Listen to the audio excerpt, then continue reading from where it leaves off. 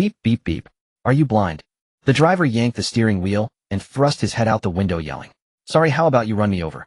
The young man wobbled, speaking as if still not sober from a hangover. Crazy. I'm not dealing with you. The bald man cursed again, then drove off with a roar. At this time Modu was in the midst of a scorching summer with ground temperatures reaching over 40 degrees Celsius. Ordinary people would not linger outside. At this moment a man in a white vest stood by the asphalt road. His name was Feng. He was holding a liquor bottle, his face full of resentment as he cursed the BMW driver from earlier, upstart hick. What else do you have besides money? I will definitely be richer than you. Ding. Limited time flash sale system is binding. What's that sound? Who's talking? Feng looked around anxiously, but found nothing. I am your exclusive binding system. Every day 3 flash sale items are refreshed, and you can choose one of them. Moreover, as your level increases, more services will be unlocked, a mechanical voice replied. So you are my exclusive system? Feng asked, his face full of confusion. Yes, the system's emotionless voice continued. So novels really do come true. I'm going to have a loser's comeback, aren't I? Yes. Then where are you now? He asked hastily. I am in your mind. You just need to concentrate your spirit to enter the mind interface. Upon hearing this, Feng quickly focused his mind and indeed entered a subspace-like place where a computer window-like interface hung. Ding. Detected that the host has entered the system. Today's items have been refreshed. Feng heard the system's voice and hurriedly looked at the screen. A luxury apartment in Dongqing District, Guanlan International, worth 74 million renminbi. A Lamborghini Veneno, 45 million renminbi. One of Ferrari's original stock, worth 300 million US dollars. Feng stared at the refreshed items completely stunned, and it took a long time before he snapped out of it. Damn, this is too awesome. I can beat the Ma brothers in minutes. System, I love you. Ding. Today's refresh has ended. Please make your choice quickly. I pick number 3. As soon as the system finished prompting, Feng made his choice. Of course I pick number 3. 300 million USD, that's about 2 billion RMB. Just like that I go from a poor kid to a billionaire. The host has made a choice. The Ferrari stock transfer document will be delivered to the host's residence within 1 hour. Let's go home. Hearing this, Feng quickly scanned a shared bike on the roadside and started pedaling furiously, his legs spinning like windfire wheels. At this moment, he only wanted to see the stock transfer document quickly and confirm if it was all real. Soon, with a screech of brakes, Feng returned to his tiny rental room of less than 10 square meters. He was a recent graduate of Modi University of Finance and Economics, one of the top universities in Huaguo. He was also the campus heartthrob of the university, but unfortunately on the day before graduation his girlfriend dumped him. Thinking of how his girlfriend got into a bald, greasy, middle-aged man's BMW 5 Series, and recalling her heartless words. Feng, in this world you can't do without money, especially in a relationship. Even though you're the campus heartthrob, being handsome doesn't put food on the table. I just want a high-quality life. You can't give me the life I want. Let's break up. His ex-girlfriend's words had been ringing in his ears these past few days. Every time he thought of this, Feng's heart turned cold. He just wanted to see when the so-called transfer document would arrive. Actually, he had thought about finding a high-paying job through his own efforts, and then getting back at his girlfriend, but reality had slapped him hard. Although he graduated from a top domestic university, the current environment in Huaguo didn't lack college graduates, even from a prestigious finance school. He had no connections, no background, and his parents were gone. He was raised by his uncle. Finding a good job was no easy task. Coupled with the blow of the breakup, Feng had become despondent. But now this mysterious system gave him a glimmer of hope. Just as Feng was lost and thought, a knock on the door startled him. He quickly got up and walked over. Creak. The door opened. Hello, are you Mr. Feng? Your package, please sign for it, the courier said, holding a file envelope. But Feng seemed not to hear, so the courier called again, hello. At the courier's second greeting, Feng finally snapped out of it. Please sign here, the courier said, holding out a pen. Oh, okay, he said, suppressing his excitement, taking the pen with trembling hands and signing. Have a nice day. Goodbye, the courier said, and left without looking back. After the courier was far away, Feng excitedly opened the envelope and took out the documents. His eyes were immediately glued to the 8 words, Ferrari stock transfer certificate. It's real. He quickly flipped through the documents and read them carefully. After all, he had graduated from Modi University of Finance and Economics. In just 2 minutes he finished reading the contract and signed his name on it. So now I'm a shareholder of Ferrari. And I've become a billionaire. Feng asked the system in disbelief. Yes, host. The system's voice echoed in his mind again. So it refreshes every day? Feng asked again. Yes. Currently the system level is initial level 1. Please work hard to improve your level. As the level increases, better items can be unlocked. How do I level up? Feng was puzzled. Honestly, he still didn't know how the system operated or why it suddenly appeared on him. When your total net worth exceeds 10 billion, the system will automatically upgrade to level 2 and activate the mall mode. You can exchange for many unexpected items in the mall. And so on. When your total net worth reaches 100 billion, 1 trillion, the system can upgrade. Okay, I understand.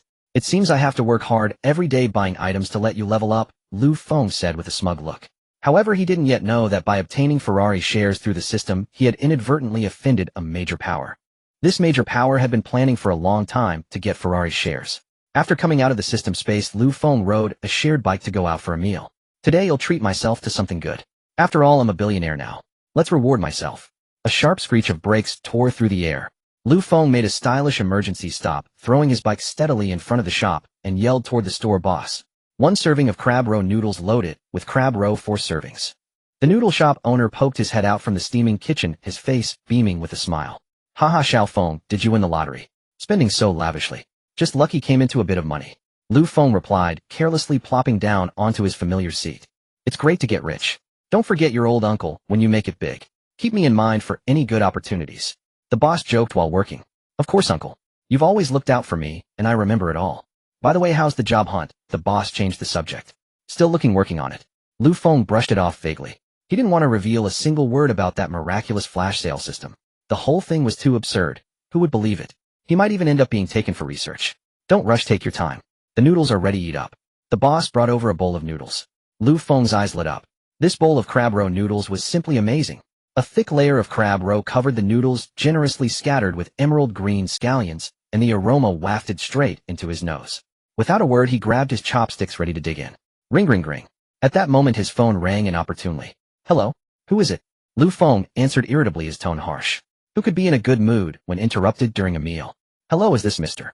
Feng? A soft, sweet voice came through the phone. Speaking. Who is this? I am Xianyun, assistant to the president of Ferrari Asia. Ferrari? What do they want with me? Feng was puzzled. Well, Mr. Liu, did you receive the contract we sent you earlier? I did. Feng replied calmly. Would you be free to come to the office this afternoon? Or I could pick you up? Xianyun asked cautiously. Alright, add me on WeChat, I'll send you my location. Come pick me up. With that, Feng quickly hung up.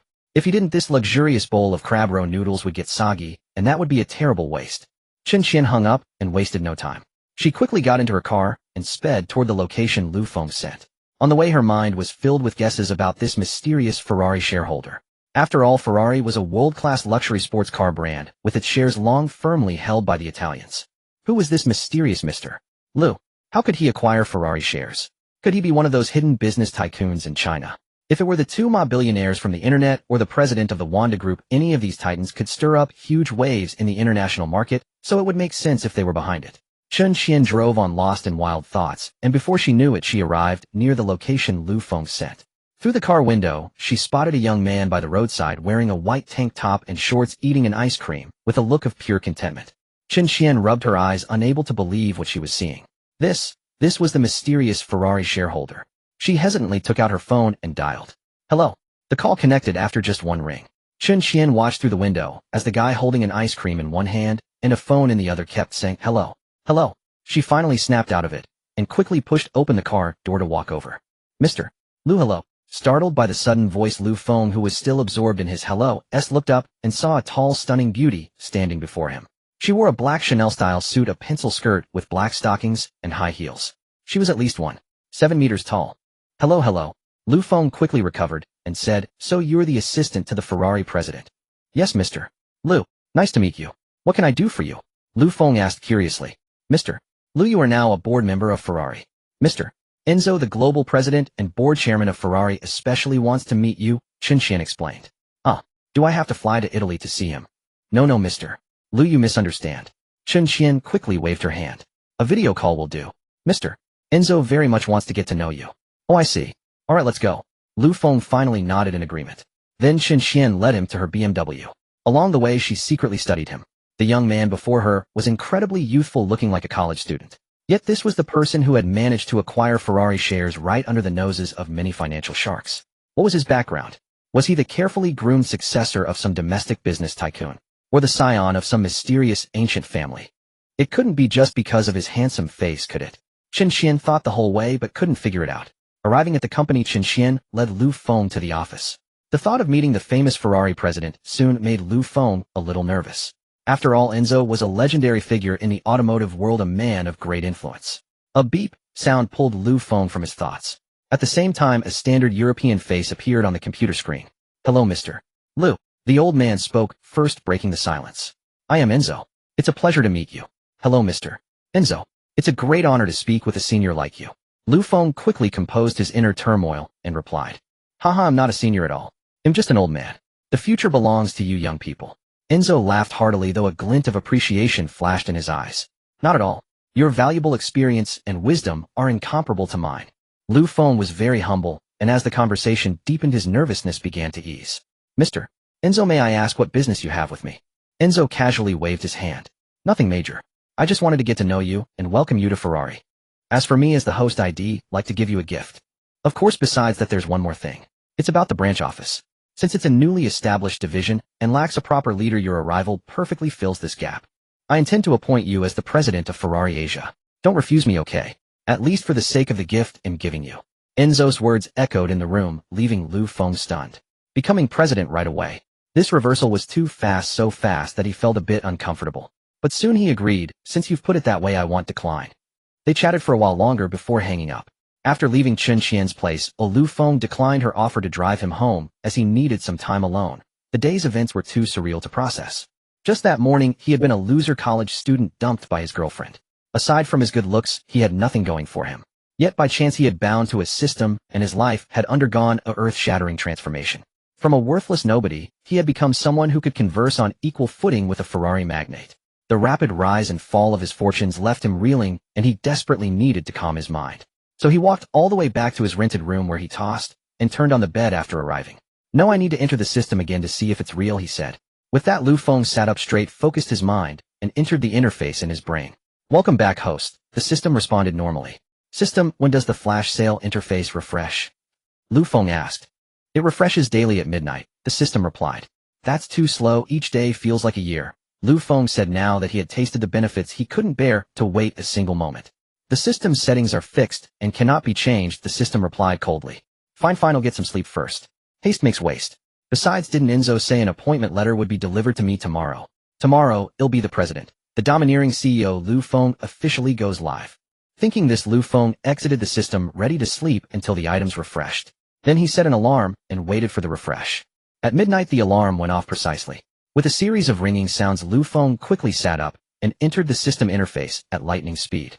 The moment he entered, the system notified him of the refresh. Ding! Today's flash sale items have been refreshed. Please make your choice, host. Lu Feng immediately looked over. The items were a Koenigsegg Ageris supercar value 27 million renminbi, a large penthouse at Guanlan International in the East City District value 74 million renminbi, and a limited edition Rolex Submariner Hulk value 12 million renminbi. Holy shit. I really love you, system. I'd never even seen these things before, and now I get to pick and choose among them. You're amazing. Am I some kind of chosen one? Lu Feng boasted arrogantly. Ding. System prompt, please do not daydream, host. Make your choice immediately. So cold. Then I'll choose the penthouse. Among the three, it's the most expensive. I always go for the pricier option, not the sensible one, which also helps you level up, system. Besides, I don't have a place to live yet. As the future president of Ferrari, how can I not have a decent residence? Lu Feng said. Ding. Host has made a choice, a large penthouse at Guanlan International East City District. Relevant documents will appear on the host's desk tomorrow morning. Okay, thanks. With that, Lu Feng exited the system, laid back down, and fell asleep. Morning sunlight filtered through the leaves, casting dappled patches on Lu Feng's face. He rubbed his sleepy eyes, yawned, then quickly pounced on the desk. There sure enough was the red booklet he had been yearning for. Nice! Lu Feng exclaimed, hurriedly opening the property deed. There before his eyes was Building 7, Floor 6, Guanlan International East City District. The official seal below and the name in the owner's column all told him that this house worth 74 million renminbi was now his. Heart-pounding, hands trembling, they'll put on my clothes and go. Humming a tune, Lu Feng opened the door and stepped out. The early summer morning was still cool, without the scorching heat of noon. A gentle breeze brushed his face like a tender mother caressing her child. He parked his bike by the roadside, bought 2 steamed buns, and ate them while cycling toward his luxurious mansion. Shared bikes are not allowed inside the complex. At the security guard's stern shout, our great owner sheepishly parked his bike in the designated area. Hello, do you have an appointment? No. For the safety of the residents, we cannot allow entry without an appointment. Please contact the owner so we can let you in. Oh, what if I am the owner? Lu Feng said helplessly. My apologies, esteemed owner. Number 9527 at your service. The guard quickly saluted and said, do I need to register? No, please show your proof, and I will arrange a car to take you inside. Hearing this, Feng took out the key from his pocket. Since the keys were custom-made, the guard could tell at a glance whether it was genuine. Welcome, homeowner. 9527 reporting, the guard announced loudly. Okay, great spirit. Take me to Building 7, Feng said with a smile, finding the guard amusing. Under the guard's guidance, he boarded a security card and arrived at the house he had been longing for. With an excited heart, Feng stepped into the elevator. Stepping out of the elevator, he saw the armored alloy door before him. His heart was already soaring. He quickly unlocked the door with the key and didn't forget to register his fingerprint on the lock. As the door swung open, the first thing Feng saw was a massive combined living and dining room, lavishly and brilliantly decorated. It was a standard 4-bedroom living room layout, complete with a study and 2 maids' rooms totaling 343 square meters. This is my house now. My first home in Shanghai, but definitely not the last. With the system backing me, this will be the starting point of my life. Standing on the balcony, gazing at the distant Shanghai skyline, Feng thought, the entire city will bow at my feet. Just as he was lost in pleasant thoughts, a phone rang. Hello, I'm your private butler at Guanlon International. You can call me Xianyun. Am I interrupting you? I was wondering if you'd like me to prepare lunch. You have this service? Do I have to pay? Feng asked curiously. Of course not, sir. The meal delivery fee is included in your property management fee, the butler replied slowly. Then please prepare something for me. Very well. Feng hung up and lay on the sofa about to explore the TV when the phone rang again. He saw it was Xianyun from Ferrari. What's up? He wondered as he answered. Hello, Miss Chun. President Liu, your appointment letter has arrived. I'd like to deliver it to you, but I don't know your location. May I ask? Xianyun said softly. Oh, bring it to me then. I'm at Guanlon International Building 746. Drive safely. He hung up. But Xianyun was far from calm. As a local Shanghainese, she knew Guanlon International, the luxury complex where average prices neared 100 million renminbi. The young man who had just been appointed president of Ferrari also lived in Guanlon International. With a mind full of conflicting thoughts, Xianyun drove to the complex. Since Feng had notified the security, she was able to enter smoothly. As she walked, she admired the complex's opulence. Damn rich people ill-fight you all. How long would I have to work to afford this, she thought. The doorbell rang, and Xianyun stood at Feng's doorstep. Hearing the chime, Feng opened the door. President Liu, this is the appointment letter from President Enzo. Please sign it. Once you do, you will be the president of the Asia Regional Division. You will have absolute authority, and even President Enzo will need to respect your opinions. Xianyun handed over the documents as soon as they met. Although she was still bitter about her own poverty, work had to go on. Otherwise, what if her boss fired her? The life of a wage earner was hard. All right, Feng said, taking the letter and signing it. So now you're truly the presidential secretary? Feng said with a smile. Yes, from now on I'm your soldier. You point I charge, Xianyun replied with a grin. Haha, excellent. My dear secretary, let's have lunch here. I've just ordered a meal, Feng said with a smile. Then I want stand on ceremony, Xianyun replied, without hesitation, for she was quite intrigued by this enigmatic CEO. Young, handsome, and wealthy. He was the dream lover of countless girls. May I take a look around your house? Xianyun asked, turning her head. Of course, let me give you a tour. Feng agreed readily, as he himself was curious about the place and hadn't had a chance to explore it before her arrival. When Feng led Xianyun into the master bedroom, her eyes were immediately captivated. Before her lay an enormous circular bed so vast that she estimated it could easily accommodate 4 or 5 people. Damn capitalist. Is he planning some kind of group activity? The thought popped into Xianyun's head, though she was truly mistaken about Feng, who had no idea what his own master bedroom even looked like. The master bedroom even has a walk-in closet. I'm so envious, so jealous. That was Xianyun's second thought as she found herself inside the closet, surrounded by rows of wardrobes crafted from precious fragrant wood. She was utterly consumed by envy. After all, this was the Magic City, a world-class metropolis. She was standing in one of its most luxurious penthouses where every inch of space was worth its weight in gold. Lost in thought, she accidentally pushed open the bathroom door. Heaven knows she truly hadn't meant to.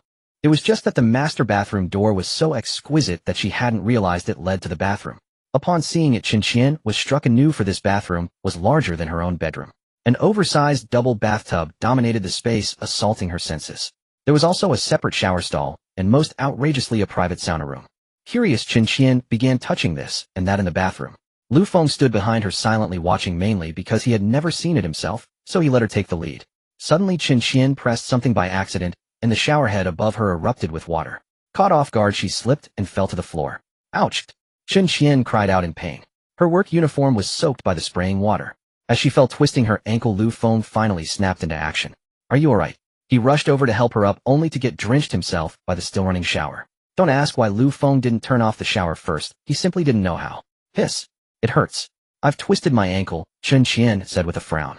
Lu Feng quickly looked down, and that glance was his undoing. Xianyun was wearing a short skirt today, and her snow-white shapely legs immediately seized his gaze. Compounding the situation, Xianyun was now completely drenched. Her white blouse had become translucent, revealing a hint of her dark undergarments. Lu Feng was utterly mesmerized. Hiss. How long are you going to stare? Xianyun's voice, soft, yet laced with pain, snapped him out of his trance. I'm so sorry. Lu Feng quickly apologized, then scooped her up and carried her to the bedroom. He'll go find you some clothes. You dry your hair first, he said, handing her a hairdryer before fleeing the room, as if escaping. Uffed. Xianyun covered her mouth and giggled at his retreating figure.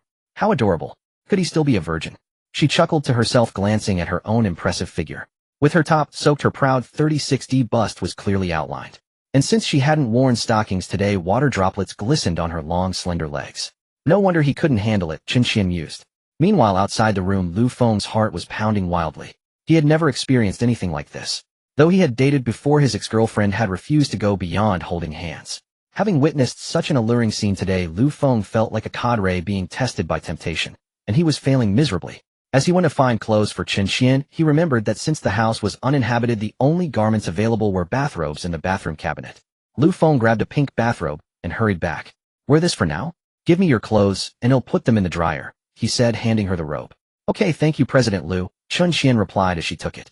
They'll also go find some medicine for your bruise and apply it for you, Lu Feng said before stepping out again. Hello, could you deliver some medicine for bruises? He said into his phone. The property manager on the other end received the call and rushed over with a bottle of safflower oil. Mr. Lu, raised the safflower oil you requested. Are you injured? Do you need me to take you to the hospital? The manager asked with concern. No, thank you. It's just a minor sprain, Lu Feng replied politely. All right, then I won't disturb you. Your lunch will be ready shortly and delivered to you, the manager said before taking his leave. Lu Feng returned to the bedroom with the safflower oil. Raised the medicine. You can apply it yourself, he said. He looked at Xianyun, who was sitting on the bed in her bathrobe, and from his angle, he could just catch a glimpse of her snowy cleavage. Forcing himself to look away, he handed her the bottle. President Lu, I can't bend over right now. Would you mind applying it for me? Xianyun's voice was soft, carrying a hint of allure. All right. Lu Feng agreed, reluctantly steeling himself. Gently positioning her foot, he poured some oil into his palm and began to massage her ankle with slow, careful strokes. The delicate touch of her fair, smooth ankle sent a jolt through his heart. The warm, pleasant sensation made him feel like a wolf ready to pounce. Hiss. President Lu, please be gentler. Slower. It hurts a bit. All right, I'll be more gentle. Lu Feng tenderly cradled her ankle and continued the massage. What started as pain soon turned into comfort for Xianyun. Each warm, firm press sent waves of pleasure through her, making her want to moan out loud. President Lu really is handsome when he's focused, Xianyun thought as she enjoyed the massage. All right, that should be enough. After about 5 minutes, Lu Feng reluctantly set her foot down. Lunch will be here soon. Let me help you to the dining area, Lu Feng said again. Okay. Thank you, President Lu. You're so thoughtful, Xianyun replied softly. As Lu Feng helped her slowly walk to the living room, and they just sat down, the doorbell rang. Ding dong, ding dong. Coming. Lu Feng called out. Opening the door, he saw the manager accompanied by a slightly plump chef, both standing by a food cart. The moment they saw Lu Feng, they said in unison, Mr. Lu, we hope you enjoy your meal, before helping bring the lavish spread from the cart to the dining table. Thank you for your trouble. It's our pleasure to serve you, the manager and chef replied as they exited. With a click, the front door closed, and Lu Feng led Xianyun to the dining table. Gazing at the sumptuous feast before them, abalone and sauce, Australian lobster, and crabs larger than their faces, Lu Feng and Xianyun fell silent, both thinking the same thing. It's great to be rich. Then, shutting out the world, they devoted themselves entirely to the meal, devouring all 6 dishes and the soup in a whirlwind. Burp. I'm so full I'm stuffed, Xianyun said, abandoning all pretense of decorum as she lounged on the sofa, just like Lu Feng. President Lu, burp, thank you for your hospitality. That was the best meal I've ever had, she thanked him between burps. You're welcome, burp. After all, you're my subordinate, burp. Lu Feng managed too full to speak properly. The two of them lay sprawled on the sofa, resting without a care. All right. President Lu, I almost forgot to tell you something. Xianyun suddenly sat bolt upright, as if a thought had struck her. What is it? Lu Feng asked. It's like this, Mr. Enzo said that since he's entrusting the branch to you, he wants you to handle everything for the branch. He asked you to look into where and motor the branch should be located, Xianyun replied. What? I have to be responsible for the site selection too. Don't they handle that on their end? Lu Feng asked doubtfully. Yes, Xianyun said with a smile. So have they prepared the funds and everything? They're not expecting me to put up the money, are they? Mr. Enzo has already transferred the startup capital, 500 million renminbi in the initial phase with more to follow, Xianyun replied. When it came to serious matters like this, she quickly got into professional mode, as she was after all a specialist. Oh, that's good then. He'll make the arrangements and see which location is most suitable. Lu Feng said calmly. All right, once you've decided, just let me know directly. Watching Lu Feng accept the task so calmly, Xianyun thought to herself, it really seems like there's a big shot backing him. Otherwise he wouldn't be so unperturbed about something as major as site selection. He must be confident. After all, establishing a branch in Modu was no easy feat, even for Ferrari. It involved too many people and too many factors, even requiring government approval. While Xianyun was lost and thought Lu Feng was actually panicking inside. He was just a fresh graduate. What did he know about site selection? He had no experience and no connections. But in front of his employee he had to force himself to stay composed. Then I'll take my leave, President Lu. I'm really sorry for taking up so much of your time and even having you treat me to a meal. Next time it's on me, Xianyun said as she stood up. All right, can you drive with your foot now? How about I give you a ride back? Lu Feng also rose to his feet. No need, thank you, President Lu. I'm feeling much better already. I'm sorry for the trouble, Xianyun said. Then take this bottle of safflower oil with you. Apply it a few more times and you'll be fine. Thank you so much. He'll be going now, no need to see me out. With the click of the door closing, Xianyun left. Lu Feng returned to the bedroom, intending to get some more sleep since he hadn't rested well the night before. As soon as he lay down, he caught a pleasant fragrance. It was the scent lingering from Xianyun. Thus Lu Feng drifted off to sleep enveloped in her subtle perfume. In the early evening of June, the sunset painted the sky a fiery red. Though the midday heat had subsided, the air still carried the sweltering essence of summer after a day of scorching sun, and the leaves had curled up. With the sound of a lazy stretch, Lu Feng awoke from his slumber. Oh, where should I choose for the branch location? The Golden Triangle area has been fully occupied for ages and other spots are hard to find. I can't very well pick a spot in the suburbs, can I? Lu Feng grumbled. Forget it, let's go eat first. They'll figure it out tomorrow. I also need to buy a car. After all, how can I, the president of Ferrari, keep riding a shared bike? As he thought about it, Lu Feng became more troubled. Though he was now the president of Ferrari and lived in a grand mansion, he had no money. His bank account held less than 200 RMB. Lost in these thoughts, he wandered out of the house, and without realizing it found himself in front of a barbecue joint. He walked in intending to grab a bite. Boss, 5 lamb kidneys, 10 lamb skewers, and 2 chicken wings. Lu Feng called out. All right, find a seat first. I'll be ready soon, the owner replied. After about 10 minutes, with a shout from the owner, the steaming hot barbecue was brought to his table. Lu Feng was drinking beer and devouring skewers, thoroughly enjoying himself, when he suddenly heard someone call his name. Lu Feng. 2 young men walked over side by side. They were his college roommates Zhang Kai and Lu Li. The two were from the same hometown, so they had been living together since graduation. It's you guys. Come have a drink with me. Lu Feng greeted them warmly. They had a good relationship, having shared a dorm room.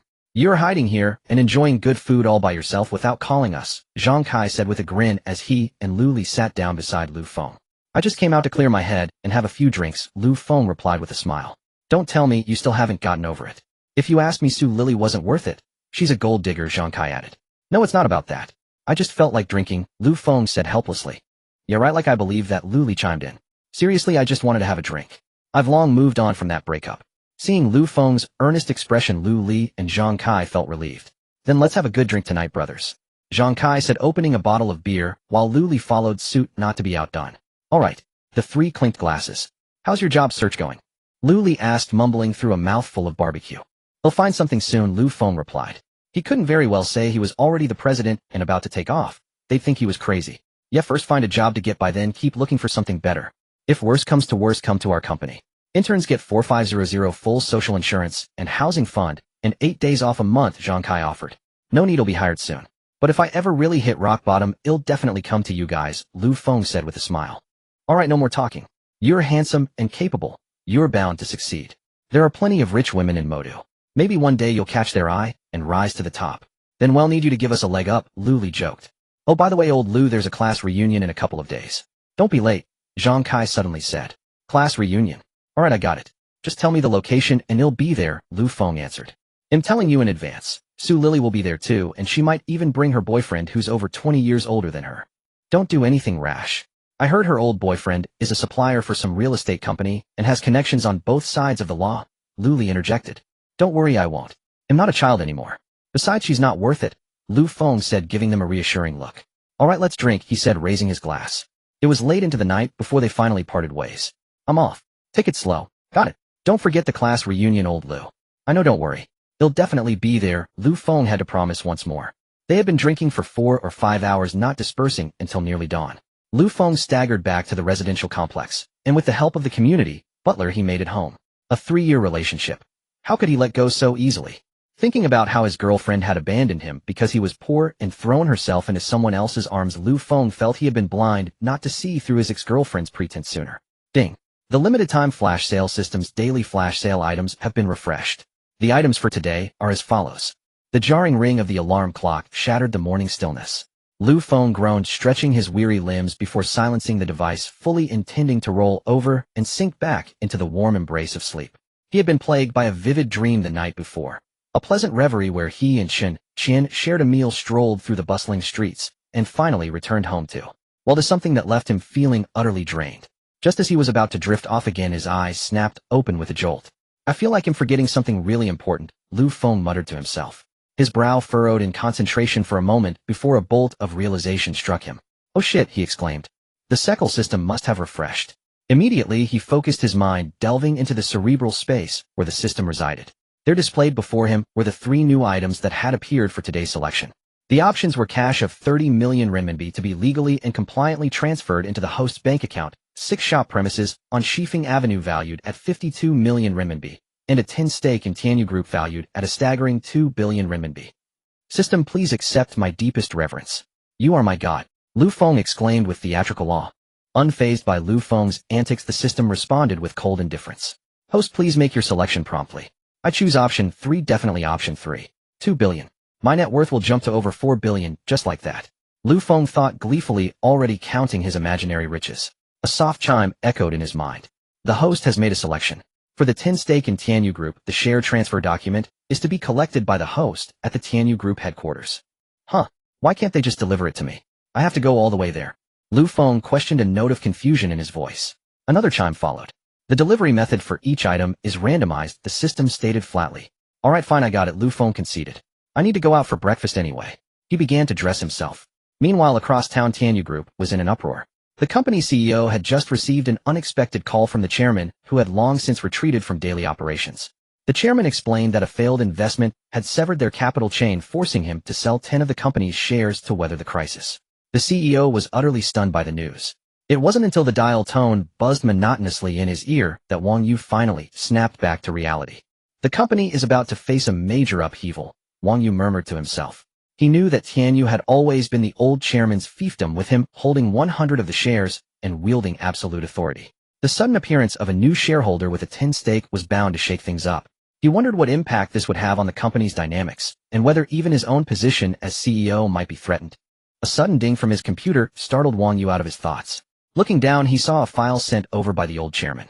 It contained the name and photo of the new shareholder.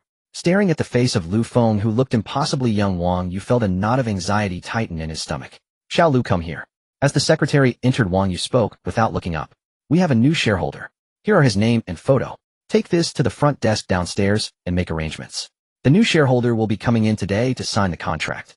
Yes, President, the secretary replied, taking the documents and heading to the front desk to set things in motion. Meanwhile, our protagonist was leisurely pedaling a shared bicycle, a deep-fried dough stick in one hand, munching contentedly as he headed towards the Tianyu Tower. With a squeak of brakes, he came to a stop. Lu Feng locked up the bike and looked up at the towering skyscraper before him. The gleaming golden characters spelling Tianyu Group on the building's facade were so dazzling they nearly blinded him. There was no cliché confrontation at the entrance. The security guard, upon hearing that he had an appointment, simply had him register and waved him through. Lu Feng then approached the front desk. Hello, my name is Lu Feng. I believe you've been notified of my arrival. Could you please take me to see your president? He asked, addressing the 3 young women at the reception. Of course, Mr. Lu. Please follow me. Lu Feng followed the receptionist as she led the way. The moment they were out of earshot, the remaining 2 receptionists began whispering excitedly to each other. Wow, is that our new director? He's so young and handsome, the second receptionist gushed. I know, right? So handsome. And not just that. His smile is so gentle and charming, the third added dreamily. A man this perfect. I wish he were my boyfriend. Don't even think about it. A man this handsome and this rich is way out of our league. But you never know unless you try. What if he happens to like someone like me? While the 2 receptionists were busy gossiping, Lu Feng had already arrived at the president's office. Hello, I'm Lu Feng. Hello, I'm Wang Yu, the executive president of Tianyu Group. After exchanging handshakes and names, they both took their seats. Director Liu, I've already been informed. Here is the shared transfer agreement. With that, Wang Yu retrieved a document from his drawer and handed it to Lu Feng. Lu Feng took it and read it carefully. It clearly stated that 10 of Tianyu Group's shares were to be transferred to him. Seeing this, Lu Feng couldn't help but marvel at the system's incredible efficiency. He then signed his name on the designated line. Thank you for your trouble, Lu Feng said politely. It's my duty. Would you like me to give you a tour of the group? Wang Yu offered. Sure, I was just thinking the same thing. Wang Yu led Lu Feng out of the office, explaining the ins and outs of the company as they walked. Director Liu, our company started in real estate. Through our initial capital accumulation, we've since expanded into other industries. Our current market value has reached 20 billion.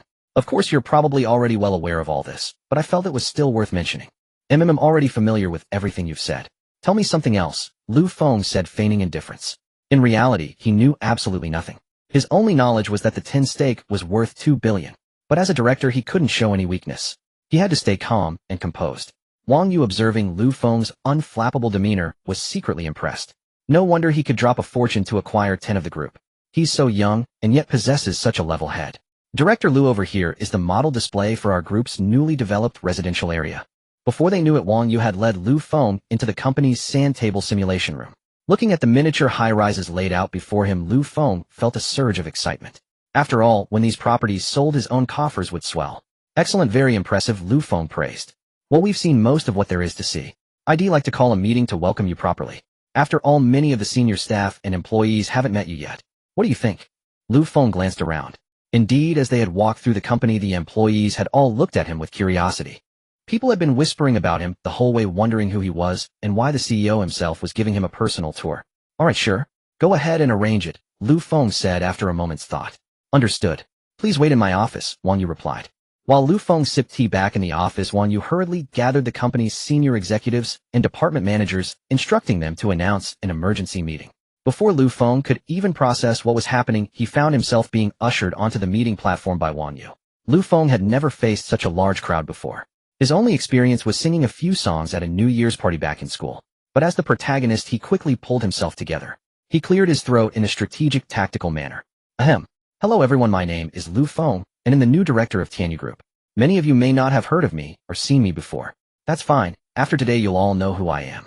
The purpose of this meeting is twofold. First, to introduce myself to you all. Oh, and second, I have a few things I'd like to share with you. So everyone. The speech went on for some time, but the details are omitted for brevity. After Lu Feng spoke for nearly an hour from the podium, the meeting came to a successful conclusion. Director Liu, would you like me to arrange a car to take you home? No need, thank you. I can make my own way back. After politely declining Wang Yu's offer, Lu Feng walked out of the Tianyu Tower and headed straight for his shared bicycle.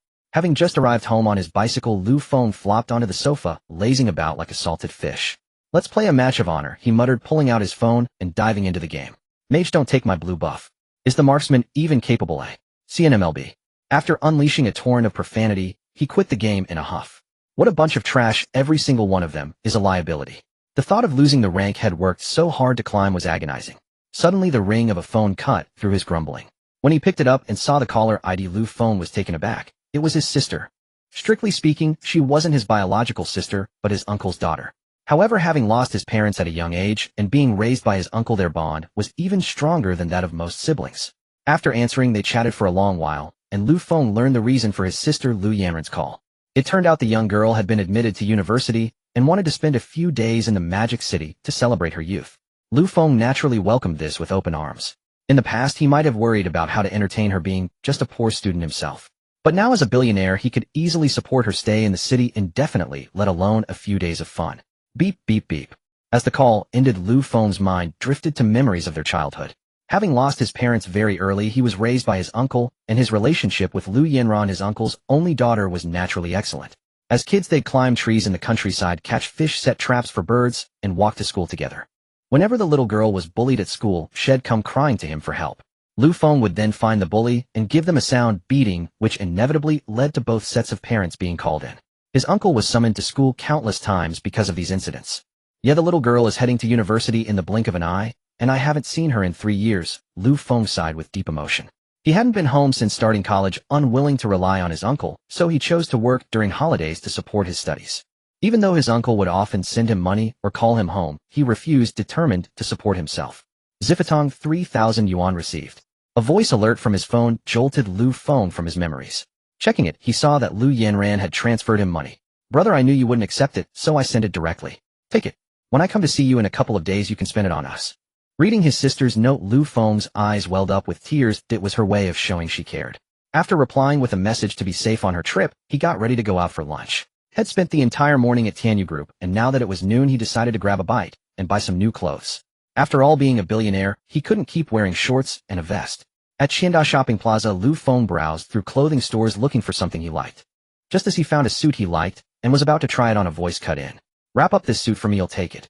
Curious, Lu Feng turned around and saw it was his university class monitor. What a pain to run into you, Lu Feng sneered.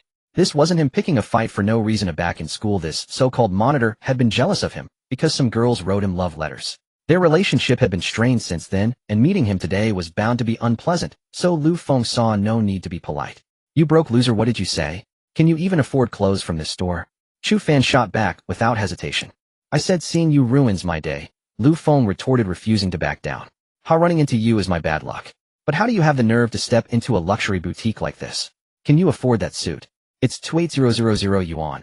How many shifts would you have to work for that? Chu Fan taunted. Sorry, but since I've set my eyes on this suit, I'm buying it. Excuse me, could you wrap this up for me? Lu Feng said to the sales assistant who was watching the spectacle. Oh yes, sir, right away, the assistant stammered. No way, I want this suit. Chu Fan yelled from the other side. Watching Chu Fan argue with him, Lu Feng couldn't help but think sarcastically, what's next? He's going to bid up the price, and he'll play the fool before crushing him. No way, this is way too cliché, feels like something out of a novel. Lu Feng complained internally. So we actually have several sets of this suit in stock. I can wrap one up for each of you, the sales assistant said. Her words left Chu Fan, who was making a fuss, stunned, and Lu Feng felt a wave of embarrassment for letting his imagination run wild. As the two assistants boxed up the suits, Chu Fan left with a grimace, not forgetting to threaten. You just wait at the class reunion, you dumped heartthrob. Lu Feng paid for his suit and prepared to leave. As for where the money came from, had borrowed it from Wang Yu before coming. Recalling the awkwardness of asking for a loan, Lu Feng felt a headache. Who would believe that a billionaire with 4 billion in assets didn't have even a few thousand yuan on him? Wang Yu had thought he was receiving a scam call. As he left Xianyun Plaza to grab a bite, before heading home, he ran into another familiar face. Lu Feng. Hearing his name called, Lu Feng turned around. To his surprise, it was his ex-girlfriend. Seeing it was Su Lily, he asked coldly, what do you want? Oh, nothing. Just saw you, and thought we could chat, Su Lily replied with a smile. If you've got nothing, I'll be on my way. Looking at the pretty girl before him, recalling their happy times, and then imagining her with a man over 40, Lu Feng felt a wave of disgust. Don't leave yet. Have you found a job? Why not come work at my boyfriend's company? He'll have him set you up with an easy position just to honor what we had, Su Lily said arrogantly. Hearing her words, Lu Feng was speechless. How could she call a man older than her father her boyfriend? How could she even say it out loud? He just wanted to leave now, realizing he didn't recognize the person she had become. No need. I've already found a job, so don't worry about me. You should spend your time with your boyfriend instead, Lu Feng declined directly. Baby, what are you doing here? As he finished speaking, a fat, balding man trotted over his massive beer, belly jiggling with each step. Lu Feng was speechless at the sight. With Su Lily's petite frame, wouldn't she be crushed by this so-called boyfriend of hers? Oh, just chatting with my ex, Su Lily said, leaning into the fat man's arms. Ex-boyfriend? The one who got dumped by you, the fat man said, sizing Lu Feng up. Tisk, besides being a bit handsome, he's useless, he scoffed. Yeah, I was young and naive back then. He pursued me relentlessly, so I reluctantly agreed. But we were strictly platonic, you know that, honey, Su Lily quickly explained. Ha ha ha, of course you're innocent. I knew that from the first night we met, the fat man laughed heartily. Oh, stop it, you're so bad, Su Lily said, playfully hitting him. Ha ha ha, bad boys get the girls. Baby, what were you talking to him about? The fat man asked with a lecherous grin. Nothing much. I just felt sorry for him, and wanted you to help him out by giving him a job at your company. He was my first love after all, Su Lily cooed. Ha ha ha, alright. Since you've asked, you can come work for me. I see you have a decent look. Come be my security guard. They'll pay you 5,000 a month. How about that? The fat man said disdainfully. Having held back for a long time, Lu Feng finally shot back. Who do you think you are? A barrel-shaped non-neck freak with nothing but a gut and hips. Your hair is so thin a mosquito would sprain its ankle landing on it. You're not worthy. You two are a perfect match, rotten fish paired with spoiled shrimp. Stunned by his outburst, the fat man and Su Lily stood there in shock. Lu Feng, however, turned and bolted. Why did he run? How did he think the burly thugs standing behind the fat man were just for show? By the time Lu Feng had disappeared into the distance, the fat man and Su Lily finally snapped out of it. After him.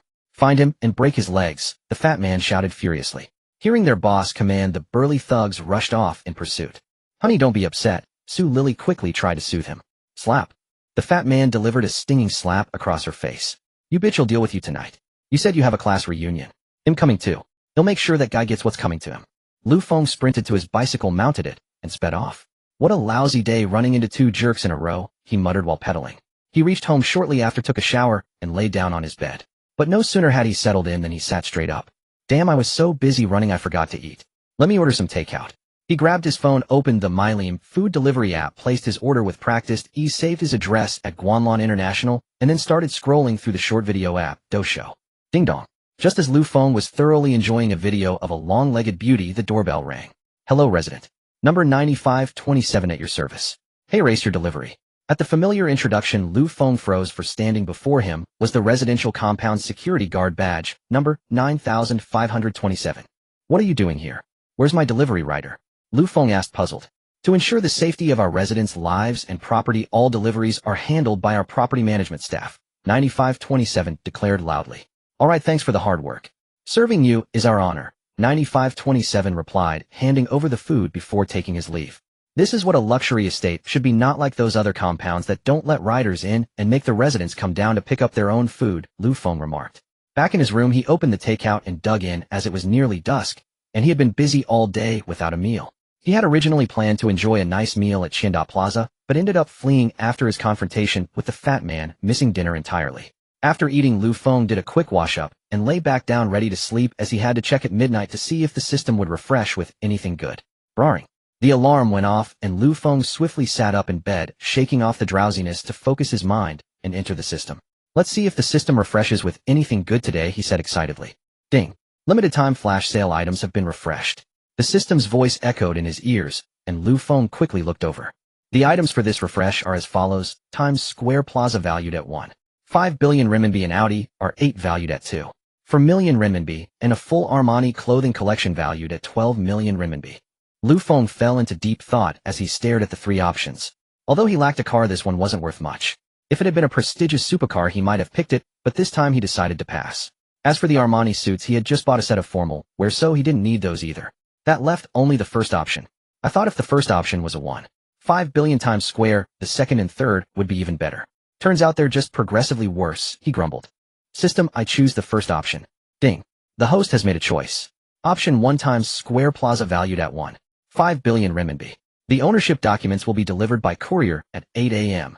As the system's voice faded, Lu Feng's net worth increased by another 1.5 billion yuan. Okay, this wasn't bad at all.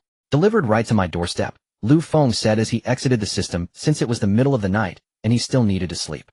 Early the next morning, a knock sounded at the door. Thump, thump, thump. The sound woke Lu Feng from his deep slumber, but he wasn't annoyed in the least. Instead, he quickly threw on some clothes and rushed to the door. Hello, your package. Please sign here, the helmeted courier said. Yes, sure. Thanks for your hard work, Lu Feng replied, taking the pen and signing. With a click of the door closing, he tore open the document bag and pulled out the contents. He signed the documents without a moment's hesitation, trusting the system implicitly. Night has given me a pair of eyes, but I use them to seek the light. A phone ringtone began to play, and Lu Feng answered with a puzzled expression. Don't ask why his ringtone had changed, he just fancied a change of pace. The moment the call connected, a pleasant voice came through. Hello, is this Mr. Lu Feng? I'm Wang Shui, the manager of the Times Square Plaza property. I'm calling to introduce myself. This is Lu Feng. What's the matter? Well, it's about the rent for your Times Square Plaza. We're about to collect it for this month, so I'd like to invite you over to discuss whether we should raise the rent for the next quarter. You could also provide us with your bank account, and we'll consolidate the rent and transfer it to you, Wang Shui explained. Alright, I'll head over in a bit. The mere mention of money elated Lu Feng. Despite his billions in assets, he had very little liquid cash. The 500 million from Ferrari was in the company account, not his personal one, and Xianyun Group wasn't due for dividend payouts yet. So he was essentially still broke. Driver, just pull over here, Lu Feng said to the taxi driver. Indeed, he had taken a cab instead of a shared bike. As he put it, are you kidding? I'm about to be a rich man. Why would I ride a shared bike? A cab, definitely a cab. As he stepped out of the car, he saw several people in suits, both men and women, standing at the plaza entrance. It wasn't hard to guess they were the property management staff waiting for him. Meanwhile, after hanging up, Wang Shui had been bustling about, instructing her subordinates to notify every merchant in the plaza to mind their appearance and cleanliness. She then arranged for the cleaning crew to tidy up the public areas, while she herself led the property team to wait for Lu Feng at the entrance. Why the grand reception? She had no choice. The plaza had a new owner now, and one displeased remark from him could get the entire management company replaced. If that happened, all dozens of them would be packing their bags. Wang Shui had climbed the corporate ladder for years to reach her position as general manager. If she did anything to upset Lu Feng and got the company fired, she would have no one to cry to. With a nervous heart, Wang Shui and her team waited for half an hour before Lu Feng finally arrived. Hello, I'm Lu Feng. Also, you're Mr. Lu. You're so young and accomplished.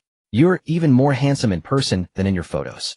Wang Shui showered him with praise from the moment she saw him pulling out all the stops to please him, almost wishing she could offer to accompany him for the night. It wasn't like she'd be at a loss. Lu Feng was handsome and wealthy, and maybe she could use him to climb even higher. And so Lu Feng toured the plaza amidst Wang Shui's relentless flattery. Are you satisfied with our management, Mr. Lu? Wang Shui asked cautiously from the side. Lu Feng was currently seated in her general manager's chair reviewing reports. The management is acceptable. Lu Feng replied without looking up, continuing to flip through the report. Wang Shui's heart sank at his cold, indifferent response, fearing she had done something wrong to displease her new boss. In reality, Lu Feng wasn't thinking about any of that. He was utterly stunned by the rent collection report in his Shop 07, quarterly rent 180 yuan. Shop 08, quarterly rent 10800 yuan. Shop 15, quarterly rent 1400 yuan. There were nearly 100 such shops in Times Square Plaza. After reading through it, he thought to himself, why bother starting a business now? He could just live off collecting rent. Finally, amidst Wang Shui's anxious anticipation, Lu Feng finished reading the report. Alright, I finished reading it. His voice reached her ears. Wang Shui quickly responded, Mr. Lu, are you satisfied? The rent is acceptable. Let's not raise it for the next quarter. We should consider the merchant's situations. He'll let you know when it's time for an increase, Lu Feng stated. Wise decision, Mr. Lu. Wang Shui flattered him again. Alright, stop with the flattery. I know what you're thinking. You're worried it'll replace your property management company, aren't you? Lu Feng asked with a smile. No, I'm just stating the facts. Wang Shui panicked as he saw through her act. Don't be afraid. Your company has managed things quite well. Before I came, I had considered replacing you if things were in disarray. Fortunately, you've done a good job. So General Manager Wang, keep up the good work, Lu Feng said slowly. Upon hearing his words, the weight lifted from Wang Shui's shoulders. Though she was ambitious, she certainly had the professional skills, otherwise she wouldn't have reached the position of General Manager. Thank you for the compliment, Mr. Lu. This is all part of our duty. We'll continue to do our best, she said joyfully. Alright, I'll give you my account details. Once you've collected all the rent, just transfer it to me, Lu Feng said as he stood up. Yes, we'll transfer it to you right on time, Wang Shui hastened to reply. Okay, I'll be going then, Lu Feng said. Let me see you out. Wang Shui quickly opened the door for him. No need. Oh, and go ahead and inform everyone. This month, all property staff will receive double pay, and starting next month, everyone's salary will be increased by 30%. Take the extra cost from my rent. Lu Feng said with a wave of his hand, knowing, well, that to get a horse to run you must feed it well. As soon as he exited the plaza, the property staff swarmed around Wang Shui. Sister Wang, what did President Lu say? He's not going to replace our company, is he? Yeah, why aren't you saying anything, Sister Wang? Terrible, and going to lose my job.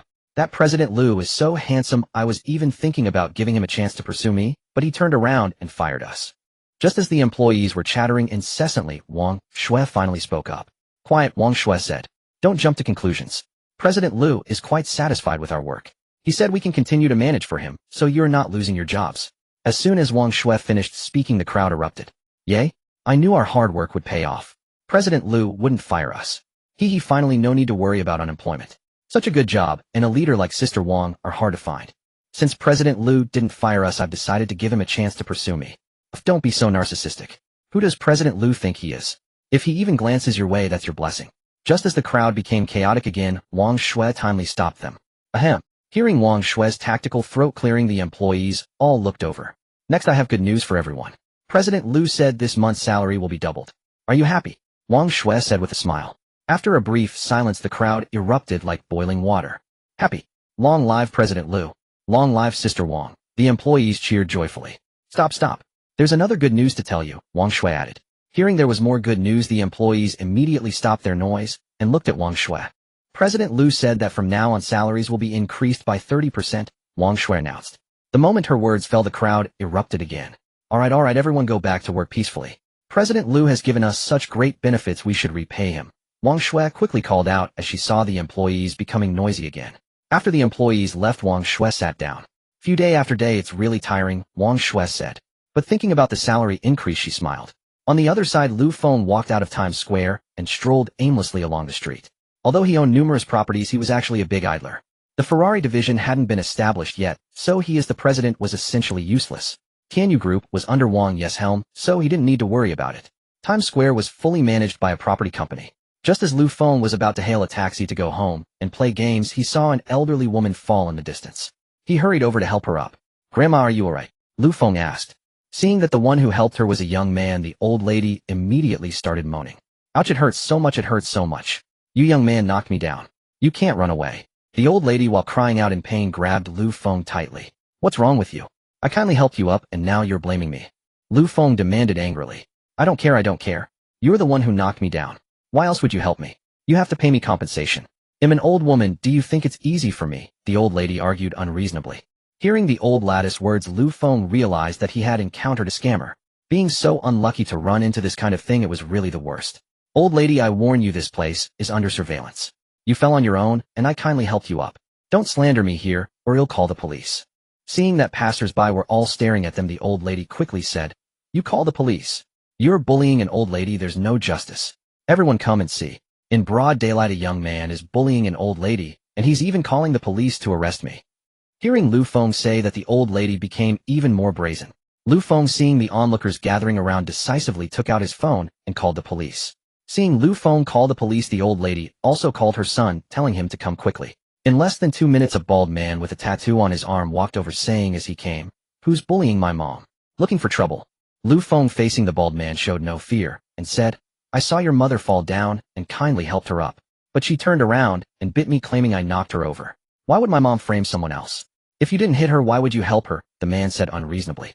"Oh my God, like mother, like son," Lu Feng muttered inwardly. Just as he was about to retort, he heard a clear, yet gentle voice.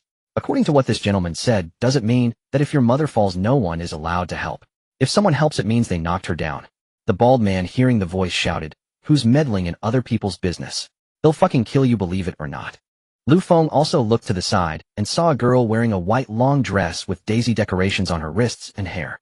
She had a slender figure and oval face with jade-like complexion, skin as white as snow and eyes as clear as autumn water. She appeared fresh and ethereal, like a dewdrop on a green lotus leaf under the blazing summer sun, crystal clear, bright, and dazzling. The girl continued, "I said it. You're slandering a good person. Can't I speak up?" The man was stunned. He had never seen such a beautiful girl, as she seemed to have stepped out of a painting. For a moment, he forgot to retort. "Xianyun, it's you. Come over here," Lu Feng said hurriedly, afraid that the man might become enraged and start a fight. Hearing Lu Feng's words, Xianyun walked over.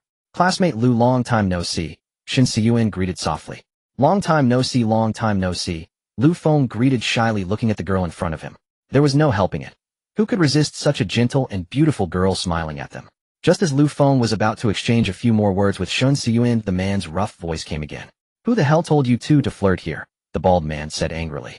Especially seeing that beautiful girl looking at Lu Feng so tenderly, he couldn't stand it. He raised his hand and was about to fight. Seeing that the man was ready to act, Lu Feng quickly pulled Xianyun behind him and stepped forward, ready to fight the man. Xianyun, watching Lu Feng's back and seeing him protect her, gently curled her lips into a smile. "What are you doing? Want to fight?" Just as Lu Feng was about to engage the bald man, the police arrived. Seeing the police, the old lady prepared to strike first with a false accusation. "Officer, it's them. These two young people knocked me, an old woman, to the ground, and even tried to hit my son." As soon as the old woman said that, Lu Feng couldn't help but laugh. Truly, shamelessness knows no bounds. Hearing the old woman, the police looked at Lu Feng. "Do you have anything to say?" the slightly older policeman asked. "Officer, you can ask the bystanders, or check the nearby surveillance cameras," Lu Feng said confidently. Then the two police officers questioned the surrounding onlookers and checked the surveillance footage. They saw that the old woman had fallen on her own, and Lu Feng kindly helped her up, but she falsely accused him. Not only that, her son had even tried to hit him. After understanding the facts, the old woman and her son were taken away by the police. As they left, the old woman kept shouting that Lu Feng had knocked her down. After the police took the mother and son away, the onlookers slowly dispersed, leaving only Xianyun and Lu Feng. "Long time no see. Long time no see," they said in unison, and then both fell silent at the same time. Looking closely, Lu Feng's ears had turned red, and Xianyun shyly lowered her head. "Why is classmate Xin here?" It was Lu Feng who broke the awkward silence. "I happened to pass by and saw the scene, so I came over to take a look." Xianyun lowered her head, fidgeting with her slender fingers as she spoke. "Thank you for speaking up for me today," Lu Feng expressed his gratitude. You're welcome, classmate Lu, Xianyun replied with a gentle smile. Have you eaten? Let me treat you to a meal, Lu Feng asked. Upon hearing that Lu Feng would take her to eat, Xianyun's eyes nearly squinted with joy. Afraid of being discovered by Lu Feng, she quickly lowered her head again, then whispered, "Is that okay? Won't it bother you?" Lu Feng replied, "How could it? It's my honor to dine with the school beauty of Moda University." Indeed, Xianyun was the campus belle of Moda University of Finance and Economics. In truth, Lu Feng knew little about this mysterious beauty. Xianyun had transferred to the university in her senior year, reportedly from the capital Daidu. The moment she arrived at the university, her ethereal beauty earned her the title of the new campus belle among all the male students. Even the female students could not muster a trace of jealousy toward her. They only felt boundless admiration. After hearing Lu Feng's words, Xianyun took out her phone, sent a message, and then placed it back into her small handbag. Just as she returned her phone to her bag, a black commercial vehicle that had been parked by the roadside since the start drove away. "So, classmate Lu, where are you taking me to eat?" Xianyun tilted her head and asked with a playful smile. "They'll take you to a noodle shop with exceptionally delicious food. The owner's crab roe noodles are absolutely superb," Lu Feng replied immediately. "All right, then I'll follow your arrangements, classmate Lu." Hearing this, Lu Feng ordered a taxi on his phone, and the two got in and headed to the noodle shop. "Here we are," Lu Feng introduced to Xianyun. As she stepped out of the car, Xianyun looked at the small shop, less than 20 square meters, and was curious about just how good the food could be. Indeed, Lu Feng brought Xianyun to the noodle shop he frequented. As soon as they entered, Lu Feng called out, "Boss, 2 bowls of crab roe noodles, double portions of crab roe, and a plate of iced spicy crawfish." "Coming right up," the owner replied. "Oh, is this Xiao Lu's girlfriend? She's absolutely gorgeous," the owner teased upon seeing Xianyun behind Lu Feng. No, we're classmates. We just happened to meet today, so we decided to have a meal together," Lu Feng hastily explained. "Do you expect me to believe that? Just classmates who happened to meet, and you'd bring her here to eat," the owner chuckled. "Really, Uncle Chen, please go cook the food," Lu Feng urged, fearing Xianyun might misunderstand. Seeing the owner head to the kitchen, Lu Feng finally breathed a sigh of relief and led Xianyun to find a seat. "Classmate Shen, please don't be upset. The owner was just joking," Lu Feng explained as they sat down. Hearing this, Xianyun smiled gently and said, "It's all right, classmate Lu. I won't be angry. The owner was just concerned about you, and I understand." Seeing that Xianyun wasn't upset, Lu Feng let out a long sigh of relief. Little did he know, when the owner mistook them for a couple, Xianyun didn't clarify, but instead smiled happily. "The noodles are here." As the owner's voice rang out, 2 bowls of crab roe noodles that looked incredibly appetizing were brought to the table, topped with a thick layer of crab roe and garnished with chopped scallions. The sight made both Lu Feng and Xianyun's mouths water. "Thank you, uncle," Xianyun said softly to the noodle shop owner. "Haha, you're welcome. Please enjoy," the owner replied, delighted by her gratitude. Lu Feng added, "Classmate Shin, you should mix the noodles quickly, or they'll get sticky." "But classmate Lu, I'm from the north. This is my first time eating this kind of noodles, and I'm not very good at mixing them. Could you help me?" Xianyun looked at Lu Feng with a tender gaze. "Of course I'll mix them for you first," Lu Feng agreed without a second thought. Watching Lu Feng mix her noodles, Xianyun smiled slyly, then rested her chin on her hands and gazed at him with utter contentment. Just as Lu Feng was mixing the noodles for Xianyun, the owner approached again, carrying 2 plates, one with crawfish and the other with handmade shrimp balls. "Your crawfish is ready," the owner said as he placed the dishes on the table. "Uncle Chun, we didn't order shrimp balls," Lu Feng said, puzzled, seeing the extra plate. "I know you didn't. This is my treat for you. Since you brought your girlfriend here for the first time, this is a gift," Uncle Chun said with a smile. "Oh, Uncle Chun, we really are just ordinary friends. Please don't jump to conclusions," Lu Feng said, flustered. "Thank you, uncle," Xianyun said softly, just as Lu Feng was at a loss for how to explain. The owner, pleased with Xianyun's thanks, walked away cheerfully. Lu Feng looked at Xianyun a bit bewildered. Since uncle already brought it would be rude not to accept, Xianyun quickly explained, noticing Lu Feng's gaze. Lu Feng didn't overthink it, and started eating his noodles. Seeing him begin, Xianyun also ate with delicate grace. The meal lasted about half an hour before they finished. "Are you full, classmate Shin?" Lu Feng asked, taking a sip of water. "I'm full. It was so delicious. I feel so happy eating this meal today," Xianyun said, as if with a hidden meaning. Lu Feng thought it was probably just because the food was so good. He himself had fallen in love with these noodles after the first bite. "Goodbye, boss." After bidding farewell to the owner, Lu Feng and Xianyun walked out of the noodle shop. The trees along the roadside stood in orderly rows, their canopies shading the sky. Not a breath of wind stirred the air, and cicadas chirped from the dense foliage. The delicate green leaves turned over in the sun, and a few melodious bird calls drifted from afar, sweet and pleasant. "Thank you, classmate Lu. I had a wonderful day today," Xianyun said with a smile as she got into the car. Looking at the beautiful girl smiling before him, Lu Feng felt as if a gentle breeze had swept over him, cool and refreshing. You're welcome. Take care on the way back and stay safe, Lu Feng said, smiling as he closed the door for her. Watching the taxi gradually disappear into the distance, Lu Feng felt as if something were missing, a hollow feeling in his heart. Forget it. He'll stop overthinking and go home to play games, he said to himself, hailing a taxi to return home. Meanwhile, Xianyun, shortly after the taxi had driven off, asked the driver to pull over. The driver was puzzled, unable to understand what the pretty young woman wanted to do, but he complied. After all, the customer was king.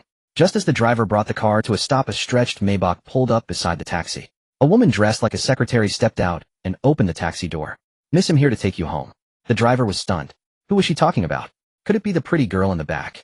Hadn't she just gotten into the taxi? As the driver's mind wandered, Xianyun got out of the taxi, and the secretary-like woman opened the rear door of the Maybach for her to enter. Once inside, Xianyun seemed to transform in an instant. If just moments ago she had exuded gentleness, sweetness, and an air of needing protection, now she emanated coldness and aloofness. Don't forget to pay the fare, Xianyun said before closing her eyes. The secretary pulled out 500 yuan from her bag and handed it to the taxi driver, then returned to the Maybach. Watching the luxury car drive away, the taxi driver remained dazed, staring at the 500 yuan in his hand, lost in thought. What's going on? Who am I? Where am I? Is this a movie set? The driver murmured to himself. In the Maybach, the secretary turned to Xianyun in the back seat and said, Miss, the master called just now. What is it? Xianyun replied coolly. He asked when you would return to the capital. He and the madam miss you dearly. Call them back and tell them I'll return in a while, Xianyun said upon hearing the secretary's words. Also, I don't want today's events to spread. If my parents find out, you know my temper. She added with a calm and different tone. Yes, miss, the secretary responded hastily. Having said that, Xianyun closed her eyes to rest, yet her mind drifted back to the time she spent with Lu Feng today. Suddenly, as if recalling something delightful, a faint smile tugged at the corner of her lips. A Feng, you can't escape my grasp, Xianyun murmured. Back at home, Lu Feng had just lain down on his bed when his phone rang again. Old Lu, we have a class reunion tonight. Don't be late. Zhang Kai's voice came through the phone. Tonight? Okay, I got it, Lu Feng replied.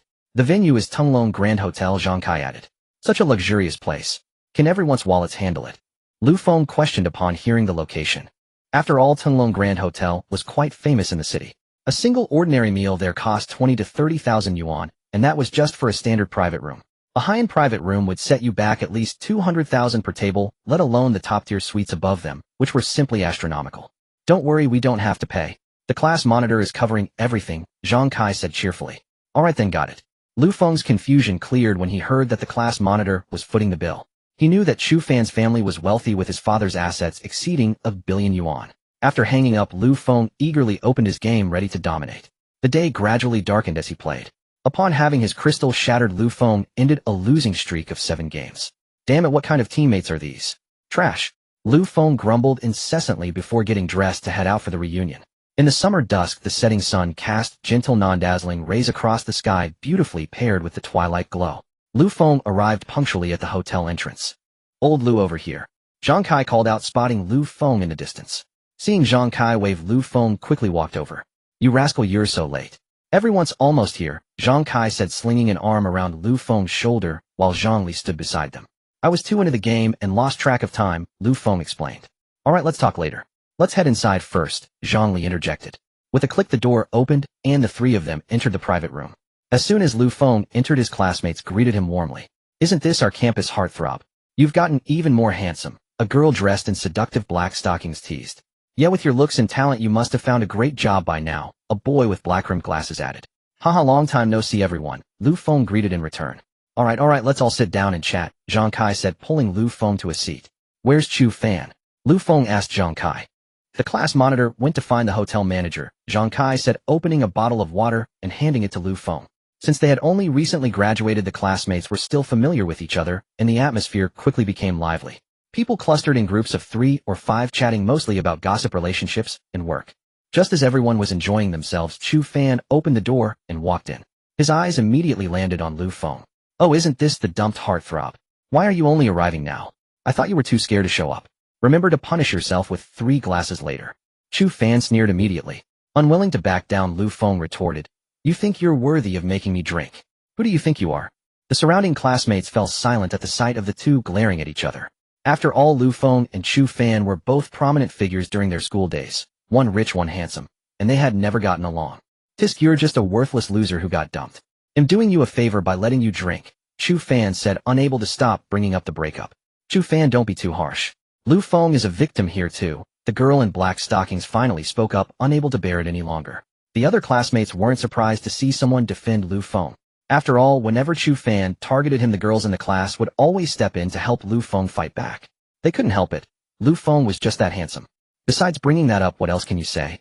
You are just a good-for-nothing who relies on your father's money. How dare you talk about me? Lu Feng countered.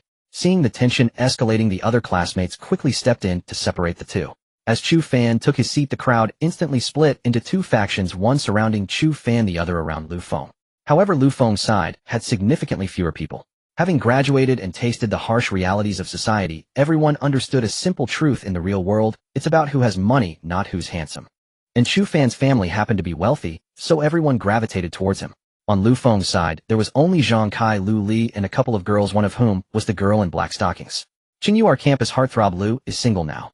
Don't you want to seize the opportunity? Another girl teased the one in black stockings. I'd love to try, but I'm not sure if classmate Lu Feng is willing, Su Xianyun said with a smile. Hearing the girls' conversation, Zhang Kai and Lu Li chimed in. Yeah, give it a shot, old Lu. How long are you planning to stay single? Lu Feng quickly waved his hands in refusal. I just graduated and haven't settled down yet. I'm not considering a relationship for now.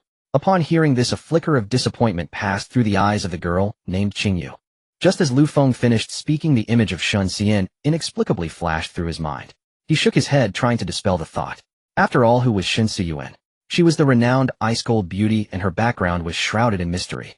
Not a single one of those spoiled rich kids at school dared to approach Xianyun. That alone was enough to tell Lu Feng that she was someone of great significance. As he was pondering this, the door clicked open again. Sorry, everyone, I'm late, a pleasant voice chimed in. It was none other than our campus belle, Xianyun. While the campus belle finally arrived, some male classmates cheered. If Lu Feng's arrival delighted the girls, Xianyun's presence undoubtedly excited the boys. After all, which toad wouldn't dream of tasting swan meat?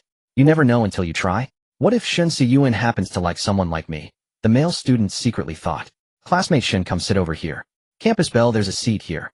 They all eagerly extended invitations. Even Chu Fan flashed what he believed to be a charming smile, and said, Classmate Shen, I have an empty seat right here. Come join me. But Xianyun didn't even glance his way as she walked straight towards Lu Feng. The male students watched, their hearts shattering. Could it be that even the aloof Xianyun has fallen for Lu Feng's charm? This was the single thought running through every male student's mind. Classmate Lu, may I sit here? Xianyun asked, gently flashing a smile that could captivate any man. Watching Xianyun take the initiative to speak to Lu Feng, the male students felt a murderous intent towards him. Of course, Lu Feng readily agreed, and Xianyun took the seat beside him. Meanwhile, Chu Fan, seeing Xianyun seated next to Lu Feng, shot them a murderous glare. Everyone at school knew he had a crush on her. Seeing Lu Feng and Xianyun chatting happily, Chu Fan was baffled. They hadn't been that close during school. That's impossible, Chu Fan thought. Others might not know Xianyun's background, but he did. On the very first day Xianyun transferred to the finance university, the school administration held a special meeting. Afterwards, all the rich kids were picked up by their parents. Especially when he recalled his father's words in the car, Chu Fan was even more confused. I usually don't interfere with your affairs, but you absolutely must not provoke this, Xianyun. If you do, I'll personally throw you into the Huangpu River. That was his father's exact warning. However, his father also said that if he could win Xianyun's affection through proper means, it would be the greatest opportunity of his life. When Chu Fan asked about Xianyun's origins, his father's single sentence sent chills down his spine. Her enrollment at the finance university was arranged by a direct call from the city's top leader, who also personally ordered that no one was to disturb her. Why else do you think we all suddenly pulled you kids home?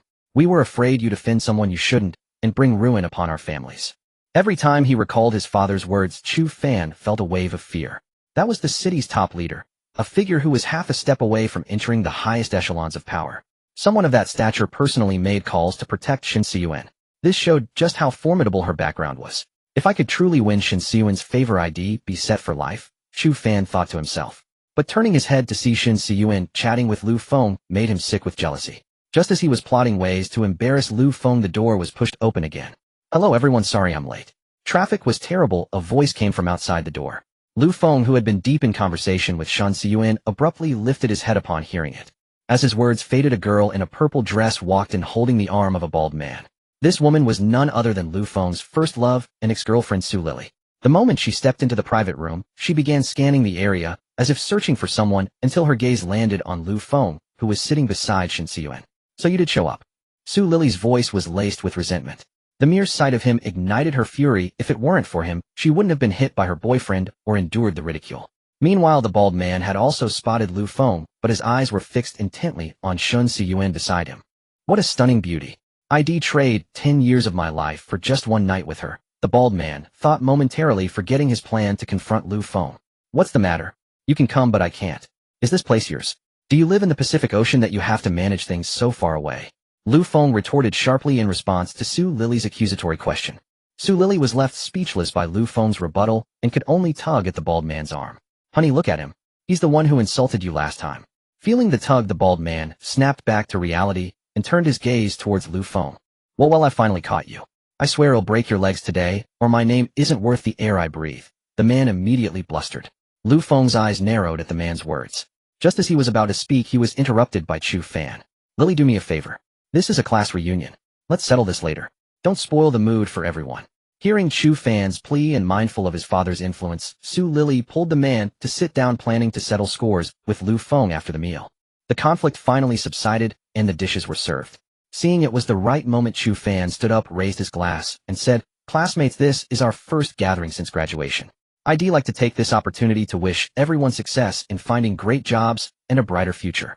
Cheers to us all." The others followed suit, rising and raising their glasses. For a moment the atmosphere was lively, and everyone seemed to have forgotten the earlier unpleasantness. But in such a joyful setting, there's always someone who wants to stir up trouble. Su Lily picked up her glass again and looked at Lu Feng with ill intent. "I want to toast Lu Feng alone."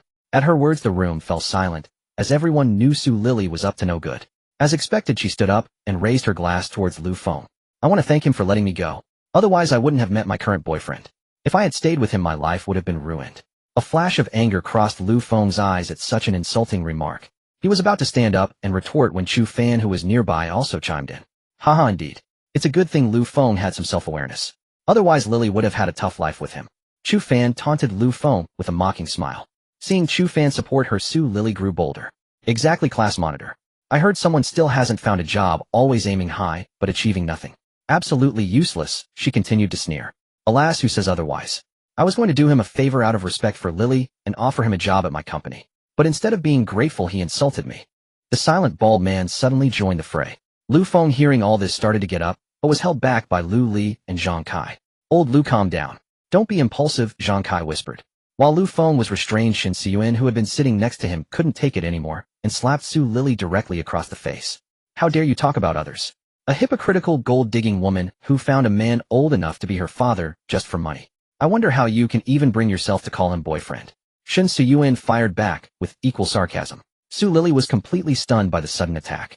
The man beside her, seeing his woman get hit, stepped forward to speak, but was quickly shut down by Xianyun. "You dare to step forward? You found a mistress younger than your own daughter and have the audacity to attend her class reunion. Does your wife know you're keeping a mistress on the side?" The bald man was also rendered speechless by Xianyun's sharp words. As both of them stood there in shock, Chu Fan stepped forward once more. "Xianyun, what are you doing?" "This is none of your business," he said, looking at her. Unexpectedly, Xianyun launched a verbal attack on him as well. "You have the nerve to speak. We call you monitor out of courtesy, and you actually think you're someone important. You side with outsiders to bully your own classmates. How shameless. And don't call me Xianyun. We're not close. Don't think I don't know what you're scheming. Be careful, or I'll make sure you can't handle the consequences." Chu Fan's face turned pale and red with embarrassment, but he dared not say a word, fully aware of Xianyun's formidable background. But while Chu Fan was intimidated, others were not. Just as Xianyun finished her verbal lashing, the bald man finally snapped out of his stupor and raised his arm to strike her. In that critical moment, Lu Feng finally broke free from Zhang Kai and Lu Li's grasp. He pulled Xianyun behind him protectively and firmly caught the man's incoming slap. "Isn't hitting a woman beneath you?" Lu Feng said coldly, staring at the man. The man simply laughed in response. "Ha, who are you trying to fool, kid? The moment you step out of this hotel, I'll show you if I can break your legs or not." Lu Feng just smiled calmly at the bald man's words. "I hope you're still this tough later." With that, he pulled out his phone, found a number, and dialed. "Ha, are you trying to kill me with laughter, kid? Who are you going to call? Don't think I don't know your background. Lily told me everything. You are just a poor orphan with nothing to your name." The man taunted immediately upon seeing Lu Feng on the phone. "Heh." Lu Feng let out a simple cold laugh and said nothing. The call connected after 2 rings. "Hello, Chairman Lu, is there something you need this late?" Does the group have a supplier with the surname Xiao? Stop their shipments. Then send someone to thoroughly audit their past supply quality and payments, Feng said calmly into the phone. Understood, Chairman Liu. He'll take care of it immediately, the voice on the other end readily agreed. Without another word, Feng hung up. The man beside him, hearing Feng's commands, laughed even harder. Ha ha, kid, stop pretending. You're killing me. Su Lily chimed in as well. Feng, are you so devastated you've lost your mind? How about you apologize to me, and I'll give you some money to go get your head checked. An apology isn't enough. I want him to kneel and kowtow to me, and then he'll break his legs, the man said viciously. But within a few minutes the phone in the man's pocket suddenly rang. The bald man pulled it out, saw the caller ID, and his heart skipped a beat. Feng stood there watching him with a mocking smile. The bald man felt a chill run down his spine under Feng's gaze, but still answered the call. What is it? Can't you see I'm busy, he said, trying to sound composed. Mr. Xiao Tianyu Group has suddenly terminated our contract and sent people to audit all our past supply bills and quality records overnight. The missus called the manager at Tianyu Group, but he just said we offended someone we shouldn't have and hung up. What should we do now? Hearing the panic in his subordinate's voice, the man's composure shattered. Seeing Feng looking at him with amusement, cold sweat instantly broke out on his forehead. So you've got the news. Scared? Don't worry. If your supplied materials and bills are clean, then you're fine. But if there are problems with your past goods and accounts, then you have a problem, Feng said calmly, looking at the panicked man. The man was now completely panicked. Combining this with the call from his subordinate moments ago, he realized he had kicked a steel plate, a titanium alloy one at that. A man who could get Tianyu Group to terminate a contract with a single phone call and have accountants auditing him overnight could crush him as easily as an ant. Thinking back to how he had just mouthed off to such a big shot, even threatening to break both his legs, the bald man couldn't control the trembling in his legs. Thud. His knees buckled, and he knelt directly in front of Feng. Mr. Liu, I was wrong. Please forgive me. Please forgive me. I have a family to support, they're all counting on me. The bald man wailed, tears and snot streaming down his face. Feng showed no pity. If he were just an ordinary college student today, he would be the one kneeling on the ground. Weren't you just threatening to break my legs and make me pay? Why are you suddenly sorry now? Feng asked coldly. The sight left Su Lily and the other classmates utterly stunned. They couldn't believe that a single phone call from Feng had caused such a dramatic 360-degree shift in the arrogant bald man's attitude. Hearing Feng's words, the bald man immediately began kowtowing to him. I'm sorry. I was blind and failed to recognize your greatness. Please forgive me, he begged, his head hitting the floor repeatedly. But Feng just watched his performance, coldly showing no intention of forgiving him. Suddenly, as if a thought struck him, the man grabbed Su Lily, who was still in shock.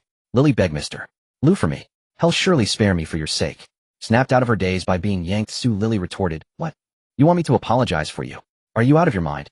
Where are your bodyguards? Call them in and have them beat him up. Su Lily continued to bluster, refusing to accept the reality before her, perhaps clinging to a desperate hope. Slap. The man backhanded Su Lily across the face and roared, Apologize to Mr.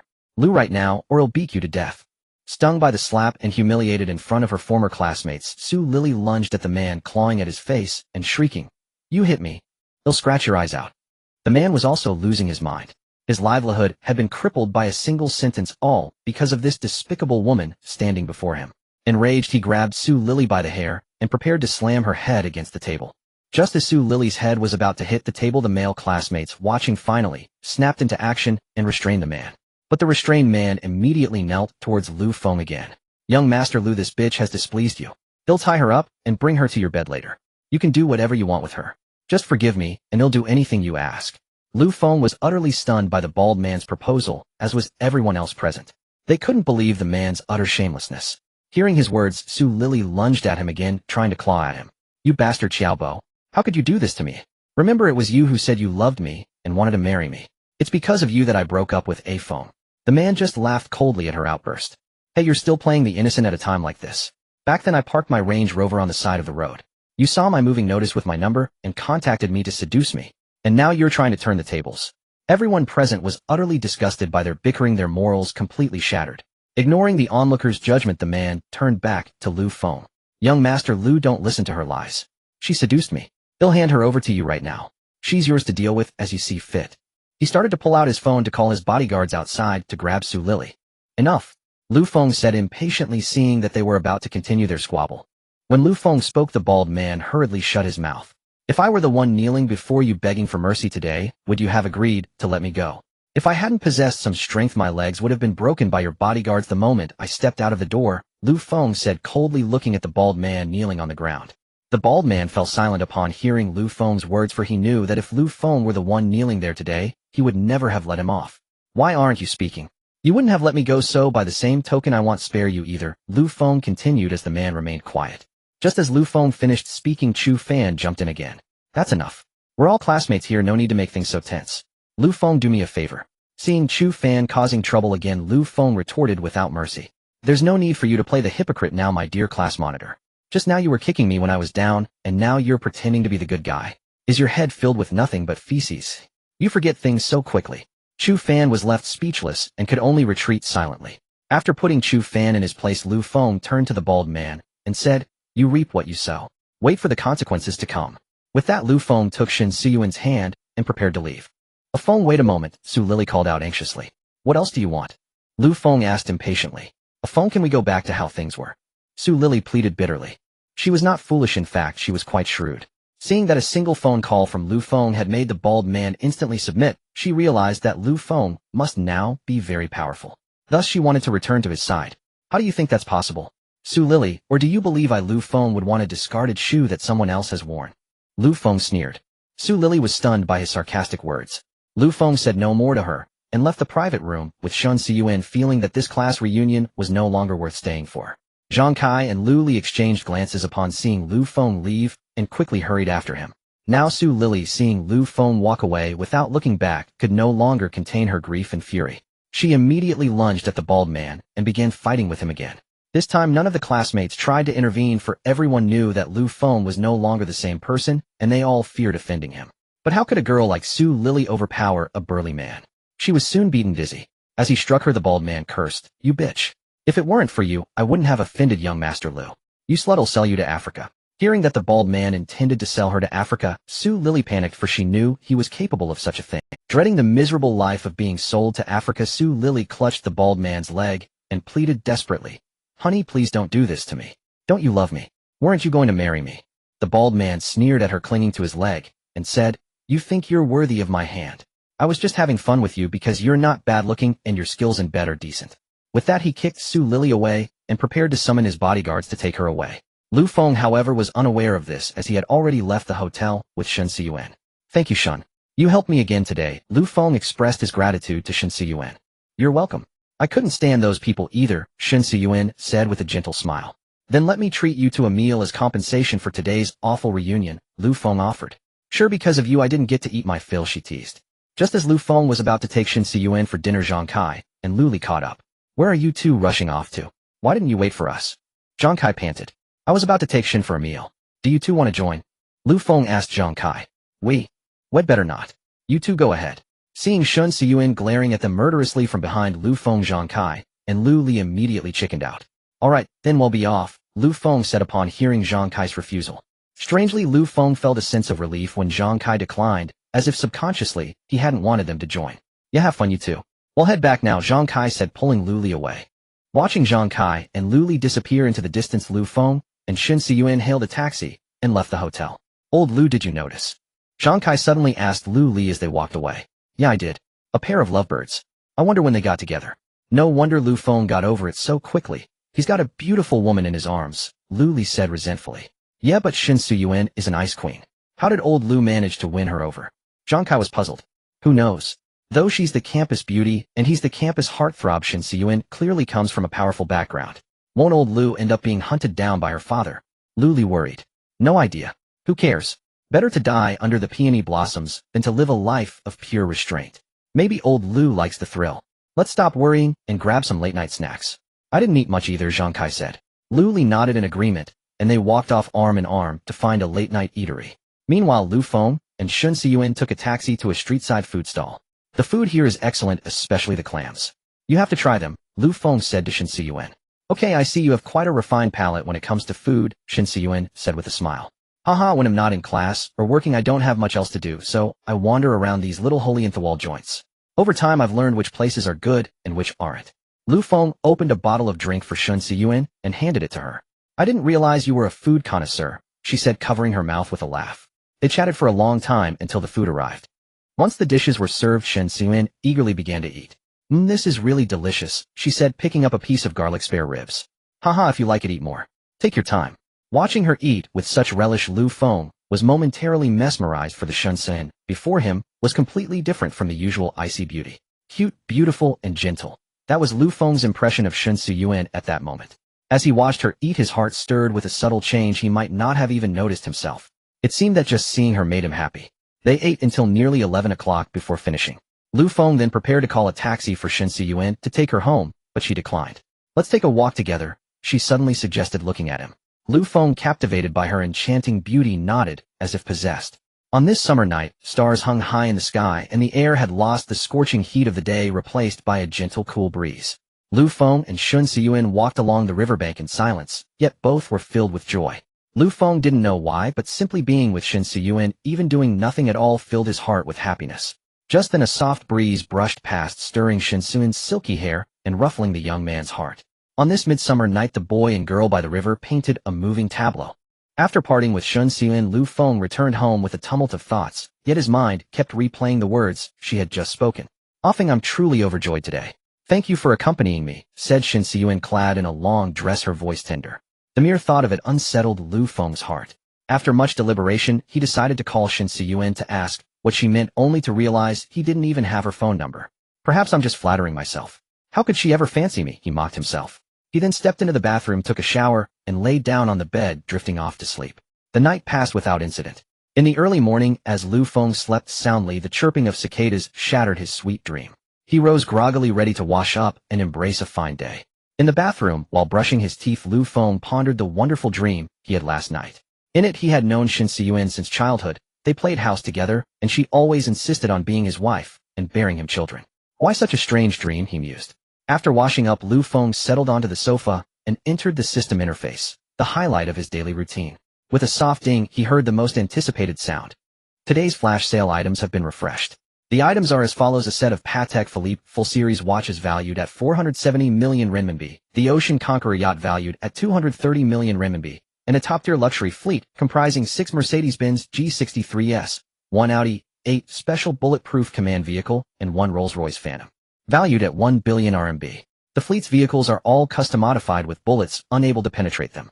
They are equipped with automatic fire suppression and air purification systems, and the central Rolls-Royce houses an emergency medical kit, including blood matching the owner.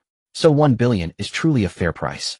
Gazing at the 3 options on the panel, Lu Feng sank into contemplation. How should I choose? They say every successful man needs a wristwatch, but old adages also claim the poor play with cars, the rich with watches, and the mega-rich with yachts. I want a yacht too, he muttered in a dilemma. System, can I have all 3? Lu Feng shamelessly asked. No, you can only choose one, the system flatly refused. Fine. As per usual, pick the most expensive. I choose option 3, Lu Feng said helplessly. With a ding, the system announced, host has made a choice. Selection 3. Reward issued. The fleet will arrive at the community underground garage within 2 hours. As the system's voice faded, Lu Feng exited the system space. As for why he chose the fleet, he had given it much thought. First, he currently had no car. Either hailing taxis or using shared bikes hardly befitted his status. Second, this fleet was no ordinary one. After custom modification, safety was greatly enhanced, ensuring peace of mind for future travels. After all, he was now a wealthy man. Someone might try to rob him, or enemies might plot against him. For the sake of his life, Lu Feng opted for the fleet. While he waited at home for his fleet to arrive, a luxury convoy on the Magic City's Binhai Avenue caught people's attention. The speeding fleet comprised 8 vehicles, 3 Mercedes-Benz G63s in front, followed by an Audi A8, a Rolls-Royce Phantom in the center, and 3 more G63s trailing behind. Which big shot is traveling? People speculated, seeing the entirely luxury car convoy. Other vehicles on the road kept their distance, fearing they might scratch these luxury cars. Some onlookers filmed the fleet and posted it online, sparking a massive uproar. Shortly after, the fleet stopped at the entrance of Guanlan International Community. The security guards were too frightened to approach. The night gave me a pair of eyes, yet I used them. Lu Feng's phone rang. He answered. Hello, who is this? He said. Hello, Mr. Lu. The car you ordered has arrived at your community gate. Please come to inspect. A man's voice came from the phone. Upon hearing that the fleet had arrived, Lu Feng quickly tidied up and went out. Meanwhile, the arrival of the fleet stirred excitement among the community residents. Though Guanlan International housed only the wealthy and powerful few could assemble such a luxurious convoy. Many loitered around, eager to see who in the community possessed such influence. The property management rushed over, but faced with the luxury fleet and the uniformed men standing sternly beside it, the security guards hesitated to approach. After all, their monthly salary was hardly worth the risk. Lu Feng then arrived at the scene. Surprised to see so many people, he understood when he spotted his fleet. They were all here to admire the cars. As Lu Feng approached, the leading burly man along with the other men in black bowed to him and said, "Mr. Lu, your cars are ready. Please get in and experience them." The moment those words were spoken, the crowd was struck speechless. They all stared at the young man, speculating about his background. What kind of power did he wield to assemble such a magnificent fleet? At that moment, Lu Feng thought, this is absolutely incredible. How is this any different from those stories where the war god returns and slaps everyone's faces? So damn satisfying. As he thought, Lu Feng forced himself to stay calm and got into the car. With a roar of engines, the fleet slowly departed the community. Sitting inside, he looked at the driver in front and felt curious. The system had only rewarded the fleet. What about these drivers and bodyguards? Were they also rewards? Could the system conjure living people? With that in mind, he asked the system, what's the deal with these bodyguards?" The system promptly responded, "Host, these bodyguards will leave at 10 o'clock tonight. The system's current level cannot sustain the creation of living humans for long." Lu Feng was stunned by the explanation. So these bodyguards were indeed created by the system. It could actually create living people. He could no longer sit still. "System, when will you be able to create living humans for extended periods?" he asked eagerly. With a ding, the system replied, "When the system upgrades to level 2, it will be able to refresh characters in daily flash sales and open the system shop." "Damn, that's amazing. I never knew you could conjure people." Lu Feng exclaimed in awe. He silently resolved to work hard to upgrade the system to level 2. As he was lost in thought, Xianyun suddenly called. Lu Feng snapped out of his reverie. "Hello, Secretary Chen, what's up?" "Hello, Mr. Lu. Do you have time? I need to discuss something with you," Xianyun said gently. "Something? Alright, I'll head over," Lu Feng replied after a moment's thought. After hanging up, Lu Feng instructed the driver to turn toward the temporary office of Ferrari. Xianyun, after the call, led the few remaining employees downstairs to wait for Lu Feng. About 10 minutes later, she spotted a luxury fleet approaching from afar. But Xianyun didn't think much of it. The temporary branch was located in the Magic City's Golden Triangle area, home to countless listed companies and conglomerates. A luxury fleet was nothing unusual in such a gathering of big shots. However, the fleet stopped right in front of them. A group of bodyguards in black swiftly exited and took their positions. Then the leading burly man opened the rear door of the Rolls-Royce. Lu Feng, dressed in a suit and wearing gold-rimmed glasses, stepped out slowly. Xianyun was stunned. She had been guessing who the big shot was, only to realize it was her own boss. She hurried over to Lu Feng, who was surrounded by men in black. "Hello, Mr. Lu," she said respectfully. The employees behind her, though surprised, chorused, "Hello, Mr. Lu." Lu Feng smiled back at the Ferrari employees who greeted him and said, "Hello, everyone." After the greeting, Xianyun led Lu Feng into the company. Since this was a temporary rented site, they hadn't hired many employees, and this was precisely the issue Xianyun wanted to discuss with Lu Feng today. "President Lu, a few days have passed. The European headquarters is asking when the branch office here will be established," Xianyun said as she poured Lu Feng a cup of tea. The question gave Lu Feng a headache. He still had no leads, but since he was asked, he had to give an answer. Just as Lu Feng was about to stall for a few more days, hoping the system might conjure up something, a thought struck him. He then said to Xianyun, "I actually came here today to discuss this with you. I've already had someone scouting locations. Let me give him a call to see how it's going." Lu Feng picked up his phone and made the call. After 2 rings, it was answered. "Hello, President Lu, is there something you need?" Wang Yu's voice came through. At that moment, Wang Yu was troubled by a major issue with the group. The matter was this: Xianyun Group had undertaken the construction of a factory covering 80 acres along with its supporting office buildings. However, now that everything was completed, the client's funding chain had collapsed, leaving them unable to pay. They couldn't even afford the breach of contract penalties. Wang Yu had been agonizing over this for days. Developing this factory had swallowed up most of Xianyun Group's capital. As a result, there was very little liquid capital in the accounts. To make matters worse, the group also had a residential community project lined up next. Although the factory and office buildings were in a prime location, this also made them extremely expensive, and they couldn't be sold off quickly. No sale meant no money. No money meant the upcoming residential project would have to halt. A halt would damage Xianyun Group's stock and reputation. Wang Yu was so stressed, he was on the verge of collapse. "Old Wang, can our group help me find a piece of land in a good location and build a factory with office buildings for me?" Lu Feng asked, trying to appear calm while looking at Xianyun. Hearing this, Wang Yu was so stunned, he didn't even notice his phone slipping from his hand. Hey old Wang, are you listening?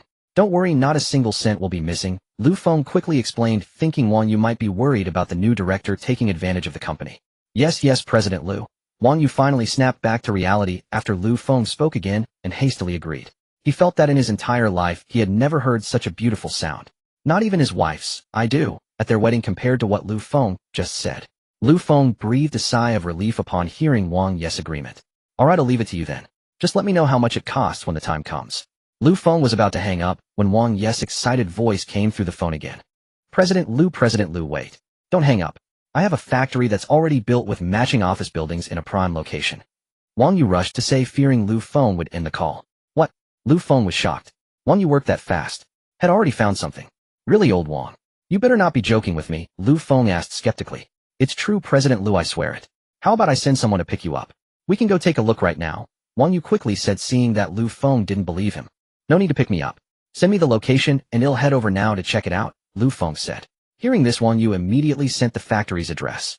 Alright, President Lu, I'll be waiting for you at the factory, Wang Yu said, barely containing his excitement.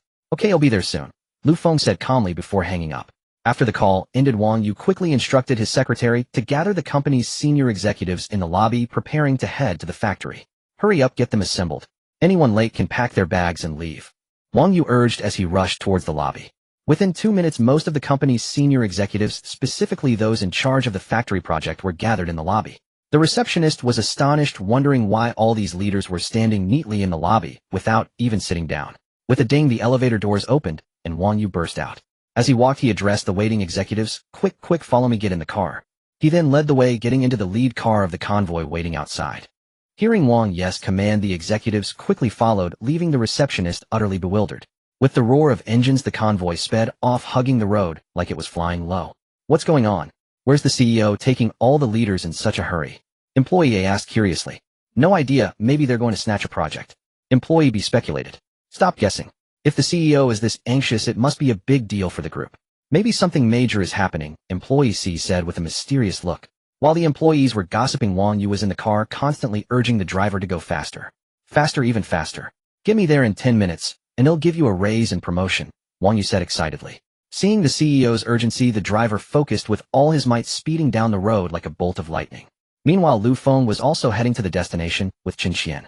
It was Xianyun's first time in a Rolls-Royce, and she looked around, touching this, and that, full of curiosity. Over on Wang Yes' side, thanks to the driver's efforts, they quickly arrived at the factory site. Getting out of the car, Wang Yu stood with the senior executives under the scorching sun, waiting for Lu Feng. The executives, however, were confused. Why had the CEO gathered them all and brought them to the factory entrance, as if waiting for some VIP? Sir, is some official coming down for an inspection today? One executive asked. Wang Yu replied enigmatically. Do you know that our company is at a critical juncture for its very survival? The executives laughed upon hearing this. Sir, you must be joking. Our company is thriving. How could we be at such a point? Another executive chimed in. Yes, sir. This factory we're at now was my project. It's been completed successfully. As soon as the payment comes in, we'll have enough funds to finish the next project smoothly and even snatch that piece of land in the West City district. I know all that. But what if we don't get the payment for this factory? Wang Yu countered. Indeed, the fact that they might not receive the payment was known only to Wang Yu and the old chairman. Because the impact was too significant, a single misstep could bankrupt the company. Wang Yu hadn't informed the other executives. How is that possible? The project is finished. Is Feng Group going to renege on the deal? An executive asked incredulously. What if I told you that Feng Group has already gone bankrupt? What would you do then? Wang Yu said, looking at the executives. Hearing this, the executives panicked instantly. They understood that if they didn't receive the project payment on time, Tianyu Group's next project would have to stop, let alone competing for the land in the West. It was even possible Tianyu itself would go bankrupt. Does the old chairman know about this? An executive suddenly asked. He's the one who told me. I didn't tell you all because I didn't want to cause a panic, Wang Yu said calmly. So what do we do now? The executives erupted into chaos. Quiet, Wang Yu commanded coldly. The executives gradually calmed down. You are all seasoned veterans. You should know that the old chairman of Feng Group was a longtime friend of our chairman. Otherwise, why would we have completed the project with only 30% of the payment up front? The executives nodded in agreement. It was precisely because they knew the relationship between Feng Group and their chairman that they were so shocked to hear the payment might not come through. Because of that relationship, we fronted too much money for this project, leaving the company with very little liquid capital. And the chairman doesn't have much liquid capital either. He even sold 10 of the company's shares earlier, Wang Yu added slowly. The executives nodded again. They were aware of these facts, but what use was it now when they were on the verge of bankruptcy? Wang Yu saw them all looking dejected, but didn't say much, as he himself had been even more pessimistic before. But now things were different, as someone was about to take over this factory, their new director Lu Feng. He decided to help bolster Lu Feng's influence within the group. Although the group is facing a crisis, have you forgotten that we have a new director? The executive's eyes lit up with excitement. Mr. Wang, is Director Lu willing to help? One executive quickly asked. The others looked at Wang Yu with anticipation. Seeing this, Wang Yu decided not to keep them in suspense. That's right. Earlier when we were truly at a dead end, I contacted Director Lu and informed him of the company's situation. I initially hoped he could help find a buyer for this factory. But after learning about our predicament, he gave me a huge surprise. Director Lu said he would buy the factory himself to help the company through this crisis. That's why I rushed you all here to accompany him for the site inspection. Hearing this, the executives cheered. Long live Director Lu. Wang Yu then began his other agenda. I know that most of you held prejudices against Director Lu initially. You thought he was just a young man who bought shares with his family's money, a clueless kid who knew nothing. The executives lowered their heads in shame at Wang Yu's rebuke. But today this young man you deemed useless saved the group, saved us, and secured our jobs. So from this day forward, I will not tolerate anyone in this company speaking ill of Director Lu behind his back. If anyone dares to underestimate him again, don't blame me for being ruthless, Wang Yu said with narrowed eyes. Yes, Mr. Wang, rest assured. We will never do that again, the executives quickly promised.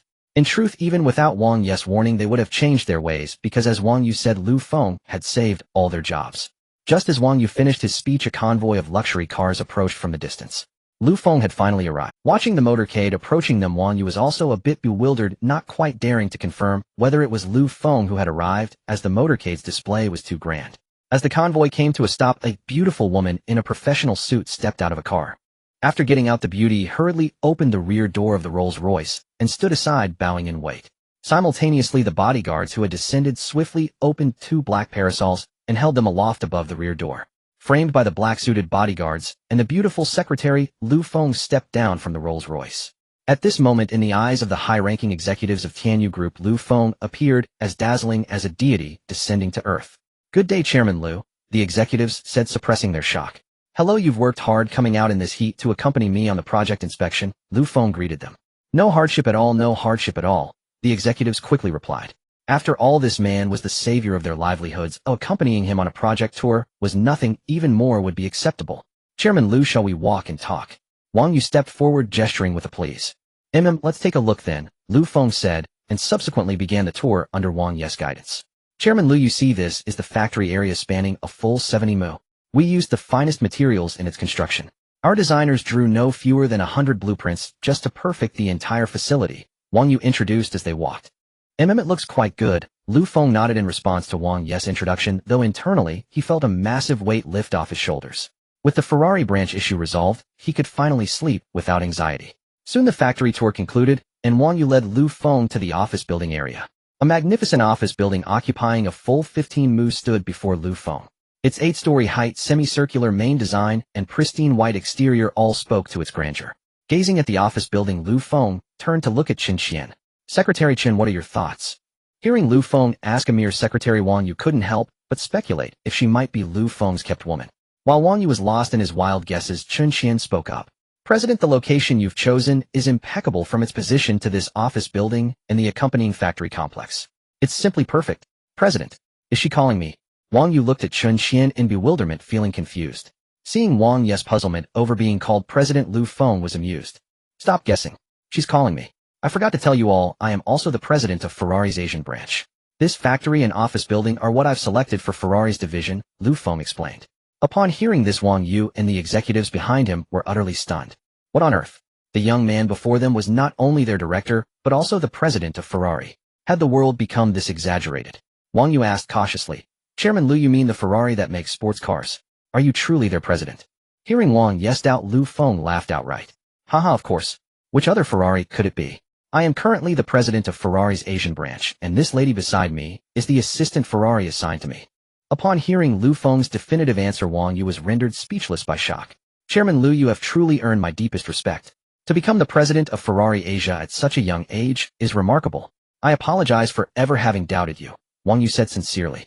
Haha, my presidency comes from holding Ferrari shares. I'm a director there, which is how I became president, Lu Feng said modestly. Unexpectedly, his explanation only deepened their confusion. So you also hold shares in Ferrari? Wang Yu's voice trembled slightly. Yes, is there a problem? Lu Feng asked back. No problem at all. Wang Yu quickly waved his hands. Poor President Wang was so discouraged today that he felt like not speaking anymore. He had once thought becoming the president of Xianyun at the age of 40 was quite an achievement, but now he was utterly eclipsed by Lu Feng. The thought was enough to make Wang Yu want to die. Seeing Wang Yu had no more questions, Lu Feng prepared to discuss the price of the factory with the intention of purchasing it. Just as he was about to speak, he was interrupted by a voice. Mr. Lu, please wait a moment. Lu Feng turned to see an elderly man around 60 years old approaching with the support of a caregiver. Wang Yu and the Xianyun group executives immediately rushed over upon seeing the old man. Chairman Emeritus, why have you come? Wang Yu, leading the group, asked. I've come to see the rising star who helped our company through a life-or-death crisis, the old chairman said with a chuckle. He then bowed deeply to Lu Feng. Seeing this, Lu Feng hurried over and lifted the old man up. You must be elderly Yunfeng, right? Lu Feng said, holding the old man's hand. Haha, yes, that's this old man. The elder replied with a smile. I'm truly grateful for your timely help. If not for you, my life's work would have collapsed. Hearing the old man's sincere gratitude, Lu Feng quickly waved his hands. Actually, you've done me a great favor. Where else would I have found such a suitable factory? Besides, I am a director of the company. Helping to resolve its difficulties is my duty. You're being too modest by saying such things. Huh? The old man laughed joyfully at Lu Feng's words, then took his hand and said solemnly, with a director like you, I can rest easy about the company. You flatter me, you're too kind. And so the two talked for a long while hand in hand until the caregiver reminded the old man it was time for his medicine. The old man took the water cup from the caregiver, took a sip, and then said, get a bottle for Feng as well. Hearing this, the caregiver hurried to the car and brought back a bottle of water, handing it to Lu Feng. After watching Lu Feng finish the water, the old man finally spoke. Feng, are you really planning to buy this factory? Will it cause you financial strain? Perhaps we should leave it on the market to sell slowly. As for the funds the company needs, I could swallow my pride and borrow from old friends to tide us over.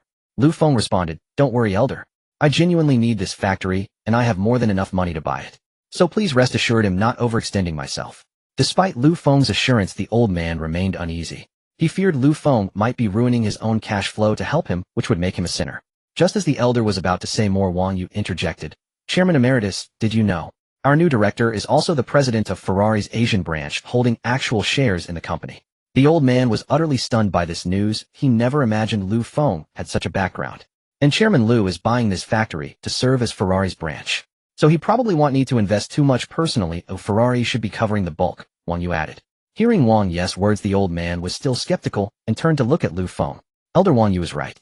This factory won't cost me much, Lu Feng quickly explained upon seeing the questioning look in the elder's eyes. Upon hearing Lu Feng's explanation, elderly said no more, merely holding Lu Feng's hand and repeatedly murmuring, "Awe-inspiring youth, awe-inspiring youth." Lu Feng also held deep admiration for the old man. From starting from scratch to building a company worth 20 billion, the elder relied entirely on his extraordinary foresight and decisive methods. Moreover, the elder had a particularly kind heart. Initially, he had even considered refusing Lu Feng's help for fear of causing Lu Feng hardship. Since everyone has no objections, let's discuss the factory. How much would it cost? Lu Feng asked when he saw the others were silent. Hearing Lu Feng's question, Wang Yu didn't dare to answer, and instead looked towards the elder. Have the person in charge of this project come forward and calculate the cost. Don't overcharge. Only calculate the cost price, don't even include labor costs, the elder proclaimed authoritatively, slapping his thigh. The elder's domineering proclamation left Wang Yu and the executives feeling both amused and helpless. They could only follow his orders. Lu Feng, however, was anxious, as he had no intention of taking advantage of the elder. Elder, you can't do this. Let's keep things separate. I haven't even thanked the group for solving such a big problem for me. How can I let the group take a loss? Let's calculate it fairly, Lu Feng protested. No, Feng, you've done the group such a huge favor. Today it must be calculated this way, the elder insisted stubbornly. Seeing the young man and the old man about to argue over this, Wang Yu quickly stepped in to mediate. How about this, we first calculate the market value, and then you two can discuss the details further. Fine, go ahead and calculate, the elder agreed. Seeing the elder's consent, Wang Yu led a group of executives responsible for the project to calculate on the spot. In less than 5 minutes, Wang Yu returned with a piece of scratch paper. We've calculated it. Chairman Lu, elder, please take a look, Wang Yu said, handing the results to both men. According to our calculations, Xianyun has invested a total of 1.4 billion yuan in this project. Maple Group invested the initial 600 million. The completed market value is 2.8 billion, Wang Yu introduced. Then charge Feng 1.4 billion, and from that amount take 200 million and give it to Maple Group for my old friend's retirement, the elder said after a glance. Hearing the finality in the elder's tone, Wang Yu could only comply. However, Lu Feng was dissatisfied with this price. Elder, you can't do this. This cuts the price in half. You're taking too much of a loss, Lu Feng quickly refused. It's of no consequence. If not for you, Feng, my life's work would have been lost, the elder said firmly. Elder, no. I absolutely cannot accept this price. Lu Feng shook his head again. Watching the two of them argue, one wanting to charge less, the other wanting to pay more. Everyone present fell silent. After countless rounds of negotiation, the factory was finally sold to Lu Feng for 1.9 billion. Wang Yu and the executives who witnessed the entire transaction remarked that they had never seen such a miraculous deal in their lives. Secretary Chen, transfer the deposit first, Lu Feng said to Chen Qian. Yes, President Lu, Chen Qian nodded in reply. Since both sides have resolved a major headache today, I suggest we all have lunch together. What do you think? Wang Yu interjected. Indeed, that's a great idea. We must properly thank Xiao Feng today. Old Master Li immediately agreed. All right, let's have a meal together to celebrate. Lu Feng agreed, seeing everyone's enthusiasm. Subsequently, they each got into their cars and headed off to dine. After about half an hour, the motorcade stopped beside a building styled like an ancient rustic farmhouse. Seeing Lu Feng's curious expression, the old man explained the building to him. This is Tingtao Xiaozhu, a true private kitchen. No matter who you are, reservations are mandatory to dine here. It just so happens I made a reservation here a couple of days ago, so you're in for a treat today, lad. Hearing this, Lu Feng became intrigued by the place. Is that so? Then I'm truly honored to be your guest today, Lu Feng said with a chuckle. The old man then led Lu Feng inside. Only the old man, Lu Feng, Chen Qian, and Wang Yu attended this meal. The executives had already returned. Upon entering Tingtao Xiaozhu, Lu Feng was immediately stunned by the sight before him. Spread out in front of him was a lush bamboo forest covering over 20 acres with quaint ancient-style pavilions nestled within. Considering they were in the heart of the magic city where land was at a premium, the owner's decision to dedicate such a vast area to a decorative bamboo forest was a testament to their immense wealth and influence. Guided by a young woman in a cheongsam, Lu Feng and his party arrived at a small structure within the bamboo grove. The woman opened the door, lit some fine agarwood incense, and only then invited them inside. Once inside, everyone took their seats. Everything you can see and touch here is crafted from premium agarwood and rosewood. The construction cost of just this one pavilion alone was no less than 200 million renminbi, the old man introduced with a hearty laugh. Everyone was astonished by this revelation, never having expected the interior to be so lavishly opulent. Furthermore, all the ingredients are flown in from around the world. A single meal here costs at least 3 million renminbi. I had originally planned to host a dinner here, hoping to find someone who could help the company through its crisis. Little did I know I ended up inviting the very person who resolved our company's biggest problem. Haha, it all worked out perfectly. At least you didn't waste this meal, Lu Feng said with a smile. Haha, that's true. Xiao Feng, the more I see of you, the more impressed I am. It's just a pity I only have a worthless grandson and no granddaughter. Otherwise I'd insist on making you my grandson-in-law, the old man chuckled. Taken aback by the old man's words, Lu Feng quickly waved his hands in refusal. Old man, arranged marriages are outdated now. We advocate for freedom of love. The old man laughed heartily at Lu Feng's response, then changed the subject. However, at that moment the image of Sun Xian inexplicably surfaced in Lu Feng's mind. Knock, knock, knock. Just as Lu Feng was lost in thought, he was startled by a series of knocks, and saw a line of beauties in green cheongsams enter carrying trays. The young women gently placed the dishes on the table, gave a slight bow to everyone, and then withdrew. Since all the dishes are served, let's dig in, the old man announced. Hearing this, the others didn't stand on ceremony and picked up their chopsticks. The meal lasted over an hour before concluding. As they were leaving, the old man held Lu Feng's hand tightly, urging him to visit his home whenever he had time. Lu Feng agreed with a smile. They then parted ways. The old man, due to his age, went straight home. Wang Yu had to return to the company, while Lu Feng and Chen Qian headed back to the temporary Ferrari branch office. Secretary Chen, the location for the branch is settled. Next we can start recruiting staff and set up the basic framework of the company. That way we'll have something to report to headquarters, Lu Feng said to Chen Qian while in the car. Yes, President Lu. Don't worry, you'll get right on it when we get back. Chen Qian nodded quickly in acknowledgement.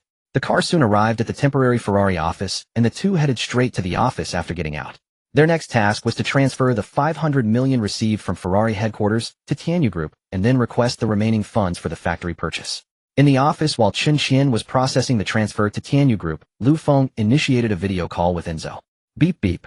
As the video connected, Lu Feng saw Enzo again. Hi Lu, what can I do for you? Enzo greeted with a smile on the screen. Mr. Enzo, it's been a while. I actually do have something to discuss with you. The company's branch location has been selected and established. I've already paid the deposit, and we're just waiting for you to transfer the final payment. Lu Feng said with a smile. Enzo was visibly surprised to hear that Lu Feng had settled the branch matter so quickly. After all, he had delegated the task entirely to Lu Feng, partly as a test. He hadn't expected Lu Feng to resolve it this fast, and even Enzo, the head of Ferrari, was inwardly amazed. Haha, Lu, you never cease to amaze me, Enzo said, composing himself. Lu Feng responded with a calm smile. Meanwhile, Chen Qian had already sent the data for the branch factory and office buildings to Enzo while they were talking. While Enzo was reviewing the data, Xianyun began to sing Lu Feng's praises. President Enzo, you have no idea how much money President Lu saved us on this branch project. I'm sure you can see from the data that the factory's layout and location are impeccable. Most importantly, the factory is worth 3 billion and President Lu secured it for just 1.9 billion. Enzo's initial reaction to Xianyun's words was disbelief. Lu, are you two colluding to fool me? This seems almost impossible, Enzo said, his face full of astonishment. After all, this wasn't like haggling at a vegetable market. Getting a 10% discount on a deal worth billions was already considered good. Seeing Enzo's disbelief, Lu Feng explained the situation. Well, Mr. Enzo, it just so happens that this factory was an asset of a group in which I hold shares. Due to some special circumstances, I was able to acquire it at cost price. Hearing Lu Feng state such a significant matter so nonchalantly, Enzo was taken aback. Lu, I'm truly grateful for your help. But since you hold shares in that group, I can't let you suffer a loss. I'll have 1.5 billion transferred to you shortly. Combined with the previous 500 million, that totals 2 billion. Consider the extra 100 million as a token of my gratitude, Enzo declared magnanimously. Xianyun, who was listening nearby, was dumbfounded. Do rich people really just give out thank you fees in the hundreds of millions? Lu Feng's heart raced with excitement upon hearing Enzo's words, though he maintained a composed exterior. After all, despite appearing prosperous, he was actually quite poor. Thank you very much, Mr. Enzo, Lu Feng said, suppressing his inner joy and thanking Enzo with a calm demeanor. Haha, you're welcome. Besides the extra 100 million, I have another gift for you. But it's a secret for now, you'll find out when it arrives, Enzo said mysteriously. This piqued Lu Feng's curiosity about the mysterious gift. Alright Lu, I must end our conversation here. I have a meeting to attend regarding new energy. My head is spinning from all this work lately, Enzo said, rubbing his temples. Of course. Goodbye then, and please do visit China sometime, Lu Feng said courteously. They then ended the call. Secretary Chun, is Ferrari also planning to enter the new energy sector? Lu Feng asked curiously. In his understanding, Ferrari had always been a manufacturer of fuel-powered cars, so hearing about their new energy venture from Enzo himself sparked his curiosity. Yes, President Lu. Ferrari established a new energy division quite early on to research new energy vehicles. Since new energy represents a new opportunity, Ferrari also wants a slice of that pie, Xianyun explained thoughtfully. Lu Feng nodded in agreement with Xianyun's assessment. Indeed. Just look at Tesla, they became the world's richest man by leveraging new energy. It's not just Tesla, domestic car manufacturers are also rushing into the new energy sector, hoping to overtake competitors on this new track. As an established automaker, it's only logical for Ferrari to have laid out its plans in the new energy field early on, Lu Feng analyzed from his executive chair. By the way, thank you for what you said earlier. Because of your words, Mr. Enzo transferred an extra 100 million to us, Lu Feng suddenly said to Xianyun. You're too kind, President Lu. I was just stating the facts, Xianyun replied modestly. That's not how it works. Once the 1.5 billion comes in, transfer 1.4 billion to Tianyu Group. Then take 1 million from the remaining 100 million as your reward, Lu Feng said, looking at the modest Xianyun with increasing satisfaction, and generously awarded her 1 million renminbi. Boom. Xianyun was so shocked by Lu Feng's generosity that she nearly lost her balance and fell to the floor. What, think it's too little? Lu Feng teased, seeing her astonishment. No, I'm just too excited, President Lu, Xianyun quickly explained. Haha, calm down. Stick with me, and there will be plenty more benefits in the future, Lu Feng said, painting a rosy picture. Yes, President Lu. You can count on me, Xianyun quickly assured him. Alright, I won't keep you any longer. I need to head out. Don't forget to transfer the remaining funds to my account, Lu Feng said, standing up to leave. President Lu, please wait. Let me treat you to a meal. I mentioned it last time, but never had the chance. With this generous bonus, I insist, Xianyun hurriedly stopped Lu Feng. Considering her request, Lu Feng thought for a moment and agreed. Alright then, let's have a meal together. But no need for any fancy places, just a simple restaurant will do. Upon hearing Lu Feng's agreement, Xianyun leaped with joy. Lu Feng, however, told his bodyguards to head back, saying he could just ride with Xianyun. His real concern was that these men might vanish into thin air the moment their time was up, which would surely terrify anyone who witnessed it. The bodyguards drove off as instructed. Lu Feng then got into Xianyun's car, and they set off for dinner. Since it was still early, they decided to visit the old street of Modu. This ancient street boasted a rich history, having existed since the Republic of China era. Through the passage of time, it had become even more bustling and grand. After parking the car, Xianyun led Lu Feng into the old street. Surrounded by vendors in Republican-era attire hawking their wares and typical buildings from that period, Lu Feng felt as if he had stepped back in time to the Republic of China. Mr. Lu, while you're here, you must try the pastries from Yuan Fuji, especially their osmanthus cake, Xianyun introduced. Is that so? Then I'll leave the arrangements to you tonight, Lu Feng said. Hearing this, Xianyun promptly led him to Yuan Fuji. Boss, 1 serving of osmanthus cake and a box of assorted pastries please, she ordered. It was only 3 or 4 in the afternoon, so the street wasn't too crowded yet. The real hustle and bustle would come at night. Thus they didn't have to queue for their food. Mr. Lu, please try this, Xianyun said, holding up a piece of osmanthus cake. Lu Feng took the cake from Xianyun and popped it into his mouth. It was indeed delicious, just as she had promised. A refreshing fragrance of osmanthus rushed straight to his heart, and the soft, delicate texture was delightful. One bite seemed capable of washing away a whole day's fatigue. Unable to resist, Lu Feng grabbed another piece. Seeing him enjoy it so much, Xianyun also began to eat from the box. Mr. Lu, slow down. I still have a box of assorted pastries here. You should try them all, she said, her words muffled by the pastries stuffed in her mouth. Taking the box of assorted pastries from Xianyun, Lu Feng picked out a water chestnut cake and put it in his mouth. This is really good too, he thought to himself. They continued strolling and snacking until Xianyun spotted a stall selling stinky tofu. She eagerly pulled Lu Feng over to it. Boss, give me 2 servings of stinky tofu. Mr. Lu, do you eat spicy food? Xianyun asked, turning around. A little, Lu Feng replied. Then 1 extra spicy and 1 mildly spicy, Xianyun told the vendor. All right, the vendor replied and began to fry the tofu. Soon 2 steaming servings of stinky tofu were ready. Taking them from the vendor, Xianyun handed the mildly spicy one to Lu Feng and eagerly started eating her own. Seeing how much she was enjoying it, Lu Feng began to eat his as well.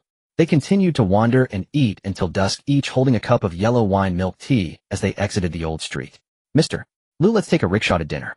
You really must experience a ride on one of these old street rickshaws and feel how people traveled during the Republican era, Xianyun suggested, sipping her tea. All right, let's give it a try, Lu Feng said, looking at the rickshaw with curiosity. He had only ever seen them in movies and TV shows, so experiencing one firsthand seemed like a good idea. Hearing his agreement, Xianyun went ahead to negotiate the price with the rickshaw puller. Uncle, can you make it a bit cheaper? It's too expensive. We're both so light, it'll be an easy ride for you, Xianyun bargained. Oh, young lady, this is already my best price, the puller said helplessly. Please, uncle, just a little bit cheaper. Xianyun persisted. All right. 80 is the lowest I can go, he conceded. Thank you, boss. Xianyun said, quickly paying up before running back to Lu Feng. Okay, all set. Mr. Lu, let's go, Xianyun called out. They both climbed onto the rickshaw. Enjoying the gentle breeze on his face, Lu Feng closed his eyes in contentment, feeling as if all his worries could be carried away by the wind. Before long, the rickshaw puller brought them to their destination. We're here. You can get off now, he said. Hearing the puller's voice, Lu Feng opened his eyes and got down with Xianyun. Thank you, boss, they both said in unison. You're welcome. Have a great time, the puller said before heading off. So, Mr. Lu, did you enjoy that? Xianyun asked. Yes, it was a wonderful experience, Lu Feng replied with genuine approval. But are you sure you can still eat? Lu Feng asked, a little puzzled. Of course. Don't underestimate me, Mr. Lu, Xianyun replied confidently. She then led him into a small, old-fashioned restaurant. Seeing how familiar she was with the place, Lu Feng suspected she was a regular. You must come here often, right? Lu Feng inquired. Yeah, whenever I have gatherings with my girlfriends, this is our first choice. The owner is a true local, and his Shanghainese cuisine is absolutely delicious, Xianyun explained. After about 10 minutes, their dishes began to arrive one after another. Stir-fried eel shreds, Shanghai-style braised pork, and scallion oil chicken, all famous local specialties. Mr. Lu, please dig in. The taste is really superb, Xianyun urged. Tempted by the appetizing dishes before him, Lu Feng couldn't resist picking up his chopsticks and tucking in. Is it good, Mr. Lu? Xianyun asked, her face full of anticipation. It's delicious. The flavor is truly excellent, Lu Feng nodded in praise. After about half an hour, the two of them had devoured all the food on the table with incredible speed. Mr. Lu, have some water, Xianyun said, getting up to pour him a glass. They rested for a while at the table before finally leaving the restaurant.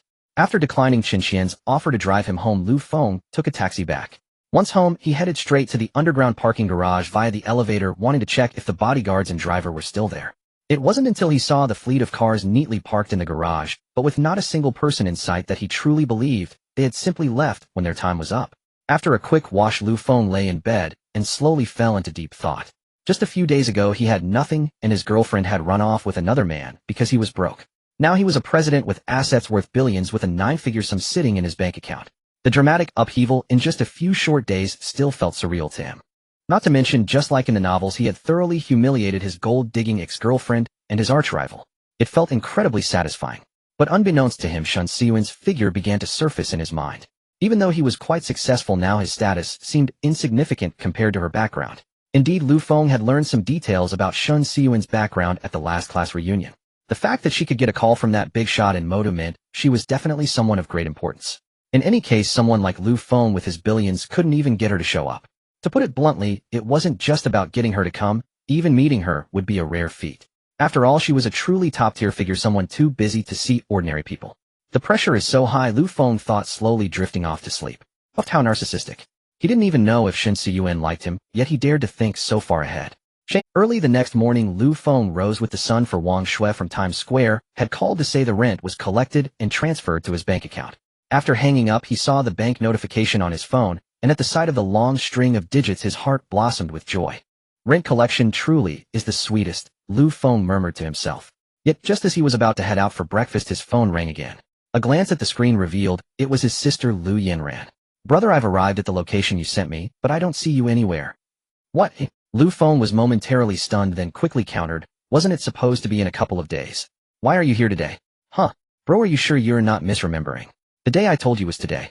How could you forget? Men truly are unreliable. Xianyun's indignant voice crackled through the phone, clearly furious that her brother had forgotten her arrival. Feng, sensing the anger laced in her words, winced, as if he had a toothache. His own mind was truly something else, forgetting even his own sister. All right, just wait by the entrance for a bit. They'll be right there to pick you up. With that, Feng hastily ended the call and dashed downstairs. Meanwhile, at the east gate of Guanlan International, a beautifully dressed young woman with a pure and fresh aura stood with her luggage, looking around. But her pretty face was etched with fury. This was none other than Feng's sister Xianyun. That damned brother of mine. We agreed on this, and he didn't even come to pick me up. Fine, but I've come all the way to his doorstep and still haven't seen a trace of him. Xianyun wrinkled her nose, her pearly teeth grinding in frustration. However, her attention was soon captured by the grandeur of the Guanlan International Gate. This place is so luxurious. Can my brother really afford to live here? Did I get the wrong address? She muttered, pulling out her phone to double-check. Yanran. Suddenly a steady voice called out. Yanran, who was about to look at her phone, turned around. She was surprised to see that it was her brother Feng. You really made me search for you, you awful brother. She put her phone away, grabbed her luggage, and said with feigned anger. Sorry. I've been a bit busy lately. How about this? He'll treat you to a big meal, and he'll cover all your expenses in the city as an apology. Facing his sister's complaints, Feng quickly promised a string of benefits. Seeing her brother like this, a wave of emotion washed over Yanran. Although they hadn't seen each other for nearly 4 years, he was still as caring as ever. Brother, I've missed you so much. She suddenly threw herself into his arms, hugging him tightly. Feng was caught off guard by his sister's sudden display of affection, but he quickly recovered and gently stroked her head. I've missed you too. In just a few years, my little girl has grown into a graceful beauty. I almost didn't recognize you. If you don't miss me at all. If you did, why haven't you come home in all these years? Xianyun pouted, her lips pursed so tightly they could hang a beer bottle. Brother has to make money, doesn't he? Without money, how can I buy you gifts and give you a good life? All right, don't hug so tight. People might get the wrong idea. You don't want your brother to stay single forever, do you? Then stay single forever. Xianyun still sounded a bit sulky, but she obediently loosened her arms. Let's go. Let's get you settled in first. Since you've come all this way, well, make sure you have a great time. Feng casually picked up her luggage and led the way into the residential complex. Watching him, Xianyun couldn't help but laugh, quickly catching up to him, much like when they were kids walking to school together. But when she saw Feng heading towards the entrance of the residential area, Xianyun panicked. Brother, did you get the wrong place? What wrong place? No, I live in this complex. Feng stopped, a hint of confusion in his eyes. What? You really live here? Xianyun looked at the magnificent gate before her, disbelief written all over her face. Although she didn't pay much attention to rent prices, she had heard a thing or two about living in a top-tier city like this. For instance, even a small room would cost at least 2,000 yuan a month, and a one-bedroom apartment would be several thousand. She couldn't believe her just-graduated brother would be willing to spend thousands on housing, especially when the entrance to this complex alone was so imposing, suggesting the apartments inside were far from ordinary. You didn't win the lottery, did you, brother? A thought suddenly struck Xianyun. Apart from winning the lottery, she couldn't think of any other way someone could get rich overnight. What lottery? Do I look like the type to pin my hopes on a lottery ticket? I earned this through my own hard work. Feng puffed out his chest, striking a confident pose. Xianyun was taken aback by his declaration. She wasn't entirely convinced. Bro, you really live here? Where did you get all this money? Don't tell me you're being kept by a rich woman. A mischievous idea crossed her mind. I don't think you're that handsome, but clearly other girls do. The love letters you got back in school are proof of that. So come on, which is it? A rich old lady in her 50s or 60s, or a young, rich, and beautiful woman in her 20s or 30s? Feng, who was pulling the luggage, nearly ground his teeth to dust upon hearing this. Yen. Ran. Shut your mouth. This is really my own house. It has nothing to do with any rich woman. Then where did you get all this money? From what I know, rent in this city is sky high. Can you really afford it as a fresh graduate? Facing her brother on the verge of exploding, Lu Yanran playfully stuck out her tongue. I started a company with some partners. It's doing well, so I bought this place to live in. Not wanting to reveal the existence of the system, Lu Feng made up a convenient excuse. But where did you get the startup capital? I know for a fact you haven't touched a single cent of the money Dad sent you over the past 3 years, Lu Yanran said, even more puzzled. Starting a company requires a huge amount of money. She didn't believe her brother could have saved up that much from just doing odd jobs. I didn't put in cash, I contributed my skills as a technical partner. Okay, I know you have a lot of questions, but can you hold them in for now? He'll explain everything once we get inside. Lu Feng quickly interrupted his sister before she could ask more questions. Loose lips sink ships. If he kept talking, he was bound to slip up. As they walked, Lu Yanran kept marveling at the luxury of the complex. Looking at his curious sister, Lu Feng thought to himself, don't worry, sis. Your brother now has the ability to give you a good life. Soon the two took the elevator to the entrance door. When Lu Yanran saw the extremely luxurious armored door, she was even more astonished. Brother, this house is too lavish. I've only heard about the prosperity of Magic City before, but this is my first time experiencing it directly. As she spoke, she surveyed the layout of the corridor. Then she turned her gaze to Lu Feng. How much does this house cost? Not much, just about 100 million. Lu Feng said casually, as if 100 million was merely 100 yuan to him. 100 million. Hearing this price, Lu Yanran immediately exclaimed. Based on their family's previous income, they couldn't afford this house, even in 500 years. While she was still in shock, Lu Feng had already opened the entrance door with his iris scan. Come on, let's go inside. Why are you standing at the door? Lu Feng tossed out this remark and walked straight into the room. Coming to her senses, Lu Yanran quickly followed. Brother, let me stick with you. Just give me 20 to 30,000 a month. What are you thinking? Your priority now is to finish your studies before considering anything else. Lu Feng refused without hesitation.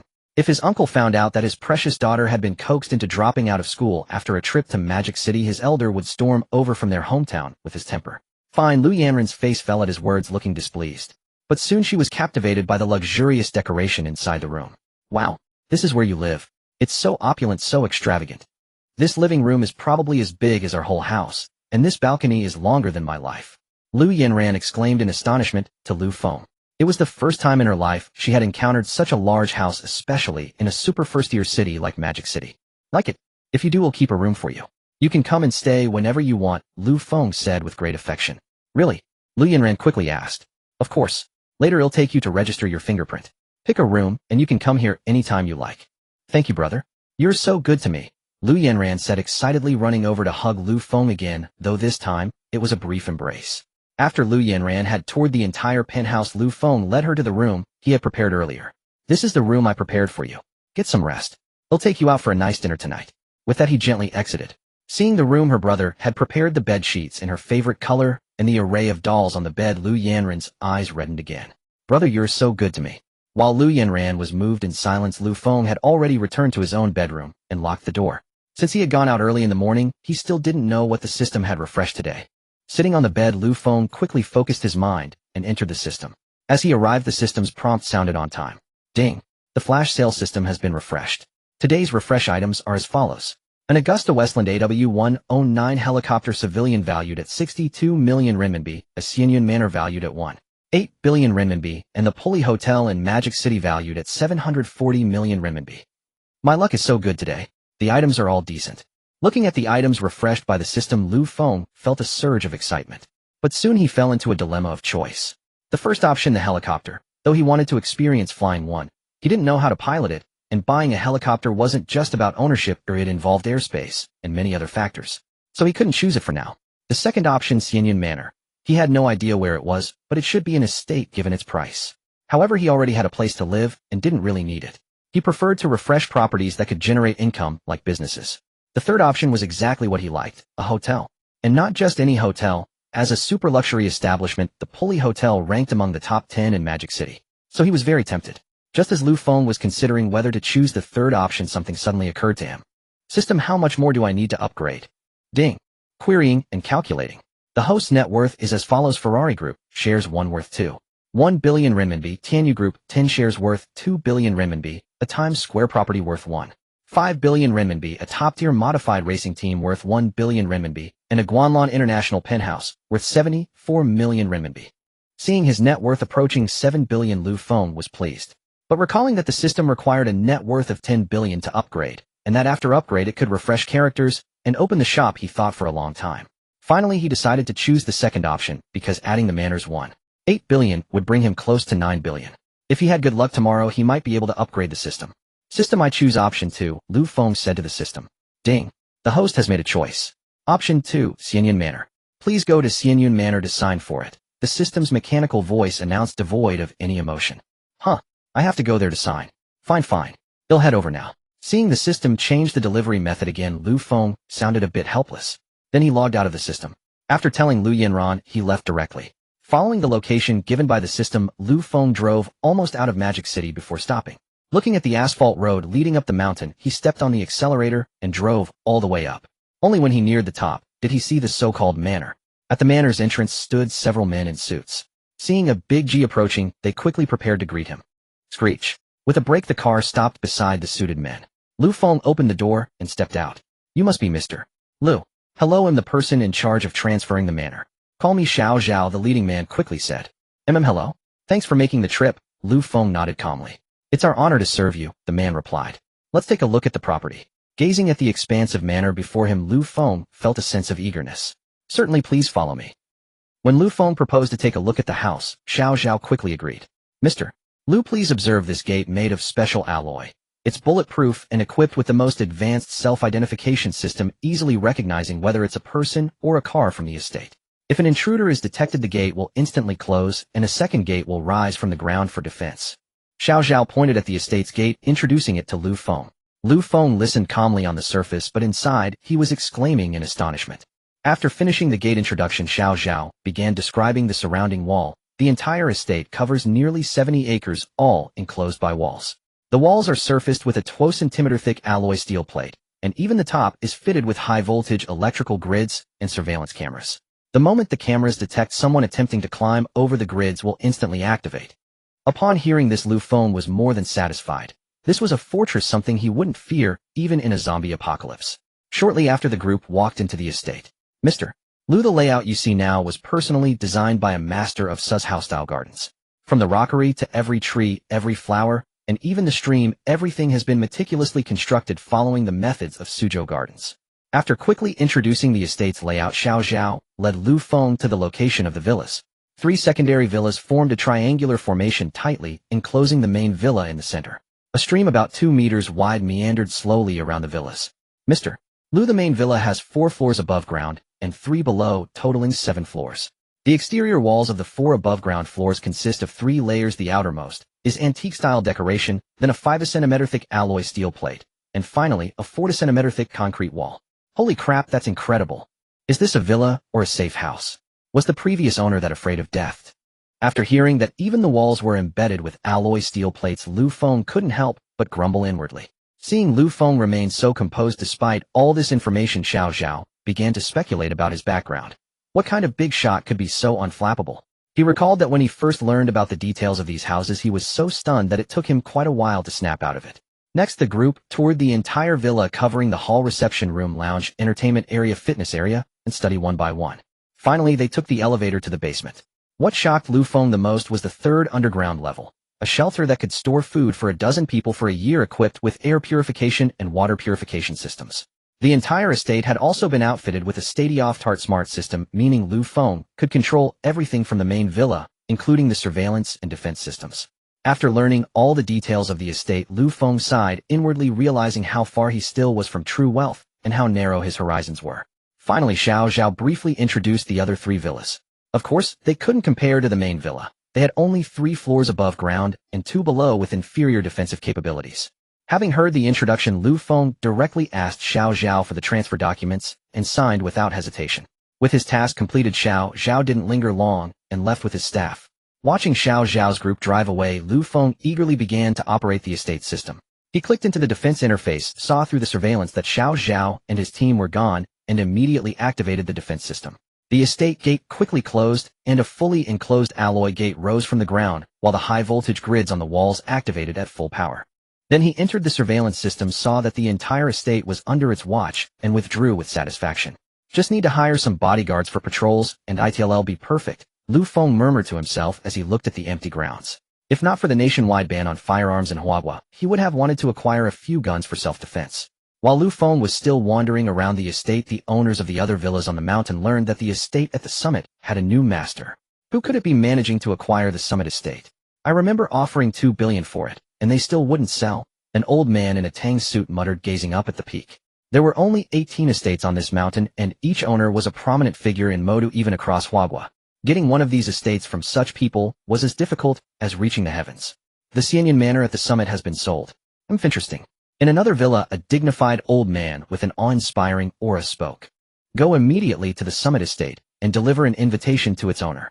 Tell him that in a few days I'll be celebrating my 70th birthday and invite him to join. Yes. The servant turned and went to carry out the order.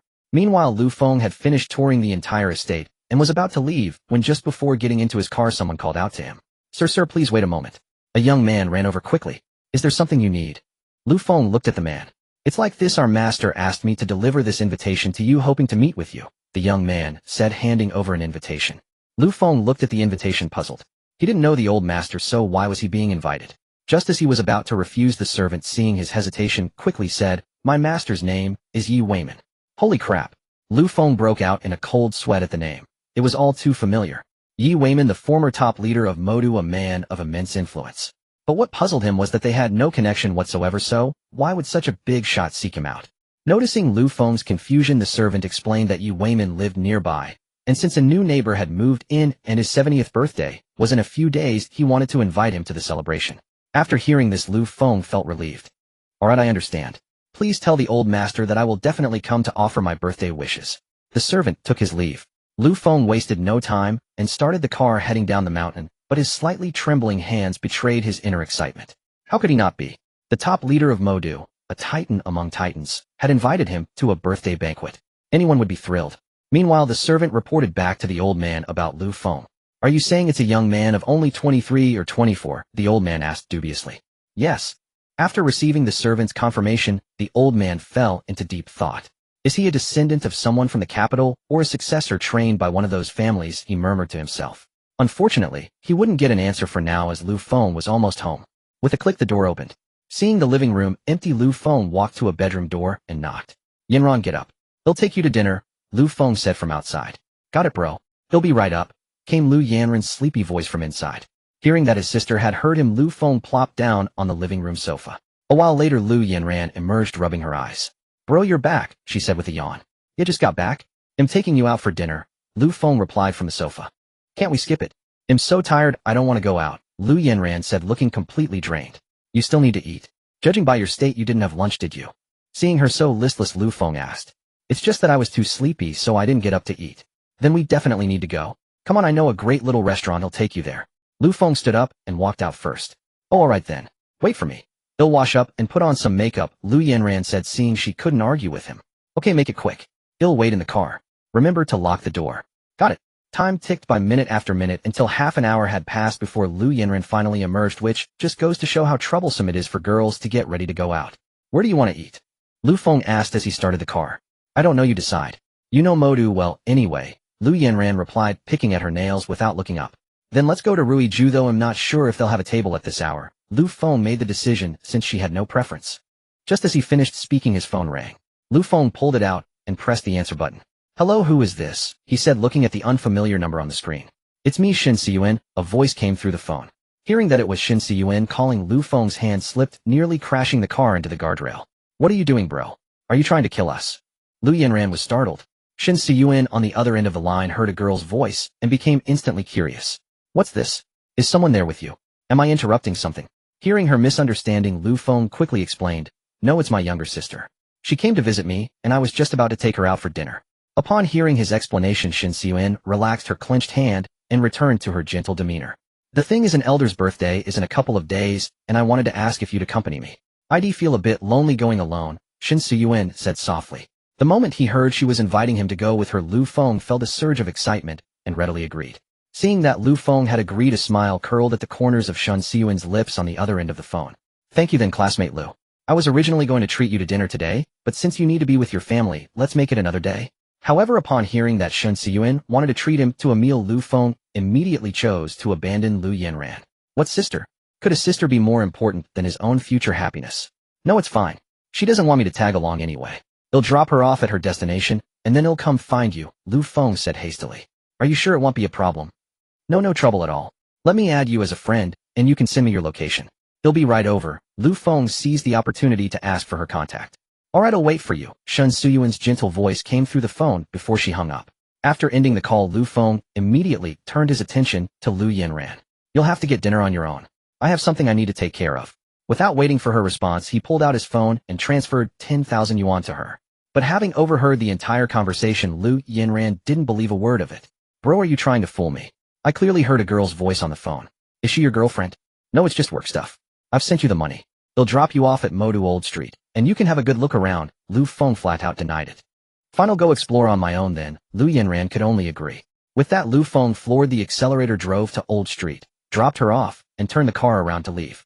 Following the location pin Xianyun had sent, he sped all the way and successfully arrived at the destination. After parking the car, he called Xianyun to ask where exactly she was. I'm at the small tavern by the river. You'll see me as soon as you get here. Upon hearing this, he jogged over to the said riverside tavern. Sorry to keep you waiting, Lu Feng said with slight apology as he arrived at the entrance and saw Xianyun waiting for him. I just got here myself. I hope I'm not disturbing you by suddenly asking you to dinner, Xianyun said with a gentle smile, her voice soft. Not at all. I was just playing chauffeur. Now that she's at her destination, I'm free. Let's head inside then, Xianyun said, leading the way in. Sitting on a chair, taking in the cozy decor of the tavern, and looking at Xianyun before him, Lu Feng found himself momentarily speechless. What's wrong? Are you nervous? Xianyun chuckled, seeing Lu Feng so quiet. Haha, no way. It's just a bit hot in here, and I was caught off guard, Lu Feng explained awkwardly. The two of them then sat in the tavern sipping wine and chatting idly like a couple deeply in love. Suddenly Xianyun looked at Lu Feng and changed the topic. Feng, you've changed. I can feel that you're no longer just an ordinary fresh graduate. The sudden intimate form of address made Lu Feng's heart skip a beat. Why would you say I'm not an ordinary fresh graduate? Lu Feng feigned ignorance. Xianyun smiled at his question. An ordinary person can't make a boss with connections in both the underworld and the legitimate world fall to his knees with just a single phone call. Haha, I just got lucky and happened to know someone at their parent company, that's all, Lu Feng said modestly. He had no intention of letting anyone know about the system, not even those closest to him. And you also just happened to be driving such a nice car today. Xianyun saw right through his excuse. Oh, well, I guess you could say I had a bit of luck with the startup, Lu Feng said with a sheepish grin, scratching the back of his head. Congratulations then, Xianyun said, raising her glass to clink against his, seeing that he didn't want to elaborate. She then continued, do you remember what I mentioned on the phone about accompanying me to a birthday celebration in a few days? Of course I remember. You said you didn't want to go alone because it would be boring. And do you know the name of the person whose birthday it is? Xianyun asked, a mysterious smile spreading across her face. No, how would I know? You only just told me today, Lu Feng replied, puzzled. His name is Yi Weiman. He's the former top leader of Modu, Xianyun stated casually, mentioning a name of immense importance. Lu Feng was stunned. He hadn't expected it to be old Yi. After all, he had recently received an invitation from old Yi himself, asking him to come and meet up. And now Xianyun was also planning to bring him along. It was too much of a coincidence.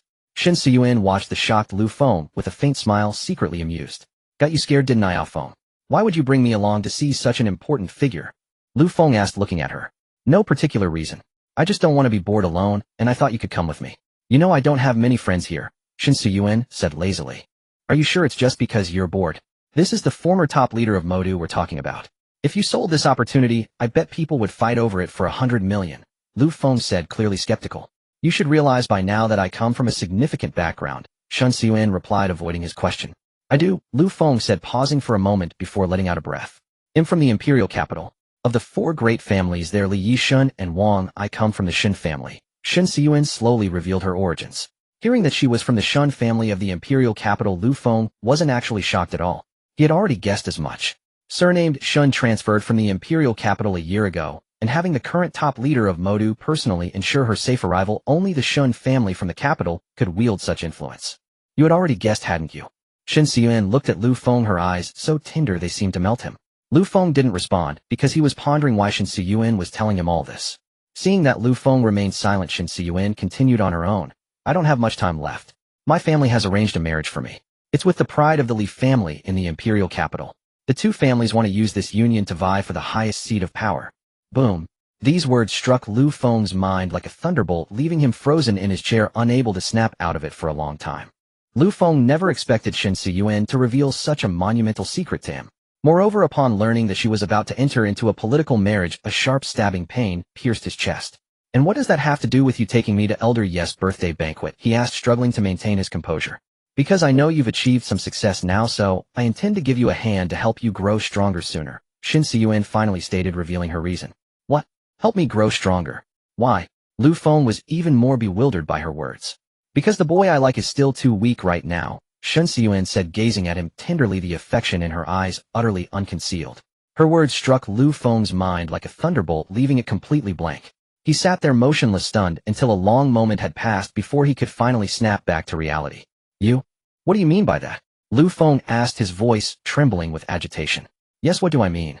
Xianyun looked at his flustered state, stifled a smile with her hand over her lips, then rose and walked away. Seeing her leave, Lu Feng hastily gave chase. "Wait, what did you mean by that? Who are you really?" Lu Feng grabbed her soft jade-like arm and demanded. The moment his fingers closed around her arm, he was instantly captivated by her gentle, tender touch. Seeing him grasp her arm, Xianyun didn't take offense. She gently removed his hand, then softly caressed his cheek, whispering, Feng, knowing too much right now won't do you any good. You need to focus on becoming stronger." With that, she departed, leaving Lu Feng standing alone in place. Inside her Maybach, Xianyun gazed at him in the distance, the feelings she had suppressed surging forth uncontrollably. "Feng, I'm sorry, but this is the only path I can take right now.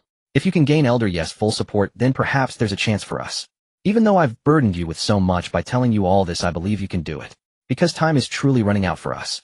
Meanwhile, Lu Feng, utterly dejected, had no idea how he got home. He only vaguely recalled someone calling a designated driver for him before he found himself in his bedroom, lying on the bed.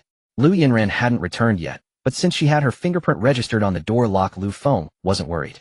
Taking advantage of the alcohol's effect, he drifted into a hazy sleep. The next morning, he was roused by a clattering noise from the kitchen, only to discover Lu Yinran busily preparing breakfast. Though the kitchen looked as if it had been ransacked, the dining table was set with fried eggs, heated sandwiches, and a bowl of oatmeal. Seeing Lu Feng awake, Lu Yinran immediately called out, "Brother, you're up. Go wash up and try my cooking." Hearing her voice, Lu Feng instantly understood the source of the commotion. Not wanting to disappoint his sister's goodwill, he forced himself to freshen up and take a seat at the table. His expression soured as he looked at the eggs fried to a crisp, blackened state. But faced with his sister's expectant gaze, he suppressed his dread and popped a piece of the charred egg into his mouth. However, he had vastly underestimated the potency of the burnt offering. The instant it touched his tongue, his mouth was flooded with a bitter, acrid taste of scorched food. It felt less like eating an egg and more like chewing on a piece of charcoal. "Is it good, brother?" "Not bad." Lu Feng forced the egg down with difficulty, then offered a word of praise to Lu Yinran. Hearing his compliment, a brilliant light filled her eyes. I knew my cooking was great. There's plenty more, brother, have some more." With that, she pushed the plate containing 4 or 5 more pitch-black fried eggs in front of him. Staring at the culinary disaster before him, Lu Feng was speechless. Yet to avoid hurting his sister's feelings, he gritted his teeth and wolfed down the entire plate in record time, then bolted back to his room without looking back. The bizarre scene left Lu Yinran utterly confused. What's going on? Why did he run off like that? Meanwhile, back in his room, Lu Feng didn't even bother to check the system's daily refresh. He dashed straight to the bathroom and vomited. Just as he managed to stop heaving, his stomach let out a loud gurgle, and a sudden, urgent pressure shot through him. He had no choice but to sit on the toilet and let loose a thunderous symphony. After about 10 minutes, a pale-faced Lu Feng emerged, leaning against the wall for support. He made a mental note never to eat Lu Yanran's cooking again as he collapsed onto the bed and opened the system interface. Ding! Today's flash sale items have been refreshed. The results are as follows. Tunglong Grand Hotel valued at 1.9 billion renminbi. A residential building in Yuxian District valued at 1 billion renminbi. A 500 million renminbi redemption card valued at 500 million renminbi. The moment he saw the first option, the name Tunglong Grand Hotel struck a familiar chord. After a moment's thought, he realized it was the venue for the recent class reunion. He couldn't believe the system had acquired it. His gaze then shifted to the second choice, a whole building. His dream had always been to be a carefree landlord raking in the rent. As for the 500 million renminbi card, he didn't even give it a second glance since he wasn't short on cash. He'll go with the first one. The system is about to level up anyway. With this addition, my net worth will break the 10 billion mark. Thinking about the upcoming upgrade, Lu Feng ultimately chose the most expensive option, the Tunglong Grand Hotel. Ding! Host has made a selection. The transfer agreement for the Tunglong Grand Hotel has been placed on the bedside table, the system's monotone voice announced. Surprised that the agreement was now placed right beside him, Lu Feng quickly exited the system interface, spotted the document on the nightstand, and signed it without delay. After signing, Lu Feng noticed the system still hadn't upgraded, so he returned to the interface. System, why haven't you upgraded yet? In response to his query, the system immediately answered. Ding! The system upgrade requires the host's consent. Fine, I consent. Go ahead and upgrade now. Ding! Host's net worth has exceeded 10 billion. The system will now commence the upgrade process.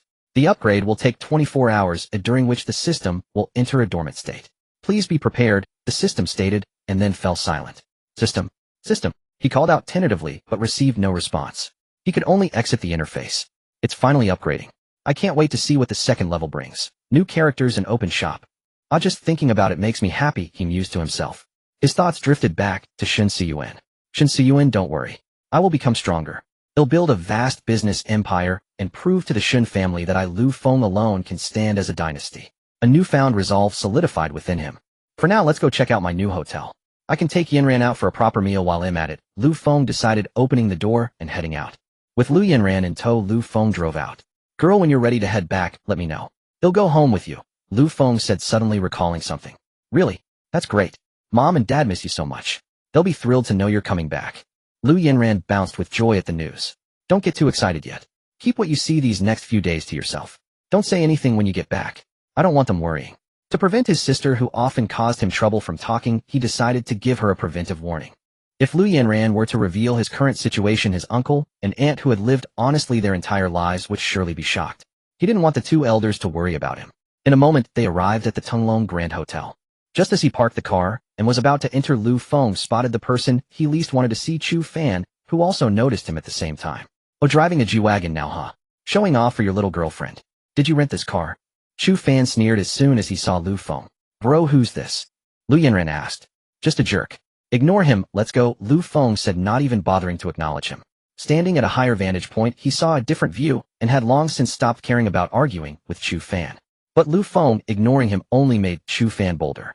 He turned to Lu Yanran and said, Miss, don't be fooled by him. This guy's a broke loser. This Mercedes is definitely rented.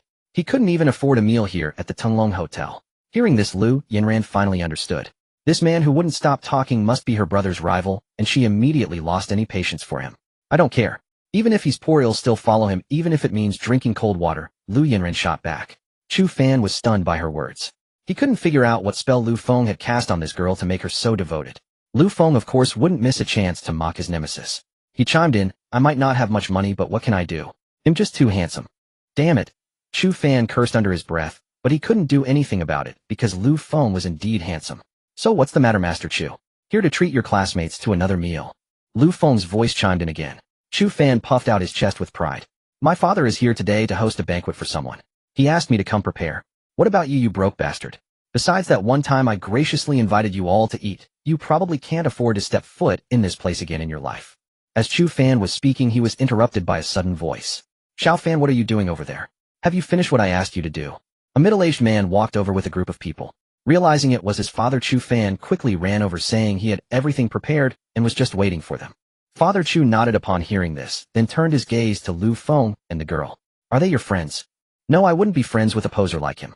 He's just trying to be something he's not by coming here, Chu Fan said dismissively. Hearing that they weren't his son's friends, Father Chu simply walked away, as there were important guests he needed to attend to, and he didn't want to waste time on trivial matters. Seeing his father leave, Chu Fan, forgetting to taunt Lu Feng, hurriedly followed behind. Seeing them walk away, Lu Yanran asked, Bro, was that your rival? No, just a self-righteous jerk, Lu Feng said nonchalantly. Come on, let's go take over this hotel, Lu Feng said, starting to walk. What? Take over the hotel? Is this hotel yours? Lu Yanran quickly followed. Meanwhile, the hotel manager had received a call earlier. Eager to impress the new boss, he had the staff lined up at the entrance to welcome Lu Feng. Coincidentally, Chu Fan's father and his guests were also arriving at the hotel entrance. Seeing the general manager standing there, he enthusiastically walked over. Oh, my manager Zhang, I wouldn't dare trouble you to wait for me here, Father Chu said excitedly, extending his hand for a handshake. The bewildered hotel manager, looking at the overly enthusiastic Father Chu, completed the handshake in a daze. Chu Fan, following behind, was overjoyed to see that his father could command such respect that the manager of Tunglong Hotel would wait outside to greet him. Having the manager of the prestigious hotel, renowned throughout the entire city, come out personally to greet him was a great honor. At that moment, Lu Feng walked over. Seeing him, Chu Fan was about to sneer when he saw the hotel manager rush over and stand directly in front of Lu Feng. Hello, Mr. Lu. Hello. I just came to look at the hotel and finalize the handover. No need for such a grand welcome, Lu Feng said calmly, seeing the manager and staff lined up. Yes, I'll have them go back right away. The manager nodded repeatedly. But this scene seemed so unreal to Chu Fan. He rubbed his eyes thinking he must be dreaming. Before he could even react, Lu Feng was already giving orders regarding him. See this guy? Permanently blacklist him. He is not to step foot in the Tunglong Hotel ever again. After saying this, he pulled the stunned little girl who could barely walk towards the hotel. But as he passed Chu Fan's father, he suddenly stopped. And this man, he's banned too. Like father, like son. A crooked tree has a crooked shadow, he said, then walked into the hotel without looking back, leaving Chu Fan and his father standing there in shock. The manager, snapping out of it, quickly blocked Father Chu from entering and said, Mr. Chu, I'm sorry, but our Mr. Lu has stated that you and your son are no longer welcome at the Tunglong Hotel. Please leave. Hearing this, Chu Fan rushed to the manager. Manager Zhang, don't be fooled by that broke loser. He's a nobody, just some punk. As soon as Chu Fan finished speaking, the manager's face turned cold. Security, get over here. Throw this guy out for me, the manager said into his walkie-talkie. Several men in security uniforms ran over quickly and hauled Chu Fan away. Even as he was being dragged off, Chu Fan kept cursing Lu Feng. His father, however, was still in a daze. Manager Zhang, what is the meaning of this? You owe me an explanation today, or else I won't let this slide. Although he didn't understand what was happening, Father Chu still threatened the hotel manager. The hotel manager caught the threat in Father Chu's words and let out a cold snort. If I call you Mr. Chu out of courtesy, don't think too highly of yourself. Offend our Mr. Lu, and you might just find yourself in deep trouble. With that, he turned and left, not forgetting to instruct the security guards not to let Father Chu in. Faced with the manager's disdain, Father Chu was angry, but dared not speak out. He knew all too well the power that the Tunglong Grand Hotel represented, and he couldn't afford to provoke them. Come on, let's go. We're not eating here. What nonsense listening to a young kid like that. Is that Zhang guy some kind of lapdog? Father Chu, determined to save face in front of his business partners, tried to brush it off. No, we're done, Mr. Chu. Today we didn't even get to eat, and we've suffered this humiliation with you. Besides, your son clearly offended that young big shot. If we keep working with you, we might get targeted too, his partner said, then left without giving Father Chu a chance to plead. Hey, don't go. Let's talk about this. Father Chu tried to call him back, but his partner got straight into his car. Watching his partner drive away and thinking about how he had offended the big shot at the Tunglong Hotel, Father Chu was seething with anger. Just then Chu Fan ran back. Dad, why did your partners all leave? Chu Fan asked. Dad, what's wrong? Seeing his father staring at him with a look of hatred, instead of answering, Chu Fan was scared and took a few steps back. Slap. A slap landed on Chu Fan's face. You have the nerve to call me dad. Father Chu roared like a wild beast, then grabbed Chu Fan and started beating him mercilessly. He beat him for a full half hour before the ambulance took Chu Fan away. Meanwhile, Lu Feng, accompanied by the manager, was already seated in the most exclusive private room of the Tunglong Group, a room never open to the public. Seated in the premium private booth, Lu Feng handed the menu to the still astonished Lu Yenner. Take a look and order whatever you'd like. This is your brother's own hotel, so don't hold back. As she took the menu, Lu Yenner was startled by the offerings: Australian lobster top grade, Wagyu beef king crab, and black gold abalone. Brother, is this really your hotel? If so, then I'll order freely, since I've only ever seen these things on TV. Lu Feng chuckled in response. Haha, go ahead and order as much as you want. Eat to your heart's content, it's all on your brother. However, despite her bold words, Lu Yenner still couldn't bring herself to order much. Soon a lavish feast was served, its extravagance far surpassing anything Chu Fan had ever hosted. Brother'll dig in then, since there are no outsiders here. With that, Lu Yenner picked up a piece of black gold abalone and placed it in her mouth. Wow, this is delicious. The moment the food touched her lips, Lu Yenner was utterly conquered by the culinary delights before her. For the rest of the meal, she couldn't bear to speak, devoting her entire being to the noble cause of demolishing the feast. The meal stretched on for over an hour before concluding. Accompanied by the manager, Lu Feng led Lu Yenner, who could barely walk, out of the hotel. Let them know later that everyone's salary is doubled this month, including yours. Lu Feng glanced at the manager and dispensed this wave of benefits. Understood, President Lu. On behalf of all the staff, I thank you, the manager said, struggling to contain his excitement. Will be off then, if there's nothing else. Take care, President Lu. The hotel manager remained bowed until Lu Feng's car disappeared from his sight, before slowly straightening up. How about I take you to the beach? Lu Feng suggested suddenly while driving. Upon hearing that they were heading to the seaside, Lu Yenner was overjoyed and playfully urged him to drive faster. Having grown up in an inland city, she had always held high hopes for the sea. The journey was silent. The car quickly arrived at their destination, and Lu Yenner immediately dashed off to a swimwear shop. Wait for me. I need to get some shorts too. Lu Feng hurried after her. Unlike Lu Yenner's meticulous selection, Lu Feng simply grabbed a pair of shorts, changed, and settled onto the sand for a sunbath. After a long while, Lu Yenner finally emerged in her swimsuit looking shy. The sight of her made the men around drool. Brother. Hearing his name, Lu Feng opened his eyes and was immediately dazzled by a pair of fair, slender legs before him. Lu Yenner, clad in a white swimsuit, looked adorable and charming, her excellent figure rendered incredibly alluring by the attire. You've really grown up, Lu Feng murmured, gazing at the breathtaking sight, unaware that his nose had started to bleed. Brother, what are you saying? Your nose is bleeding. Lu Yenner stomped her foot shyly. Off. Lu Feng reached up and touched his nose, finding blood. You play here? I need to go take care of this. Mortified, he rushed away from the lounge chair. Seeing his flustered state, Lu Yenner doubled over with laughter before sitting down to apply sunscreen. The sun was so strong by the sea, she couldn't risk getting a tan. After dealing with his nosebleed, Lu Feng saw Lu Yenner applying sunscreen and quickly averted his gaze. Once she was done, Lu Yenner wasted no time and ran into the shallow water to play. Brother, come in and play. Lu Yenner called out from the water. Seeing this, Lu Feng prepared to join her, but before he could even get up, he heard her scream. What do you think you're doing? Without a moment's hesitation, Lu Feng rushed over and found several men harassing Lu Yenner. What's going on? Trying to bully a young girl in broad daylight. He shielded Lu Yenner behind him, his face dark with fury. Oh, what's the matter? Can't we come and have some fun with the little lady? A man with bleached hair taunted. Brother, they tried to assault me. Lu Yenner clutched his arm, still shaken. Hearing this, Lu Feng's eyes narrowed and his voice turned icy. I don't care who you are, but trying to bully my sister. That's not going to happen. After all, with a net worth exceeding 10 billion, and having met many influential figures, he now exuded an air of authority. The thugs were momentarily intimidated by his sudden aura, but then reasoned that their numbers gave them an advantage, and they couldn't back down in front of a pretty girl. They moved to surround Lu Feng, only to be caught red-handed by the patrolling maritime police. After such an incident, neither had the heart to continue their fun and chose to leave. Back home, Lu Yenner collapsed onto the sofa without a care in the world, while Lu Feng settled into a rocking chair. Just as he lay back, his phone rang again. The night gave me black eyes, but I used them to seek the light. Lu Feng pulled out his phone and saw it was his uncle calling, Lu Yenner's father. Hello, uncle, how have you been lately? Lu Feng asked with concern as soon as he answered. Good, your aunt and I are both in good health. A hearty voice came through the phone. Lu Yenner, lying on the sofa, shot up in alarm upon realizing it was her father, looking at Lu Feng with pleading eyes. Yenner hasn't been causing you any trouble, has she? The voice on the phone asked again. Lu Yenner's heart leaped into her throat. Seeing this, Lu Feng gave her a reassuring gesture. Don't worry, uncle. Yenner has been very well behaved here. I'm keeping an eye on her for you. The voice on the other end chuckled. Haha, you rascal. I'm just afraid you'll spoil her rotten. How could that be? Yenner and I aren't kids anymore. You can rest easy, Lu Feng replied with a laugh. I'm with you there, I feel much more at ease. Otherwise I wouldn't feel comfortable letting her go out to play. She's this old but still acts like a child. Upon hearing her father's words, Lu Yenner pouted. On the phone, after asking about Lu Yenner, her father then asked Lu Feng when he would be coming home. Xiao Feng, when are you coming back? Your aunt and I miss you very much. The words of concern from his uncle warmed Lu Feng's heart. I plan to go back with Yenner this time. They'll spend some good time with you both then. Good, it's good that you're coming back.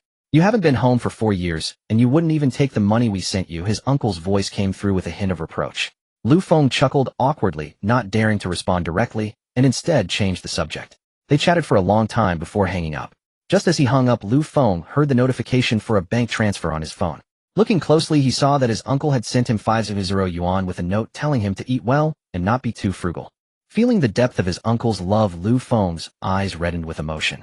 Uncle, let me take good care of you from now on. He made a silent vow, for he had long regarded his uncle as his father and Lu Yenner as his own sister. Having played all day, the two lay motionless on the sofa, not even feeling like eating. Finally, Lu Feng called the butler to have food delivered. After eating, Lu Yenner went to her room to rest, while Lu Feng sat on the sofa and entered the system interface. Looking at the countdown for the upgrade, he suppressed his excitement and went to bed. After all, time passes fastest when you're asleep, doesn't it? The next morning, as a ray of sunlight fell upon his face, Lu Feng instantly woke from his slumber. He quickly entered the system interface, and seeing the system had completed its upgrade, cheered with joy. System, you've finished upgrading. Ding. Yes, host, I have completed the upgrade. Allow me to introduce the changes, the system's mechanical voice echoed. Lu Feng immediately looked at the system and noticed a new mall option on the panel. With a mindset of trying it out, he clicked on the system mall. In an instant, he was rendered speechless by what was displayed within. This is truly astonishing. System, you're incredible. Lu Feng couldn't help but exclaim, looking at the dazzling array of items. The mall before him had everything: genetic enhancement agents, combat master skill books, flight vehicle skill books, and ground vehicle skill books. Moreover, it contained technologies far beyond the current era: plasma cannons, laser technology, rocket recovery, tech, exoskeleton armor, everything imaginable. Ignoring the still-stunned Lu Feng, the system's voice sounded again. Ding. Upgrade successful. Host is gifted 1 free mall lottery draw. What's a lottery? Lu Feng was full of questions. It means the host can use this chance to draw an item from the mall. This draw has no prestige point limit and relies purely on luck, the system explained. What do you mean by prestige points? Lu Feng was even more confused. Prestige points are a currency generated based on the host's total assets and influence used to purchase items in the mall, the system explained patiently. I don't fully understand, but let's do the lottery first. I'm curious what I'll get, Lu Feng said excitedly. Ding. Drawing. Please wait. Lu Feng watched the interface flicker, cycling through countless items before finally landing on the Combat Master skill. Congratulations, host. You've obtained the Combat Master skill book. How do I use this? Will I become a Combat Master instantly? Lu Feng asked curiously. Click on the skill book and select use, the system replied. Oh, let me try it. Lu Feng said eagerly. The system's description was too magical, becoming a master just like that. Every boy has a martial arts dream. Ding. Today's flash sale items have been refreshed. The items are as follows. Just as Lu Feng was about to test the skill book, the system notification appeared. He forgot about the book and hurriedly checked what amazing items were available today. Thompson 1 mansion worth 150 million, 30 stake in Xianyun entertainment worth 6 billion, super battery technical blueprints worth 5 billion. Seeing these items, Lu Feng couldn't stay calm. Damn, it's this impressive at level 2. What will level 3 be like? Lu Feng murmured. Host, please make your choice quickly. The system's cold voice shattered his thoughts. Which one to pick? The mansion is great, but compared to the 6 billion stake and the 5 billion blueprints, it's nothing. Without a second thought, Lu Feng eliminated the first option. Although the shares are 1 billion more expensive, the battery technology seems better in the long run. But I don't have a car company. What should I do? This is so hard to decide. Staring at the remaining 2 options, Lu Feng fell into deep thought. Suddenly he thought of Ferrari. Ferrari is researching new energy, right? I could sell them this tech for at least 10 billion. Lu Feng's eyes gleamed with greed at the thought, but he quickly dismissed it. No. Foreign car companies are already ahead of domestic ones. Selling this tech to Ferrari would widen the gap even further. Haven't you seen domestic brands killing themselves to research new energy? They're trying to overtake on the curve in the new energy sector. If I gave these blueprints to a foreign company, I'd be a traitor. The thought of being cursed at by everyone made him abandon the idea. In the end, he chose the super battery technology. He planned to build cars himself, or failing that, donate it to the country or sell it to domestic car makers. After resolving his choice, Lu Feng immediately used the Combat Master skill book. After clicking use, he waited for a long time, but nothing happened. This panicked him. System, why isn't this working? Ding. The effect will only take place after the host exits the system. Ugh, why didn't you say so earlier? Lu Feng grumbled and quickly exited the system. The moment he exited, a flood of martial arts techniques and moves rushed into his mind, while a strange force simultaneously began to transform his body. It hurts. System, you screwed me over. With a scream, Lu Feng passed out. He slept until the afternoon, when Lu Yinran, seeing he hadn't come out, came to bang on his door and wake him up. Awakened by the noise, Lu Feng heard his sister calling and quickly opened the door. What's up, Yinran? Lu Feng asked, puzzled. Brother, are you a pig? It's already afternoon, and you're still in bed. Lu Yinran rolled her eyes at her just-woken brother. Lu Feng checked his phone and saw it was indeed 2 p.m. No wonder Yinran had come to get him. I was up late reading a novel last night. He lied, unable to admit had passed out from pain. His sister didn't press further, only asking him to accompany her to Qingdao Plaza later. Lu Feng readily agreed. After seeing her off, he returned to his room, felt the changes in his body, and threw a punch that whistled through the air. Following the martial arts knowledge in his mind, he executed a complete set of Jeet Kune Do moves. Damn, what is this system? It's amazing. Not only do I know all kinds of martial arts, but my physical condition has improved too. Lu Feng marveled, looking at his fists. He continued practicing in his room for a while, and only after had his fun did he head out with Lu Yinran to Qingdao Plaza. The car sped along and arrived smoothly. Buy whatever you want today. I'm paying, Lu Feng declared boldly as he got out of the car. Lu Yinran was overjoyed to hear this. But once inside the clothing store, she hesitated at the prices. She knew her brother had money now, but that wasn't a reason for her to splurge. Brother, let's go somewhere else, Lu Yinran said softly, tugging at his sleeve. No need. I've got money. Pick whatever you like, Lu Feng said, ruffling her hair, his tone full of warmth and pride. His little sister had grown up and was starting to worry about him. But just then he overheard a nearby sales assistant muttering, what a waste of time. I thought we had a big sale coming, but they can't afford anything. I hate people like that. No money but still coming into high-end stores, said employee A. Yeah, I thought that guy looked classy and rich, but he's just a poser, employee B added, glancing at Lu Yinran. The whispers were quiet, but Lu Feng's enhanced body allowed him to hear every word. Furious at their insults, Lu Feng walked over and slammed his palm on the counter, startling the two employees. What are you doing? Why are you banging on the counter? One of them yelped. What did you just say?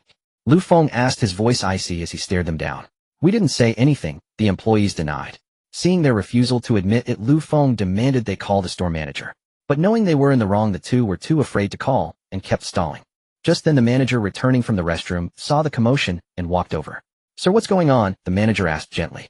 Seeing the manager, the two employees quickly tried to shift the blame. Manager, this man claims we insulted him behind his back, but we didn't. The manager's demeanor turned cold upon hearing this. Sir, please explain yourself. Lu Feng pulled a gold card from his wallet and slapped it on the counter. Just now my sister was shopping here. From the moment she walked in until she left, not a single person came to assist her. She browsed for a long time, and as she was pulling me away, your employees were muttering that we were broke and shouldn't be looking if we couldn't afford it. Now tell me if I have the right to be angry. Looking at the Magic City Bank black card on the counter and hearing Lu Feng's account, the manager was fairly certain her employees had judged the customers by their appearance and been caught gossiping. She quickly apologized. I'm so sorry, sir. This is our fault. Our management has been lax. We will discipline them later. Please forgive us. Lu Feng just sneered at the apology. If apologies could solve everything, the world would be a beautiful place. The manager caught the sarcasm, but dared not say anything, knowing the fault lay with her staff. How about this? On my authority, they'll give you 20 off on everything you buy today. Lu Feng sneered again. Do you think I need to take advantage of such petty discounts? With that, he took his card and left, with Lu Yanran adding as he walked away. If your staff are only going to judge people by their looks, maybe you should just close up shop. The manager's face darkened at his words. The moment Lu Feng exited the store, she unleashed her fury on the two sales assistants. Look at what you've done. That was a Magic City Bank gold card. You need at least 100 million in deposits to get one. Do you want to lose your jobs by offending such a big shot? The two employees, realizing the scale of Lu Feng's status, quickly apologized. We're sorry, manager. We were wrong. What's the use of apologizing to me? If you don't get that man's forgiveness, you're both fired. The manager snapped. Hearing this, the two employees rushed out to chase after Lu Feng. But by then he had already walked into the store across the way. Welcome. As Lu Feng stepped into the store, a sales associate greeted him with enthusiastic warmth. What styles are you interested in, sir? I'd be happy to give you a detailed introduction, the associate said with a smile. Recommend some outfits for my sister. Price is no object, but they must be beautiful, Lu Feng replied indifferently. Of course, madam, please follow me, the sales associate said, leading the way. Lu Yanran glanced at Lu Feng before quickly following. Just then the two employees from the previous store rushed over and began apologizing profusely upon seeing Lu Feng. We're so sorry, sir. We know we were wrong. Yes, sir, please be magnanimous and forgive us. However, Lu Feng merely let out a cold laugh at their apologies. You don't regret your actions, you just realize your downfall is imminent. With that, he ignored them entirely, settling into a chair to leisurely sip the water the sales associate had brought. After about 7 or 8 minutes, Lu Yanran emerged wearing a white square-collar French tea dress, paired with sheer white stockings that reached mid-thigh. A veritable princess stepping straight out of a fairy tale. Brother, do you think this looks good on me?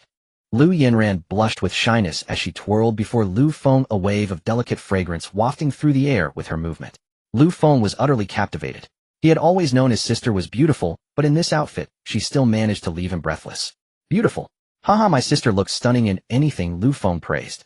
Hearing the answer she wanted, Lu Yanran shyly lowered her head. Bring out several more sets in this style, Lu Feng commanded the sales associate with an air of authority. Hearing this, Lu Yanran leaned close to Lu Feng's ear and whispered, Brother, let's not. This place is so expensive. The outfit I'm wearing costs almost 50,000 yuan. Even though you have money now, we shouldn't buy this much. Haha, you little rascal. Buy as much as you want. What's the point of earning all this money if you won't help me spend it? Lu Feng chuckled, then gently pushed Lu Yanran back toward the sales associate to pick out more clothes. About half an hour later, after his sister had selected several more outfits, Lu Feng finally told the staff to ring up the purchase. Sir, your total comes to 237,000 yuan. We'll give you a discount. Just 230,000, the sales associate announced after tallying the bill. Card, Lu Feng said, pulling out a gold card and placing it on the counter. The moment the gold card appeared, the sales associate's demeanor grew even more respectful. Meanwhile, the two employees waiting at the entrance to apologize watched with eyes burning with envy. Had this sale been made at their store, they would have earned nearly 10,000 yuan in commission. Now they had nothing. Not only had they offended the customer, but they were also facing termination. After paying, Lu Feng walked out with his sister, the sales associate bowing respectfully behind them, only to run into the two snobbish employees from before. Sir, we truly know we were wrong. Please forgive us, one of them pleaded with a tearful voice, trying to soften Lu Feng's heart. But Lu Feng was unmoved. He walked away without looking back, warning them that he would call the police if they followed. The two employees were so frightened they dared not take another step. If only you'd known better from the start. As the sales associate who had just closed the 200,000 yen deal sneered at them, the two women trudged away in despair. Without Lu Feng's forgiveness, they faced certain dismissal back at their store. After shopping, Lu Feng took Lu Yanran to play the claw machine. Faced with the adorable plush toys, the young girl was absolutely delighted. Had Lu Feng not dragged her away, she might have cleaned out every single doll in the mall. Even so, Lu Feng ended up carrying 2 large bags of plushies, one in each hand. They finally made it out of the plaza, and Lu Feng loaded the dolls into the car ready to head home and rest. But Lu Yanran insisted she hadn't had enough fun and demanded that he take her out. There was nothing he could do. His sister his responsibility. Lu Feng reluctantly took her to the Huangpu River for a ferry ride, then up to the tallest skyscraper in the city. The two of them hadn't stopped all day. By the time they got back in the car, Lu Feng was so exhausted he could barely summon the strength to drive. "Brother, you're so fragile," Lu Yanran teased from the passenger seat. Hearing such an ungrateful remark, Lu Feng rolled his eyes. "You have some nerve. I was the one carrying all your clothes and those 2 bags of dolls. Wherever you went, I had to haul everything along like a pack mule." Humph. At that, Lu Yanran fell silent. It was true. All her things and bags had been carried by Lu Feng. Remembering the weight of those bags, she let out an embarrassed giggle. "Hee, I know you worked hard, brother. When we get home, I'll cook you some noodles," she said with a sly grin. "Stop right there. No need. Well, just grab something to eat on the way," Lu Feng said, quickly shutting down the offer. He never wanted to taste her cooking again, not in this lifetime. After driving for a while, they passed a barbecue stall. Lu Yanran spotted it and declared she wanted barbecue, so Lu Feng pulled over. "Boss, what do you have that's good, oi?" Lu Yanran asked the moment she stepped out of the car. "Haha, I've got plenty of good stuff. Garlic, enoki mushrooms, clams with vermicelli's signature lamb skewers, and spicy grilled chicken wings. I could go on forever," the owner replied with a hearty laugh. Hearing all those delicious options, Lu Yanran quickly sat down and asked for a menu to start ordering. Lu Feng parked the car and walked over. Seeing her brother approach, Lu Yanran thoughtfully handed him the menu, so he could pick his favorites, declaring that she would cover the bill for tonight's feast. Hearing his sister's generous offer, Lu Feng didn't hold back and ordered freely. After quite a while, just as the two were about to starve, the owner brought over their grilled skewers. Faced with such tempting food, they wasted no time and dug in with gusto. But just as they were enjoying their meal, a raucous commotion erupted behind them. Lu Feng turned to see a group of young men covered in dragon and tiger tattoos at a nearby table, loudly harassing a homeless man. Under their aggressive intimidation, the poor man looked like he was about to burst into tears. The sight made Lu Yanran so angry, she couldn't even eat her skewers. But with so many burly men, and their tattoos making it clear they weren't to be messed with, she didn't dare intervene as a lone girl. "Brother, maybe we should call the police. Look, they're throwing bottles at that old man," she whispered. "No need. He'll handle it," Lu Feng said, rising from his seat. Wait, brother. Don't be impulsive. There are so many of them. If a fight breaks out, we'll be at a huge disadvantage," Lu Yanran said, frantically grabbing his arm. Lu Feng simply smiled faintly at her words, gently removing her hand from his arm, and walked straight over. The thugs were still pelting the old scavenger with leftover food and beer bottles. The barbecue stall owner, seeing how outnumbered he would be, didn't dare step in to stop them. Just as one thug was about to hurl a beer bottle at the old man, a hand seized his raised arm mid-swing. A cold, detached voice then drifted into his ear. "You've gone too far." The thug quickly pulled his arm free and then spotted Lu Feng. "Who the hell are you? Why are you so meddlesome? You looking for a beating?" Lu Feng's face turned cold. "Don't you think you're going too far? Bullying an old man like this? Have you no conscience? Mind your own damn business, or he'll punch you," another thug said, shaking his fist. Lu Yanran, worried about her brother, walked over. "How can you be so cruel? This is too much," she said to the thugs. The group of thugs' eyes lit up at the sudden appearance of the beautiful woman. "Hey there, little lady, why don't you come over and have some fun with us?" one of them chuckled. "Yeah, come keep us company, and I won't bother the old man anymore," another chimed in. Seeing the kind young woman about to be harassed by the thugs, the elderly scavenger urgently said to Lu Feng, "Young man, take the girl and go. Don't worry about me." Hearing this, Lu Feng turned and gave the old man a reassuring look. "Don't worry, sir. They'll handle them." He then pulled Lu Yanran behind him. "Stay behind me. Watch me teach these scumbags a lesson." His words provoked the thugs. One of them hurled a beer bottle, yelling, "You're asking for it, kid. If we don't cripple you today, we're done." Another thug grabbed a bottle and charged at Lu Feng, cursing, "We'll have our fun with this little beauty right in front of you. You'll learn what happens to those who stick their necks out." Before he could finish, Lu Feng grabbed a stool from the ground and hurled it at them. He had initially just wanted to stop their bullying, but their insults towards Lu Yanran had crossed the line. Enough was enough. It was time to act. The stool slammed into a thug, stunning him. He couldn't comprehend how this one man dared to strike first when they were 5. Lu Feng grabbed another stool and said to the stunned Lu Yanran, "Get back. I don't want you getting hurt." Lu Yanran saw her brother fighting and rushed to help, but Lu Feng stopped her again. The fight escalated quickly. With a body comparable to a special forces soldier and master-level combat skills, Lu Feng dispatched the thugs with ease. Lu Feng grabbed one thug and executed a perfect shoulder throw, then kicked down another. Seeing 2 of their own taken down so swiftly, the remaining 3 thugs charged together. A single punch from Lu Feng floored one, and a swift black dragon 18 hands technique took down another. The last thug, seeing the dire situation, threw a beer bottle. Lu Feng shattered it with a punch and followed up with a kick that sent the thug crashing to the ground unconscious and foaming at the mouth. Having finished the fight in moments, Lu Feng immediately looked toward Lu Yanran, only to find her staring in disbelief. She seemed frozen in shock. "Yanran, are you okay?" Lu Feng rushed over, but she didn't respond. Thinking she was terrified, he reached out and gently shook her. After a few shakes, Lu Yanran finally snapped out of it. "Brother, are you okay? Your hand is bleeding." She grabbed some tissues from the table and began cleaning the wound. "It's nothing, just a cut from the glass," Lu Feng said nonchalantly. With his master-level combat skills and special forces physique, he hadn't considered the thugs a real threat. "Why did you have to be so impulsive? There were so many of them. You scared me to death," Lu Yanran said, tears streaming down her face. She had been terrified. Seeing her cry, Lu Feng quickly tried to comfort her. "It's okay, Yanran. I only fought them because they insulted you." But this explanation only made her cry harder, blaming herself for the conflict. Just then the police arrived, bewildered by the scene. They had expected a gang of thugs causing trouble, not a group of them lying on the ground. To understand the situation, they questioned the barbecue stall owner, who stared in disbelief at Lu Feng, who was still trying to comfort the crying girl. "Are you saying he took down all these thugs by himself?" a young officer asked, incredulous. "Yes, I was about to help, but he had them all on the ground in no time," the stall owner replied, still shaken. Seeing the police, Lu Feng walked over with Lu Yanran. When questioned about who started the fight, both the stall owner and the old scavenger unanimously claimed the thugs had instigated it. There were no surveillance cameras on the street anyway. After understanding the situation, the police took the thugs away. They also took the elderly scavenger, promising to arrange a place for him in a nursing home. The police took Lu Feng's phone number and address, saying they wouldn't need him for a statement, but would contact him if necessary before leaving. After the police left, the stall owner brought out a large platter of barbecue, refusing any payment, thanking Lu Feng for his help. Lu Feng couldn't refuse the gesture, but as he left, he slipped 1,000 yuan under the plate. On the way home, Lu Yanran kept asking how he had become so powerful as to defeat 5 thugs. Lu Feng boasted about his years of rigorous martial arts training, claiming he did it all to protect his family and uphold justice, moving his sister to tears. Back home, Lu Yanran made Lu Feng sit on the sofa to treat his wound.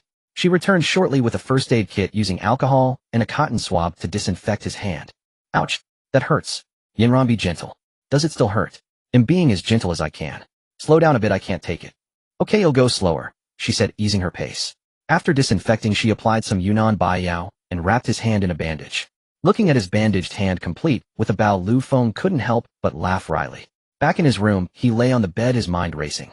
After all, going from an ordinary person to a martial arts expert overnight was not something one could easily adapt to. The next morning, Lu Feng woke up, naturally brushed his teeth, and pushed open the door to find the dining table laden with breakfast: steamed buns, fried dough sticks, tea, eggs, and the like. Seeing her brother awake, Lu Yanran hurriedly called him over to eat. Yet Lu Feng just sat at the table without picking up his chopsticks until Lu Yanran said she had bought the food outside. Only then did he dare to eat. After finishing breakfast, just as Lu Feng was about to sit on the sofa and rest, he received a call from Xianyun, who said that tonight they were going to attend Patriarch Yi Weiman's birthday banquet, and that she needed to pick out a suit for Lu Feng, so she told him to come out quickly. Lu Feng hung up the phone, hurriedly threw on his jacket, and prepared to go out. Lu Yanran, puzzled, asked him where he was going.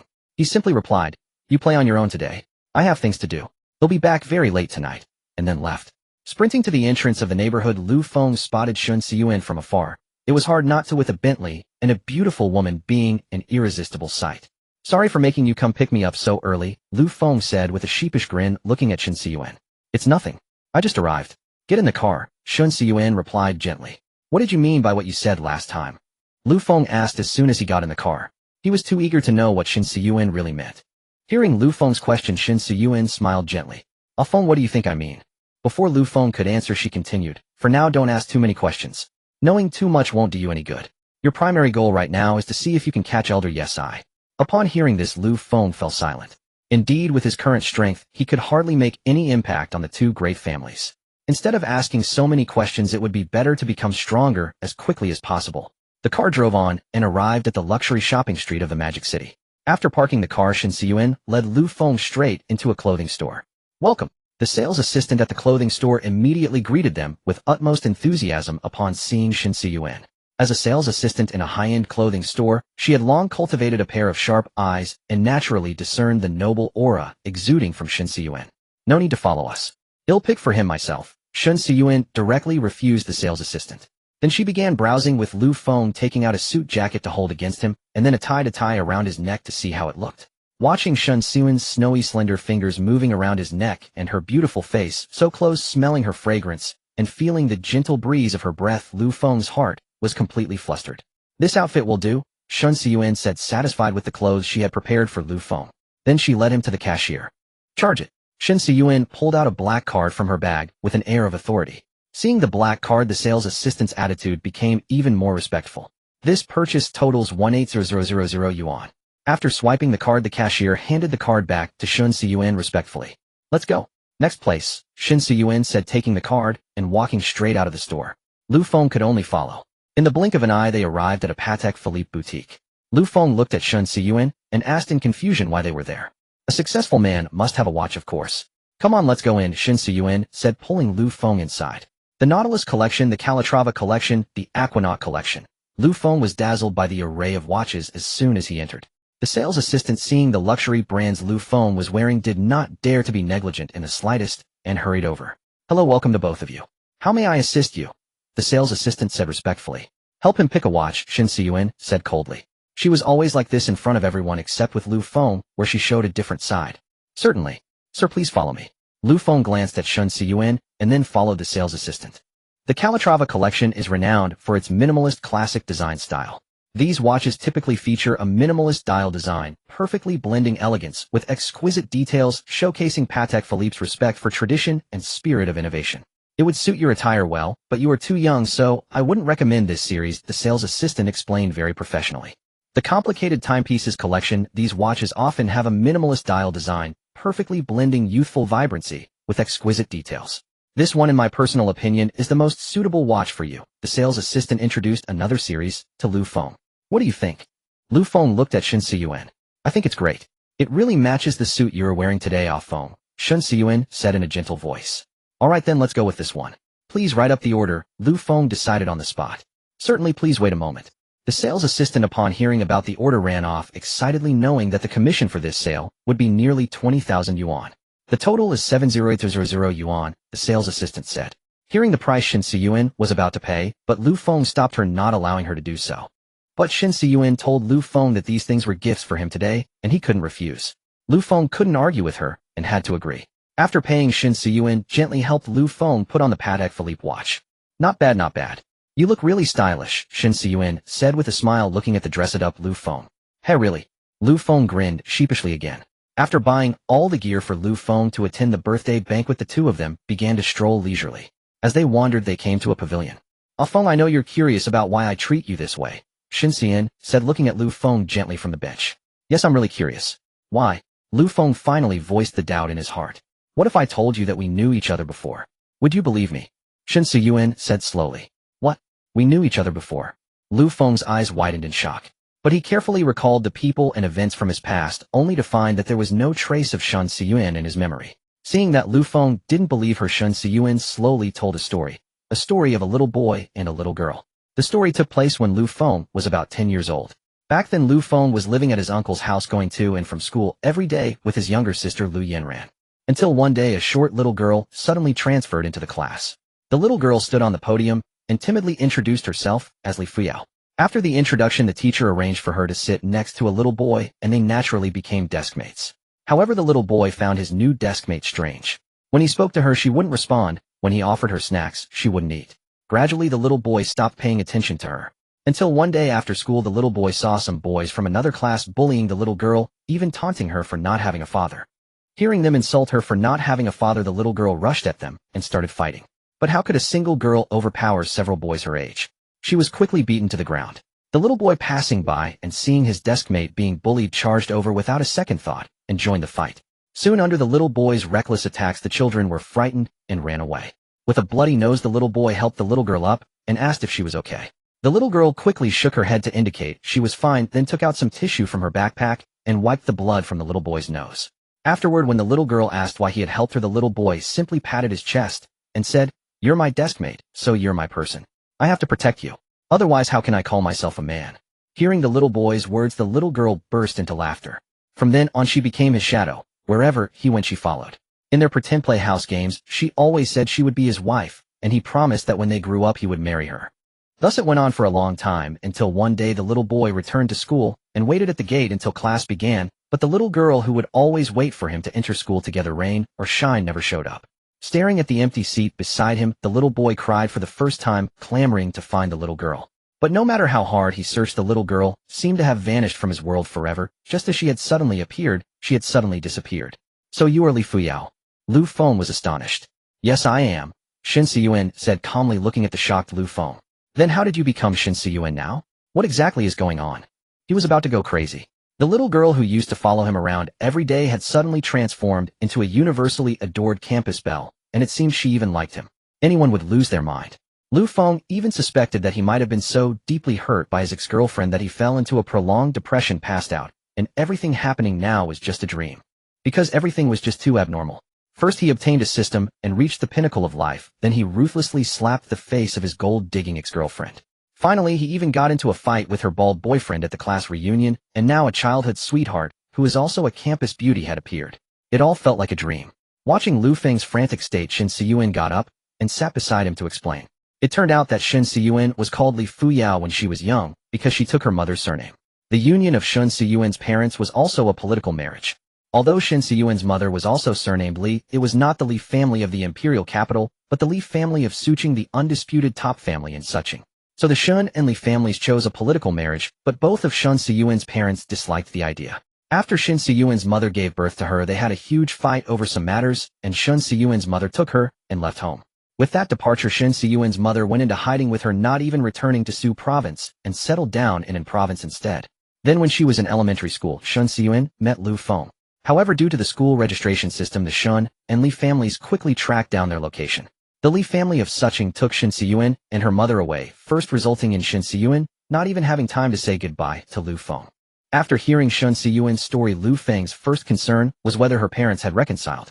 He was afraid that Xianyun might be suffering because of her parents' situation. Hearing that, Lu Feng's first thought was to care for her rather than ask about other things. A flicker of emotion passed through Xianyun's heart. They reconciled. Later, because of this incident, my father was severely punished by my grandfather, and he deeply regretted driving mother away. After mother left with me, father frantically searched for us, but even with all his connections, he never imagined we were hiding in a small county in An province. He spent every day afterwards in regret and self-blame, Xianyun said. "It's good that they reconciled. I was worried you weren't doing well," Lu Feng said, looking at her with concern. "It's okay, Feng. It's all in the past," Xianyun replied, feeling sweet as honey inside, seeing his worried expression. "Since your parents both hate political marriages, why did they agree to yours?" Lu Feng asked, puzzled. Upon hearing his question, Xianyun slowly began to explain the reason.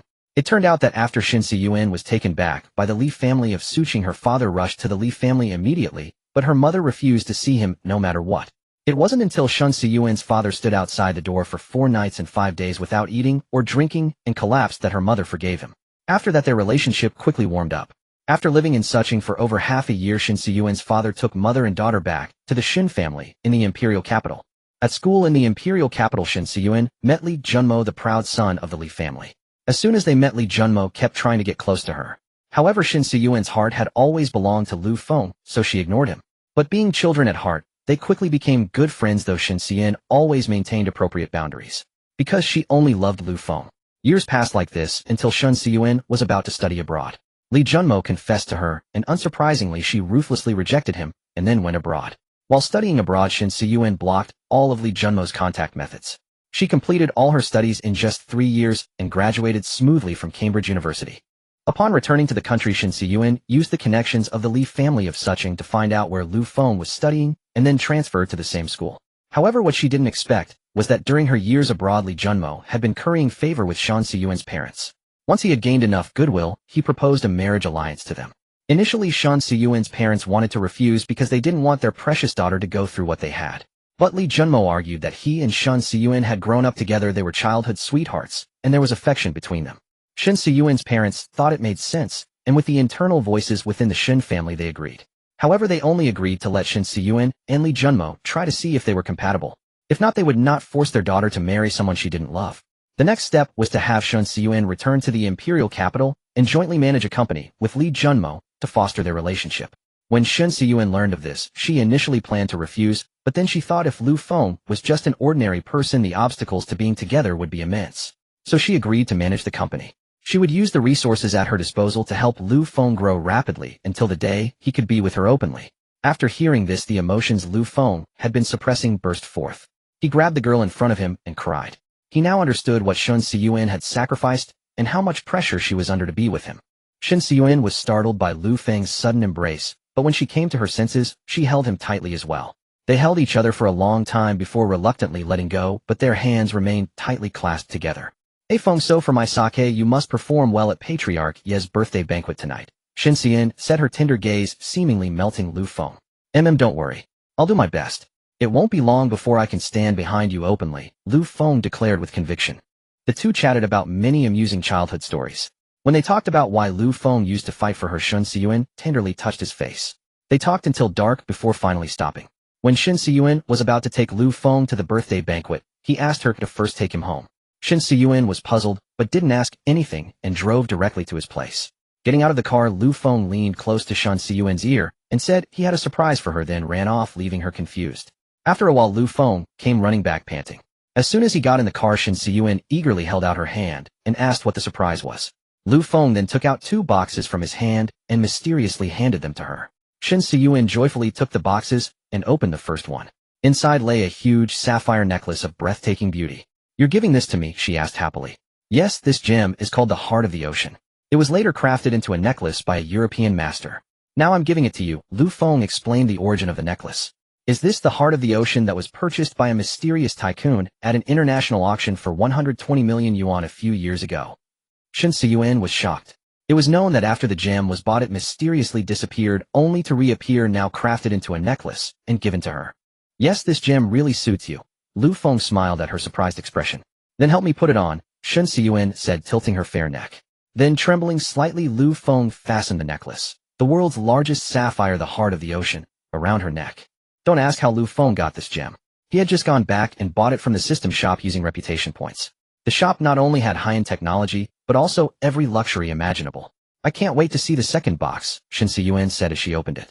What greeted her eyes was a red invitation card. Confused, Shen Siyuan picked it up, wondering why Feng would give her an invitation. Watching her puzzled expression, Feng said mysteriously, "Just open it and see." Gazing at the enigmatic Feng, Shen Siyuan couldn't suppress her curiosity and opened the invitation directly. After a single glance, she looked at him in utter disbelief. "Is this yours? Did old Master Yi give this to you?" Seeing Shen Siyuan astounded by the invitation, Feng gleefully boasted, "Pretty impressive, huh?" "Impressive? It's absolutely incredible, Feng. You're such a mystery now. This is old Master Yi's invitation. Something countless people would dream of," Shen Siyuan remarked, her eyes fixed on him. "Hey, it's nothing special," Feng said with a hint of modesty.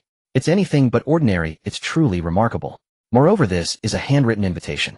You know, even the one I received for the old master's birthday banquet wasn't handwritten," Shen Siyuan praised. Feng was taken aback by this, thinking that with the Shen family status in the capital, obtaining a handwritten invitation should be a simple matter. "Really? Given your family's standing, you should have received a handwritten one as well. The Shen family could certainly get one, but only if my father were here. As a junior, I don't qualify," Shen Siyuan explained. "Oh, I see." They continued chatting as they drove, soon arriving near old Master Yi's estate. After parking the car, they walked over side by side. Handing his invitation to the guard on duty, they stepped into the estate under his respectful gaze. When Feng presented his handwritten invitation, the guard's demeanor towards him visibly shifted. After they passed, the guard quickly used his walkie-talkie to inform the staff inside that an important guest holding a handwritten invitation had arrived. The dignitaries waiting in line behind them overheard and began speculating about Feng's identity, knowing that very few were ever granted such an honor by the old master. Upon entering the estate, they found the lawn already crowded with guests chatting in small groups. Their arrival went completely unnoticed. Looking around, Shen Siyuan led Feng over to the dessert table, picked up a piece of cake, and playfully stuffed it into his mouth, muffling him completely. Seeing Feng rendered speechless, Shen Siyuan laughed joyfully and took a bite of her own cake. While eating, she picked up a glass of juice to help him wash it down, but it slipped from her hand. The glass fell, splashing its contents onto a girl dressed in a white gown nearby. "Oh, I'm so sorry." Xianyun quickly apologized to the girl. Lu Feng also chimed in with an apology, pulling out a tissue to offer her. Unexpectedly, the girl swung her hand, aiming a slap directly at Xianyun's face. Lu Feng reacted swiftly, pulling Xianyun out of harm's way. Seeing her slap miss, the girl lunged again. This time Lu Feng didn't tolerate it. He firmly grabbed her outstretched hand. The girl's arm reddened under his grip, but she remained defiant. "Who are you people? You stained my dress, and now you try to hit me." The commotion drew the attention of the surrounding crowd. Noticing the eyes on her, the girl grew even more brazen. "How did you even get in here? You come and eat and drink, ruin my dress, and then resort to violence." Lu Feng, having heard enough of her rudeness, stopped holding back. "We accidentally spilled something on your dress and offered a sincere apology. But you were unreasonable, trying to hit us right away. If I hadn't intervened, your slap would have landed on our faces." "What if I did hit you? You should have been more careful. I don't know who invited you, but today is my grandfather's birthday. I don't want to argue with you, just get lost." Xianyun, hearing the girl claim to be Old Master Ye's granddaughter, furrowed her brow. She was certain Old Master Ye only had a grandson. "You say you're Old Master Ye's granddaughter?" "I recall he only has a grandson," Xianyun questioned skeptically. The girl's arrogant demeanor deflated slightly, but she tried to maintain her composure. "I am the grandson's girlfriend, so of course Old Master Ye is my grandfather too." Hearing her flimsy justification, Lu Feng and Xianyun were speechless. She was just the grandson's girlfriend, yet she dared to throw her weight around. Even if she were the grandson himself, Xianyun wouldn't be intimidated, not with her Xin family background. Understanding the situation, Xianyun decided not to waste more time. She asked the girl what she wanted to do to resolve this. The girl demanded to splash red wine in Xianyun's face. Lu Feng and Xianyun ignored the absurd request and turned to leave. Enraged, the girl grabbed a glass of wine and hurled it at Xianyun. The wine drenched Xianyun's clothes in an instant. Seeing her soaked, Lu Feng's patience snapped. He strode over and delivered a sharp slap across the girl's face. The slap left the girl stunned, and the onlookers were equally shocked. After all, she was the girlfriend of Old Master Ye's grandson, potentially a future granddaughter-in-law. How could this young man dare? The girl, snapping out of her daze, burst into tears and called her boyfriend. Xianyun grabbed Lu Feng's hand, saying he was too impulsive and that it might leave a bad impression on Old Master Ye. But Lu Feng was meticulously wiping the wine stains from her clothes, unconcerned. "I don't think about all that. All I know is that no one is allowed to bully you in my presence." Touched by his fiercely protective words, a flicker of joy passed through Xianyun's heart as she leaned gently against his shoulder. Just then the girl returned with her boyfriend standing before them. "So you're the ones who hit my girlfriend?" A young handsome man confronted them. Xianyun looked up at him, but found she didn't recognize him at all. She had met Old Master Ye's grandson just before she went abroad. "Who are you?" Xianyun asked coolly. "I am Old Master Ye's grandson. How dare you strike my girlfriend at my grandfather's birthday banquet?" the man declared with authority. "I wasn't aware Old Master Ye had a grandson like you. Who exactly are you?" A powerful aura radiated from Xianyun, bearing down on the man. Intimidated, he confessed, "I am Old Master Ye's distant grandnephew." At his explanation, Xianyun let out a light laugh.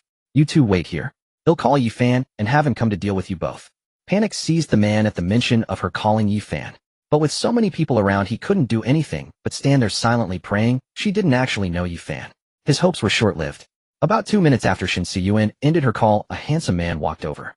"Xianyun, when did you get here?" he greeted with a smile. "I've been here for a while," she replied nonchalantly. The man then surveyed his surroundings. His gaze landed on the so-called cousin and his girlfriend, turning icy and causing them to tremble. "They'll deal with you two later. For now, go to your room and stay there," he commanded, his authoritative voice sending them scurrying back inside. "Xianyun, today is my grandfather's 70th birthday. Please give me some face. Once the banquet is over, I will personally bring them to apologize to you," the young man said softly. "Fine, I'll give you that, but this isn't over," Xianyun replied coldly, then turned to Lu Feng with a gentle demeanor to introduce him. Feng, this is Old Master Ye's grandson Yi Fan." Upon learning his identity, Lu Feng exchanged greetings with him.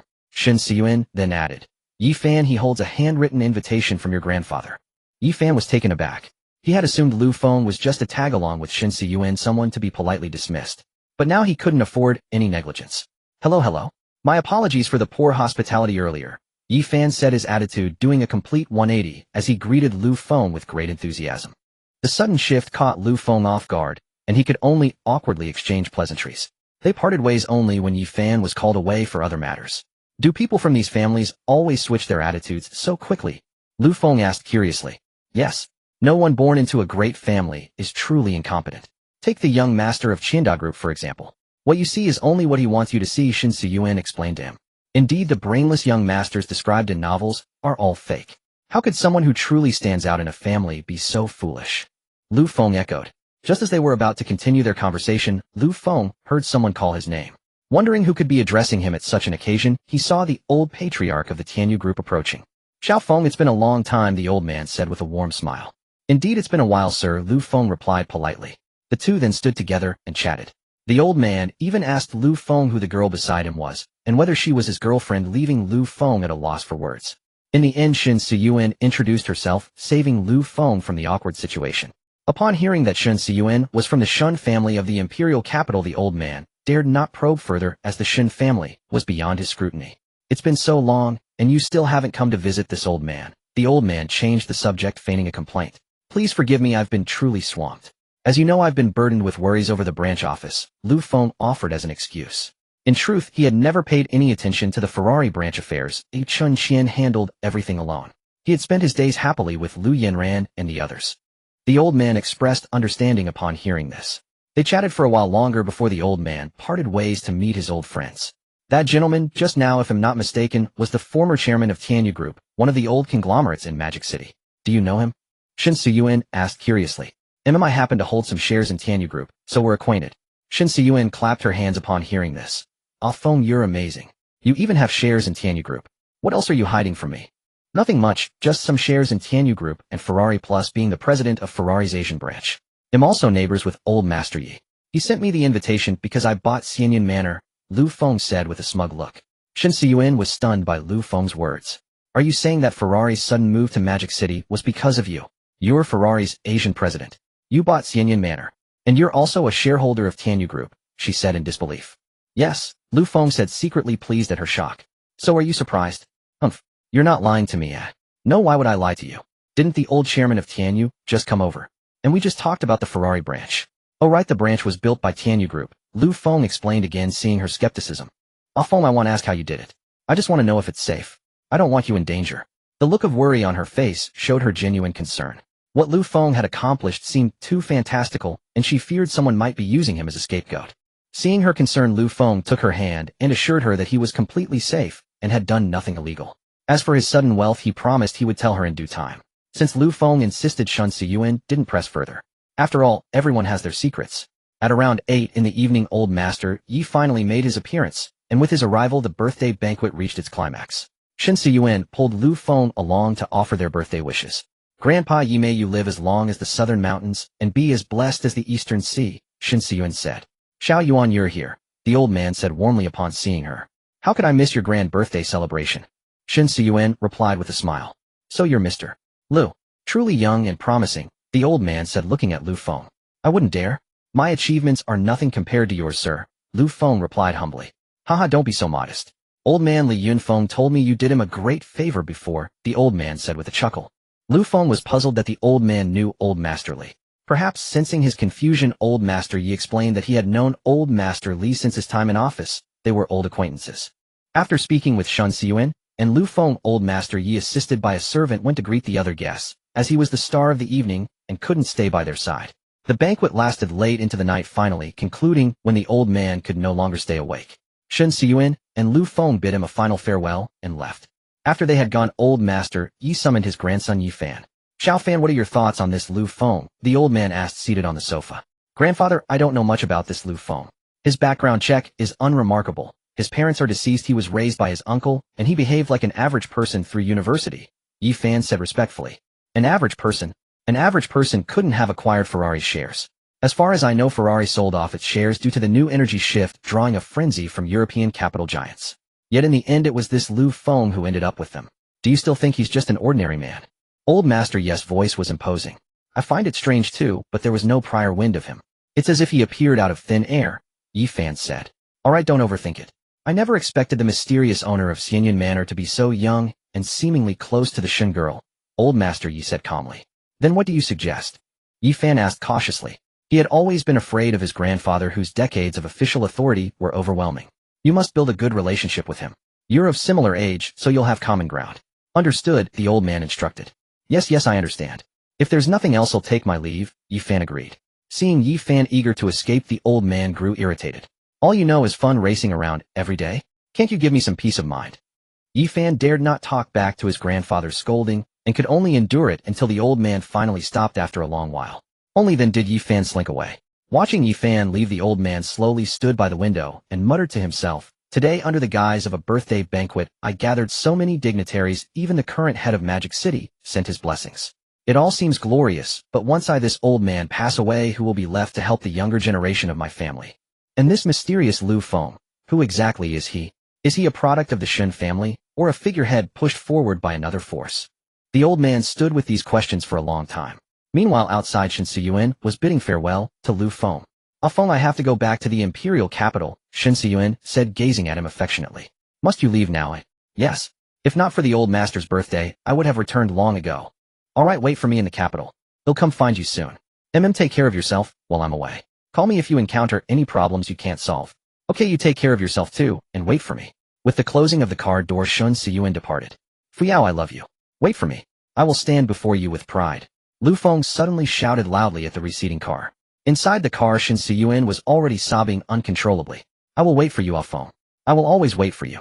Returning home in a daze, Lu Feng barely acknowledged Lu Yanren's presence before collapsing onto his bed, his mind awash with turbulent thoughts. He replayed memories of his childhood with Xianyun and the blissful days they had recently shared. Remembering the immense sacrifices she had made for their love, he vowed deep within his heart to reunite with her, swiftly refusing to let her wait any longer. The night passed without incident. At the break of dawn, Lu Feng activated his system, eager to see what new items had been refreshed. The system informed him that the upgraded daily flash sale could now be converted into a mall lottery draw, asking if he wished to test the new feature. Lu Feng flatly refused, as his sole focus was on expanding his business empire to strengthen his position with the Shen family. Seeing his host's rejection, the system proceeded to refresh the daily items. With a chime, the system announced the refreshed items: a limited edition Bugatti Veyron supercar, worth 120 million yuan, a coal mine in Shan province valued at 7 billion yuan, and 100 of the shares in Fanli Motors worth 6 billion yuan. Observing the rewards on the screen, Lu Feng noticed a pattern. It seemed luxury goods always occupied one slot, and a sports car had appeared again. He shook his head at the first option. His gaze shifted to the second option, a coal mine. Did the system expect him to go mining? Despite its 7 billion yuan value, it held no appeal. It wasn't until he saw the third option that his eyes lit up with interest. A complete automotive group. Lu Feng immediately thought of the new energy battery technology he possessed. He could hand it over to Fanli Motors for research and development. Since he would hold 100 of the shares, he had no fear of boardroom coups or leaks. With this in mind, Lu Feng chose the third option. Following the system's prompt, he became the owner of a new automotive group. However, he realized he would need to travel to Fei City to sign the paperwork for full ownership. Despite this minor inconvenience, he reasoned that since he was returning home with his sister, a detour to Fei City, which was nearby, was perfectly feasible. With that, he exited the system. After washing up, Lu Feng roused the still sleeping Lu Yanran, planning to take her out for breakfast before they packed for their departure the next day. Initially groggy, Lu Yanran perked up upon remembering it was their last day, quickly getting ready to go out and enjoy herself. With no other choice, Lu Feng accompanied her on another extensive tour of the Magic City. Meanwhile, far away in Fei City, the current president of Fanli Motors sat in his office listening to a phone call that confirmed the group had completed its bankruptcy sale. He slumped in his chair, a grimace of despair on his face. The president was jolted from his stupor by someone bursting into the room. A man in his 40s stormed into the office, exclaiming, "Old Zhao, you've heard the news right. The company's entire shares have been sold off. What are we supposed to do now?" "Yes, I know. I've also heard that a mysterious young man is the buyer," Xianyun said bitterly. "Wasn't it bought by Mercedes or FAW?" the man asked, puzzled. Xianyun shook his head, indicating it was neither of them, but someone else entirely. "Forget about who bought it. What are we going to do now?" "Yachty Group has contacted me, offering us the same positions with a 30 salary increase," the man continued. "Are you thinking of jumping ship? Don't you realize this is a critical moment for the group? If you as vice president defect, it would cause immense turmoil," Xianyun said angrily. "Oh, come on, old Zhao. Every man for himself. The group has been sold off and is heading for bankruptcy. What can we possibly do? Who knows what the new owner intends to do? It's better if we take a team of elites and join Yachty now. We need to look out for ourselves first," the man urged. "Wang Jingyan, the company is in trouble, and you're thinking about leaving. Don't forget that without this group, you wouldn't be where you are today," Xianyun retorted, slamming his hand on the desk and standing up. Seeing Xianyun's anger, the man retorted sharply, "Yes, the group made me who I am. But haven't I also dedicated myself wholeheartedly to the group, giving it my all? Now that the group is facing bankruptcy, what am I supposed to do? I have to protect myself first." Xianyun looked at the emotionally charged man, understanding that his words held truth. He let out a powerless sigh. You go ahead. I'm staying. I will stand with the group through thick and thin, Xianyun declared with unwavering resolve. Fine. Don't say I didn't warn you. Since that's your choice, I respect it. We're on different paths now, the man said, rising to leave. Wait, Xianyun called out. Changed your mind. Wang Jingyan paused. No, I want to tell you that you can leave, but you cannot disclose the news of the group sale, nor can you take a single employee with you, Xianyun said, emanating the full authority of a company president. Zhao, I can agree to keep quiet, but you have no right to dictate who I bring from my own team, Wang Jingyan shot back. Then we will have to settle this in court, Xianyun said slowly. What? You take me to court over such trivial matters? Wang Jingyan exclaimed in disbelief. Yes. If you dare to do anything detrimental to the group, I will not let it go, Xianyun said, his gaze firm and utterly serious. The conversation ended on a sour note. After leaving the office, Wang Jingyan found a secluded corner and made a phone call. Hello, I tried to persuade him, but he refuses to leave and insists on staying. He also won't agree to me taking the elites from Fenli, Wang Jingyan said in a low voice. Then find a way to poach those elites yourself. For every person you bring over, I'll give you 2,000. Tell your people that once they join Yachty, their salary will increase by 30 and will cover their contract buyouts, the voice of Yachty's president said over the phone. It turned out Wang Jingyan had already been in contact with Yachty. Lured by the promised benefits, he began his poaching scheme. Meanwhile, after sitting alone for a long time, Xianyun looked at the contact information for the new director that had been sent to him. After much deliberation, he finally picked up the phone and made the call. Lu Feng was at Disneyland with Lu Yanran when he received Xianyun's call. Hello, Chairman Lu. This is Xianyun, the current president of Fenli Motors. I'm sorry to disturb you, Xianyun said nervously. Oh, President Zhao, what can I do for you? Lu Feng asked, puzzled. Well, I need to report something to you regarding the resignation of our vice president, Xianyun continued. After Xianyun explained the situation, Lu Feng finally understood why a group worth 20 billion was being sold for a mere 6 billion. It was on the verge of bankruptcy. Upon hearing about the vice president's impending departure, Lu Feng simply smiled and said he understood, promising to visit the group in person in a couple of days to handle matters. He instructed Xianyun to maintain stability until his arrival, promising a grand surprise that would be enough to turn the company's fortunes around. Xianyun was intrigued by this unseen chairman, whose words sparked a glimmer of hope. Finally, Lu Feng instructed Xianyun to keep their conversation absolutely confidential, especially from the vice president. Xianyun quickly assured him that no one else would find out. And with that, their first call came to an end. After hanging up the phone, Lu Feng lost all interest in playing and casually sat down on a bench. I knew it was too good to be true. Turns out it's a bankrupt corporation. Recalling what Xianyun had just said, Lu Feng felt a throbbing headache, for the bankruptcy of Fenli Group was no ordinary failure. It was forced into bankruptcy under pressure from Benz, making this a commercial war that Fenli had lost. The price of defeat was the group teetering on the brink of collapse, left with no choice but to be sold off wholesale. Had Lu Feng not intervened, Fenli would have been acquired by Benz. Benz's plan was to defeat Fenli Group and acquire its ready-made production lines and factories to manufacture new energy vehicles. Now the Fenli that Lu Feng had taken over was a complete mess, internally starved of funds, with morale in shambles, and even the vice president preparing to leave with his team. Externally, Benz was eyeing it menacingly, while other domestic automakers also sought to tear a piece of flesh from Fenli Group. It could be said that Fenli was in grave peril. The most critical issue was the lack of capital, and Lu Feng didn't have much money either. His account held only the extra 100 million from Ferrari and the 50 million in rent collected from Times Square. However, stabilizing Fenli Group would require at least 1.5 billion. So the immediate priority was to raise funds. Where am I supposed to get that kind of money? Xianyun Group just recovered from its own crisis, and Ferrari certainly can't lend me 1.5 billion. Do I have to sell Times Square? Lu Feng sat on the amusement park bench, worrying over the problem. Suddenly Xianyun came to mind, but he quickly dismissed the thought. No. I just boasted that I'd go see her soon, and now I'd be asking for a loan. Where's my dignity? Let me see if the system has any solutions. With that, Lu Feng entered the system and explained his current predicament, hoping for a way out. To his relief, the system didn't disappoint. It told him he could purchase cash cards from the shop using reputation points. Overjoyed, Lu Feng jumped up in excitement. He then browsed the shop and found cash cards of various denominations: 1 million, 10 million, 100 million, 1 billion, and even 10 billion. But with only 1,000 reputation points, he could afford, at most, 1 billion renminbi. Staring at the prices, he gritted his teeth and bought the 1 billion renminbi card, draining his reputation points to 0.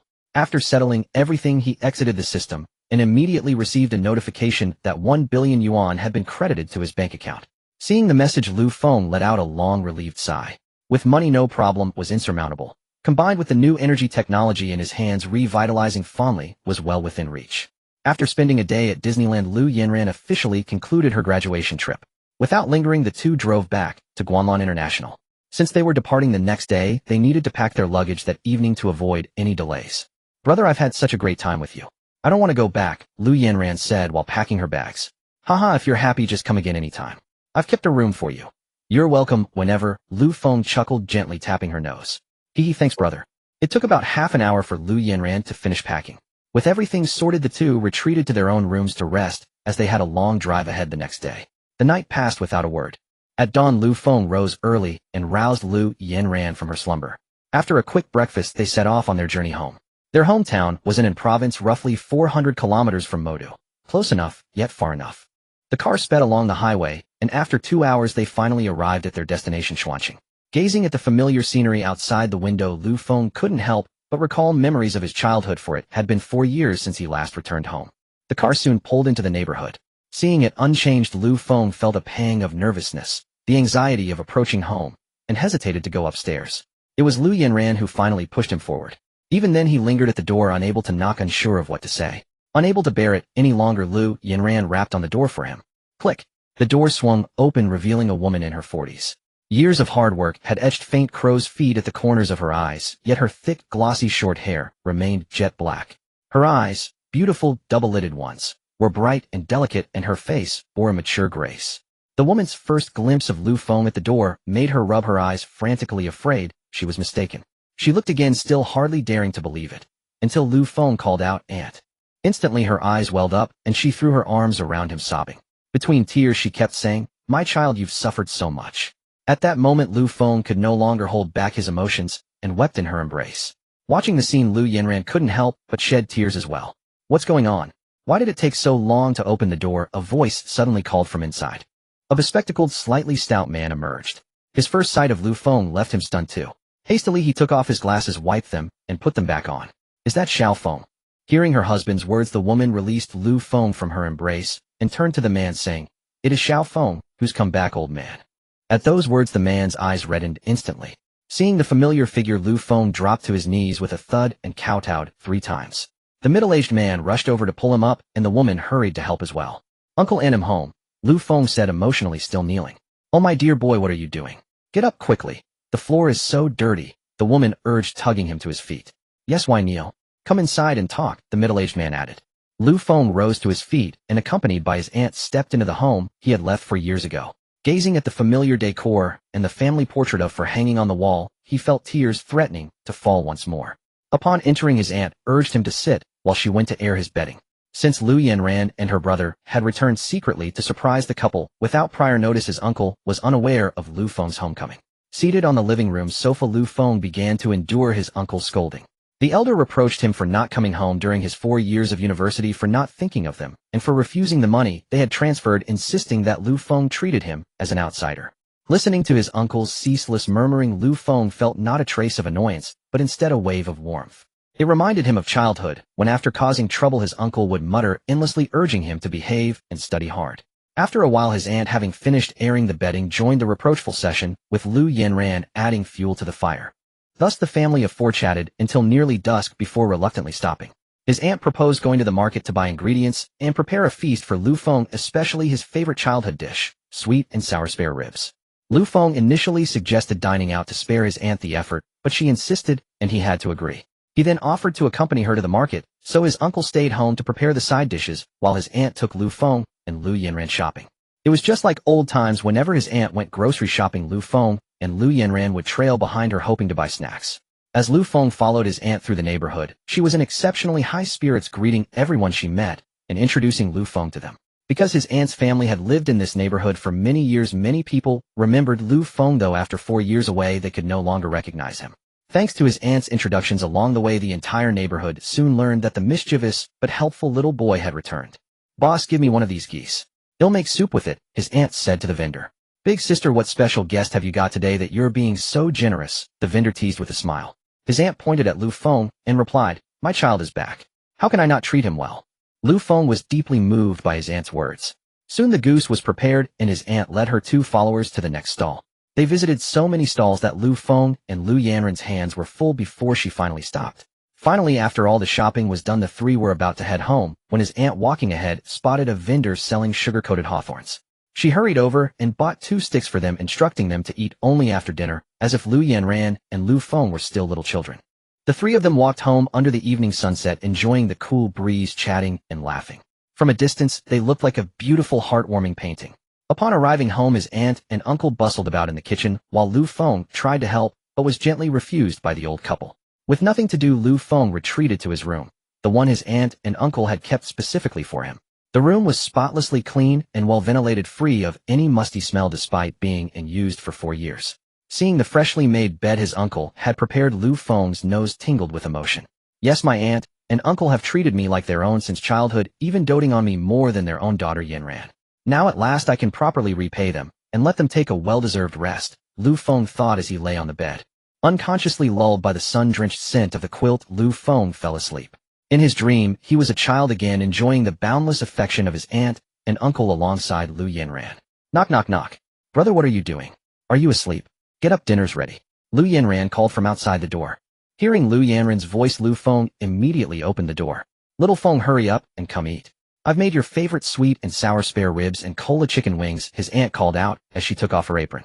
Lu Feng responded and walked over with Lu Yanran. At the dining table, his uncle brought out a bottle of liquor, suggesting they drink together, but his aunt objected, saying children shouldn't drink. Seeing the bottle, Lu Feng suddenly remembered he had left the gifts he bought for them downstairs. He quickly grabbed Lu Yanran and rushed out. Where are you two going? His uncle asked. To get something from downstairs, Lu Feng replied without turning back. These kids. What's more important than dinner? His aunt muttered. Soon Lu Feng and Lu Yanran returned carrying bags and packages. I forgot the gifts I bought for you, hee, Lu Feng said with a silly grin. You silly child, why bring gifts when you're coming home? How much money can you earn? You should save more, his aunt said, looking at the pile of presents with concern, afraid he might have skipped meals to afford them. Yes, your aunt is right. Why buy anything? We don't need a thing, his uncle added. Lu Feng then placed a bottle of Feiqian mitai on the table.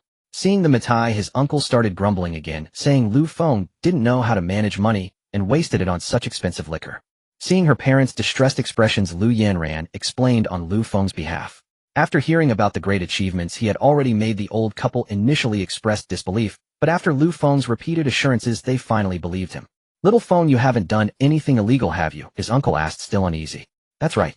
We mustn't do bad things or earn dirty money, his aunt added. Seeing the old couple's renewed worry, Lu Feng had no choice but to reveal part of his business holdings.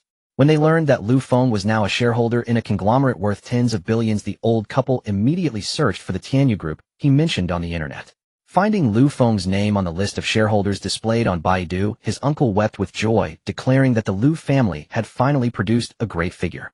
Seeing the old couple so delighted, Lu Feng opened the mitai, poured a glass for his uncle, and the family happily began their meal. During dinner, his uncle repeatedly praised Lu Feng's accomplishments while his aunt watched them chat with a smile. Little Feng, have a rib, his aunt said, placing a piece in his bowl. Seeing her mother only serve Lu Feng and not her, Lu Yanran protested loudly about unfairness. Helpless, his aunt had to give Lu Yanran a piece as well. The meal lasted over an hour. Lu Feng helped his intoxicated uncle to his room, while Lu Yanran and his aunt tidied up the house. Since his uncle was drunk, only Lu Feng, his aunt, and Lu Yanran sat together chatting after dinner. Lu Feng introduced a pile of health supplements and skincare products to his aunt, who sat on the sofa smiling as she listened to him talk without pause.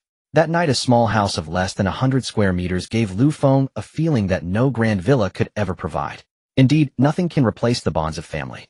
Xiao Feng, time to get up and eat. Aunt called from the living room. Lu Feng quickly washed up and hurried out. Sitting at the table, he saw the fried eggs, rice porridge, and delicate pickled vegetables she had prepared, and his mouth began to water. Yanran, hurry up, you're the last one. Uncle chimed in. The family of 4 enjoyed a pleasant breakfast. Uncle and aunt were factory workers who usually had to work, but since Lu Feng had come home, they decided to take a few days off to spend time with him. Fortunately, Uncle had become a small supervisor at the factory, so getting leave wasn't too difficult. After the meal, Lu Feng suggested the family go out for a stroll while it was still cool before the midday heat set in.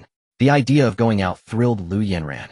Uncle and aunt climbed into the Audi Lu Feng had driven over, looking around the luxurious car they could only dream of. Xiao Feng, even though you're making money now, you still need to learn to save, aunt advised, earnestly worried he might go astray. My no, aunt. Don't worry, Lu Feng replied with a cheerful grin. Xianyun was a city steeped in ancient Jiangnan charm, with old houses and time-worn streets and towns scattered throughout, earning it the title of a cultural ancient city in the words of countless poets and literati. Today Lu Feng brought his family to a bustling ancient town in Xianyun, a place Uncle used to take them to often when they were children. Gazing at the ever-changing ancient town, Lu Feng couldn't help but marvel at how quickly time flew. The family then began to explore. "Brother, try this. We used to eat it all the time as kids," Xianyun said, buying a bag of fried dough twists and handing one to him. Lu Feng took the twist and bit into it, savoring the taste. Xianyun also made sure to pop one into her parents' mouths. The ancient town had stood for a century, its alleys paved with bluestone, holding a charm that the modern city could never replace. It sat quietly, watching generation after generation grow up. After wandering through the town, the family decided to get something to eat. Uncle directed Lu Feng to drive down an old street. "Here it is, the place I used to bring you two kids to eat," Uncle said with a chuckle, pointing at a small restaurant. Lu Feng remembered now. Every time Uncle and Aunt got paid, they would come here, and he and Xianyun would always order the sweet potato balls. "Has the owner changed?" "I remember it used to be an old man," Lu Feng asked, puzzled.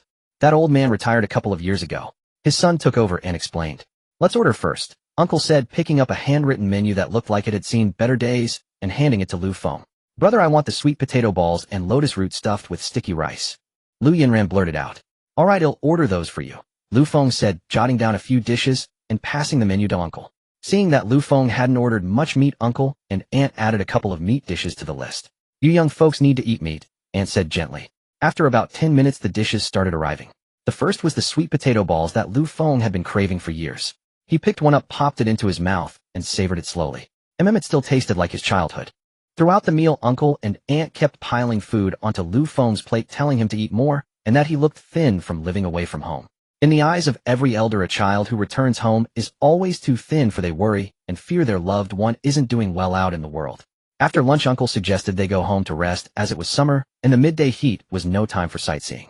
But Lu Feng disagreed, saying he had a surprise for them, and drove them off to another destination.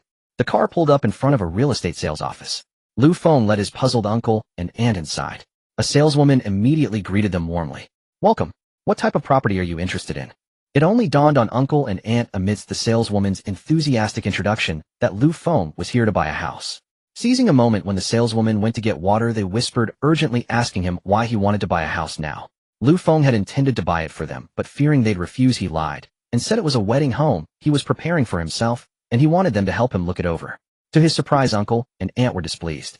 They insisted that buying a wedding home was their responsibility, not his, and told him not to waste his money. Their words brought tears to Lu Feng's eyes. He could only say, "Since we're already here, let's just take a look." Only then did Uncle agree. When the saleswoman returned with water, Lu Feng asked her to show them the property, and she readily agreed. As they stepped into the lavishly decorated flat, Uncle and Aunt were stunned into silence. The saleswoman began detailing the property's features: a total interior area of 280 square meters, 4 bedrooms, and 2 living rooms, each bedroom with its own bathroom, a guest bathroom in the living area, a study, a home theater, and 2 master suites with walk-in closets and bathtubs in their suites. After the introduction, she led them on a tour. Uncle and Aunt were utterly charmed by the spacious bedrooms, bright bathrooms, and the grand living dining area. Seeing how much they loved the place, Lu Feng pulled Xianyun aside for a private word. He told her to keep their parents occupied while he slipped back to the sales office to pay. Knowing Lu Feng was now incredibly wealthy, Xianyun didn't try to dissuade him. She wanted their parents to have a better life too. Thanks to her distraction, Lu Feng successfully slipped away to the sales office. Back at the office, Lu Feng found the sales manager and told him which property he wanted and the name of the saleswoman who had shown them around. The manager began calculating the price.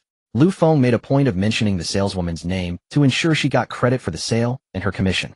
The saleswoman had been diligent, explaining the property, serving tea and water, and taking them to see the unit in the scorching heat. So Lu Feng didn't mind helping her out. "Sir, the property you've chosen has a total area of 318 square meters with an interior usable area of 280 square meters and a shared area of 38 square meters, the manager said respectfully. "Just tell me the total price," Lu Feng said flatly. With money to spare, he couldn't care less about the shared area. This unit comes fully furnished with all appliances, so the price is 3,200 yuan per square meter, totaling 101,760 yuan. "I can round it down to 10 million for you and throw in 3 years of property management fees for free," the manager said, barely containing his excitement. "Fine, I'll pay by card," Lu Feng said without a moment's hesitation, handing his bank card to the manager. This only reinforced the manager's belief that this young man was someone important. Who else would drop 10 million on a house after just a quick look? Even a typical wealthy person would need time to mull it over and likely wouldn't pay in full. The manager took the card to the finance department and processed the transaction himself. As he swiped the gold card, he froze on the spot. The finance clerk, thinking the machine was broken, went over to check, and was equally stunned by the balance displayed on the screen. After a long pause, the manager stammered, "Xiao Qiao, am I seeing this right? How many digits are on this screen?" The finance clerk, Xiao Qiao, counted shakily. "Manager, it's nearly 1.2 billion yuan in deposits," she replied in a trembling voice. Hearing that figure, the manager was certain Lu Feng was a colossal figure. Someone with over 1 billion on a single bank card had to have a net worth in the tens of billions. This made the manager even more deferential toward Lu Feng. Meanwhile, Lu Feng was lounging on a sofa in the sales office, indulging in the attentions of the other saleswomen, who brought him fruit snacks and freshly brewed tea, all while casting subtle flirtatious glances his way. Why were they fawning over him? Well, they weren't blind. A man who paid for a 10 million yuan house less than 2 hours after viewing it was clearly loaded. If he asked for their numbers right, then they'd be texting him that night, saying they were already in bed and waiting. Even if he proposed a group gathering, they probably wouldn't refuse. Who would pass up a chance to latch on as such a golden opportunity? And on top of it all, he was handsome. As Lu Feng sat on the sofa bored, a man suddenly spotted him and walked over. "Lu Feng, it really is you." Lu Feng stared at the man before him for a long while, unable to place his face. Seeing that Lu Feng still hadn't recognized him, the man chuckled and said, "You really are a man of many important affairs, aren't you? I'm your high school classmate Lu Xiang." Lu Feng then recalled that Lu Xiang was indeed his high school classmate, though their relationship had been nothing more than ordinary. "Xiang, it's been so long. You've changed so much that I didn't recognize you," Lu Feng said with a smile, extending his hand. "Yeah, well, you never came back after you went off to university, so of course I've changed a lot," Lu Xiang replied, shaking his hand. "What brings you here?" Lu Feng asked. "Don't even mention it. I'm here to look at apartments. My girlfriend insists on getting a place in this development," Lu Xiang said with a helpless sigh. "Oh, so wedding bells are in the near future. Starting to prepare the marital home, are we?" Lu Feng asked with a grin. "Not quite yet. Just scouting for now. This is the best area in Xianyun, so it's our first stop," Lu Xiang explained. "The apartments here are pretty decent," Lu Feng replied. "Yeah, especially those penthouses. They're the absolute pinnacle of luxury. But my budget only allows for the standard units, I'm afraid," Lu Xiang said with a rueful shake of his head. The two chatted for a while until the sales manager finally finished processing the payment and walked out. "Mr. Lu, here is your card. Please keep it safe," the manager said, returning the card with the utmost respect. "The paperwork should be completed in about 2 days. You can come by and pick it up then, and well, just need to process the property deed," the manager added. "All right, I understand," Lu Feng said nonchalantly. He exchanged a few more words with Lu Xiang before preparing to head off to find his uncle and aunt. However, he had only taken a couple of steps when the sales manager called him back, informing him that 2 parking spaces were included as a gift. He was to confirm the details when he picked up the documents in a couple of days. Lu Feng thanked the manager and took his leave. Lu Xiang, still trying to process what had just happened, was startled when the sales manager turned to him and asked if he was well acquainted with Lu Feng. Seeing the manager's inquiry, Lu Xiang replied that he and Lu Feng were high school classmates who had just run into each other and were catching up. Upon hearing that Lu Xiang was a classmate of Lu Feng, the sales manager's demeanor warmed considerably. When he learned that Lu Xiang was also looking to buy an apartment here, he immediately assured him that he would offer the most favorable price. Lu Xiang's mind was reeling. Noticing his confusion, the sales manager explained. When Lu Xiang heard that Lu Feng had paid a staggering 10 million yuan in full for the very penthouse he had only dreamed of, he suddenly realized he didn't know his former classmate at all anymore. Meanwhile, Lu Feng had returned to the apartment. The saleswoman was still explaining the features of the range hood to his aunt. Seeing her brother return, Lu Yanran quickly walked over. "Brother, all done." "How much did it cost?" she whispered. "All settled. Didn't spend much, just 10 million. They even threw in 2 parking spots," Lu Feng whispered back. Even though she had tried to prepare herself, Lu Yanran was taken aback by the price. 10 million. If that were sitting in a bank, the annual interest alone would be 300,000 or 400,000. That was enough to never have to work a day in your life. "Brother, isn't that a bit too much? Maybe we should just forget about it," Lu Yanran said, her heart aching at the expense. "Haha, you little rascal.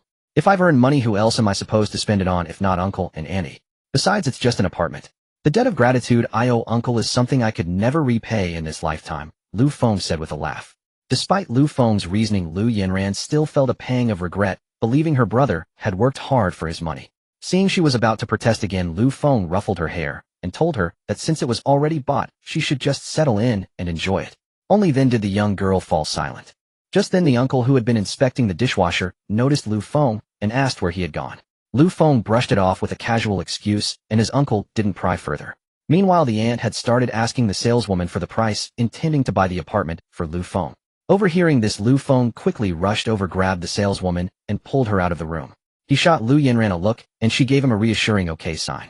This sudden move left both the uncle and aunt utterly bewildered. Outside the door, the saleswoman was blushing furiously as she looked at Lu Feng, completely mystified as to why this handsome young man had dragged her out here. Seeing the flustered young woman, Lu Feng explained that he had already paid for the apartment in full and that the commission and sales credit would be attributed to her. The saleswoman's jaw nearly dropped. The apartment was already paid for and the sale was being credited to her. This was a deal worth over 10 million yuan, and for a penthouse the commission was even higher. She stood to earn over 80,000 yuan. She had only met Lu Feng less than 3 hours ago, and now the sale was complete. The young woman was completely overwhelmed by this stroke of fortune. It took her a long moment to snap out of her daze, after which she showered Lu Feng with effusive thanks and insisted on treating him to a meal. Lu Feng simply waved his hand and declined. After the saleswoman left, Lu Feng re-entered the apartment and overheard his uncle and aunt discussing buying the apartment for him. In truth, the uncle had some savings. Their combined monthly income from salaries and bonuses was around 30,000 yuan, which was why they dared to consider such a purchase. Lu Feng took a deep breath, suppressing the wave of emotion welling up inside him, and walked back in. Seeing him, the aunt immediately asked where he had been and where the saleswoman had gone. Lu Feng sat down on the sofa looking seriously at his uncle and aunt and told them to brace themselves because he had something to tell them. They exchanged puzzled glances. "Uncle, Auntie, please don't get too excited," Lu Feng said with a smile. "What is it, you rascal? Running low on funds, are you?" the uncle asked, his tone full of concern. "No, that's not it. I just wanted to ask if you two like this apartment," Lu Feng said. "Of course we do. We'll buy it for you to use as your wedding home," the aunt said with a smile. "I'm glad you like it because I've already bought it just now," Lu Feng said, looking at them both. "What a... You're not joking, are you?" the uncle and aunt exclaimed in disbelief. "It's true, Dad, Mom. Brother really did buy it," Lu Yanran chimed in with a smile. "Well, how much did it cost? Must be over 3 million, right? I know you've got money, but buying a house is our responsibility. Why are you sticking your nose in?" the uncle said, his tone slightly displeased. "That's right, Xiaofeng. We'll have your uncle transfer the money to you later. You're just starting your business and need the capital. Besides, buying you a house has been our plan for a long time," the aunt added. Hearing their sincere words, Lu Feng walked straight over and wrapped them both in a tight embrace. Though they were puzzled by the sudden display of affection, they hugged him back just as tightly, for they had long considered him their own son. As he held them, Lu Feng quietly explained that he had bought this house for them as a way to repay their kindness in raising him and to let them enjoy their later years in comfort. However, they both refused, adamantly insisting the house should be Lu Feng's future wedding home, saying they already had a place to live. It took a long while of Lu Feng holding their hands and pleading with them before they finally reluctantly accepted. "Xiaofeng, how much did this place cost?" With the average price in Xuanqing being around 10,000 per square meter, it must have been over 3 million, right? the uncle asked. Lu Feng was about to answer when Lu Yanran beat him to it. I know. Brother spent 10 million in total." "What? That expensive?" Uncle and auntie exclaimed in unison. "Well, you see, the price, is the average. This is a high-end residential area with luxurious, fully furnished apartments. Of course it costs more," Lu Yanran explained. Hearing the price, the elderly couple insisted that Lu Feng return the apartment. Lu Feng looked at them seriously and said, "Uncle, auntie, you raised me all these years, treating me like your own, even more than Yanran. How can I ever repay you? Now that I have money, buying you a home is the least I can do. I can never repay your kindness." Upon hearing Lu Feng's words, auntie was so moved, she began sobbing in Lu Yanran's arms. Uncle's eyes reddened as he walked over and embraced Lu Feng, patting his back repeatedly. "Good lad, I never spoiled you for nothing," Uncle said after a long moment, finally releasing Lu Feng. Comforted by Lu Yanran, auntie stopped crying. "Today is our great day of buying a home, no more tears from anyone," Lu Feng said with a smile, wiping away his own tears. "Right, Xiaofeng is right. You two dry your eyes, we should be happy," Uncle chimed in. Lu Yanran and her mother wiped their tears and smiled. "Let's head out then. They'll find a cleaner to tidy up and we can move in a couple of days," Lu Feng said. "Oh, why hire a cleaner? They'll come over and clean tomorrow. Why waste the money?" Auntie said, concerned. "That's right, your aunt is correct. We have money now, but we shouldn't waste it. Your aunt and I will come by tomorrow and clean it up," Uncle added. Left with no choice, Lu Feng agreed. They all went downstairs to head back. As they were leaving, Lu Feng secretly texted the manager asking him to arrange for some cleaners. The manager readily agreed. Back home, Uncle and Auntie sat on the sofa, still feeling like it was all a dream. Lu Feng poured them some water, and they chatted in the living room. Much later, Lu Feng returned to his room, ready to check the system for any new items. After so many times, he no longer waited anxiously for the refresh like he used to. As Lu Feng put it, he had gotten used to it. As his consciousness entered the system, it promptly reminded him to choose between the lottery draw or refreshing the items. Lu Feng chose to refresh the items as usual. Ding! Today's flash sale items have been refreshed. The results are as follows.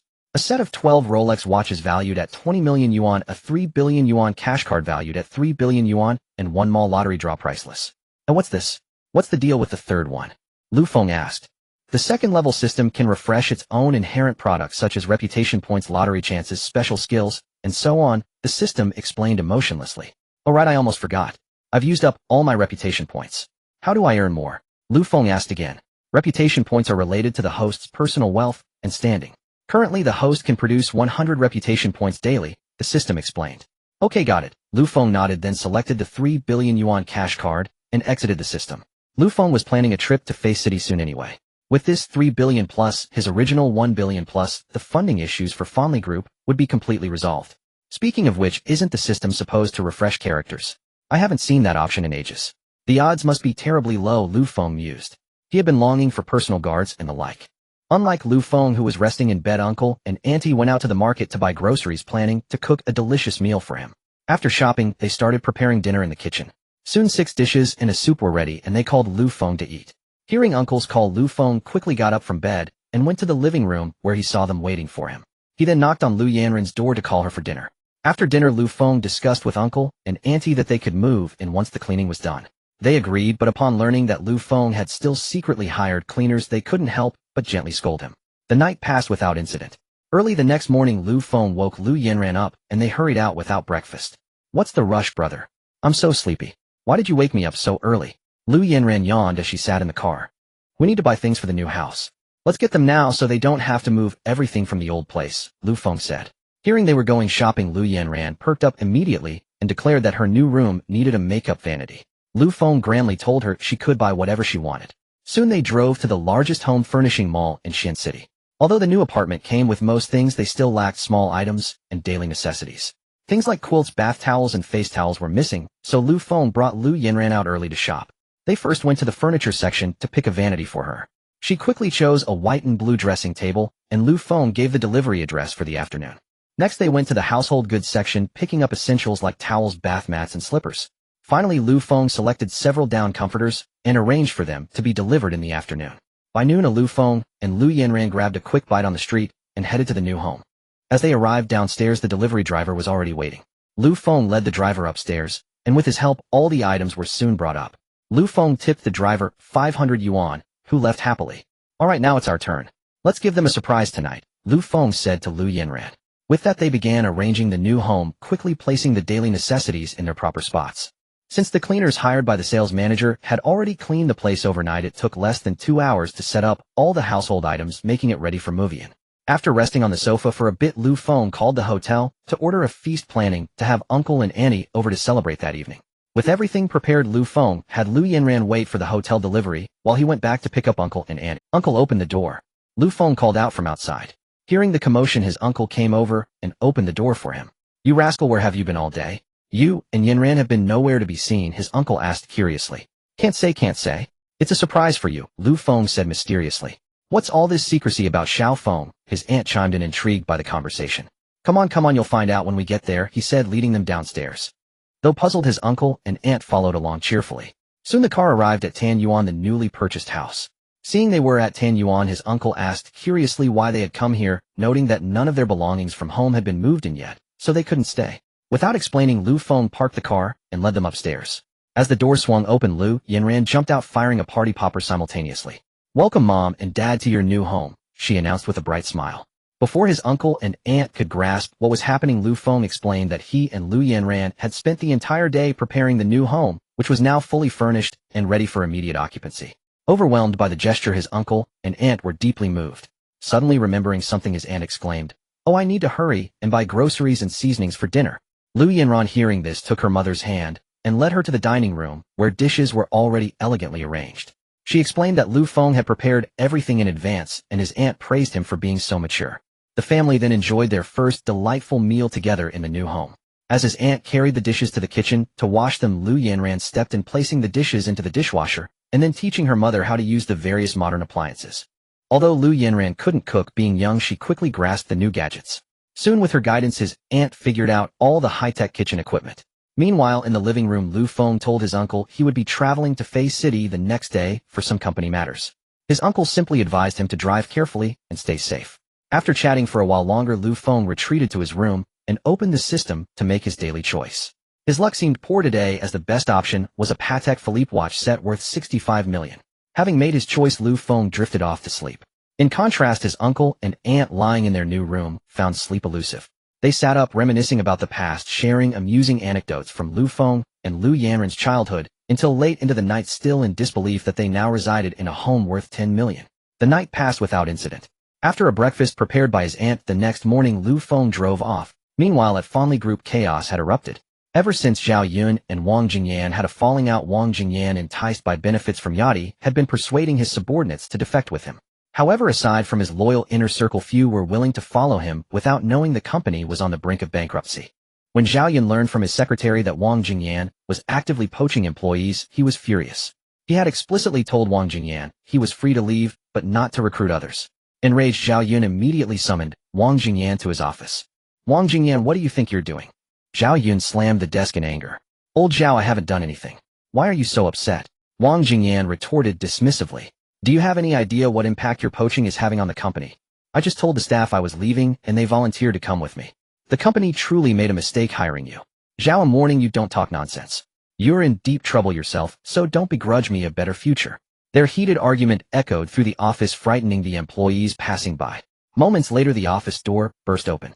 Wang Jingyan stood in the hallway and shouted to the employees working below, "Attention, everyone.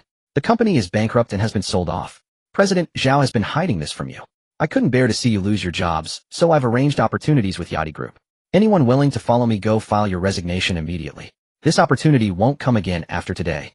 The employees were thrown into a panic upon hearing the vice president's announcement. They sensed he was telling the truth despite Xianyun's efforts to conceal it. Rumors had been circulating. The vice president's confirmation seemed to validate their worst fears about the company's insolvency. Those who had already intended to follow Wang Jingyan promptly got up to file their resignations, while the rest remained frozen, unsure of what to do. From Wang Jingyan's outburst to the bankruptcy announcement, less than a minute had passed. By the time Xianyun reacted, it was too late. He never imagined Wang Jingyan would dare to publicly declare the company bankrupt. Xianyun rushed out and berated Wang Jingyan to his face. At this point, Wang Jingyan, having nothing to lose, argued back fiercely. Seeing the two executives brawling publicly, senior management hurried over to separate them.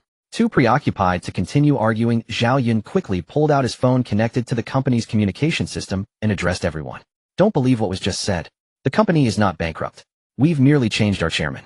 I've been informed that the new chairman will arrive today with substantial capital to help the group overcome this temporary difficulty. Please trust me." Most of the lower-level employees chose to trust their president's explanation, except for Wang Jingyan's direct subordinates, who still opted to resign.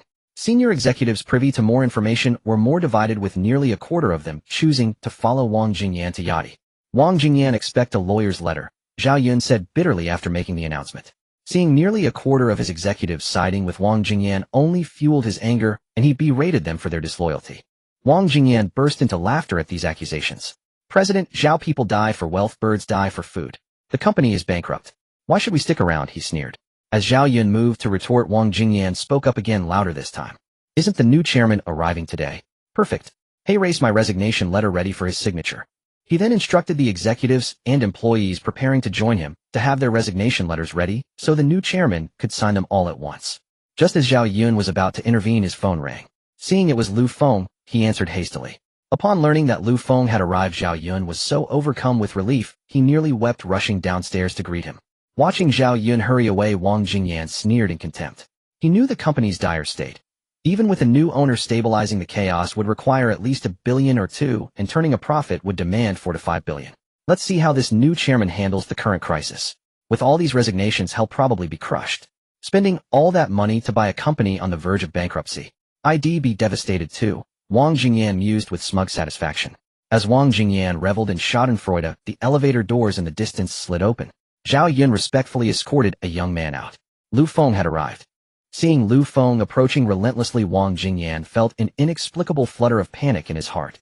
Soon flanked by Xianyun, Lu Feng stood before Wang Jingyan, whose spirit was instantly overawed by Lu Feng's imposing presence, a cold sweat beginning to bead on his forehead. "Hello, Vice President Wang," Lu Feng said politely. Seeing Lu Feng take the initiative to greet him, Wang Jingyan breathed a long sigh of relief. So this new chairman isn't so tough after all. He's already showing weakness. Maybe he'll beg me to stay soon. Wang Jingyan mused, his opinion of Lu Feng sinking considerably. Ah, hello. You must be Chairman Lu. I've heard so much about you. Meeting you in person truly confirms your reputation, Wang Jingyan said with a genial smile. Meanwhile, the executives holding their resignation letters had approached, but upon seeing the new chairman from afar, they were too intimidated to come closer. Let's talk inside, Lu Feng said coolly. Hearing this, Wang Jingyan assumed Lu Feng wanted to plead with him in private, so he was naturally agreeable. The three of them entered Xianyun's presidential office, where Lu Feng walked directly to the chairman's seat, while the other two found places to sit. I heard you're resigning, Vice President Wang. What's the reason? Lu Feng asked, his face calm as he sat in the chair. Well, Chairman Lu, I'm getting on in years, and feeling a bit overwhelmed. I thought I'd find something less demanding and enjoy life a little. Because Lu Feng was so unervingly calm, Wang Jingyan couldn't gauge his intentions, and simply offered this excuse. Ah, so you're looking to retire. Then why not stay within the group and enjoy your golden years instead of running off to Yachty? I was worried about holding the company back, so I thought it best to resign. It'll be easier for everyone. But then why take your subordinates with you? That doesn't seem like the act of someone seeking a peaceful retirement. Chairman Lu, they followed me willingly. If you don't believe me, call them over and ask them yourself. By now a flicker of fear had taken root in Wang Jingyan, for Lu Feng's calm was unnerving, as if he were merely a detached observer. Upon hearing this, Lu Feng instructed Xianyun to summon the departing employees and executives. The presidential office was suddenly flooded with dozens of people, but they all just exchanged uneasy glances, none daring to speak. Why is everyone so quiet? Lu Feng asked, picking up his teacup as he swept his gaze over them. His question only heightened their fear, and they remained mute. Vice President Wang, why don't you have them speak up? Lu Feng said, taking a sip of water and calling him out directly. Only after Wang Jingyan urged them did the employees and executives tremble out their intention to leave Family Group with him. Xianyun, having listened to their statements, was about to step forward and rebuke them when a single look from Lu Feng froze him in place. Since you all wish to leave the group believing it can no longer hold you up, I'll grant your wish. I wouldn't want to stand in the way of your fortunes. Thank you, Chairman Lu, Wang Jingyan said, rising to his feet the moment Lu Feng finished speaking. All right, since I'm here today, let's take care of your resignations right now. Well, start with you, Vice President Wang, Lu Feng said, looking at him. Though puzzled by Lu Feng's easy acquiescence and lack of any attempt to retain him, Wang Jingyan obediently handed over his resignation letter. After glancing over the letter, Lu Feng picked up a pen and signed his name on the signature line. He then signed the executives' resignation letters as well, while the employees' documents were delegated to Xianyun. In a short while, all the resignations were processed.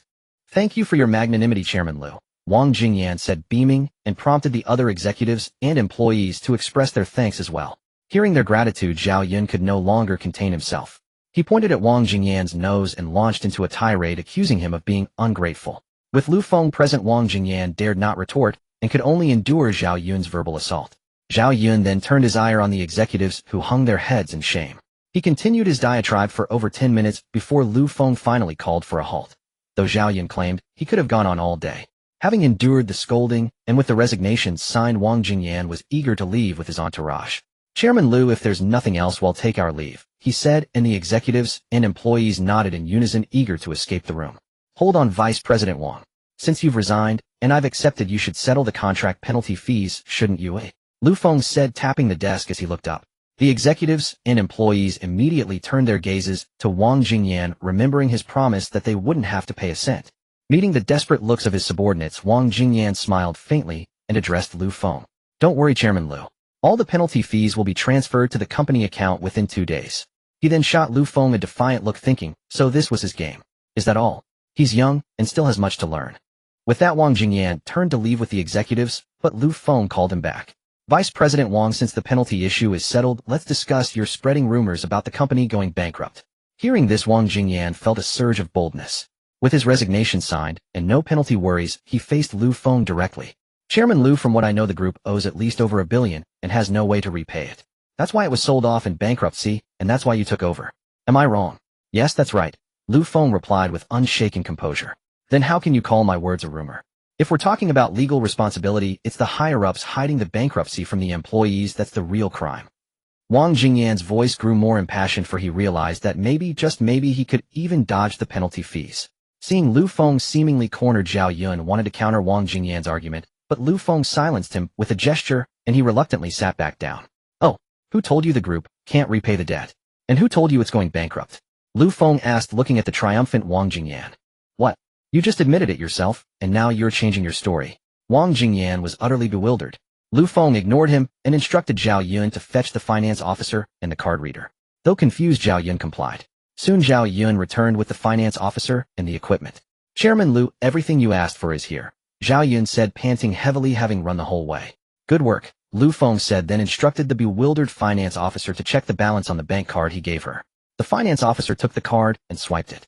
The balance flashed on the computer screen. She blinked, thinking it must be an error, and swiped it again. The same number appeared. She stood there stunned.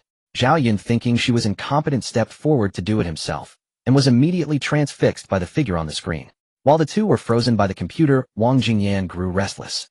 Looking at Lu Feng's smiling face and the stunned finance officer, and Xianyun, he pushed his way through the crowd to see what was on the screen. The next second, Wang Jingyan stood petrified, his face turning ashen. He had seen that string of numbers. Seeing Wang Jingyan equally stunned, Lu Feng calmly instructed the finance officer to announce loudly exactly how much money was in the bank card. After hearing this, the finance officer trembled, looked up, and whispered a number. I can't hear you, louder, Lu Feng said again. Chairman Lu's bank card contains nearly 2 billion yuan, the finance officer shouted at the top of her voice. In an instant, the executives and employees nearby were all stunned. No one had expected the card to hold so much money, nor had they imagined Lu Feng possessed such wealth. Miss Finance, please transfer 2 billion from this card to the group account, Lu Feng said, ignoring the others. The finance officer quickly began the operation. After all, it was her specialty, and this was her first chance to perform before the chairman, and she couldn't afford to make a mistake. Soon, under the finance officer's operation, the group account, which had been depleted, now had an additional 2 billion.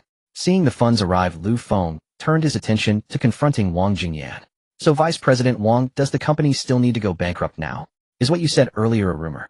Hearing this, Wang Jingyan panicked instantly. With this 2 billion, the group could truly be revived, and his previous claims would indeed be rumors.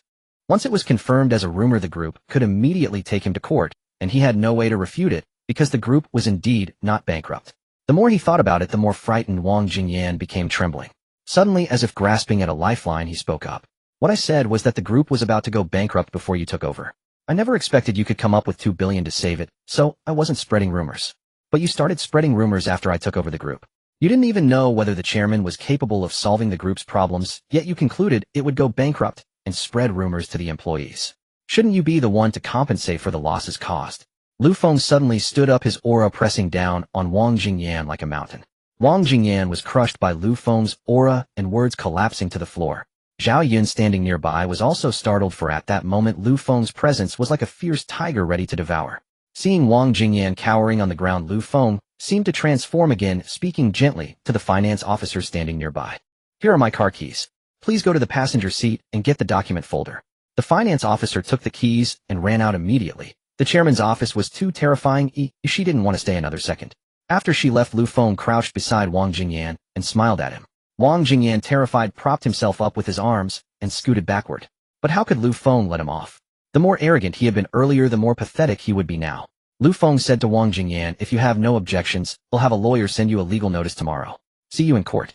At this point, Xianyun, standing nearby, began to add fuel to the fire.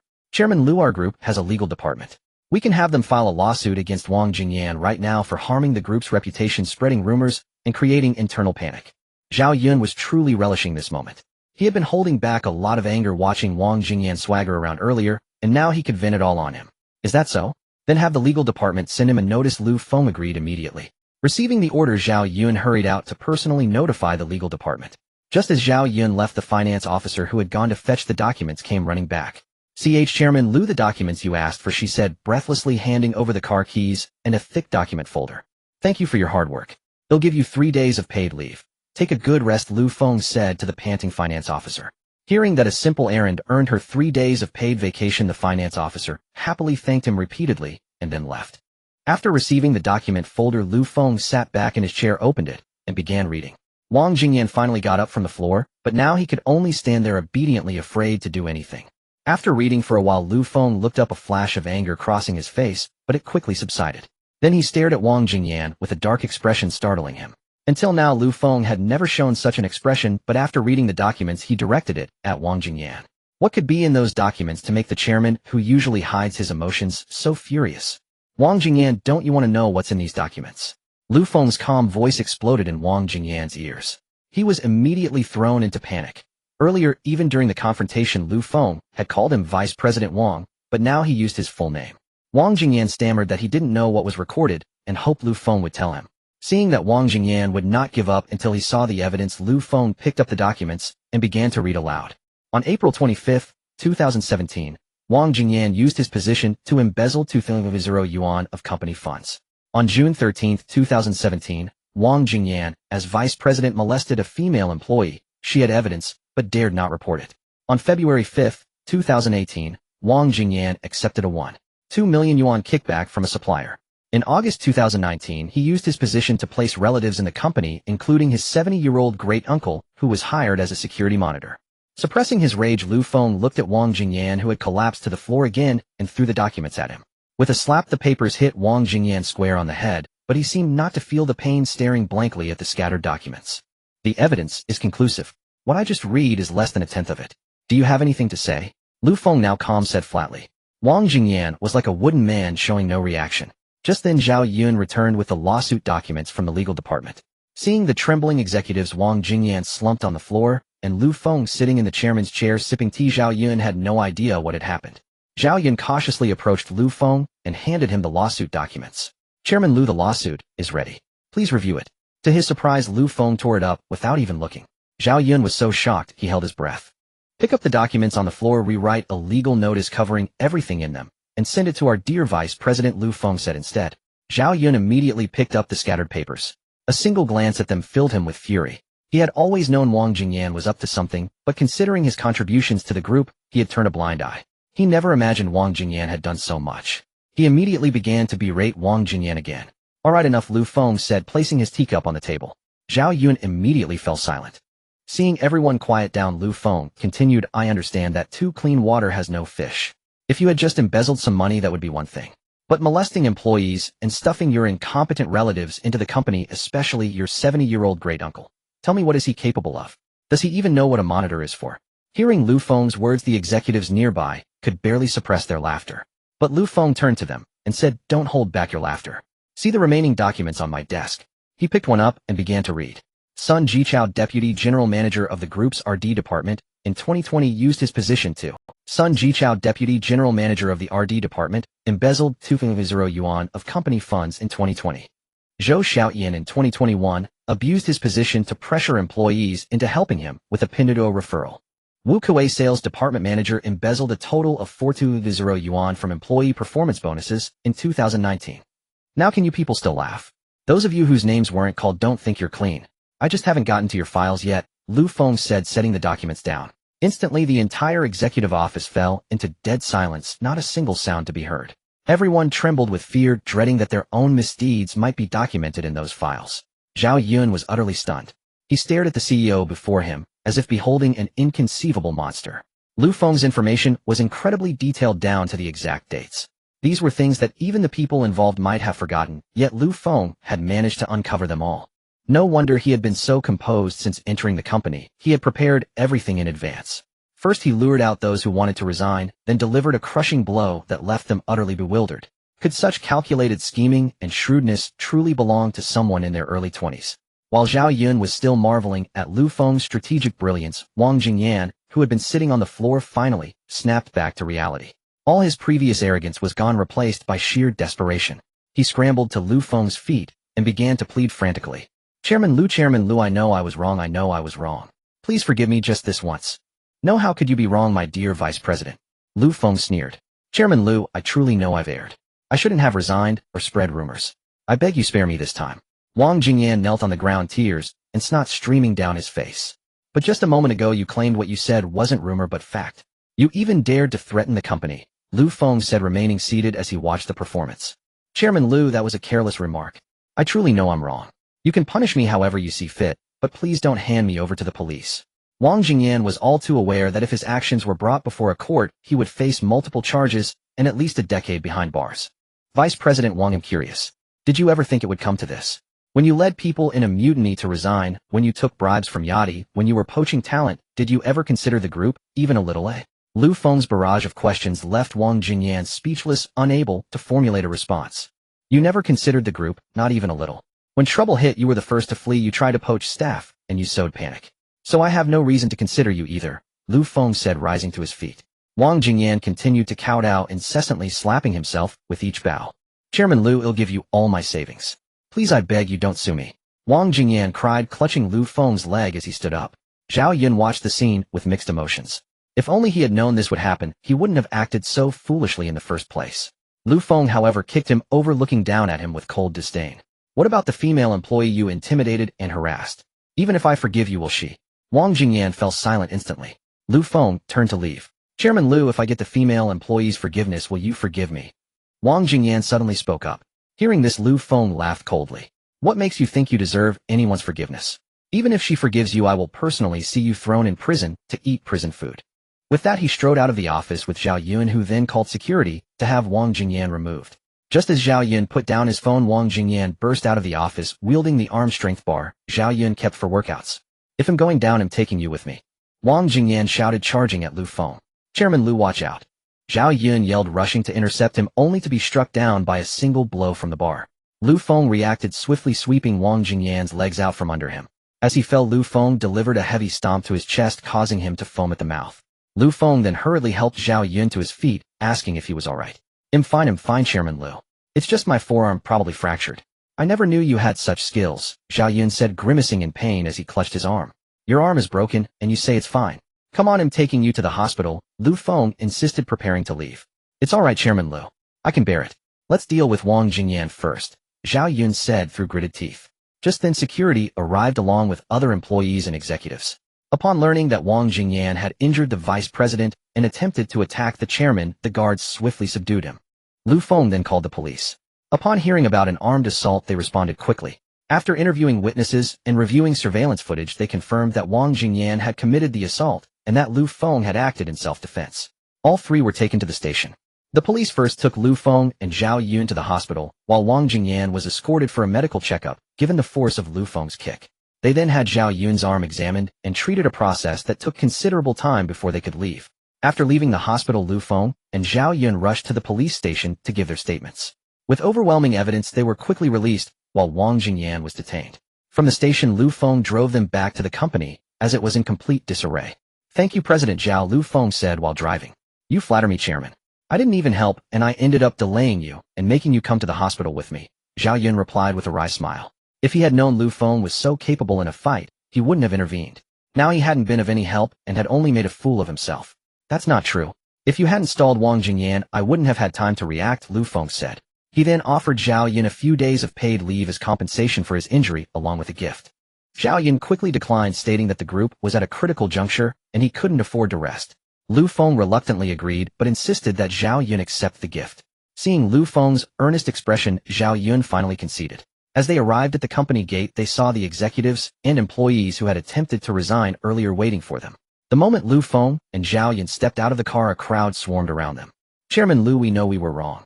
Yes, Chairman Lu, please be magnanimous and forgive us this once. President Zhao, please put in a good word for us. Chairman Lu, the company can't afford to lose so many people at once. Let us atone for our mistakes. Ignoring their clamor, Lu Feng coldly supported Xianyun and walked through the company gates without a word. Security blocked them. Don't let a single one in. If even one gets through, your entire security department is fired, Lu Feng's calm voice rang out. The head of security immediately ordered his men to hold the line against the crowd. The two who had just entered the company were immediately surrounded by a throng of employees. Chairman Lu, are you and President Zhao all right? Chairman Lu, are you injured? President Zhao, how is your arm? President Zhao, is the injury serious? Lu Feng and Xianyun, seeing the concern of their staff, had no choice but to slow their pace and respond to each of them in turn. A journey that would normally take 2 or 3 minutes stretched into over 10 as they finally made their way back to the office. Once inside, Lu Feng summoned Xianyun's secretary and instructed her to notify everyone of a meeting in 10 minutes. The secretary hurried off to spread the word. Soon the company's employees gathered in the conference room. Lu Feng had initially planned for Xianyun to rest there while he went alone, but Xianyun insisted on accompanying him, arguing that Lu Feng wasn't familiar with the company personnel. Seeing his persistence, Lu Feng agreed. Subsequently, Lu Feng and Xianyun arrived at the conference room and took their seats on the podium. Greetings, Chairman Lu. Greetings, President Zhao, the employees said in unison. Hello everyone, Lu Feng and Xianyun replied. After the exchange of pleasantries, Lu Feng began his address. Allow me to introduce myself. My name is Lu Feng, and I am your new chairman. For most of you here, this is likely the first time you've seen me or heard my name. The group did indeed encounter problems previously leading to bankruptcy and sale, which must have caused you all some distress. However, seeing so many of you still choosing to trust the group fills me with relief. But now there's no need for worry, for the group is about to usher in its second spring. As he spoke, he had the finance department project the company's account balance onto the large screen behind him. Seeing the 2 billion displayed on the company account, the employees finally felt a sense of reassurance. Having given his staff this reassurance, Feng resumed his speech. Let me share another piece of good news. Besides being the chairman of this group, I also serve as a director of Ferrari and the president of its Asian division. So regarding Mercedes-Benz's recent siege against us, I will lead Ferrari to strike back. Rest assured. Hearing that Feng was also a Ferrari director, the employees were astounded and began whispering among themselves. Feng and Xianyun observed the staff's discussions without interruption, understanding they needed time to digest this news. The decision to reveal his Ferrari directorship was a premeditated strategy between the two, aimed at instilling confidence in the employees and revitalizing their hope for the group. Otherwise, their fear of Mercedes-Benz could hinder their work performance. It's important to remember that Mercedes-Benz entered China as early as the early 2000s. After all these years, these international megabrands have had a profound impact on the country, even leading some to believe that foreign goods are inherently superior to domestic ones. Moreover, Mercedes-Benz is backed by the Volkswagen Group, a veritable behemoth that holds controlling stakes in numerous automotive companies worldwide, including some in China. It's a truly international conglomerate, and if it were to act, it could easily stir up a storm on the global stage. As the murmurs gradually subsided, Feng continued his speech on the group's development and future plans. After roughly half an hour, he paused. Finally, I have some great news for everyone. All employees present will receive a 30% salary increase, and this month's wages will be doubled as a token of gratitude for your trust in the group. The moment Feng finished speaking, the employees jumped up in excitement. Long live Chairman Liu. Long live President Zhao. Long live Chairman Liu. They cheered, expressing their gratitude to Feng and Xianyun. At this point, Xianyun stepped forward to offer some concluding remarks. Everyone please settle down and listen, Xianyun said. The employees quickly quieted down upon hearing him speak. Thank you all for your trust in the group. We will not disappoint you. Just as Chairman Liu said, our Fengli group has entered its second spring. I hope we can all work together to make our corporate family even better. You don't want to let Chairman Liu down, do you? Xianyun said with a warm smile. Upon hearing this, the employees immediately pledged not to let Feng down. I'm exhausted, Feng said, collapsing onto the sofa in the president's office. Chairman Liu, your speech today was truly rousing. I feel like leading a charge against Mercedes-Benz right now, Xianyun joked. Haha, old Zhao, stop teasing me, Feng replied with a laugh. I truly didn't expect that the surprise you mentioned for the group was your position as a Ferrari director. Now with your backing, Fengli doesn't have to fear the pressure from Mercedes-Benz. Huh. The surprise I mentioned wasn't about being a Ferrari director, Feng said, looking puzzled. What a? Xianyun was bewildered. I said the surprise I planned to give the group wasn't my Ferrari directorship, but something else entirely, Feng stated calmly. Even the Ferrari directorship wasn't the surprise. Xianyun thought. With this connection, Fengli might even be able to collaborate with Ferrari in the future, and with Ferrari's backing they wouldn't need to fear Mercedes-Benz. If such a massive surprise wasn't the one Feng claimed could turn the group around, Xianyun was now incredibly eager to learn what it was. Feng didn't keep him in suspense for long. He simply asked Xianyun what the longest range for an electric vehicle currently was. Without hesitation, Xianyun answered that it was Tesla, with a range of approximately 1000 kilometers. Upon hearing this, Feng spoke mysteriously. What if I told you I have a battery technology that can give a car a range of 200 kilometers? Would that be a surprise capable of turning the group around? Boom. Feng's words struck Xianyun like a thunderbolt, leaving him utterly stunned. After a long moment, Xianyun finally snapped out of it, his voice trembling. Chairman Liu, is what you're saying true? Seeing Xianyun's reaction, Feng chuckled. Haha, of course it's true. Old Zhao, would I lie to you? Once he confirmed that Feng wasn't joking, Xianyun was so overwhelmed with excitement that he didn't know how to express himself, simply drinking glass after glass of water. It took him a considerable while to calm down before he began inquiring about the battery technology Feng possessed. However, Feng ignored Xianyun's questions and simply dragged him out to eat. Once in the car, Xianyun continued to persistently inquire about the technology. Feng still ignored him, instead retrieving a gift box from the car's storage compartment and handing it to the still questioning Xianyun. Chairman Liu, what is this? Xianyun finally reacted now that the gift was in his hands. Just open it and see, Feng said as he started the car to take Xianyun to dinner. Hearing this, Xianyun placed the box on his lap and with his one good arm managed to open the gift. What met his eyes was a beautiful wristwatch. Its silver dial was embedded with over 80 diamonds, appearing incredibly luxurious under the light. Upon seeing the Patek Philippe logo, Xianyun quickly snapped the box shut and tried to return it to Feng. Chairman Lu, this is far too valuable. I cannot accept it, Xianyun said, shaking his head repeatedly. Lu Feng, however, responded casually, saying it was just an ordinary watch, and that he never took back gifts he had given. He pointed out that Xianyun had essentially saved his life, though after all he was the only one who had rushed forward to protect him. Lu Feng was always generous with those loyal to him. Seeing Lu Feng's sincerity, Xianyun accepted the gift, silently vowing to remember his kindness. The car soon pulled up before a modest eatery. They stepped out, entered, and ordered a few dishes. Once the food arrived, they devoured it ravenously, for they were both famished after their busy day. Chairman Lu, am genuinely curious. How did you manage to get all that dirt on those executives? And Wang Jingyan. I met the group every day and never knew any of it, Xianyun asked during the meal, unable to contain his curiosity. As Head said, he was there daily and still didn't know. How did Lu Feng, a newcomer, find out? Lu Feng responded with a faint smile and simply said, that's a secret. This tormented Xianyun, who suddenly felt the food before him lose its appeal. As for how Lu Feng knew, he had of course acquired the information through the system. A couple of nights earlier, he had discovered a shop in the system's marketplace where one could purchase dossiers on others. The price and reputation points varied by person. Wang Jingyan's file, for instance, cost a full 100 reputation points, while the combined files of all the other executives cost less than his alone. Don't think 100 reputation points is a small sum. In the shop, 1,000 reputation points equaled 100 million yuan.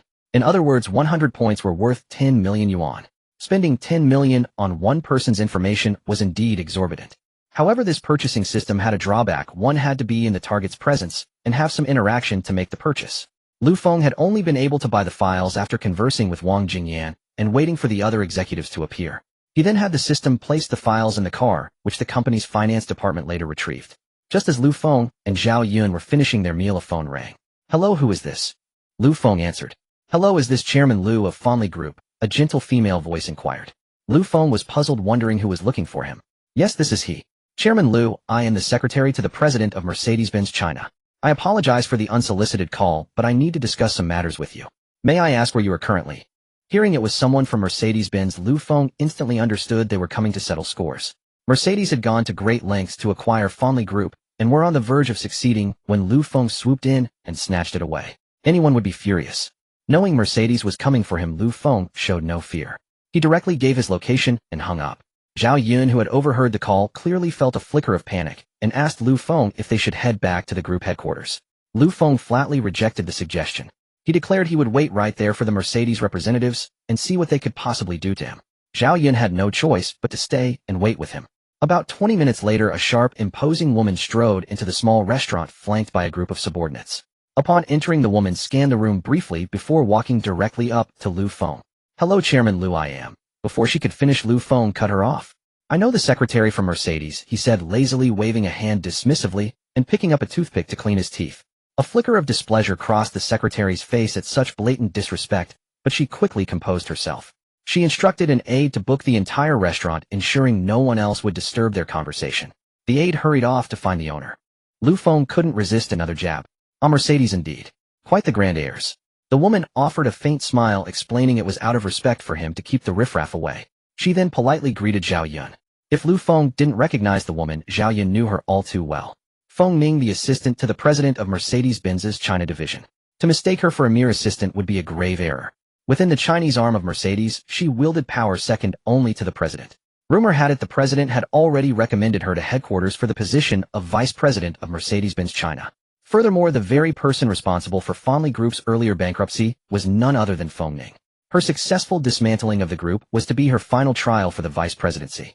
But now Lu Feng's intervention had rendered all her efforts futile. Upon learning he had taken over Feng, she had rushed over with her team, only to find he had gone out to eat with Xianyun. Refusing to give up, she obtained his contact information and tracked him down to this restaurant.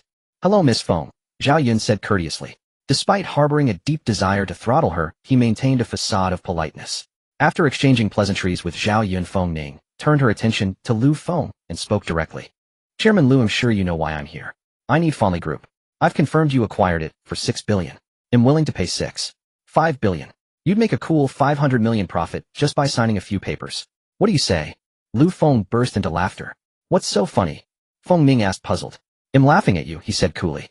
Feng Group is a pillar of our nation's industry. You are helping foreign enterprises cripple our own just for a promotion. I'm laughing at your short-sightedness. I disagree with your viewpoint, Chairman Lu, Feng Ning retorted. In business there are no national boundaries. My loyalty lies solely with the corporation I serve. Right? Everyone says this has no borders that has no borders. But when our country's chip industry was being strangled by foreign powers, no one dared to claim that technology was without borders, did they? Lu Feng's tone was flat. So Miss Feng, I truly don't appreciate your methods. Please see yourself out. Feng Ning refused to give up. I can raise the offer to 7 billion, Chairman Lu. Please reconsider. No need. My answer is final. If you have other tricks up your sleeve, feel free to use them. I'll handle whatever you throw at me, Lu Feng declared, uttering the most domineering words in the most casual tone. Seeing that further discussion was futile, Feng Ning rose to leave. Before departing, she placed a business card on the table suggesting he call her if he changed his mind. Lu Feng glanced at the card, then picked it up and tossed it into the trash bin. Chairman Lu, don't you think you're being a bit too tough? Xianyun asked in a low voice. Tough? I don't think I was tough enough. Honestly, I think I could have done better. If she weren't a woman, I'd have started cursing her out right then, Lu Feng replied. Well, but given Feng Ning's temperament, she'll likely launch an attack on Fanli Group. The company has just stabilized. Isn't it wiser to avoid a major conflict? Xianyun explained. No need to worry. She won't have time to bother with Fanli soon.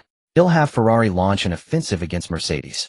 In no time her position there will be in jeopardy, Lu Feng stated. Sensing the immense authority and decisiveness of his chairman, Xianyun dared not press the matter further. Come on, take me to Fanli's RD department, Lu Feng said, rising and heading for the door. Xianyun quickly followed. Boss, how much for the meal? Xianyun called out, reaching for his wallet. It's already been settled, the owner replied. Chairman Lu, did you pay? Xianyun asked, looking at him. No, I didn't, Lu Feng replied. Gentlemen, it was paid for by the Lattice Associates, the owner clarified. Upon hearing that Feng Ning had covered their bill, Lu Feng immediately praised her generosity. Xianyun was speechless at his boss' quick-about face. Moments ago he was ready to curse her, now he was singing her praises. They got into the car, and with Xianyun at the wheel they headed straight for Fanli's RD department. Meanwhile, Feng Ning, who had just been rebuffed, sat in her own car and made a phone call. You may proceed with the plan. If it succeeds, it'll give you 10% of Fanli Group's shares as your cut.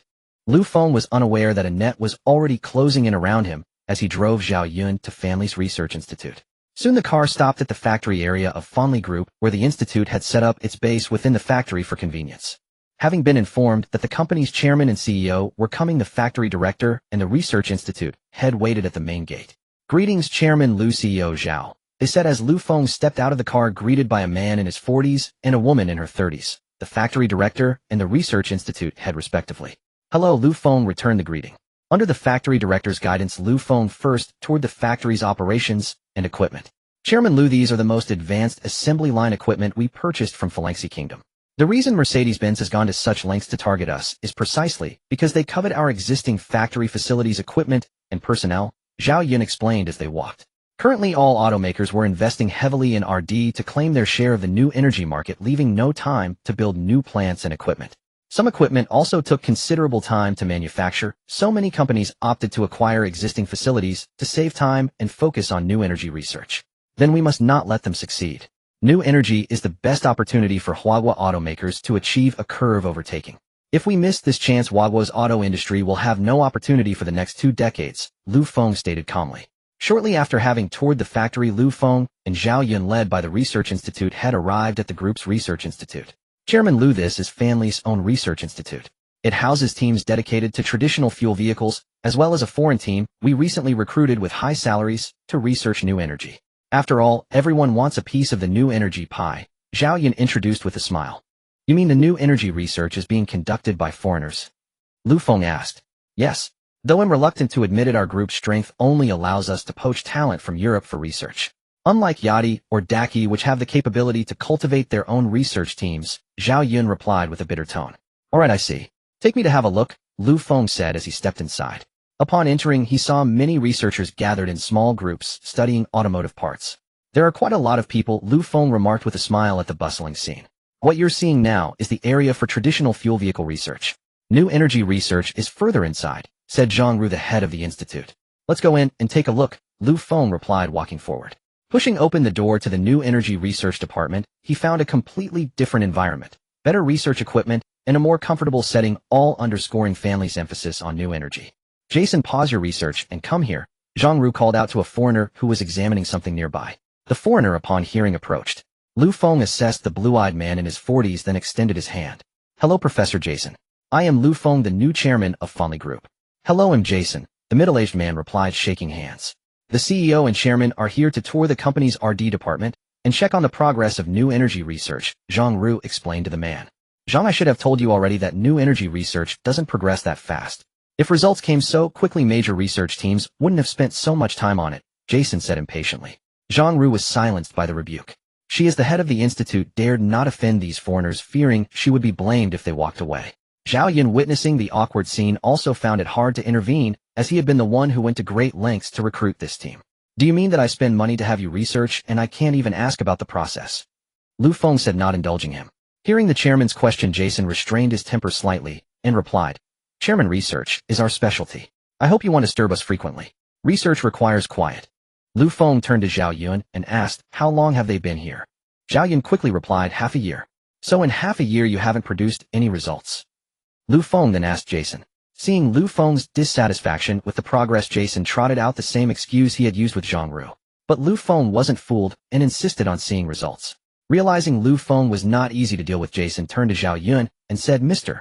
CEO, I told you from the beginning that research wouldn't yield results quickly. But what is the meaning of this today? If this continues, I think we might need to renegotiate our contract. Professor Jason, please don't be upset. Chairman Lu is just concerned about the research progress. Xianyun quickly tried to smooth things over. Seeing Xianyun back down, Jason became arrogant again. I'm not angry, I just feel disrespected. If it weren't for the good terms you promised, I wouldn't have come here in the first place. Enough. Lu Feng cut him off abruptly. Lu Feng looked at Xianyun and asked what promises had been made. Seeing the chairman's anger, Xianyun had no choice but to explain. It turned out that to establish a new energy research team for the group, Xianyun had traveled to Europe and recruited Professor Jason's team. To persuade them to come to Huahua for research, Xianyun had made many concessions, including a monthly salary of $3,000 for Jason and at least $5,000 for other members. Beyond salary, there were other conditions: free provision of superior research conditions and environment, and if Jason's team achieved any results, they had the right to decide whom to sell the results to. If Feng Group wanted the results, they would have to purchase them separately. After hearing Xianyun's account, Lu Feng laughed in disbelief. CEO Zhao, are you telling me that we pay them to conduct research, provide equipment and environment, pay astronomical salaries every month, and yet we can't even use the results they produce without buying them again? Xianyun was stunned into silence by Lu Feng's words, realizing the chairman was truly furious. But he had had no choice at the time. The top domestic auto groups had already started new energy research early on and had their own dedicated teams. Feng could only rely on poaching to build a team and had to accept these unfair conditions to get the research team to agree. As Xianyun was about to explain, Lu Feng interrupted him. Professor Jason, so under such favorable conditions you and your team still haven't produced anything? Lu Feng's voice was as cold as winter wind.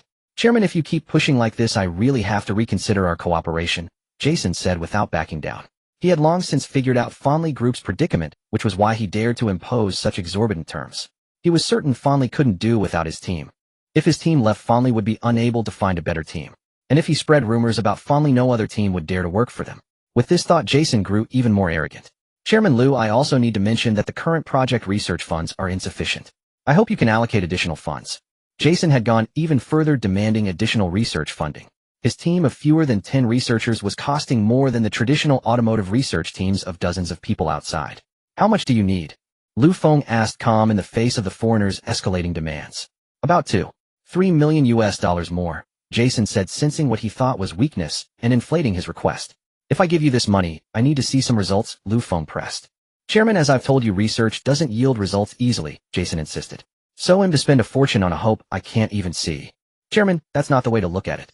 If our research succeeds, I promise our findings will be offered to your company first. The benefit to your group would be immense, Jason said, painting a rosy picture. But Lu Feng wasn't buying it.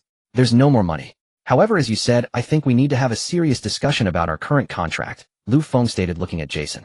Are you sure, Chairman? Jason, being a foreigner, missed the cold edge in Lu Feng's voice and thought he was about to get more benefits. Yes, I believe the current contract has some issues, Lu Feng said, puzzled by the pleased look on Jason's face. Well then, let me state my terms. I want a 30 salary increase and the same for my team members. I also want the group to provide better housing for us. 2 people sharing a 100 square meter apartment is too cramped. And for the second phase of research funding, I want it increased to $30 million, Jason said excitedly. Jason's outburst left Lu Feng and the other two utterly bewildered. Why was he asking for more benefits? Didn't he understand what Lu Feng meant? While looking at Jason's excited face, the three of them realized he truly had no idea. Lu Feng had to spell it out for Jason again. Upon hearing that Lu Feng wanted to renegotiate the contract, Specifically that any research outcomes must be exclusively offered to Fonley Group first in exchange for bonuses, and that the research team's funding must be accounted for by the institute's head. His demeanor changed.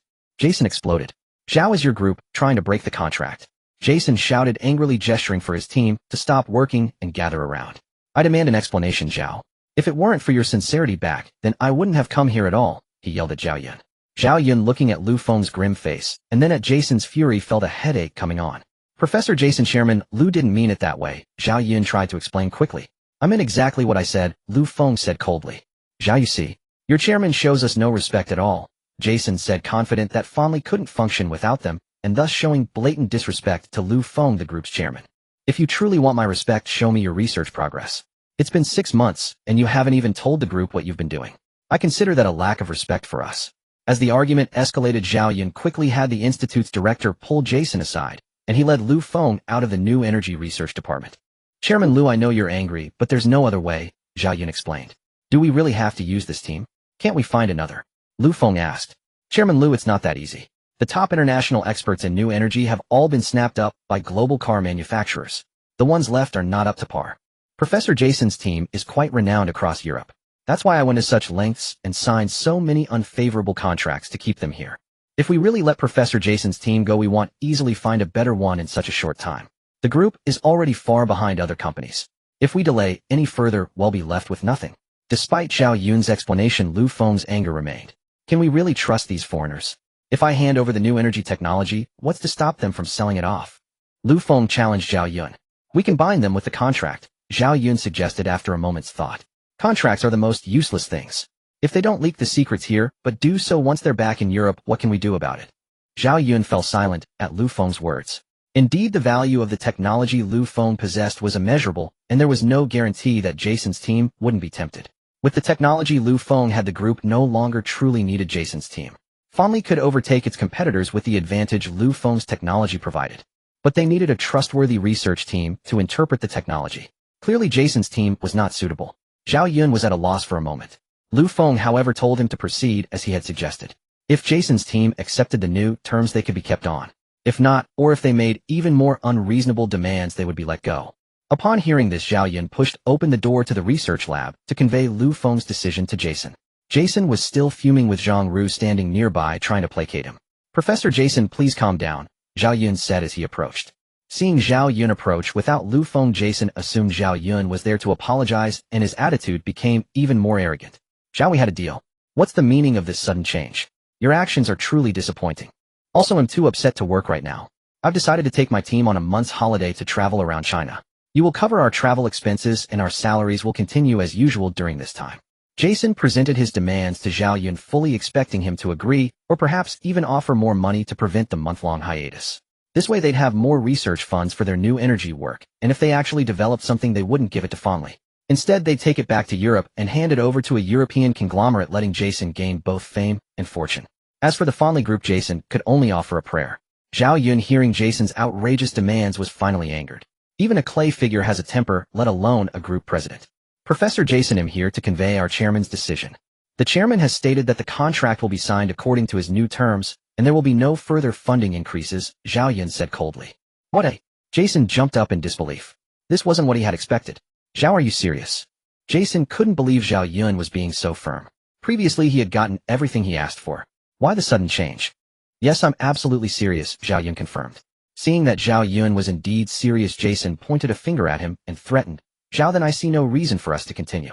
My team and I will leave tomorrow. Not only will I leave, but I'll also denounce your group in international publications. We'll see if any team dares to work for you after that. As Jason was threatening Xianyun, the lab's door suddenly swung open, and Lu Feng walked in carrying a document bag. I'm afraid you won't be able to leave. As his words faded, Lu Feng approached Jason with a document folder in hand. Chairman Lu, what do you mean by this? Are you trying to detain us by force? Jason asked, staring at Lu Feng. No, of course not. We Chinese would never arbitrarily detain anyone, Lu Feng replied. Then what do you mean by saying we can't leave? Exactly what I said, literally. I'm sorry, I don't understand. Then take a look at this document, Lu Feng said, handing the folder to Jason. Jason took the folder, and under Xianyun's curious gaze opened it. He pulled out the documents and began reading. But the moment he glanced at the contents, his face turned pale and his hands trembled uncontrollably. Seeing his terror, Xianyun snatched the documents from him and started reading. What he saw shocked him. The file recorded that during Jason's research he had secretly transferred a substantial portion of the research funds allocated by the group into his personal account. "Professor Jason, you owe me an explanation," Xianyun said, his eyes murderous. Jason panicked. He had always been discreet about embezzling the research funds. Even his team members didn't know. How did Feng find out? When Xianyun demanded an answer, Jason, whose Chinese was already poor, stammered incoherently. Seeing Jason's reaction, Xianyun became even more convinced of his guilt. He insisted that Jason confess everything, threatening to take him to court and have him imprisoned. At the mention of prison, Jason calmed down and vehemently claimed the documents were forged, a slander by Feng. "Fake. These documents are fake," Jason shouted. "It seems you won't give up until you hit a dead end," Feng said, pulling another bank transfer record from the folder. "This is the record of every single embezzlement. You were very secretive, but it didn't help." He handed the file to the still defiant Jason. Jason grabbed the documents and tore them up loudly, accusing the group of conspiracy and persecution. Hearing this, the research team members gathered around, demanding an explanation from Feng. Unfazed, Feng found a computer, inserted the USB drive from the folder, and opened the files for everyone to see. Faced with the clear transfer records on the screen, the researchers could no longer argue. The evidence was irrefutable. Jason went weak at the knees. He rushed to Feng, begging for forgiveness. "Chairman, I know I was wrong. I had no choice. My wife is sick. She needs a huge amount of money for treatment. I love her too much, so I had to use the research funds. Don't worry, you can deduct the embezzled money from my salary. I'll work without pay from now on." He then turned to Xianyun, pleading for mercy. "Xiao, please help me. I really had no other choice. I'll speed up the research and deliver results as soon as possible. You have to help me." Xianyun, moved by Jason's desperate plea and his claim that the embezzlement was for his wife's medical treatment, softened and was about to intercede on his behalf with Feng. "Chairman Lu, Jason did it for his..." "Stop." Feng cut him off before he could finish. "Old Xiao, you actually believe that story about his wife?" Feng said, pulling another document from the folder and handing it to Xianyun. "Take a good look." Xianyun took the document, and with a single glance his fury erupted. He grabbed Jason by the collar, ready to strike, but Zhang Ru held him back. "Jason, is this your critically ill wife? Is this why you embezzled the company's funds?" Xianyun roared, pointing at a young woman in the document. Seeing the girl in the photo, Jason knew all hope was lost. The document revealed that the woman was his mistress, and all the embezzled money had been spent on gifts for her. He had assumed Feng only uncovered the embezzlement, so he lied to gain sympathy and leniency. But Jason never expected Feng to have investigated so thoroughly, even tracking where every penny went. Xianyun was utterly disillusioned with Jason. He had almost pleaded for him. "Chairman Lu, handle this as you see fit," Xianyun said, crestfallen, stepping aside. "Don't rush. Take a look at this document too," Feng said calmly, pulling out another file. Seeing there was yet another document, Jason lunged to snatch it, but the security guards summoned earlier pinned him down. Xianyun's eyes widened as he read the document Feng handed him. The document clearly stated that Jason had reached an agreement with a European conglomerate. Once the research team produced results, the European company would bring him back to Europe, and he would sell the findings to them. It was like a man paying for a wife's pregnancy, only for the child to take another man's surname. Suppressing his rage, Xianyun finished reading the document. He then walked over to Jason, who was still held by the guards. Having his deepest secret exposed, Jason struggled violently, trying to break free and seize the paper. But one man was no match for two burly security guards. No matter how he thrashed, he couldn't escape their grip. "Chairman Lu, Xiao, let me explain. It's not what you think," Jason continued to plead. "It's too late for regret now. The higher you flew, the harder you'll fall. Save your excuses for the police," Feng said flatly. Xianyun immediately dialed the police, specifically the Economic Crime Investigation Unit. While waiting for the police, Jason didn't give up. He kept begging Feng, all trace of his earlier arrogance gone. Due to the large sum of money involved and the fact that Jason was a foreigner, the police arrived quickly. At the scene, Xianyun handed the organized documents to the police. After reviewing them, the officers ordered Jason taken away. As the group's president, Xianyun had to accompany them for questioning and verification. Before leaving, Feng asked how long Jason would serve if the documents were true. The police replied that Jason would face 5 to 10 years in prison. Then they took Xianyun back for interrogation. This was his second session of the day. After the police left, Feng addressed the panicked foreign researchers. He simply told them that if they weren't involved in the embezzlement, they could voluntarily terminate their contracts without the group causing them trouble. Having said that, he assigned Zhang Ru to handle the foreign researchers' affairs and left. Just as he stepped out of the factory gate, his phone rang. The caller ID showed a local Fei City number. Curious, Feng answered. "Hello, who is this?" "Is this Mr. Feng?" "Yes, it's me. Who are you, and what do you want?" "Never mind who I am. I have a business proposal for you concerning the Fei Group. I don't even know you. How can we talk business?" Feng grew more puzzled. "We'll know each other soon enough. Remember Japanshin racetrack? Then the caller hung up. Lu Feng was baffled, unable to make sense of it. Just as he was pondering the call's meaning, his phone rang again. Hello, Chairman Lu, this is Finance. The tax bureau is here. They suspect us of tax evasion and want to seal off the company for inspection, a panicked female voice said. Hearing this, Lu Feng immediately connected it to the mysterious call. Was it you? Japanshin Racetrack. Let's see who you really are. Lu Feng rushed back to the group headquarters only to find a swarm of law enforcement officers already gathered at the entrance. Ignoring the startled greetings of his employees, he strode straight to the finance department. The finance staff, who were in the middle of cooperating with the investigation, hurried over the moment they saw him. Chairman Lu, you're finally here. We don't know what's going on. A bunch of people suddenly showed up demanding to inspect our company, claiming we're suspected of tax evasion. And are we? Lu Feng asked. No, we've always paid our taxes legally. Remember when the city leaders wanted fondly to set up here, they offered us a slew of incentives, factory land, office space for the headquarters, and even employee dormitories. So our group has always repaid that kindness by staying fully compliant with tax laws. Hearing this explanation, Lu Feng immediately suspected that the inspector's arrival was connected to that phone call he had just received. But Lu Feng couldn't fathom why anyone would suddenly target Fondly Group. As one of the city's premier conglomerates, it provided countless jobs and significantly boosted the local economy. Just as the finance head had said, the city had bent over backward with incentives to lure Fondly here in the first place. Hello, you must be the new chairman of Fondly Group. I'm the lead officer for this operation, Wu Guoying, a man said, walking over and introducing himself. Nice to meet you. May I ask what brings you all here today? Lu Feng inquired. We received a tip-off that Fondly Group is suspected of tax evasion, so we're here to investigate, the man. Understood. Well, fully cooperate. Thank you for your cooperation. However, we'll need to take your finance staff and their records back with us for review. Don't worry, we'll treat your employees well. This should only take a couple of days, Wu Guoying continued. The moment Lu Feng heard they wanted to take the finance staff away, he knew these people were up to no good. A standard financial audit didn't require taking personnel into custody. This was clearly an attempt to sabotage Fondly. With this in mind, he called Xianyun. As the group's president, Xianyun would surely have connections with these officials, making him the best person to handle this. Soon after, Xianyun, having been briefed on the group being audited, finished his own statement and rushed over. As soon as he walked in, he spotted Wu Guoying. Officer Wu, what wine blows you over here? Xianyun asked as he entered. President Zhao, hello. I'm just here following up on a report, Wu Guoying explained. An inspection is fine, but why take our finance staff? Our group is one of the city's biggest taxpayers. We always pay in full, Xianyun retorted directly. It's just procedure. Your group's accounts are extensive and can't be fully reviewed on the spot. To ensure the data's integrity, we have to take them in. Then just send more people and work through the night. Our group will fully cooperate. No need to scare our employees. Sorry, President Zhao, rules are rules. We can't change them, Wu Guoying insisted. Seeing the man's stubbornness, Xianyun pulled out his phone to make a call. But Wu Guoying remained remarkably calm, seemingly unbothered by the prospect of Xianyun calling in favors. Hello, Director Lu. This is Xianyun, he said into the phone. Oh, President Zhao, what can I do for you? It's about Officer Wu Guoying from your bureau. He's here at our group checking our taxes. As you know, we've always paid on time. We're happy to cooperate with his audit, but could we skip taking our finance staff away? The person on the other end fell silent for a moment before responding. President Zhao, there are national laws and family rules.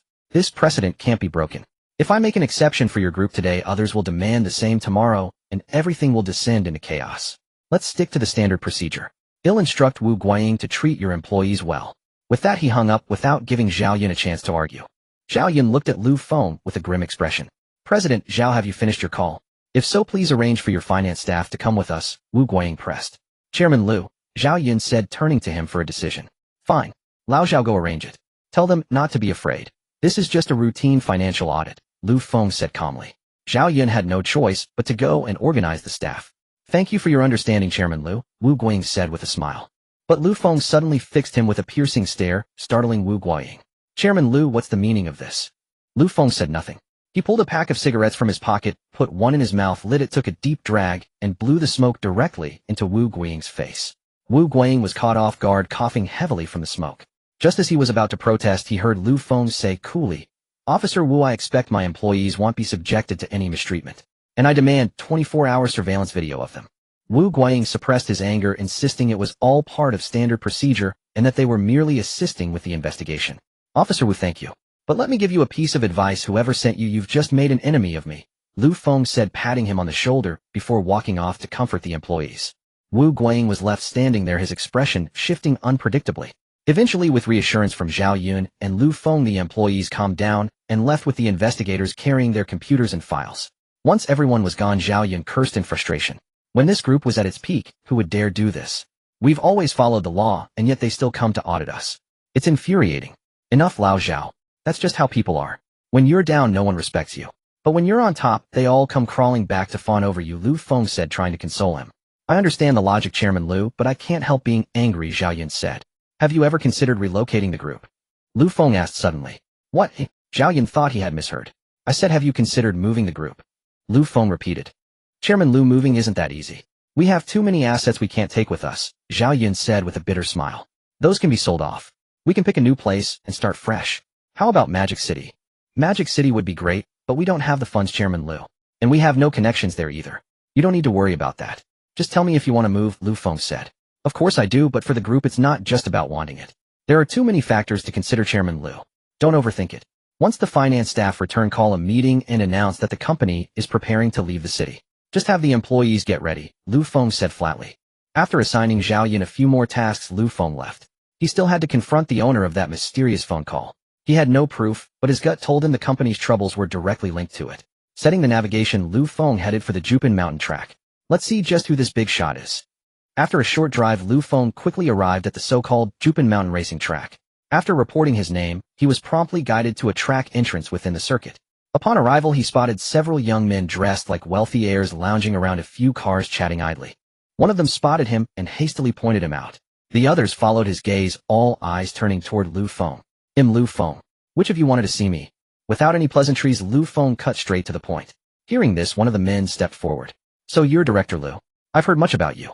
Seeing you in person, you truly live up to your reputation. I am Wei Chongqing. But Lu Feng had no interest in his name and directly asked why he had been summoned. Seeing Lu Feng's bluntness, the man remained unfazed, casually pulling out a cigarette and tossing it over. However, Lu Feng swatted the tossed cigarette to the ground. The man watched this action, showing no anger, but instead breaking into a smile. Haha, worthy of being the new director of Fonley Group, you certainly have nerve. Why did you call me here? Why did you have someone investigate my company? Lu Feng stared at him coldly. Just worried you might be too busy to spare the time, Director Lu, so we had to use a few tactics, the man explained with a smile. As for why I invited you here, Director Lu, it's naturally to discuss a business opportunity with you. I don't see that we have any business to discuss. Don't be so quick to refuse, Director Lu. Allow me to introduce the people beside me first, and then you can reconsider. With that, the man introduced each person's identity to Lu Feng one by one. After hearing their backgrounds, a flicker of coldness passed through Lu Feng's heart.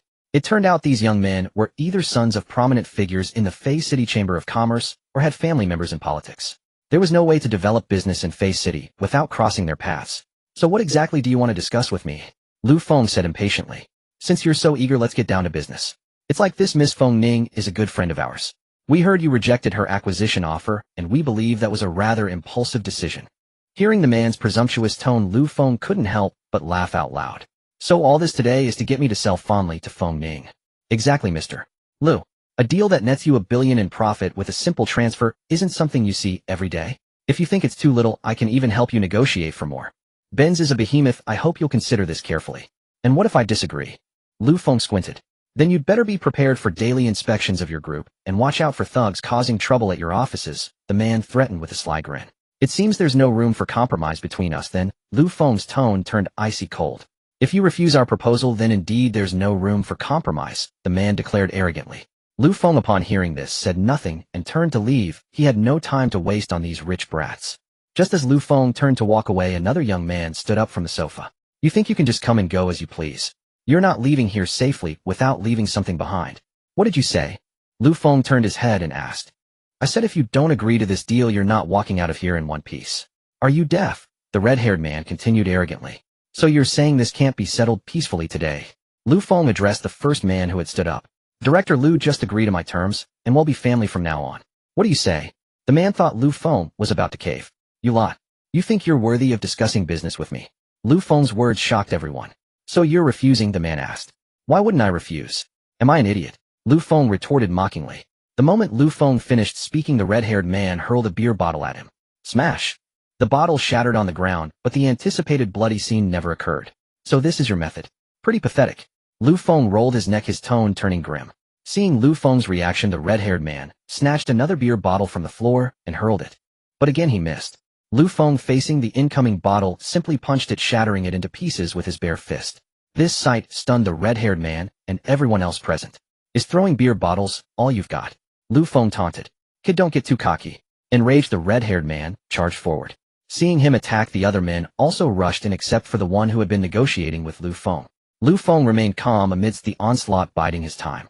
He landed a swift left hook on the red-haired man's face, sending him flying 3 or 4 meters away, where he lay motionless on the ground.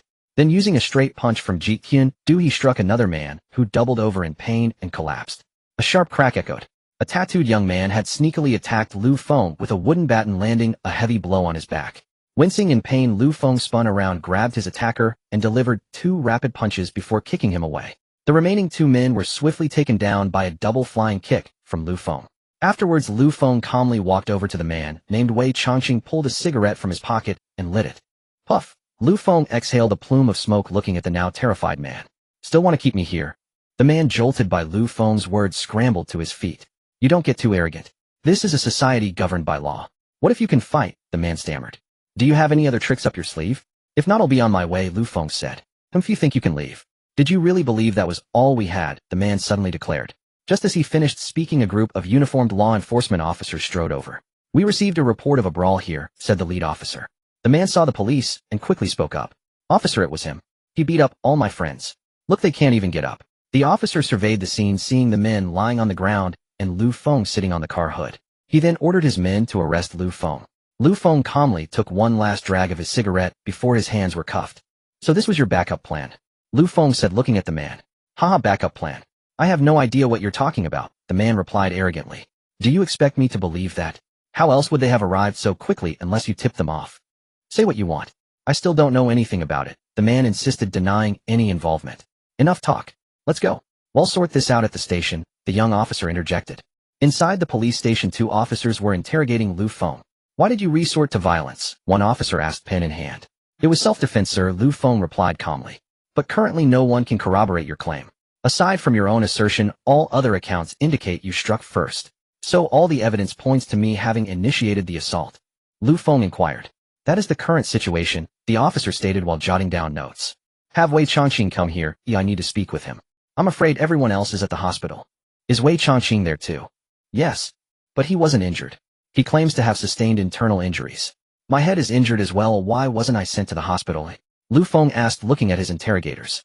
I apologize, but procedure requires us to question you first, said an older officer. Haha, I see, Lu Feng suddenly chuckled. May I have my phone? I need to make a call. I'm sorry, but that's not permitted at this time. As far as I know, I am entitled to contact the outside world. Lu Feng said, his gaze turning icy and his tone growing stern. However, the 2 officers seemed not to hear him, not even lifting their heads, continuing their paperwork. Shortly after, once the report was completed, the 2 officers rose and left, leaving Lu Feng alone in the interrogation room. Instantly, solitude enveloped him. After about an hour, an officer returned, handing Lu Feng a piece of bread and a cup of water. Lu Feng looked at him and asked a single question. How much did they pay you? The officer smiled slightly, then advised him to yield early, warning that some people were beyond his means to offend, and turned to leave. Just as he reached the door, Lu Feng's voice echoed from behind. And how do you know you can afford to offend me, eh? The officer turned to see Lu Feng wearing a smile, but a chill shot up his spine. He quickly shut the door and hurried out. Meanwhile, the men Lu Feng had beaten were also leaving the hospital. Young Master Wei, we can't let this slide, said a man with a bandaged head. Yeah, that guy hits hard. We need to teach him a lesson. The group chattered noisily around Wei Changqing. Don't worry, I've already arranged everything. Lu Feng won't have a pleasant night in that interrogation room, Wei Changqing said with a faint self-assured smile. Who'd have thought that guy could fight? We planned to frame him with a crime if negotiations failed, but it turns out he got himself locked up for assault. Why don't we go see him at the station? The red-haired man suddenly suggested. Great idea. Yeah, let's see how pathetic he looks now. The suggestion was quickly met with unanimous approval, and they drove off towards the interrogation room. Bored, and without his phone, Lu Feng could only stare into space in the interrogation room. Suddenly, through the small window in the door, he spotted the red-haired man he had defeated earlier. With a click, the door opened, and the group of young men walked in. Mr. Lu, it's been a while, Wei Changqing said with a smile. Lu Feng showed no surprise at seeing them freely enter the interrogation room. After all, they represented the elite class of Face City, so such access was hardly difficult for them. Thanks to your hospitality, young Master Wei, I'm eating and sleeping well here. It would be even better if I didn't have to see certain disgusting faces. Lu Feng spread his hands and smiled. Who the hell are you calling disgusting? The red-haired man's temper flared, and he moved to strike, but Wei Chongqing held him back. No need to be so impulsive. I wasn't talking about you, so why rush to stand up? Lu Feng looked at the gathered young Xianyun, a smile on his face, but a chilling coldness lurking deep in his eyes. Mr. Lu, a sharp tongue won't get you far. You're a businessman, you should know that connections are everything in business. Your Fonley company is in Fei City, and we happen to represent certain interests here. If you refuse to hand over Fonley, do you think you'll be able to survive? Wei Chongqing pulled over a chair and sat down with an air of arrogance. This room, which instilled fear in most, seemed as comfortable as his own home to him. Lu Feng nodded thoughtfully at his words. Having been in the business world for some time, he understood the impact of connections. However, this did not mean he would yield. If a failed deal led to threats, then yielding now would set a dangerous precedent for his future. As the old saying goes, a Buddha needs incense, a man needs self-respect. Being tactful is not wrong, but it doesn't mean allowing oneself to be bullied. Young Master Wei, I am well aware of your influence in Fei City. Unfortunately, your earlier attitude didn't sit well with me. So no matter what you say, my answer remains no. Please relay a message to Feng Ning, tell her that Lu Feng remembers her, and she should be careful these days. Lu Feng straightened his body, which had grown stiff from maintaining one position for so long. Seeing that Lu Feng remained defiant even in his current predicament, Wei Chongqing and his group found themselves momentarily at a loss for a solution. Although their backers were powerful in Fei City, they were not without limits. Young Master Wei, why bother talking to him? Let me beat him up first to avenge what he did to us at the bar. The red-haired man, seeing the negotiation hit another deadlock, raised his fists again, ready to charge. Stand down. Wei Chongqing's face darkened as he barked. Are they crazy? They might have some influence, but this was an interrogation room. Assaulting someone here would have serious repercussions. If word got out, it would be a problem not just for them, but for their backers as well. Startled by the reprimand, the red-haired man had no choice but to lower his hand. After all, among everyone present, Wei Chongqing held the highest status. Mr. Lu, are you truly unwilling to accept our friendship? Wei Chongqing approached Lu Feng, his voice laced with suppressed anger. Lu Feng grinned, revealing a row of neat white teeth. Sorry, I'm a stubborn man. I respond better to kindness than to force. Mr. Lu, you certainly have nerve. Since that's the case, the world turns, and we shall meet again. Just wait and see. Faced with Lu Feng's slightly mocking words, Wei Chongqing lost his patience for further conversation. He turned and led his gang of underlings out of the interrogation room. After leaving the interrogation room, the group climbed into their respective luxury cars. Red Hair shared a ride with Wei Chongqing. Young Master Wei, that guy seems to be a tough nut to crack. How about I call my old man and have him arrange a few men to break both of that kid's legs? Let's see if he can stay so stubborn then. As soon as he got in the car, Red Hair voiced his suggestion. He was seething with pent-up fury. If Wei Chongqing hadn't held him back earlier, he would have beaten Lu Feng to a pulp. Wei Chongqing, hearing Red Hair's proposal, felt a stir of interest. Being of the same ilk, he knew Red Hair had the capability to follow through, which was precisely why he kept him close. Yet despite the appeal of Red Hair's idea, Wei Chongqing harbored a certain wariness towards Lu Feng. After all, a young man capable of directly seizing control of the Fonley group must possess considerable backing. Should Lu Feng seek retribution against them, it would undoubtedly become a significant nuisance. Hold off on making a move for now. Let's get back and call that woman Feng Ning. Tell her this guy's got a hard backbone, and she needs to raise her price. Let's see what she has to say first. After all, we're not the ones who are most desperate in this matter. After a moment's hesitation, Wei Chongqing chose to decline the proposal. With the roaring of engines, the luxury cars vanished into the darkness of the night. Meanwhile, back in the interrogation room, Lu Feng, having retrieved his phone, found a number, and after much deliberation made a call. Hello, Xianyun, it's me. A somewhat awkward voice echoed through the empty interrogation room. Feng, why are you calling so late? Is something the matter? A gentle voice came through the phone. It's a small matter. Lu Feng struggled to get the words out. If there had been a crack in the floor to swallow him up, he would have crawled right in. After all, this situation was hardly something to be proud of. Subsequently, Lu Feng recounted the entire sequence of events to Xianyun. Upon hearing it, she was like a lioness protecting her cub. Feng, you didn't get hurt yourself, did you? In making some calls right now? Wait for me, you'll catch the next flight to Fei City. Lu Feng, hearing she intended to come, quickly refused. Xianyun, it's just a trivial matter. There's no need for you to come all this way. Really, I'm perfectly fine. Feng, are you truly alright? Don't be shy with me. Xianyun was still worried. I'm fine. I hadn't planned on telling you, but I'm in a strange place with no one else to turn to. I had no other choice. Still keeping your distance from me, are you? You even thought about not telling me. Xianyun huffed. It's just that I didn't want you to worry. Lu Feng rubbed his nose in explanation. I'm fine. They'll start contacting people now. Just wait a moment. With that, Xianyun hung up. Lu Feng stared at the disconnected call on his phone, a wry smile spreading across his face. How embarrassing. I was just boasting not long ago, and now I have to rely on her to bail me out. Having gone through this ordeal, Lu Feng understood his own shortcomings. Although he was now extremely wealthy, he lacked connections. The only person he knew was the old master Yi Weiman, and he wasn't even close to him. After I get back this time, I must focus on building my network, Lu Feng resolved silently. After hanging up, Xianyun suppressed her fury and located the number for Fei City's top official. Worried that Lu Feng might have suffered in the interrogation room, she quickly dialed. At 11 p.m., the already sleeping top official was startled awake by the ringing phone. Who's calling at this hour? Can't a person get any sleep? Lin Yuming grumbled. He rubbed his eyes, picked up his phone, and glanced at the caller ID. Instantly, he was wide awake. Why is she calling at this time? Hello, Xianyun, what's the matter calling so late? Uncle Lin, I'm terribly sorry for disturbing your rest at this hour. Oh, it's no trouble at all. I was just lying down myself. There's a matter I need to trouble you with, Xianyun said. What is it? Just tell me. If it's within my power, I'll take care of it for you, Lin Yuming said with a smile. Xianyun then explained Lu Feng's situation. After hearing the full story, Lin Yuming slammed his hand on the table. These people are absolutely lawless. To think they could do something so outrageous. This is destroying the business environment of Fei City. Then Uncle Lin, I'll leave this matter in your hands. Don't worry. Even if you hadn't called, I wouldn't let these people off the hook once I found out. Thank you so much, Uncle Lin. This new year, I'll get you an invitation from grandfather. It's been years since I've seen you, and I've missed you. Haha, then I'll be thanking you in advance, Xianyun. Uncle Lin, I won't keep you any longer. You should get some rest. With that, Xianyun ended the call. After hanging up, Lin Yuming couldn't contain the excitement in his heart and burst out laughing. This utterly bewildered his wife. Old Lin, what are you laughing about? Instead of sleeping, his wife, clad in silk pajamas, asked curiously.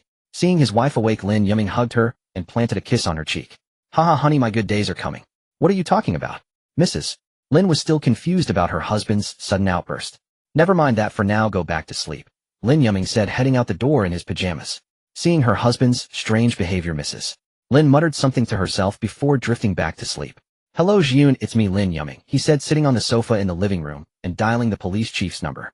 The police chief, who had been sleeping soundly, immediately grew alert upon hearing it was Lin Yuming and hastily asked if something was wrong. Xianyun, your men really need to be managed more strictly. Lin Yuming's words sent a chill down the police chief's spine. Yes. You're absolutely right. The chief could only agree. Lin Yuming then recounted the incident. After listening, the police chief repeatedly assured him that he would handle the matter properly, and that Lin Yuming should just wait for good news. Satisfied with the assurance, Lin Yuming hung up and went back to bed.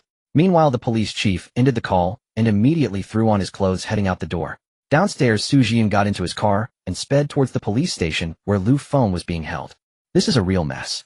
Anyone who can get Mayor Lin to make a personal call must have some serious clout. Soon, with a nervous heart, Xianyun arrived at the interrogation room where Lu Feng was. Who's on duty here today? Xianyun asked as he walked in. Who are you? Why are you here so late? The officer on duty replied. I'm Xianyun. Director. What brings you here? The officer scrambled to his feet upon hearing the name. If I hadn't come, you'd have caused a catastrophe. Director, what do you mean? Did your precinct detain a young man today? Is he still locked in the interrogation room?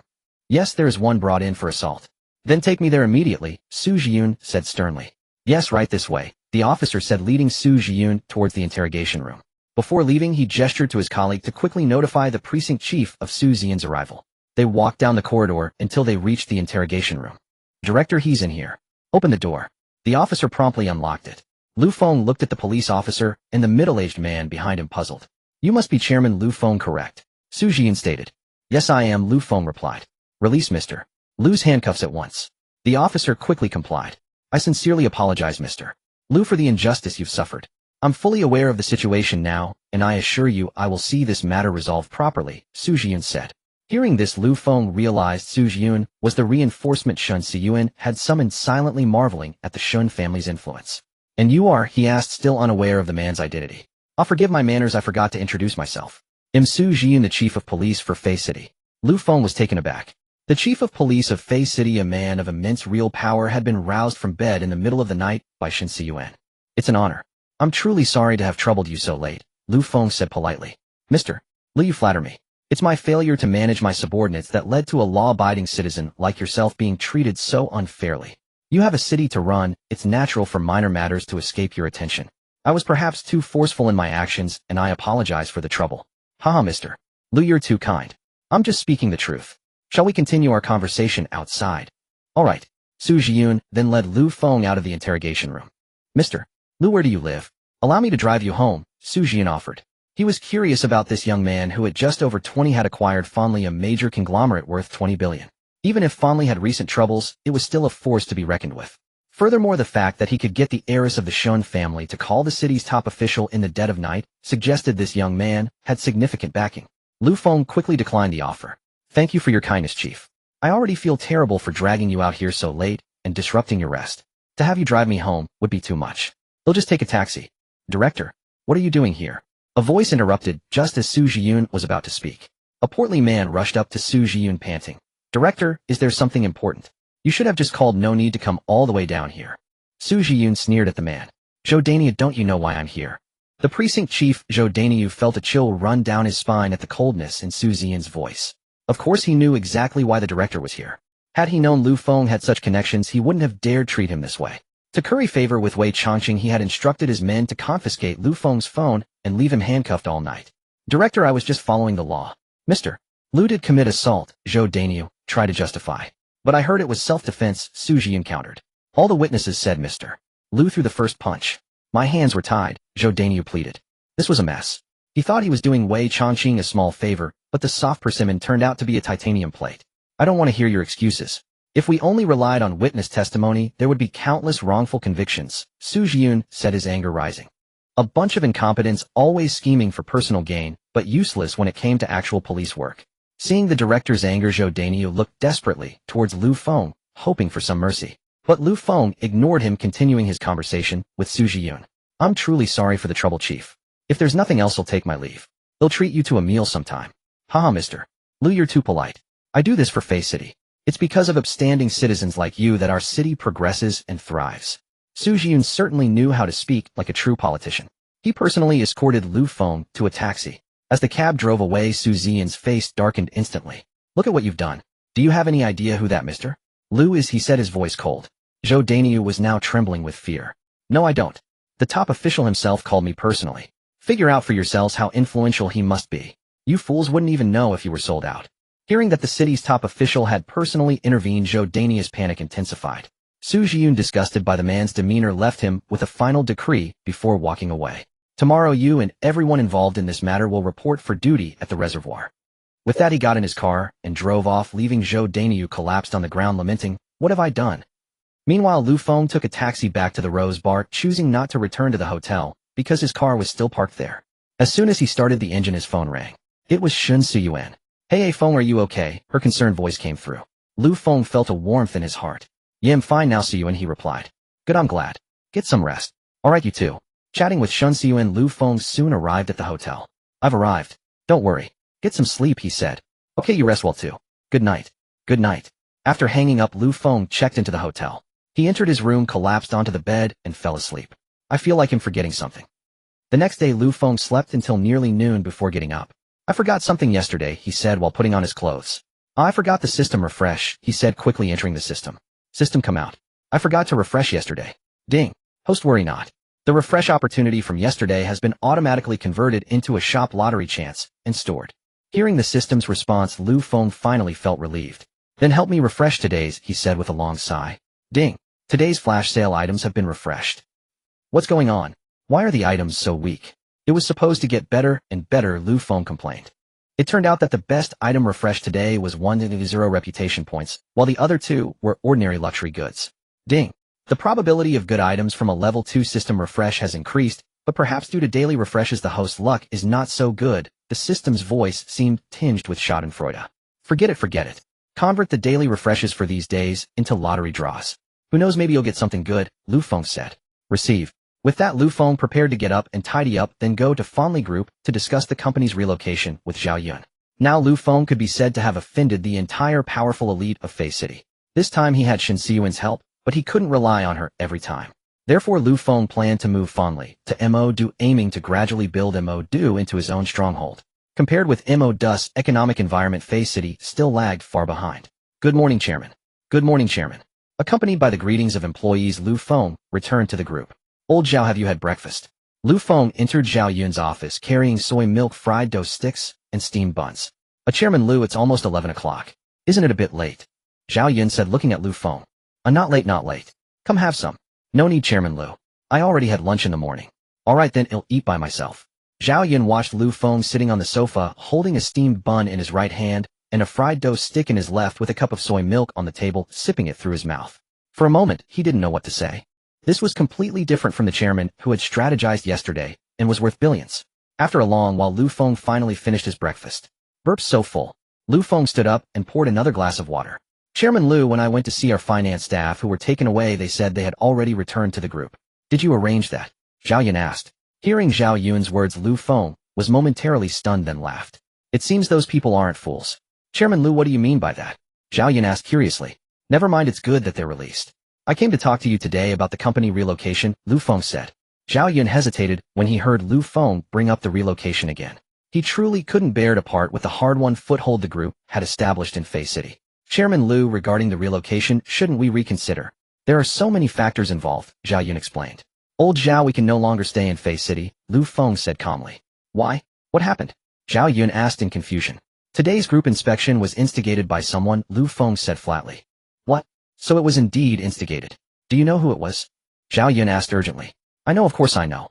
Not only do I know, I've already clashed with them, Lu Feng said calmly. Clashed? I don't quite understand what you mean.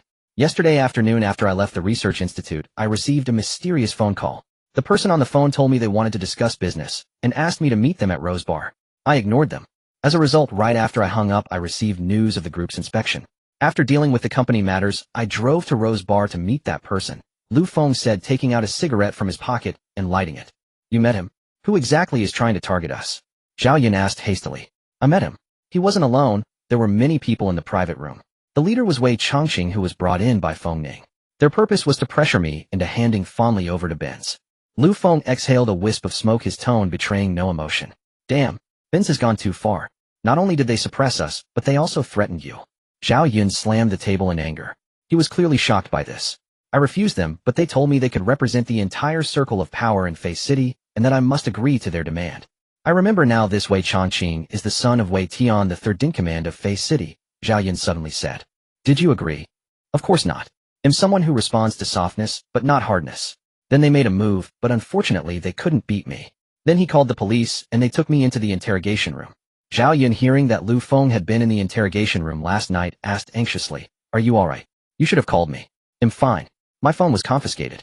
It wasn't until later, when Wei Chongqing came to the interrogation room to flaunt his power, that I got my phone back, Lu Feng continued. They're so outrageous. Chairman Lu, should we call the police? If they can say that, they can definitely do such things. You haven't lived in Fei City, you don't know their notorious reputation, Xianyun said worriedly. No need. The problem has been solved. They won't dare to make a move against me anymore, Lu Feng said calmly. That's not their style. I know, but they can't afford to offend me now. It seems Chairman Lu's background is not simple either, Xianyun said, looking at Lu Feng. Haha, old Zhao, stop guessing. Although I won this round, they didn't lose too badly.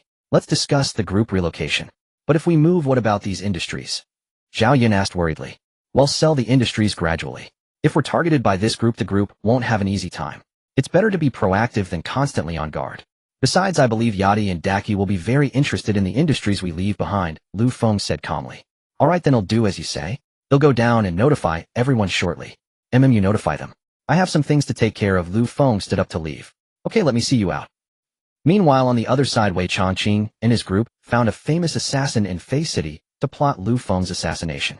Brother Chongqing, you have no idea. I was scolded thoroughly by my old man yesterday.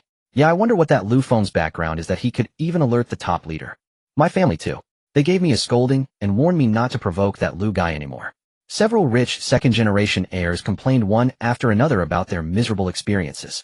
Wei Chongqing smoked, his eyes narrowed into slits. Hearing his friend's words, he recalled what the old man had said last night. Chongqing, you have completely offended Lu Feng. He will definitely not let you off. Then what should I do, grandfather? Since the soft approach failed, we must eliminate him completely. But this matter must not be known to your father. You must also find a way to distance yourself from the assassination of that Lu. Alright, I understand. While Wei Chongqing was still lost and thought, the red-haired man interrupted his recollection. Brother Chongqing, I've made contact. This person is a famous assassin in the underworld of Fei City named He Lang. Is he reliable? Wei Chongqing exhaled a puff of smoke. Don't worry. My father used to hire him to handle some dirty business. He has a sickly wife who needs hospitalization every day, costing a lot of money. So even if the mission fails, he won't dare to betray us, the red-haired man said confidently. It turned out that the red-haired man's family was involved in organized crime. In the 1980s, they accumulated their first pool of capital through illegal activities. Due to the severe crackdown on organized crime in Huagua, they were forced to slowly transform, but they still owned many gray industries. Then tell him 1 million, I want Lu Feng dead, Wei Chongqing said calmly. Okay, you'll give him Lu's information and photos, and then transfer a 500 deposit, the red-haired man said. Remember to put the photos and information in a file bag, and use cash for the deposit. Don't use the internet, we can't leave any evidence, Wei Chongqing reminded. Don't worry, brother Chongqing. He'll go now. Go ahead. While Wei Chongqing and his group were planning how to assassinate Lu Feng was already driving back to Xian City. He planned to say goodbye to his parents and Lu Yanran, and then return to Mo Du directly from Fei City. However, he did not know that an assassination was quietly approaching him. Lu Feng drove his Mercedes-Benz at full speed, finally arriving home after more than 2 hours. Unlocking the door with his key, he found only Lu Yanran at home and asked where their uncle and aunt had gone. Brother, where did you go? Lu Yanran asked. There was some business at the company that needed my attention, so I went to handle it. Where are uncle and aunt? Since you weren't here, they went to work. What? I told them they didn't need to work anymore. They said they couldn't stand being idle and insisted on going.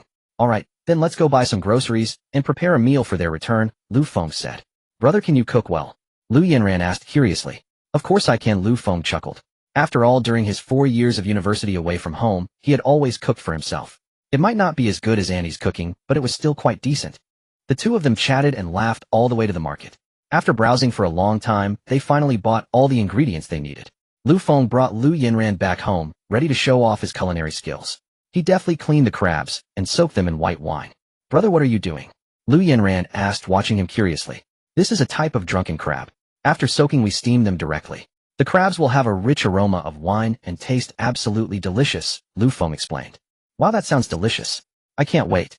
Smile afterwards. Lu Feng also prepared boiled prawn, steamed clams with egg scallops with vermicelli, and a pot of seaweed and pork rib soup. Brother, why is everything you're making today seafood? Because seafood is what I ate the most in Modu, so of course I'm making seafood, Lu Feng said after being busy for over 2 hours. Alright, perfect.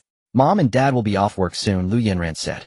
After setting all the dishes on the table, the two sat down and played with their phones. About 20 minutes later, the sound of a door unlocking was heard, and uncle and aunt arrived home from work. Wow, it smells amazing. I can smell seafood. Yes, I can smell the aroma of white wine too. Uncle and aunt exclaimed as they entered, then saw Lu Feng. Oh, Xiaofeng, you're back. Why didn't you tell us in advance? I would have left work earlier to cook something nice for you. Aunt said, her face lighting up with surprise. Yeah, you rascal, always pulling surprise visits, Uncle added with a hearty laugh. Mom, Dad, stop talking and come taste brother's cooking. He made all these dishes himself. Lu Yanran chimed in. Uncle and aunt were pleasantly surprised to hear that all the dishes and soup on the table were made by Lu Feng. Well, then I must have a good taste of Xiaofeng's cooking, Uncle said, quickly washing his hands and sitting down at the table. You're always in such a rush, Aunt chided him while washing her own hands. Ignoring his wife's remark, Uncle picked up a piece of steamed clam with egg and put it in his mouth. Wow, delicious, he praised, taking a sip of wine. Xiaofeng, your skills are impressive. Seeing how much her father was enjoying it, Lu Yanran quickly grabbed a bite for herself as well. Instantly her eyes sparkled with delight. Brother, this is amazing. So tasty, Lu Yanran said, picking up another piece. Seeing how much the two of them praised the food, Aunt quickly picked up a boiled prawn and took a bite. It really is delicious. Xiaofeng, your cooking skills are excellent. Any girl who marries you will be in for a treat, Aunt teased. Haha, that's right. I never knew Xiaofeng was such a good cook, Uncle added his praise. Brother, can I live with you from now on? I want to eat your cooking every day, Lu Yanran said. Haha, Uncle, Aunt Yanran, please stop praising me, or you'll get a big head. Lu Feng said with a laugh. Haha, if I had your cooking skills I'd be proud too. You don't know your aunt never lets me cook because she says my food is terrible. I didn't just say it was terrible, it's practically inedible. Aunt retorted upon hearing Uncle's words. Haha, Dad, is your cooking really that bad? The meal was soon finished in a joyful atmosphere. After dinner, Lu Yanran was sent to the kitchen to wash the dishes, while Lu Feng led Uncle and Aunt to sit on the sofa. Uncle, Aunt, I told you not to go to work anymore. You can just rest at home. They'll take care of you from now on, Lu Feng said. Hearing this, Uncle and Aunt were deeply touched and praised Lu Feng for being such a good child. Xiaofeng, we just can't stand being idle. It's too boring staying at home all day. Would rather go to work, Uncle said. Your uncle is right. Once Yanran goes back to school and you go out ITLL, just be the two of us at home. We'd be so bored. At least going to work makes the time pass faster, Aunt added. Then why don't you two go traveling? You can visit all the beautiful places in our country, but you absolutely cannot go back to work. You've already sacrificed so much for me and Yanran. Now that we have money, you should enjoy yourselves, Lu Feng insisted. Traveling is tiring and costs money. I don't want to go. Well, you can stay home and play mahjong or drink tea. Playing mahjong makes my back hurt, and drinking tea keeps me up at night. How about exercising or dancing every day? That's worse than working in the factory. Uncle, and I know you're reluctant to spend my money, but if I can't spend it on you, then why did I even earn it? Lu Feng said helplessly. You should save the money you earn for yourself. Your uncle and I are still young and capable. We can still work and save up some money for you. And said, leaving Lu Feng both moved and amused. Moved because they genuinely cared for him, and amused because he was grateful to have such wonderful family. Seeing that he couldn't convince them with words, Lu Feng directly took out his phone and made a transfer. As the text message notification sounded, Uncle looked at his phone with confusion. When he saw the bank transfer alert and the number on the screen, he was stunned. Xiaofeng, why did you transfer money to me?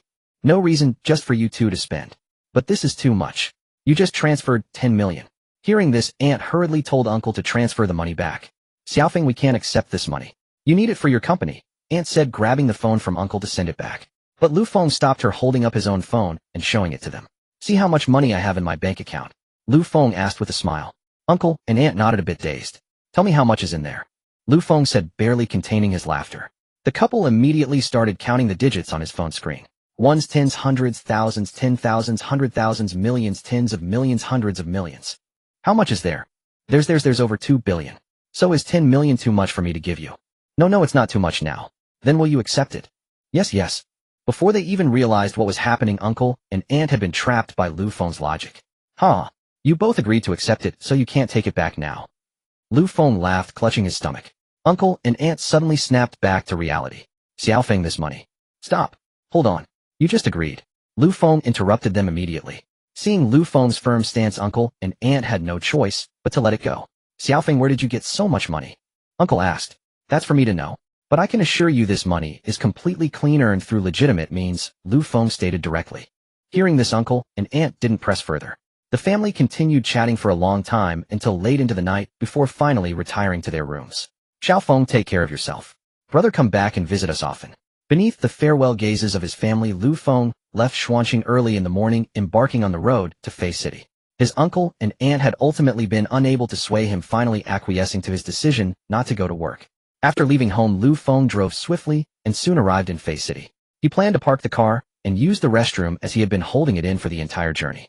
As soon as he stepped out of the car, a chubby little boy approached him. Big brother, someone over there wants you to come over. He said he has something to discuss with you.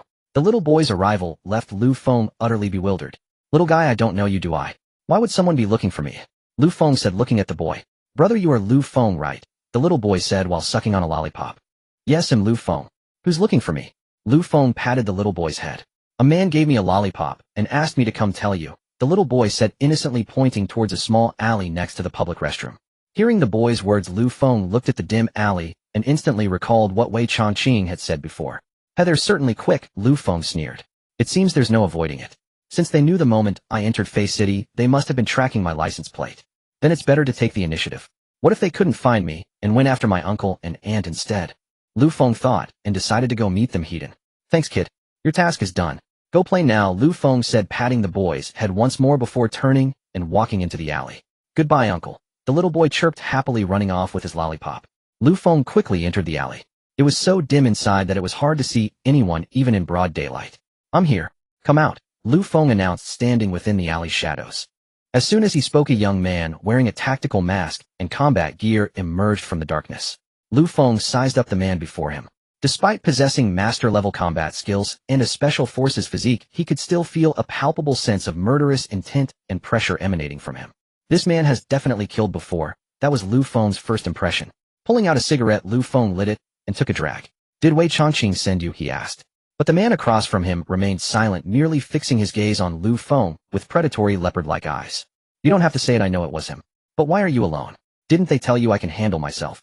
Lu Feng said calmly. The man still ignored him, only gripping his combat knife even tighter. You must be a soldier. I can tell from the combat suit and your demeanor. Why become a killer? Lu Feng pressed on, but the man seemed deaf to his words and continued to ignore him. Soon Lu Feng finished his cigarette. The instant he flicked the butt away, the man charged forward with his knife. Whoosh! The blade slashed swiftly across Lu Feng's chest, but missed its mark as he nimbly dodged the strike. Seeing his first attack fail, the man quickly reversed his grip and thrust the knife towards Lu Feng's head. Lu Feng timed his move, grabbing the man's attacking hand to disarm him. However, the man anticipated this, quickly slashing twice in midair to force Lu Feng's hand back. The two separated. Impressive skills. That confirms that you're military and not just any soldier, Lu Feng said. You're not bad yourself, the man finally spoke. He then launched another rapid assault, his knife weaving an airtight web that forced Lu Feng into continuous retreat. Pushed back with no room to maneuver, Lu Feng quickly retreated to the wall. As the man thrust again, Lu Feng leaped, grabbed a rope dangling from above the alley, and executed a midair double kick, sending the knife flying from the man's hand. Reacting quickly, the man turned his hands into claws the moment the knife was kicked away, seizing Lu Feng's leg and yanking him down. He then moved to retrieve his knife, but Lu Feng didn't give him the chance. Picking up a brick from the ground, he hurled it, forcing the man to sidestep. Lu Feng then rushed forward, and the two engaged in hand-to-hand combat. The man's attacks were fierce and fast, using both hands and feet, leaving Lu Feng struggling to defend. This was to be expected. Lu Feng only possessed the techniques and physical conditioning, but had almost zero real combat experience, having only fought ordinary people twice. The man sent to assassinate him, however, was his equal in both physique and fighting skills. Moreover, he was a veteran of real battlefields, his killing techniques honed to perfection through life-and-death struggles. Whoosh! The man kicked out. Lu Feng raised his arms to block, but the man used Lu Feng's arms as leverage to launch another kick from above. With his back against the wall, Lu Feng could only raise his arms again to defend. Smack! Lu Feng was driven to one knee by the sheer force of the impact. The man gave him no time to catch his breath, attacking again. With no other option, Lu Feng rolled on the ground to dodge awkwardly. The man, clearly intent on not letting him rest, pressed his attack with even greater speed and lethal intent. Lu Feng could only parry desperately. Just as he was about to be overwhelmed, he seized a gap in the man's offense and unleashed a Black Dragon 18 hands technique, forcing the man back. That's the Black Dragon 18 hands. Where did you learn it? I recall China banned it back in the 80s, the man said, a flicker of surprise crossing his otherwise stoic face. Puff puff puff. Lu Feng gasped for air, a smile spreading across his face. Want to learn? I can teach you, he taunted. The man immediately attacked again, and Lu Feng countered with the Black Dragon 18 hands. Since the man was unfamiliar with the style, Lu Feng managed to hold his own. They exchanged over 100 more moves, both exhausted and battered, yet neither would fall, glaring fiercely at each other. I underestimated you, the man said, breathing heavily. You're strong too. I'm more and more curious about you. With your skills, you could easily be a bodyguard earning $1 million a year. Why be a killer? Lu Feng asked, genuinely curious. Perhaps due to mutual respect, the man actually answered. I'm in a bind. My wife is terminally ill. This is the only way I can earn the money for her treatment. Wait. Lu Feng started, but the man attacked again, clearly intent on killing him. Forced to defend, Lu Feng fought back. After a dozen more exchanges, he seized an opportunity and kicked the man over, creating some distance. Hold on, Lu Feng urged. But the man wouldn't listen, getting up to attack once more. Seeing the man about to charge again, Lu Feng had no choice but to draw a pistol from his waist and aim it at him. The man froze, a chill running down his spine. Having been through war, he could instantly tell the gun was real, a standard M1911. Can we talk now? Lu Feng said calmly. The man raised his hands immediately. Having fought Lu Feng this long, he knew that at their current distance his chances of grabbing the gun were zero, and Lu Feng would surely shoot him dead the moment he tried. No, you didn't lose. If I didn't have this gun, who knows who would have won in the end, Lu Feng said with a faint smile. The man was puzzled. You had a gun all along, why didn't you use it from the start? He noticed the silencer on Lu Feng's pistol, which meant Lu Feng could have killed him instantly, so why waste time fighting? Because I wanted to test my combat ability, Lu Feng explained. The man was speechless. This was a life-or-death struggle, not a game. How reckless could one be? Gun control is so strict in China that even most criminals only have crossbows or homemade firearms. How did you get this gun? The man asked, voicing his doubts. The origin of this gun is a secret I can't tell you, Lu Feng said. But I'm curious, and also regretful. With your skills you could have had a better future. What illness does your wife have that drove you down this path? The man sat down on the ground and began to speak slowly. My wife has cancer. She needs dialysis and chemotherapy every day to survive. I can't afford the medical bills, so I had to resort to murder and robbery, the man said, seemingly giving up all hope. You were a soldier, weren't you? Lu Feng asked. I served in France as a mercenary. I thought you might be a Chinese soldier. Have you ever killed any Chinese people? I mean civilians. No. The jobs I take are all in the underworld. Those people deserve to die. But I'm not from the underworld. So why did you try to kill me?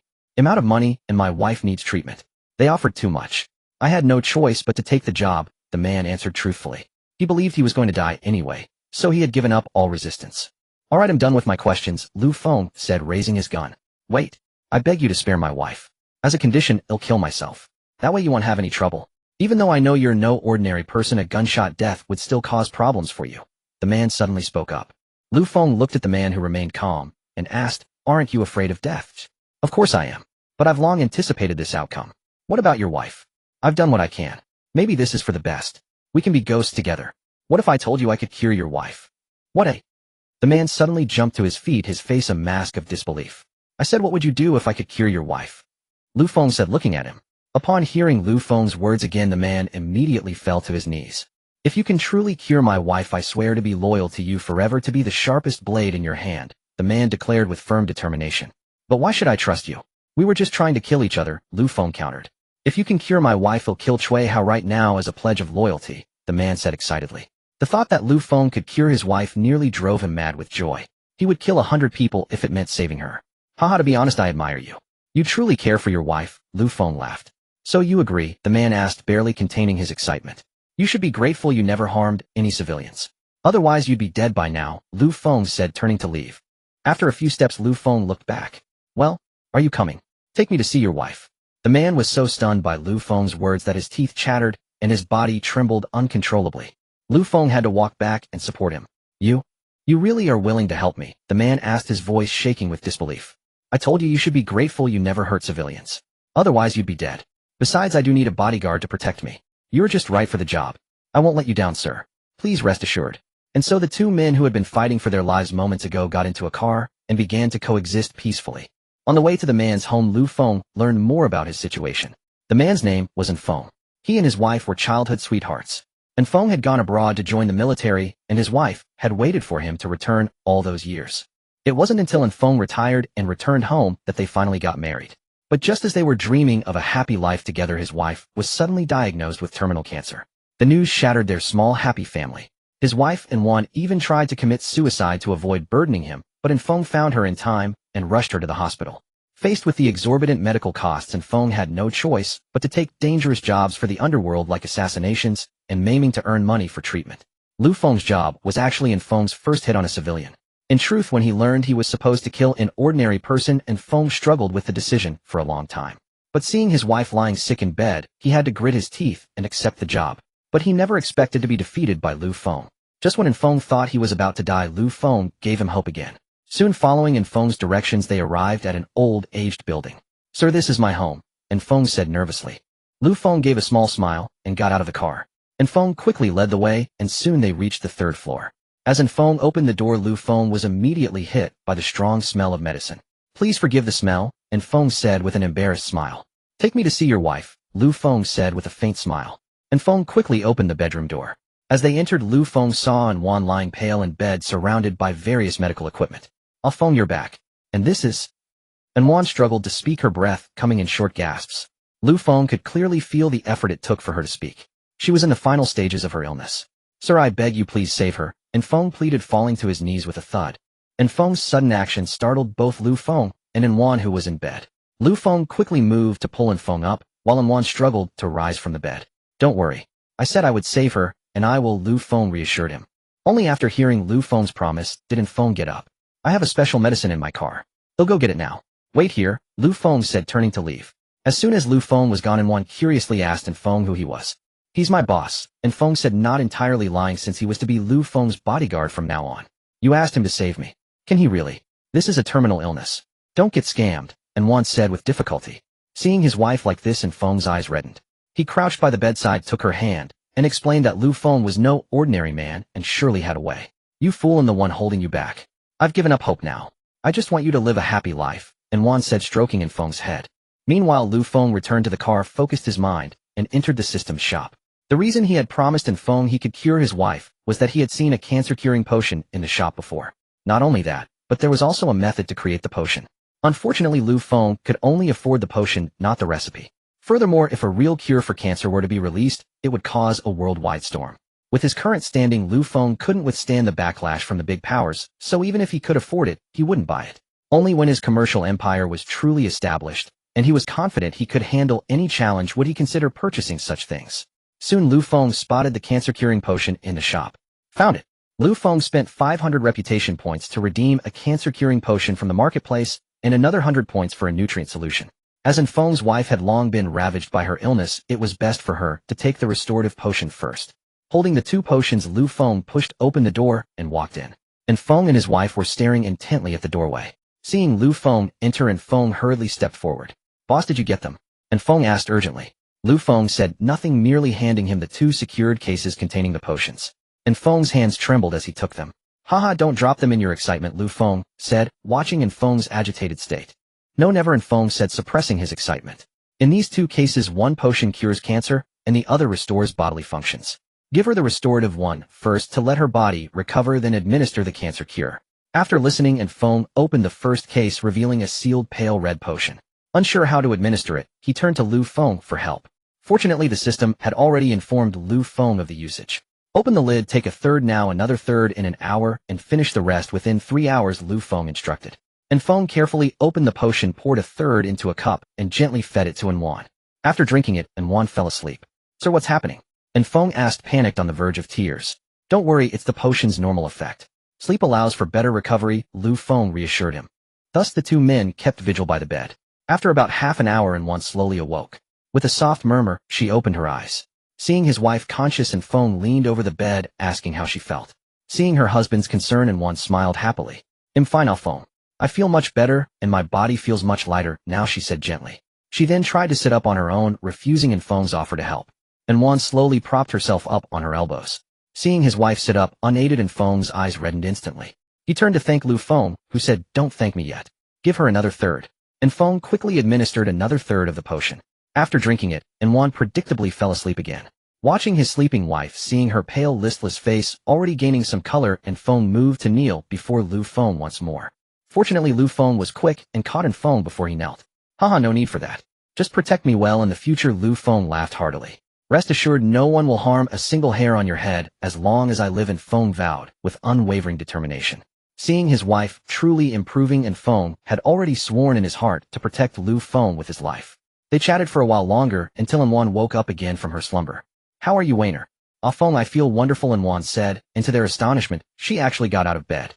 Seeing his wife able to rise on her own, and Feng was overjoyed. "How do you feel?" Lu Feng also asked.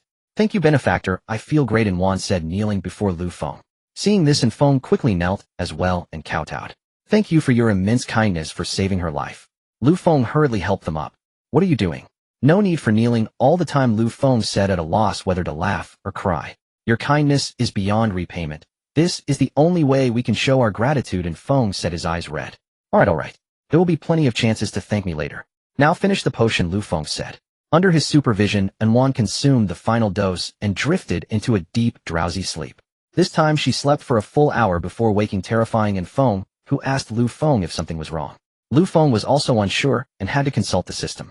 Only after confirming it was normal did Lu Feng breathe a sigh of relief. Hearing this, and Feng finally calmed down, having been scared stiff when his wife didn't wake up. Looking at his wife, whose physical condition was now like that of a healthy person, and Feng was speechless with joy. Since being diagnosed with terminal cancer, her health had declined rapidly, eventually confining her to bed. And Xianyun now recovered, hugged in Feng tightly. "Thank you, Ah Feng," and Xianyun said tearfully. She then bowed to Lu Feng. "The greatest thanks go to you. Were it not for your intervention, I wouldn't have long to live. Ah Feng, working for you is his honor, and mine as well." Lu Feng gently helped her up, saying it was his duty. Now she can take the cancer-curing potion. This time she must drink it all at once. She will likely sleep for a day and a night, which is normal, Lu Feng told Feng. Seeing Xianyun asleep after taking the potion, Lu Feng suggested going out for a meal and to buy some clothes. His own clothes were torn and dirty from the earlier fight. But seeing Feng's reluctant gaze at Xianyun, Lu Feng said he could go alone and that Feng should stay with his wife. With that, he declined Feng's offer to see him off and left. Just as he reached his car, Lu Feng remembered something. He took out 2,000 yuan in cash from a hidden compartment and walked back. He knocked on the door, and Feng opened up. Hearing the sound, Feng rushed over and opened the door. "I forgot something," Lu Feng explained. "You must never tell anyone about the 2 potions I gave you. Also, you and your wife must move with me to Modu. I will have someone erase your wife's previous medical records. Rest assured, even if it costs us our lives, we won't reveal a single detail," Feng said. He understood the immense value of the 2 potions Lu Feng had provided, one that cured cancer, and another that rapidly restored physical health. If the wealthy learned of these potions, they would fight over them, even for 10 billion. If anyone discovered that Lu Feng possessed such treasures, he would likely be kidnapped by the next day. Don't talk about dying, it's inauspicious. Just keep it in mind, Lu Feng said, placing the 2,000 yuan into Feng's hands. Use this money to buy some furniture and essentials when you get to Modu. He'll arrange for your housing. And Feng looked at the money and tried to return it, saying he had already received too much kindness and couldn't accept Lu Feng's money. Consider it your salary as my bodyguard. No, I can't. I don't need a salary for protecting you. Then take it and buy your wife some nice food and pretty clothes, Lu Feng insisted, pushing the money back into Feng's hands. Seeing Lu Feng's firm stance and thinking of his wife, Feng silently accepted the money. There, that's better. All right, I'm off, Lu Feng said, waving his hand as he left. Feng stood there watching Lu Feng's retreating figure until his eyes reddened. After leaving Feng's home, Lu Feng headed straight for the nearby plaza to buy clothes. There was no other choice. The clothes he wore now were filthy and tattered. Soon Lu Feng arrived at a shopping plaza, parked his car, and walked inside. Passers-by, seeing Lu Feng's ragged appearance, stopped to stare. This embarrassed Lu Feng, so he hurried into a clothing store to change, not even bothering to look at the brand. Welcome to Armani Men's Boutique. Hearing the saleswoman's voice, Lu Feng realized he had walked into an Armani store. Give me a full outfit, Lu Feng said hastily to the saleswoman. Certainly, please follow me. The saleswoman did not disdain him for his shabby clothes. Instead, she was quite warm. After all, this was normal. Luxury store salespeople are strictly trained, and their first rule is to treat every customer with enthusiasm. Just show me the ready tower in a hurry, Lu Feng said to the saleswoman. Very well, sir. Which level of ready tower would you like to see? Armani clothing is divided into 6 levels: the top tier GA, the first tier AC, the near first tier EA, the second tier AJ Armani jeans, and the third tier EA, 7 and AX Armani exchange. These 6 levels. The GA series represents the most premium men's ready tower. The AC series is Armani's business wear line, mainly business style. The EA series is fashion-oriented with fabric quality inferior to AC, but relatively cheaper. Overall, only these 3 levels of Armani are worth buying. The lower levels are just money grabs. For Lu Feng, now money was no object. He immediately said, let's check out the GA level first. Very well, sir, please follow me. So saying, she led Lu Feng toward the GA ultra-premium section. A few customers were already browsing there. Seeing Lu Feng's attire, they were curious. He didn't look like someone who could afford Armani clothes. But they said nothing, since even the Armani staff didn't mind. They wouldn't meddle in other people's business. However, there are always exceptions. A man with a thick gold chain around his neck and gold rings on his fingers, along with a heavily made-up woman beside him, glanced at Lu Feng, wrinkled their noses in disgust. What's going on? How can you bring a beggar into the store? Aren't you supposed to be an international brand? The vulgar woman said acerbically. The nouveau riche man chimed in. Some people just love to show off. Clearly can't afford Armani, yet they come in to gawk. If they accidentally stain a garment, they can't even afford to pay for it. But if you listen to me and keep me happy, you'll guarantee you never go hungry. Oh honey, of course I'll listen to you, huh? Good. Then after I buy this outfit, it'll take you to get a bag. The man said arrogantly, looking at Lu Feng. The other customers remained silent. They too thought Lu Feng couldn't afford Armani. They expected Lu Feng to slink away after the mockery. But Lu Feng just smiled faintly, and the saleswoman, embarrassed, quickly said, Sir, rest assured, Armani treats all customers equally. Lu Feng didn't reply, he just stared calmly at the fat man. The fat man felt uneasy under Lu Feng's gaze, but didn't want to lose face in front of his companion, so he steeled himself and said, What kid? Am I wrong? You dare to hit me? I'm a cultured person, unlike some who get a little money and let it go to their heads, dragging their kept mistresses around to belittle others, Lu Feng retorted. The man flew into a rage and moved to strike Lu Feng, but seeing Lu Feng's calm expression, he hesitated and lowered his hand. Unwilling to lose face, he said, Trying to provoke me into hitting you so you can extort money. No way, nowhere. Lu Feng was speechless at the man's words. You're not even worth it, he said, pulling a bank card from his wallet and handing it to the saleswoman. Give me 1 set of every piece in this collection. I'm a bit short on clothes. The saleswoman carefully took the card. The man laughed loudly. Ha ha ha. You really think you're rich? 1 set of each. Do you even have the money? Is there only $100 in your card? The vulgar woman chimed in. Exactly. If you really want Armani, apologize to my husband, admit you can't afford it, and he'll have him buy you a set. The man panicked at the thought. The clothes in this section were very expensive, a single set cost over 100,000. He didn't want to buy for Lu Feng. But the woman had already spoken, so he forced himself to say, You kneel down and apologize, and he'll buy you a set. He added the kneeling condition to make Lu Feng back down. Lu Feng was speechless at the pair. He was no longer the same person. After all he had been through, his mindset had changed. He couldn't be bothered with such clowns. Please pack them for me. Leave 1 set, so I can change now, Lu Feng said to the saleswoman.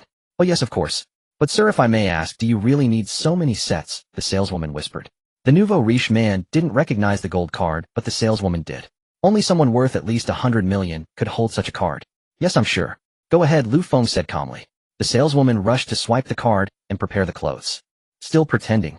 Let's see if your card can actually go through, the man and the vulgar woman sneered. The other customers also watched curiously. Beep, beep, beep. The payment succeeded and the receipt printed out. The onlookers, including the nouveau riche man, were stunned. The payment had actually gone through. These suits cost over $1 million and he had just casually paid. The man was horrified. I've stepped on a landmine, he really is rich, was his first thought. The man and the vulgar woman were deeply embarrassed. They had been the ones insisting Lu Feng was broke, mocking him, even demanding he kneel. But Lu Feng had the money, and his indifferent expression showed that spending over $1 million on clothes was nothing to him. It was like a resounding slap across the faces of the nouveau riche man and the vulgar woman. Seeing Lu Feng still looking at him, the man panicked. Someone who could casually drop over $1 million on clothes must have enormous wealth and connections. He had just been mocking such a big shot. Sweat trickled down his back. The saleswoman, however, was overjoyed. Selling over $1 million worth of clothes in one go meant she had far exceeded her quota and would earn a huge commission. Sir, your clothes are packed. Hey, race your card. I kept a casual style that suits your temperament, the saleswoman said, winking at Lu Feng. Lu Feng ignored the flirtation and put the card back in his wallet. After putting away his wallet, Lu Feng looked at the man who was now trembling. Sir, it was my fault, the man said with a face uglier than tears.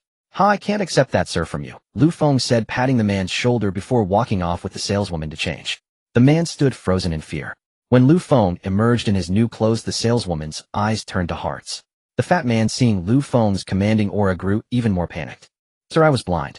Please forgive me. Lu Feng ignored him. He had no need to argue with the small fry. He walked past the man with the saleswoman carrying the bags, only saying one sentence. I'm in a good mood today, so I'll let it slide. Remember, don't judge people by appearances. The man heaved a sigh of relief knowing Lu Feng had let him off. Honey, why did you suddenly act like that? The vulgar woman asked, still not understanding.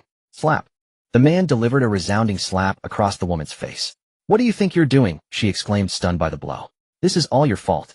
If it weren't for you, I wouldn't have provoked that big shot, he fumed. Now you're blaming me. Weren't you the one mocking him, just now demanding he kneel? Now you're scared. You wench, how dare you talk back? They'll beat you to death. The man raised his hand, but an Armani store clerk intercepted him. Sir, please restrain yourself. The man could only storm off, hurling threats over his shoulder. Consider yourself lucky the big shot was in a good mood today. Had he not spared me, I would have killed you. Lu Feng remained oblivious to the scene unfolding in the store after his departure. He was now opening his car trunk to stow away his recent purchases. Sir, could I treat you to dinner this evening? Thank you for helping me earn such a substantial commission, the saleswoman said. Lu Feng instantly grasped her intent. I'm afraid I'm unavailable, he declined flatly. Seeing his refusal, the saleswoman had no choice but to abandon her hopes. Lu Feng then drove off, needing to confirm the details of the group's relocation with Xianyun. He soon arrived at the headquarters and went straight to Xianyun's office. Old Xiao, how did the meeting go? Lu Feng asked as he entered. Xianyun quickly rose to his feet upon seeing him. Chairman Lu, you're back. Yes, I'm back. Have the company members been notified? Yes, the meeting went smoothly, all thanks to you. Oh, what does it have to do with me? Lu Feng asked, puzzled. If you hadn't raised salaries and reassured the employees beforehand, I doubt many would have been willing to move with us. Haha, that was a pleasant surprise. It's your foresight, Xianyun said with a chuckle. Haha, old Xiao, you've learned to flatter. I'm just stating the facts. By the way, have you chosen a location in Magic City? Not yet. I plan to return today and pick a spot. The relocation won't happen overnight anyway. That's true. As you say, we'll sell whatever the company can't take to Yachty Group. Yes, leave that to you. Sell at a fair price. My only condition is that no foreign enterprise gets it at any cost. Rest assured, I understand. Lu Feng then assigned Xianyun several other tasks, during which Wang Jingyan's case came up. Chairman Lu, Wang Jingyan has been convicted of embezzlement, indecent assault, and bribery. He's been sentenced to 12 years in prison. He brought it upon himself. The group made him, yet he tried to destroy it, Lu Feng said calmly. By the way, Chairman Lu, Wang Jingyan has requested to see you. What do you think? No. Tell him I have no time. Understood. What about Jason? The evidence of his embezzlement is solid, but the investigation into the contract he signed with the European company is still ongoing. It's tricky since it involves foreign entities. Do your best to ensure he gets a longer sentence, Lu Feng said, taking a sip of water. Yes, rest assured, Xianyun replied. Alright, if there's nothing else, I'll be off. I still have to drive back to Magic City, Lu Feng said, rising. Let me see you out. After leaving fondly, Lu Feng got on the highway, determined to return before nightfall. On the road, Lu Feng sent a message to Feng urging him to head to Magic City as soon as possible. Feng replied that he would pack up today and leave tomorrow. Lu Feng soon arrived back in Magic City and returned to Guanlan International. Few him exhausted, Lu Feng sighed, collapsing onto the sofa. Being a tycoon isn't easy with this hectic schedule. I just want to laze around every day. After lounging for a while, he went to take a shower. Afterwards, he texted Xianyun to let her know he was back in Magic City. She replied promptly telling him to rest well. They chatted late into the night until Lu Feng finally drifted off to sleep. The next morning, Lu Feng rose early carrying the Wui Mountain Dahongpo tea he had purchased from the system mall. The previous night, he had obtained the phone number of Magic City's top official from Xianyun. He was up so early to visit this official with such a precious gift. The Dahongpo tea in his hands was from Wui Mountain, where only 12 ancient tea trees exist in the world. Due to their protection, the annual yield is a mere kilogram. Because of its extreme scarcity, a single gram of Wui Mountain Dahongpo now sells for over 100 yuan, and even then it's rarely available. It's not just about money, one must hold a high status to obtain it. The package Lu Feng bought from the system mall contained a full 100 grams beautifully presented. Following the address from Xianyun, Lu Feng soon arrived at a government compound. After informing the guard of his appointment, he was allowed entry. Gazing at the rows of Western-style houses and the meticulously tended gardens, Lu Feng marveled. I never imagined I'd set foot in a place like this. He knew that these residences housed some of the most influential retired and active figures in Magic City and across China. Rumor had it that the former third-in-command of China also lived here. Lu Feng didn't dare wander, and following the compound signs, he soon arrived at a small building. Taking a deep breath, he rang the doorbell. Ding dong, ding dong, ding dong. With a click, the door opened, revealing a woman in her 40s. Who might you be? The middle-aged woman inquired. My name is Lu Feng. I'm here to visit Mr. Li, he said hastily. Upon hearing his name, the woman let him in, as the old master had informed her earlier that a Lu Feng would be coming. Lu Feng carefully stepped into the courtyard and was greeted by a scene of vibrant life. Neatly arranged shelves held a variety of plants: asparagus fern, erica palm, evergreen croton, spirea, hydrangea, iris, spider lily, carnation, and a grand grape trellis, lush and verdant. Beneath it sat a stone table with a chessboard etched into its surface. On the other side of the trellis hung several bird cages, their mynas chattering away, adding to the courtyard's liveliness. Please wait here, Mr. Lu. The master will be out shortly, the middle-aged housekeeper said. Oh, all right, Lu Feng replied. Just then a vigorous man with jet black hair strode out. Lu Feng approached and greeted him. Hello, I'm Lu Feng. The man, however, gave him a mere glance and ignored him, sitting down beneath the grape trellis instead. Lu Feng was left feeling deeply embarrassed. Why are you still standing there? Come and sit down, Li Zhenghua said calmly. Lu Feng hurried over and sat down upon hearing this. I heard from Xianyun that you want to move the Fenli group to Modu, is that right? Yes. Then in what capacity have you come to me about this? I'm quite curious about your relationship with Xianyun. Lu Feng's head began to ache the moment he heard these questions. Indeed, in what capacity had he come? Although the two of them liked each other, they hadn't formally defined their relationship due to certain reasons. And this great figure before him, a titan among titans, was clearly very familiar with Xianyun, which left him at a loss for words. What's the matter?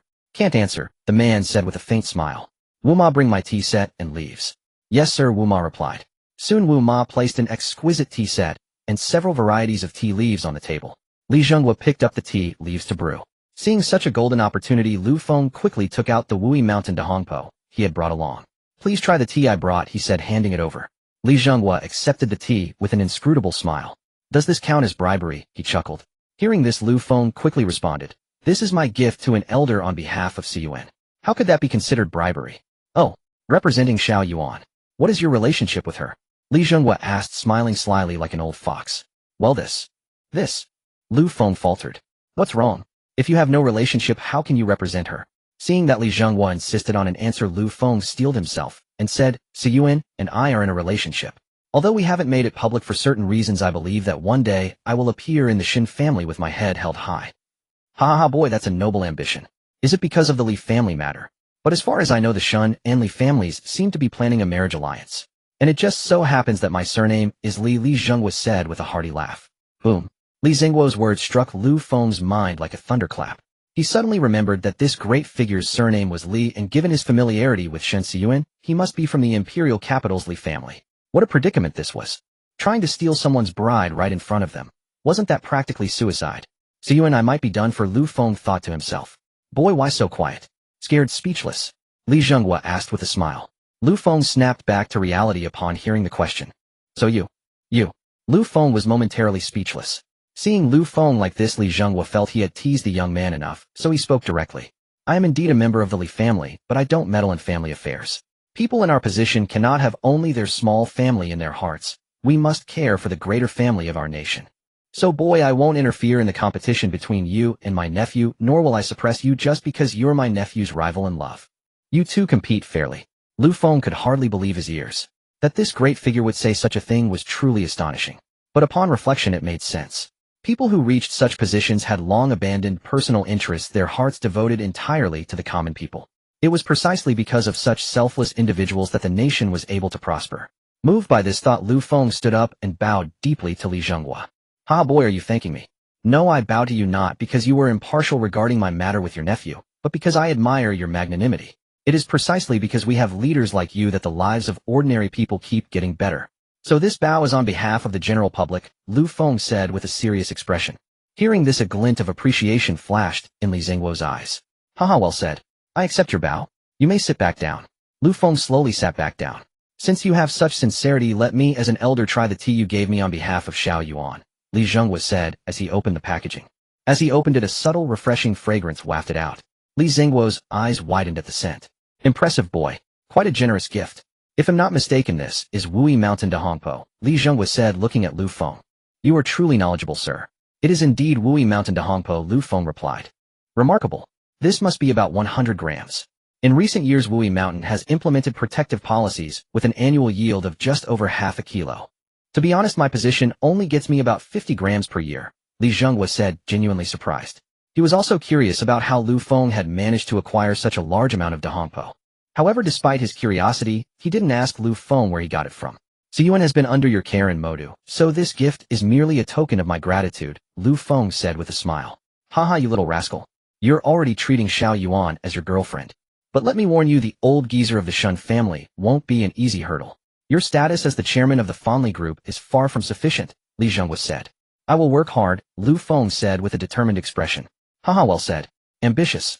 I can't wait to see the look on old Shin's face when he sees you," Li Zhenghua laughed heartily, as if imagining something amusing. He spent so long nurturing his precious cabbage only to have it. "Haha. Snatched by a pig. Old Shin will probably want to kill you." Lu Feng could only awkwardly wish for the floor to swallow him up. After a while, the tea was ready. Li Zhenghua poured a cup for Lu Feng and one for himself. Li Zhenghua raised the cup, took an appreciative sniff, and then savored it slowly. Lu Feng, not being a tea connoisseur, downed the entire cup in one gulp. Seeing this, Li Zhenghua lamented that Lu Feng had no appreciation for the fine tea, wasting such a treasure. "What a waste of good tea on you, boy," Li Zhenghua said, pained. "I don't really know much about tea," Lu Feng said, scratching his head awkwardly. "Here, take this small tin of Shifeng Longjing. Go home and practice your tea tasting," Li Zhenghua said, handing a small canister of tea leaves from the table to Lu Feng. Lu Feng accepted it without hesitation. "So boy, what brings you here today?" Li Zhenghua asked while sipping his. Seeing that Li Zhenghua had finally gotten down to business, Lu Feng quickly said, "I want to relocate the Fengli group to Modu." "Why would you want to move such a well-established company?" "Because I offended some people over there and I'd rather avoid the trouble. Moving is simpler." "And what do you need from me? Support? Land? Or something else?" "Just some preferential policies, that sort of thing," Lu Feng said with a sheepish grin. "But what can you offer me in return? Modu has countless enterprises, many far stronger than Fengli. What's your advantage?" Lu Feng was already prepared for this question. "You must be aware of the current new energy market, with all the car manufacturers racing to develop their technologies. Whoever gets ahead will reap immense profits in the new energy sector. I possess a super battery technology that can power a vehicle for 200 kilometers on a single charge," Lu Feng stated calmly. "What a..." Li Zhenghua exclaimed in shock. It wasn't that he lacked composure, but Lu Feng's words were utterly staggering. What did 200 kilometers mean? Tesla's cars only managed about 100 kilometers, and even that had made them a leader, propelling them to the forefront of the new energy sector. But now Lu Feng was claiming his technology was twice as good as Tesla's. Li Zhenghua was truly astonished. "Are you telling the truth, boy? This is no joking matter." "It's true. Absolutely true." Li Zhenghua looked at the earnest Lu Feng, convinced that he was telling the truth. "Young man, you've certainly given me a pleasant surprise," Li Zhenghua said with a smile. "Since it's a pleasant surprise, do you think our group could receive some policy subsidies?" Lu Feng asked, looking at Li Zhenghua expectantly. "Ha ha, you rascal," Li Zhenghua chuckled. "With such excellent conditions, and with Xianyun's connection, how could I not offer you the most favorable terms?" "Hee, thank you very much then." "Skip the thanks. But I must warn you, you and your group must abide by the law. If I ever find out you've done anything wrong, don't blame me for being ruthless," Li Zhenghua said sternly. "I guarantee that all my enterprises will strictly adhere to the law," Lu Feng said immediately. "All your enterprises? Do you have others?" "Well, a few." "Haha, you're quite impressive. Tell me about them." "Well, I hold some shares in Xianyun Group, and also some in Ferrari Group," Lu Feng said modestly. Li Zhenghua was once again astonished by Lu Feng. "Is the Xianyun Group you mentioned the one in Modu?" "Yes." And Ferrari isn't the one that recently announced its establishment in Modu, is it? Right, the very one. Well, I find you more and more intriguing, Li Zhenghua remarked with a sigh. Lu Feng chuckled foolishly. Alright, since a group recently went bankrupt and all its assets are up for auction, including the office buildings and factories you can go bid on them yourself. But I must warn you, you'll need substantial funds as many are eyeing these properties. Also, once Feng moves here, he'll grant you the highest level of preferential policies. Is that acceptable? Li Zhenghua said. Yes, thank you so much. Lu Feng hurriedly expressed his gratitude. Haha, I should be the one thanking you. Because of Ferrari settling in Modu, I made quite a splash at the last meeting, Li Zhenghua said. And now your Feng is also coming to Modu. Though it won't match Ferrari in the short term, I believe Feng will surpass it and contribute even more to Modu's GDP. They'll take your word for it. By the way, young Lu, since you have such excellent technology, why not establish a company dedicated to producing batteries? Li Zhenghua suggested. Then you could sell those batteries to other domestic automakers. Lu Feng was enlightened by Li Zhenghua's words. Indeed, why hadn't he thought of that? Truly, experience is the best teacher. Li Zhenghua's wisdom and experience far exceeded his own. Thank you so much for your guidance. He'll toast you with tea, Lu Feng said, raising his cup and drinking it all in one go. The way he gulped it down like a bull eating peonies left Li Zhenghua both amused and exasperated. The two then talked for a long time, during which Li Zhenghua advised Lu Feng to water down the super battery technology. For instance, a 2,000-kilometer range could be reduced to 1,500 kilometers for sale to other automakers, while Feng Group would keep the full 2,000-kilometer version. This way he could earn more money without worrying about other automakers stealing Feng Automobile's thunder. After hearing this, Lu Feng couldn't help but marvel inwardly. No wonder he's the top official in Modu. If he went into business, he'd surely be another Jack Ma or Pony Ma. After such a long conversation, Li Zhenghua also came to appreciate Lu Feng, a rising star. Unlike those seasoned business veterans, Lu Feng possessed a certain sincerity. From their talk, it was clear that Lu Feng was not a man who valued profit above all else. He had a pure heart. The two chatted like long-lost friends until Wu Ma called them for dinner. Reluctantly, they stopped their conversation. At the dining table, Li Zhenghua continued to praise Lu Feng. If all businessmen in Huaxia were like you, I can't imagine what a prosperous era that would be. We still have many excellent entrepreneurs in Huaxia. For example, Elder Zheng of Weihua, who single-handedly fights the entire chip industry, Lu Feng praised. Yes, but there are even more who are petty people concerned only with their own interests. The meal lasted over an hour before they finally finished. Since Li Zhenghua had a meeting in the afternoon, Lu Feng left right after eating. Uncle Li, I'm off now, Lu Feng said, waving his hand. Li Zhenghua stood in the courtyard watching him leave. In just one morning, Lu Feng had successfully established a close relationship with Li Zhenghua, even calling him uncle. Li Zhenghua watched the departing Lu Feng lost in thought. Who exactly are you? How do you possess such technology as the super battery? Yet your life resume is so ordinary. You're even an orphan raised by your uncle. It's as if you've grown up overnight. Ferrari, Feng Tianyu. These major groups, along with shopping malls and estates, all acquired by you in such a short time. Are you the front man for some big family or organization? I hope you are as sincere as you appear. If you ever do anything against Huaxia or its people, no matter who you are, I will bring you to justice. Lu Feng had no idea that a simple meeting had triggered such a torrent of thoughts in Li Zhenghua's mind. By now he had driven back to Guanlan district, and Feng had called saying he was at the entrance of the community. Soon the car sped along and returned to Guanlan International. And Feng, over here, Lu Feng greeted. And Feng, standing by the roadside, hurried over upon seeing Lu Feng. Sir, I've arrived. Where's your wife? She's at the hotel I temporarily rented. All right, bring your wife along. We're going somewhere, Lu Feng said. They then picked up in Wan and headed straight to Xianyun Villa. Indeed, Lu Feng planned to take this opportunity within Feng here to move into Xianyun Villa. After all, he now had a bodyguard. His large flat was clearly unsuitable for living within Feng and his wife. Moving to the estate was the best choice. Besides, Lu Feng wanted to experience living in a mansion. The car soon arrived at the estate's entrance, and Feng and his wife were stunned by the vast estate before them. Sir, is this your house? And Feng asked in astonishment. Yes, isn't it nice? We'll be living here from now on, Lu Feng said with a smile. And Feng couldn't believe his ears until Inwan spoke up. Mr. Lu, we really can't stay here. We should find our own place. You've already been too kind to us, Inwan said softly. Yes, sir. We've already received too much kindness from you. How could we impose further by staying in your house? And Feng echoed. Seeing their earnest expressions, Lu Feng knew he needed a compelling reason or the couple wouldn't agree to stay. Well, if you don't stay here, where will you as my bodyguard live? What if someone attacks me at night? Will you drive all the way back? Hearing this, and Feng couldn't argue, for it was indeed true. But he still didn't want to impose on Lu Feng. Seeing them silent, Lu Feng spoke again. Besides, you won't be living in the same house as me. There are several other buildings in this estate. You can pick one. After much persuasion, and Feng and his wife finally agreed, but they insisted on paying rent. Lu Feng burst out laughing at this. Haha, let's talk about that later. First, let's go see your new home. With that, he scanned his retina on the device and opened the estate's main gate. The moment they stepped into the estate, and Feng and his wife were stunned by its lavish arrangement. Within the vast garden, rare and precious trees stood tall, the entire landscape crafted in the style of a classical Suzhou garden. It was luxurious, yet elegant, grand, yet refined, as comfortable as if one were nestled in a forest. Enveloped by the fresh fragrance of flora, the couple found themselves lost in the moment. Come, we'll have plenty of time to admire this later.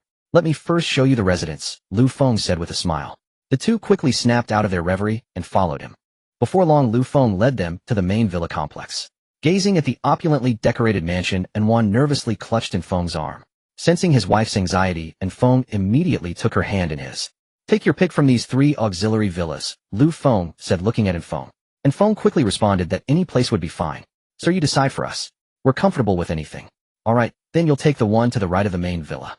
With that, Lu Feng led them to the door of the first auxiliary villa. He opened the door and stepped inside with Feng and his wife following. The moment Feng entered, he was greeted by sheer opulence.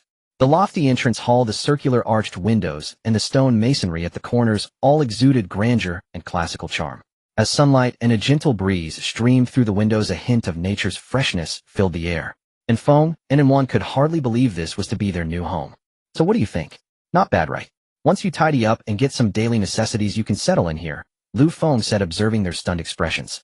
In truth, Feng and his wife weren't the only ones taken aback. Lu Feng himself had been equally awestruck by the sheer splendor when he first viewed the estate. Sir, isn't this a bit too extravagant? And Feng said, feeling constrained. And Wan, standing quietly behind her husband, dared not speak. Seeing Feng's continued hesitation, Lu Feng spoke up to ease his concerns. I should be the one thanking you for staying here, Lu Feng said with a chuckle. Otherwise I'd be scared living all alone in this huge estate. Besides, having you next door, Feng, means you'll have to be on call 24/7. That's tough duty. Upon hearing Lu Feng's explanation, the couple felt a wave of relief. It's my duty to protect you around the clock, and Feng declared resolutely. Ever since Lu Feng had cured his wife and Feng had pledged his life to him, being asked to protect him from a luxurious villa was a small price indeed. Even if Lu Feng had ordered him to stand guard at the door 24 hours a day, and Feng would have obeyed without question. Alright, I'll have some daily necessities delivered to the estate. We'll be moving and starting today, Lu Feng said, pulling out a cigarette and offering one to Feng. He lit one for himself as well, and mindful of Wan, he led Feng outside.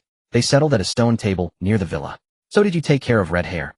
Lu Feng asked, exhaling a plume of smoke. Yes, and no one will ever suspect you, sir. Oh, tell me more. And Feng then recounted the details. It turned out that before Lu Feng was set to leave Fei City, and Feng had approached him proposing to eliminate red hair to prevent future trouble and sought his permission. Lu Feng mulled it over, agreeing with Feng's logic, but reluctant to have him bear another life. Instead, he purchased a special agent from the system store. This agent, known as the neural disruptor, wasn't lethal, but once injected it would render the person a drooling fool. Armed with the agent, Feng slipped into Red Hair's villa under the cover of darkness that very night. Unaware of his impending doom, Red Hair was sound asleep, exhausted after a night of debauchery with 2 companions. After carefully confirming that Red Hair was in a deep slumber, Feng produced the sleeping agent Lu Feng had given him. He gently pried open the bedroom window and released the entire contents into the room. Checking his watch, he waited 5 minutes before cautiously climbing inside. He tiptoed to the bedside and, gazing at the sleeping man, slowly pulled back the covers. He filled a syringe with the neural disruptor and delivered the injection into Red Hair's buttocks. After ensuring no evidence was left behind, he slipped back out the window. After hearing Feng's account, Lu Feng let out a satisfied chuckle. A gentleman seeks revenge, even if it takes 10 years. Not in Lu Feng's book. For him, it was a gentleman seeks revenge from morning to night. You've done well. Since they wanted my life, I naturally won't let them off easy, Lu Feng said coldly. You mentioned there were others besides Red Hair. Just tell me who they are, and I'll head back to Fei City today to deal with them all. And Feng said, his tone icy. It was as if the lives of Wei Chongqing and his ilk meant less to him than stray animals. Lu Feng offered a faint smile in response. And Feng, sometimes ruining a person doesn't require such bloodshed. We can simply pull a few strings to bring about their utter ruin. I'm not sure I follow, sir. Haha, all you need to understand is that I won't let them get away. For now, the company is still in Fei City. To prevent them from acting rashly, well, let them enjoy their last few days of peace. And Feng didn't press further, simply stating he would do whatever Lu Feng commanded. Alright, and Feng. Since this is our first day in the new home, I'll have the hotel send over some food and drinks so we can properly celebrate, Lu Feng said, rising with a smile. Sir, no need to call the hotel. Weiner's cooking is just as good as any hotel chef, and Feng said. Oh really? Then I'm in for a treat tonight. He'll go buy groceries with Weiner. You rest, and he'll call you when it's ready, and Feng said, turning to fetch his wife. Upon hearing that Mr. Lu wanted to taste her cooking and Wan eagerly pulled in Feng out the door. Hurry up, Mr. Lu wants to eat my cooking so I need to get fresh ingredients right away, she urged, practically dragging him out of the villa. Seeing Lu Feng, she quickly offered a greeting. Mr. Lu. Seeing the couple rush out, Lu Feng pulled out his car keys. The market is a bit far from here. Take the car, he said, handing the keys to Feng. Feng took them and was immediately whisked away by Wan. Mr. Lu, just wait and see what I can do in the kitchen. Wan called out as she ran. Haha, alright, I'll be waiting for your culinary masterpiece, Lu Feng replied, amused. Watching them drive off, he turned and walked back into his villa. Settling onto the sofa, Lu Feng pulled out his phone and opened a local delivery app, ordering a batch of daily necessities to be purchased and delivered from the mall. Although the villa was fully furnished, some everyday essentials were still missing. About an hour later, Feng and his wife returned from their grocery shopping. The doorbell rang. Curious, Lu Feng checked the intercom monitor. Sir, could you open the main gate? We can't get in, Feng said, looking into the camera from outside the estate. Oh. Lu Feng looked at Feng and his wife on the security camera and remembered that he hadn't registered their fingerprints and irises in the security system. Although they had driven out in Lu Feng's car, the license plate only got them through the first gate. The estate's main entrance required an iris scan or fingerprint to open. Visitor detected. Grant access. The security system chimed. Lu Feng chose to grant access, allowing Feng and his wife to enter. Seeing Feng arrive, Lu Feng walked out of the villa. Sir, hey, race your car key, Feng said, returning the key after parking the car. Wan, meanwhile, had already hurried inside with bags full of groceries to prepare dinner for Lu Feng. Good work, Lu Feng said. Tomorrow come with me to Guanlan International. We'll move the cars from the garage there to the estate, since no one will be living there for a while. Yes, sir. Let's go. I can't wait to taste Wan's cooking, Lu Feng said, heading towards Feng's villa.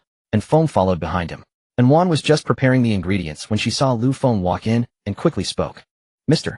Lu, please have a seat in the living room. Dinner will be ready shortly. Haha, take your time, no rush, Lu Feng said with a smile, settling onto the living room sofa. He then began explaining the villa's security system to Feng, mentioning he would register their irises and fingerprints after the meal. Upon hearing about the estate's defense system, Feng exclaimed, Sir, this can truly be called a fortress. If you added 7 or 8 more bodyguards, all armed, I believe even 100 people outside couldn't breach it. Haha, more bodyguards will come eventually, but let's talk about guns later, Lu Feng said. Feng then raised many more questions about fortifying the estate, and Lu Feng found his suggestions both amusing and exasperating. This is an estate, a place to live. Since it's a place to live, it should be comfortable. If I followed your advice, this estate would really become a fortress. Gun control is so strict in this country, at most someone might try an assassination attempt. The estate's defenses can't even be breached by a rocket launcher. You're right, hee, Feng said, scratching his head. They chatted for a while longer until the aroma of food drifted over. Dinner's ready, Mr. Lu Feng. Wan called out, carrying a pot of chicken soup. At Wan's invitation, Lu Feng and Feng sat down at the dining table. Seeing the large table laden with authentic Huizhou cuisine, Lu Feng's appetite was whetted. You made so much, Lu Feng remarked. There wasn't enough time, otherwise I could have made even more, Wan said with a grin. Please try it. Under Wan's expectant gaze, Lu Feng picked up a piece of Huizhou's stinky tofu with his chopsticks and put it in his mouth. The tofu was crispy on the outside and tender on the inside, so delicious it nearly overwhelmed his senses. Delicious, truly delicious, Lu Feng said, picking up another piece. If you like it, eat more. From now on, I'll cook for you every day, Wan said. Hearing this, Lu Feng quickly replied, How can that be? That would make you a maid. Unexpectedly, Wan chuckled and said, Isn't that perfect? My Feng is your bodyguard, and he'll be your maid. No, Lu Feng refused. It's fine, sir. You live alone now and don't have anyone to cook for you. Let Xianyun do it from now on. It's just a matter of adding another pair of chopsticks, Feng added from the side. Lu Feng thought it over and decided not to refuse further. The meal was soon finished. When Lu Feng offered to do the dishes, Wan and Feng absolutely insisted against it. Lu Feng had no choice but to pull Feng aside. Is something the matter, sir? Feng asked curiously. Nothing much, just discussing your salary, Lu Feng said. How could we accept a salary from you? You spent so much to save my wife, even forgave me the assassin who tried to kill you, and gave us such a wonderful house. How could we possibly take your money? Feng quickly refused. Lu Feng was stumped by Feng's firm refusal. Suddenly an idea struck him. If you don't take my money, what will you live on while you're guarding me day and night? Do you even have any money left? You need to buy groceries to cook for me every day? Where will you get the funds? I'll figure something out. You don't need to worry about it. We absolutely can't take your money, Feng insisted. But you have to protect me all day. When will you have time to earn money? Your wife has to cook daily, and she's just recovered from a serious illness. Where would she find the time or energy to earn money? Lu Feng's words silenced in Feng. Seeing this, Lu Feng continued. Tell you what'll pay you the standard rate for a top international bodyguard, 1 million a year. Don't refuse. You're worth this price. As for your wife with her cooking skills, she must have been a head chef at a hotel. They'll pay her 5,000 a month. Is that acceptable? No, we can't accept that much. Why not? You're on call 247. If anything, I'm getting the better deal. But my wife's salary is too high. She just cooks for you, it's not worth 5,000 a month. Oh, are you saying my personal chef isn't worthy of a 5,000 salary? No, that's not what I meant, mister. Lu and Feng said, panicking. As long as that's not what you meant, then it's settled. Besides, that 5,000 for your wife includes the grocery money. Seeing Lu Feng's resolve, and Feng had no choice but to agree. After finalizing their salaries, Lu Feng immediately transferred 1.5 million yuan to Feng and then left. Staring at the staggering number on his phone, and Feng rushed back to discuss it with his wife. What? You actually took Mr. Lu's money? And Feng, how could you be so unreasonable? Xianyun exclaimed upon hearing what had done. How could you accept Mr. Lu's money? Without him, I might be dead. He saved us, gave us this wonderful place to live, and you still take his money. Come with me right now. We're returning it to him. Xianyun said, dragging Feng out the door. Ding dong, ding dong. Lu Feng, who had just lain down on the sofa to browse short videos, heard the doorbell. Seeing Feng and his wife on the living room monitor, he opened the door with a puzzled expression. Why are you two here? He asked. Mr. Lu, we cannot accept your money, Xianyun stated directly, already preparing to transfer the money back. Lu Feng looked from Feng to Xianyun, utterly confused. Feng then explained the situation. After hearing the explanation, Lu Feng was both amused and exasperated. He tried the same arguments had used on Feng, but Xianyun wouldn't budge. She argued that while Feng had no time because he was on 24-hour duty, she only needed to cook a few meals a day and had plenty of time to work at a hotel to earn money for groceries. Touched by their sincerity, Lu Feng knew he couldn't let them down. But I have very high standards for my food, and buying the ingredients costs a lot of money, he said. Xianyun immediately replied that she could take on 2 jobs to earn enough money for his meals. Seeing that Xianyun was adamant, Lu Feng had to resort to his trump card. Here, my word is final. If you can't accept that, then you'll have to leave, he said, his expression turning stern. Seeing Lu Feng angry, the couple panicked and immediately agreed to follow his instructions. Lu Feng smiled. Then it's settled. You will accept the salary I've offered, or you will leave. With no other choice, the couple reluctantly agreed. After seeing them out, Lu Feng headed straight to the bathroom to wash up. After his shower, Lu Feng returned to his room and laid down on the bed ready to sleep. Unexpectedly, his phone rang again. Night gave me a pair of eyes. Lu Feng picked up the phone and saw it was Xianyun calling. Hello, Secretary Chen, what's the matter? President Lu, we've almost finished recruiting for the branch. I wanted to ask when you'd like to move to the new factory, Xianyun said softly. Lu Feng only then remembered he had forgotten about the Ferrari matter due to his busy schedule. The recruitment was already nearly complete. Let's do it tomorrow then. I have business with Enzo anyway, Lu Feng said. All right, tomorrow it is. By the way, President Enzo's gift for you has arrived, Xianyun said. Oh, there really is a gift. I thought Enzo was just being polite, Lu Feng chuckled. You'll see, Mr. Enzo's gift for yourself tomorrow. I'm sure you'll love it, Xianyun said mysteriously. Intrigued, Lu Feng chatted for a few more minutes before hanging up. He then lay down and quickly fell asleep. The next morning, Lu Feng had just finished washing up and getting dressed to head out. As he opened the door, he found Feng standing right there. Morning, Feng, Lu Feng said with a yawn. Good morning, sir. I've come to invite you to breakfast, Feng said respectfully. Hearing that breakfast was available, Lu Feng followed Feng next door. Good morning, Mr. Lu, and Xianyun greeted him. Morning. Please come and eat, Mr. Lu. Lu Feng walked over and sat down at the dining table. Picking up his chopsticks, he took a slice of fried egg and began to eat. Perfectly cooked, Lu Feng praised. He finished his breakfast quickly and then headed out with Feng, as today was the day Ferrari officially established itself in Modu.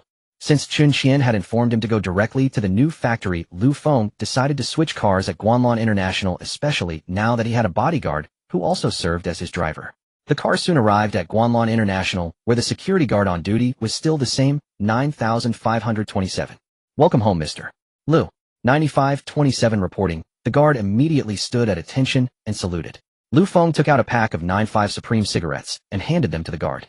The guard was stunned at the sight. Take them, Lu Feng said. The guard finally took the cigarettes, looking bewildered. Mr. Lu, this isn't appropriate. Just take them and enjoy. It's fine. I'm off now. Watching the car head to the underground garage, the guard muttered to himself, Mr. Lu is truly a good man. The rich owners usually wouldn't even give us a second glance. Feng drove quickly to the entrance of Lu Feng's building, and they both got out. Lu Feng told Feng to wait while he went upstairs to get the keys. Soon he came back down carrying a large bunch of keys. Sir, what's all this? And Feng asked, looking at the car keys in Lu Feng's hand. Oh, this row of cars is all mine. I'm giving you the keys now. After the event you can drive them all to the estate yourself, Lu Feng explained. Looking at the row of luxury cars, and Feng marveled at Lu Feng's wealth. So can you drive a Rolls-Royce? Lu Feng asked. Yes, I can. In fact, I can drive not just cars, but also helicopters and tanks. And Feng said, surprising everyone. Well, it seems I've found a jack of all trades. He'll leave the helicopter flying to you in the future too, Lu Feng laughed. Then Feng opened the rear door for Lu Feng, who got in and drove off in the Rolls-Royce. Safe travels, Mr. Lu, 9527 said as the Rolls-Royce sped by. On the road, other vehicles gave the Rolls-Royce a wide berth, fearful of even touching such a prestigious car. Sir, this Rolls-Royce isn't an ordinary car, is it? And Feng asked while driving. Oh, why do you say that? Lu Feng inquired. Look at the windows, sir. They're standard German bulletproof glass. Even armor-piercing rounds can't penetrate this glass, let alone smaller caliber guns. Also, when I opened the car door earlier, I could clearly feel its weight. If I'm not mistaken, there's bulletproof steel plating inside. And Feng said, professionally pointing out the car's unique features. Hearing in Feng's analysis, Lu Feng felt even more certain that he had found a true treasure. This man was a veritable all-around soldier king. You guessed right. This car has been specially modified. It's part of the same fleet as the Mercedes G-Wagon I drove before. The fleet consists of 6 Mercedes G-Wagon escort vehicles, 1 armored Audi A8 command car, and this Rolls-Royce as the main vehicle, Lu Feng said. This fleet is professionally modified. With it, your safety is greatly enhanced, and Feng said. Soon following the address Lu Feng provided, they arrived at Ferrari's new branch. The car stopped smoothly, and Feng in his suit quickly got out to open the door for Lu Feng. Sir, we've arrived. Lu Feng slowly got out of the car. Seeing him, Xianyun hurried over. President Lu, you're finally here. Am I late? No, not at all, Xianyun said, while sizing up Feng behind Lu Feng. The chairman has changed bodyguards again. This one seems quite formidable, Xianyun thought to herself. Lu Feng looked at the sign reading Ferrari above the gate and smiled. Well, now I'm finally a Ferrari president in the truest sense, he said cheerfully. Let's go, Secretary Chun. Let's take a look inside, Lu Feng said as he walked through the factory gate. He saw the many employees gathered in front of the office building, along with automotive engineers who had come from Italy and management personnel assisting him. Accompanied by Xianyun, Lu Feng walked straight to the podium in the crowd, while Feng remained at the base of the stage standing guard. Ahem. Hello, everyone, I'm your president, Lu Feng. It's a pleasure to meet you all. Here I warmly welcome everyone to join the Ferrari family. After speaking at length, Lu Feng paused to take a sip of water when he heard someone speak. What's this, Xiao Feng? You didn't notify this old man about such a significant event as the company's opening. An elderly man with graying hair walked over smiling. Seeing him, Lu Feng immediately went down from the stage. Why have you come, sir? You're a shareholder in our group. How could I not come for such an important event? It was none other than Old Master Li Feng. Hearing that Ferrari was holding its opening ceremony today, he had come to congratulate Lu Feng. Thank you for caring so much about me, Lu Feng said with a smile. Quick, bring out the gift I prepared for Xiao Feng, the old master said to his attendant. The attendant spoke into his walkie-talkie. Soon a flatbed truck drove into the factory gate. Lu Feng curiously looked at the cargo covered with red cloth. Sir, what have you prepared? Go over and see for yourself. Hearing this, Lu Feng walked to the truck and lifted the red cloth. As the red cloth was lifted, everyone's attention was drawn to the object on the truck. It was a massive golden bull with a large gold ingot carried on its back. Lu Feng looked at the golden bull, then at the old master, and said, this golden bull you gave me. Is it solid gold? Ha ha, you rascal, what are you thinking? It's brass. Solid gold. Do you think I'd be worth that much if I sold myself? The old master laughed heartily. Ha ha, I was just joking. Lu Feng laughed too. Thank you for this golden bull. I really like it. Glad you like it, kid. But you should have informed me earlier. The time was too short. This was all I could manage. This is already very precious. I appreciate your trouble. The two chatted by the truck while the attendant directed people to unload the golden bull. To demonstrate his fondness for the golden bull, Lu Feng directly instructed his master to place it in the center of the office building's plaza. Sister Chun, is that old man the former chairman of Tianyu Group? A young woman behind Xianyun whispered while Lu Feng chatted with the elder. Yes, that's Old Master Li, Xianyun replied. Our chairman has connections with Old Master Li. He's a true self-made giant, the young woman continued, and several other employees gathered around upon hearing their conversation. More than just connections. Our chairman Lu is a shareholder of Tianyu Group, Xianyun said proudly. A collective gasp escaped the gathered employees. Really? The CEO is also a director of Tianyu, a girl with glasses exclaimed. Yeah, how can someone in his 20s be so accomplished?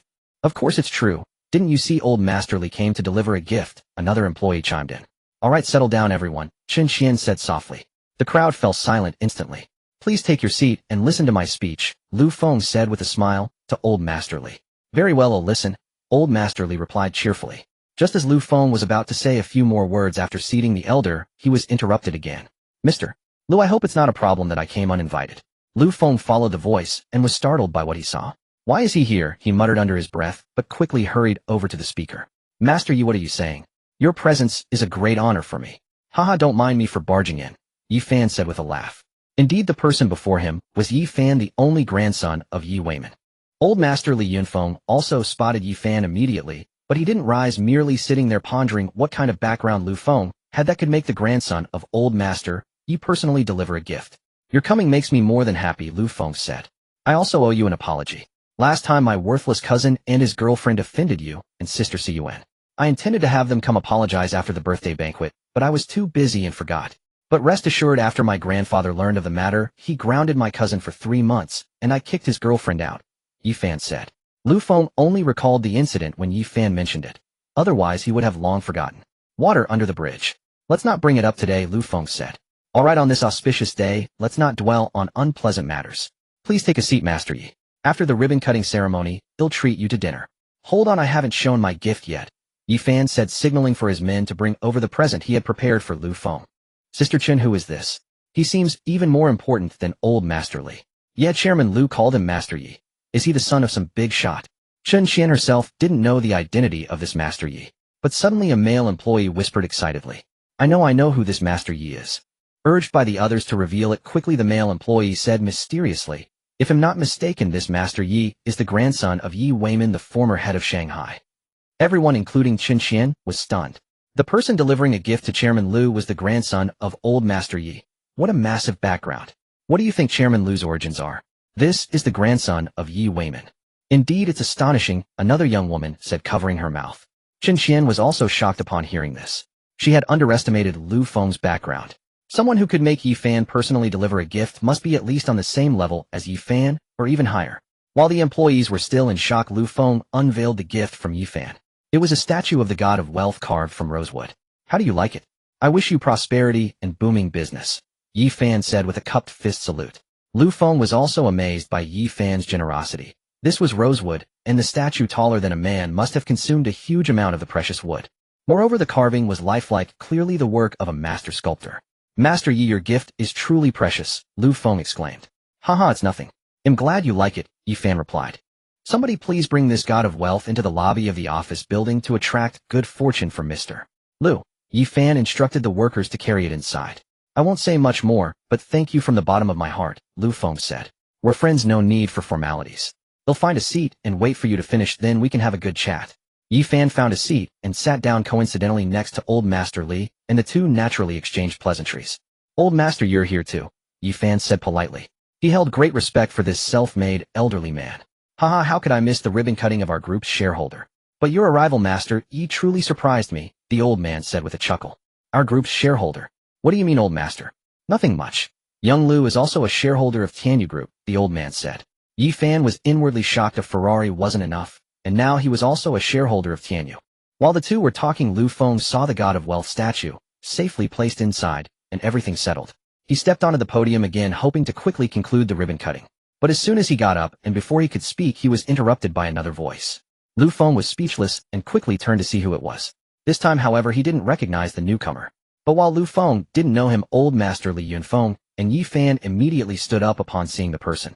They exchanged glances, both seeing deep disbelief in each other's eyes. Why is this person here? Does Lu Feng have connections with him too? Despite not knowing him, Lu Feng went to greet him. Hello, may I ask who you are? I don't think we've met, Lu Feng said to the bespectacled, scholarly, middle-aged man before him. Of course you don't know me, Mr. Lu. I'm here on behalf of my master, the scholarly man said. Your master is A. My master's surname is Li. The surname Li. Lu Feng thought to himself. He couldn't recall knowing anyone with that surname except for Old Master Li Yunfeng. Wait, a sudden thought struck him. It couldn't be that person, could it? If it is, that's utterly terrifying. A formidable figure with the surname Li surfaced in his mind, a titan among titans. Hello, welcome, he said, shaking hands with the bespectacled man. My master has sent me to deliver a congratulatory gift, the man announced, signaling for the gift to be brought forth. Lu Feng gazed at the presented gift, pondering what might lie within. As the bespectacled man slowly drew back the red cloth covering it, a mirror polished from gleaming brass was revealed. Its craftsmanship was impeccable, reflecting one's visage with perfect clarity. Upon its stand an ancient verse was inscribed: to possess complete virtue one must be loyal and upright. To achieve complete conduct one must be principled and just. One who lives thus all their life may be called a true gentleman. Just as Lu Feng was pondering the meaning of the verse, the bespectacled man spoke again. My master hopes you will never forget your original aspirations and remain true to them from beginning to end. Hearing these words, Lu Feng fell into deep contemplation. After a long pause, he finally replied, please convey my regards to Uncle Li. Tell him that Lu Feng will surely heed his teachings and stay true to his original heart. A flicker of surprise crossed the bespectacled man's face at the familiar address, yet he simply nodded, promising to deliver the message faithfully. With that, the bespectacled man prepared to take his leave. Mr. Lu, please forgive me, but I have other pressing matters, so I cannot stay longer. Understanding the weight of what this man represented, Lu Feng refrained from pressing him to stay. After the man departed, Lu Feng smoothly completed his speech and the ribbon-cutting ceremony. He then arranged accommodations for the engineers arriving from Italy and the auxiliary management staff. Just as he was about to leave for dinner with Yi Fan, and Old Master Li, Xianyun called out to him. Chairman Lu, you haven't opened your gift yet, Xianyun said. What gift? Lu Feng asked. The one Mr. Enzo sent you, of course. Alright. I got so busy I forgot. Allow me to take you to see it. Alright. Yi and Old Master, why don't you come along? After we've seen it, we'll head out for dinner, Lu Feng said to the two, and they both agreed. Led by Xianyun, the three of them arrived at the company plaza. What gift? I don't see anything, Lu Feng said, looking at Xianyun with confusion. It's coming right away. Please wait a moment. No sooner had she spoken than a box truck drove through the company gates. Lu Feng was utterly bewildered by Xianyun's antics. Soon the truck came to a stop before him, and its cargo compartment automatically opened its wing doors. As the wings slowly lifted, Lu Feng could finally see what was inside. There sat a sleek red Ferrari J50, a model of which Ferrari had only produced 10 worldwide. Now Enzo had gifted it to Lu Feng, a testament to the immense regard he held for him. So it's just a car, Lu Feng remarked nonchalantly. What do you mean just a car? This is a limited edition. Only 10 in the entire world. Yi Fan exclaimed. Being a car enthusiast, especially with a penchant for speed, he was instantly smitten with the Ferrari. If you don't want it, sell it to me. Name your price. Yi Fan said excitedly. Lu Feng was momentarily tempted by the offer, but considering it was a gift from Enzo, he felt it would be inappropriate to sell it off so quickly, and so he declined. Just then Xianyun began to explain the car's origins.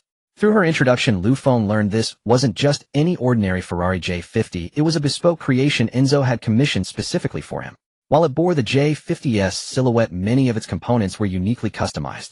For instance, the striking red exterior wasn't a standard paint.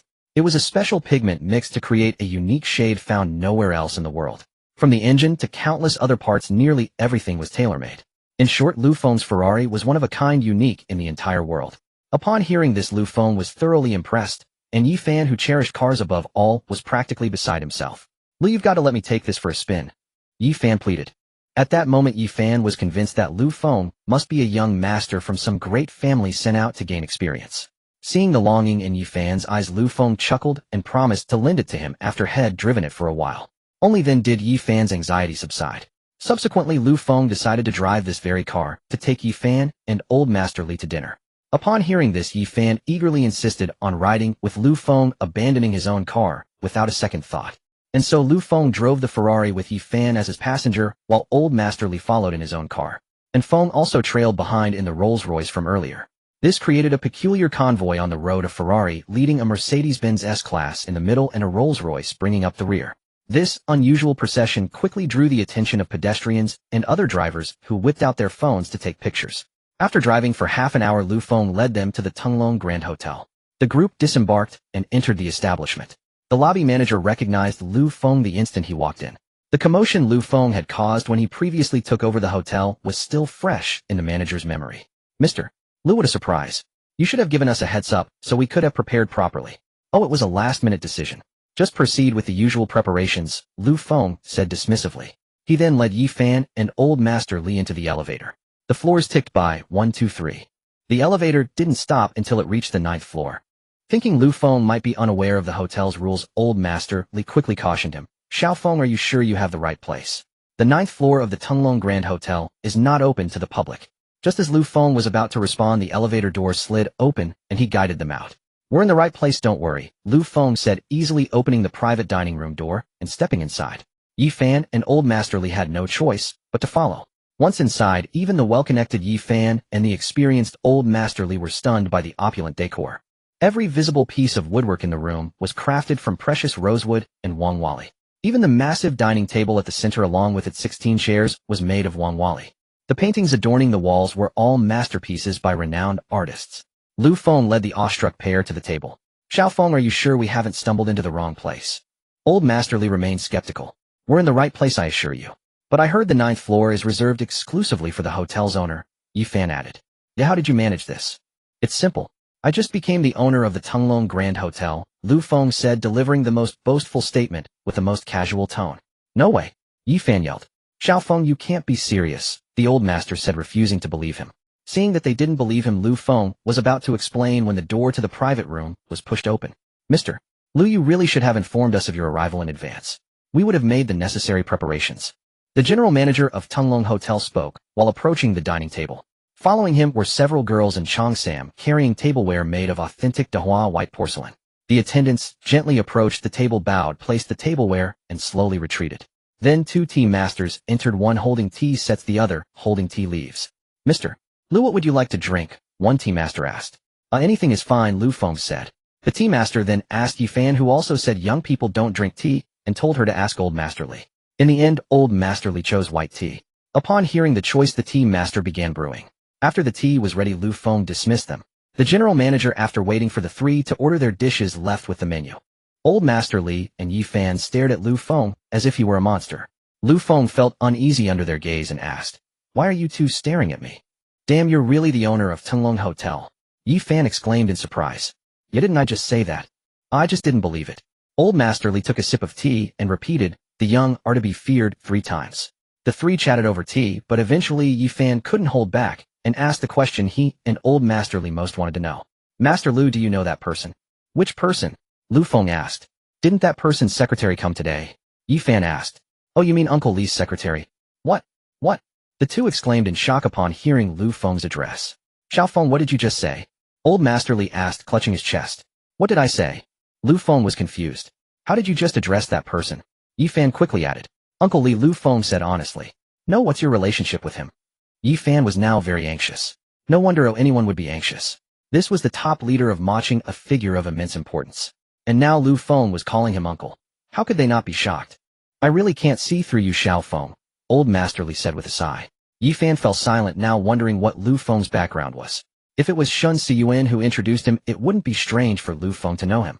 But Lu Feng actually called him Uncle Li, and judging by Lu Feng's puzzled expression when he saw his secretary at the ribbon-cutting ceremony, it was clear that Lu Feng hadn't invited Li Dinghua. That meant Li Dinghua came uninvited. For someone like Li Dinghua, a big shot, to take the initiative to send gifts, how formidable must Lu Feng's background be? Thinking of this, Yi Fan lost his appetite. He just wanted to go back and tell his grandfather to analyze Lu Feng's background. Just as the atmosphere turned cold, the door of the private room opened again. A young woman in a Cheongsam entered carrying dishes, followed by the general manager with a bottle of fine wine. "Mr. Lu, gentlemen, let me pour you a drink," the general manager said as he was about to open the bottle. "Oh no, at my age I want drink." "Pour for them." Old Master Li waved his hand. "I want drink either. I have things to do after dinner." Yi Fan also refused, his mind set on going back to tell his grandfather everything he knew. Seeing both refuse, Lu Feng said drinking alone was no fun and simply had the general manager take the wine away. "Since we're not drinking, let's start eating," Lu Feng said. The 2 did not stand on ceremony and picked up their chopsticks. "Thank you for your hospitality, Master Lu. They'll be going now," Yi Fan said, then hailed a taxi and left. You ask why Master Yi didn't drive. He wanted to, but since he had previously wanted to ride in Lu Feng's Ferrari J50, he now had to take a taxi back to the factory to get his car.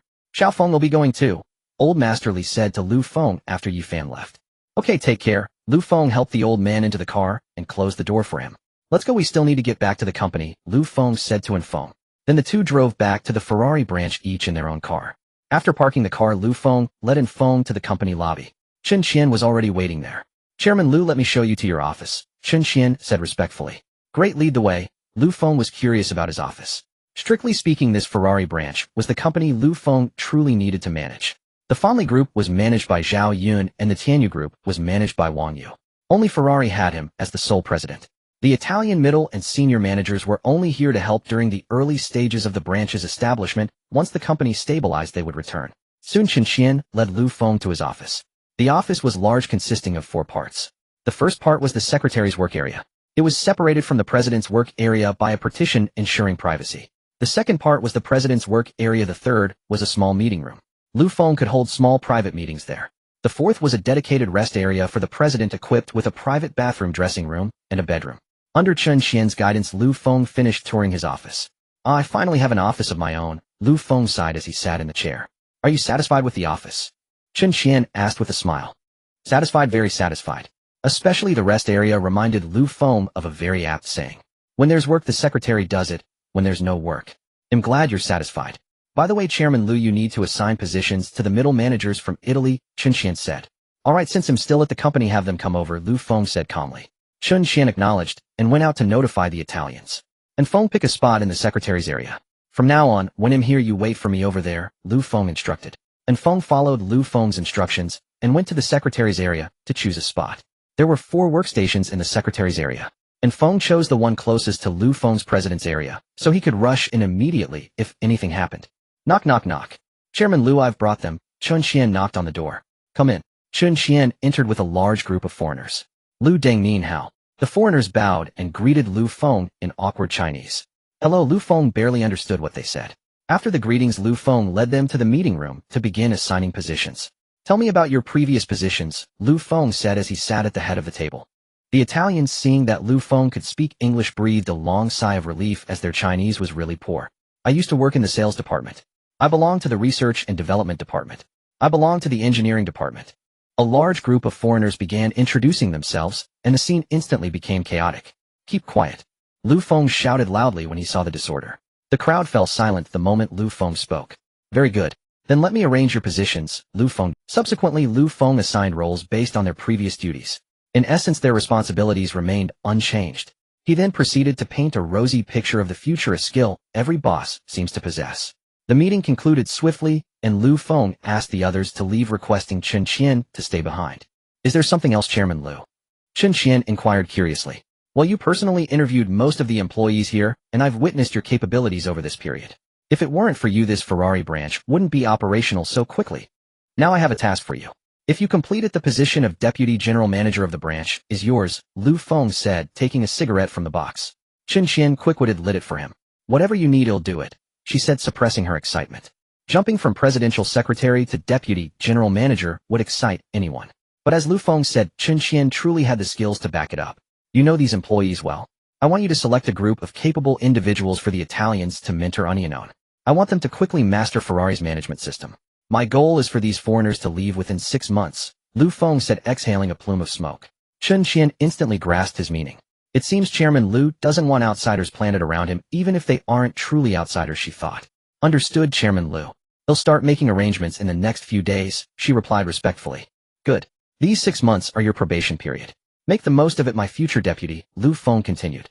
Yes, I'll get on it right away, Xianyun said, eager to prove herself. All right, you may go. As Xianyun turned and reached the door, Feng's voice drifted over from behind. Secretary Chen, know your place. Don't disappoint me. A shiver ran down her spine. She understood the implication, nodded hastily, and left. Once outside, Xianyun leaned against the wall, breathing heavily. Chairman Liu is truly formidable. The pressure of being around him is immense. Chairman Liu, I'll prove myself through my actions. Inside, Feng finished his cigarette and fell into deep thought. His words carried 2 meanings. The first was what Xianyun understood: he wanted her loyalty. Since she was originally recruited by Ferrari, he worried she might side with the headquarters. The second meaning was a reminder for her to know her place. Since she had recruited most of the branch's staff, he feared she might form a clique much like Wang Jingyan at Fengli. With the promised deputy position, she would soon wield immense power second only to him. It was better to set a precautionary warning early on. As for Feng running the company himself, he scoffed at the thought. With his many ventures, he couldn't manage everything personally. He needed to rally a team genuinely devoted to him.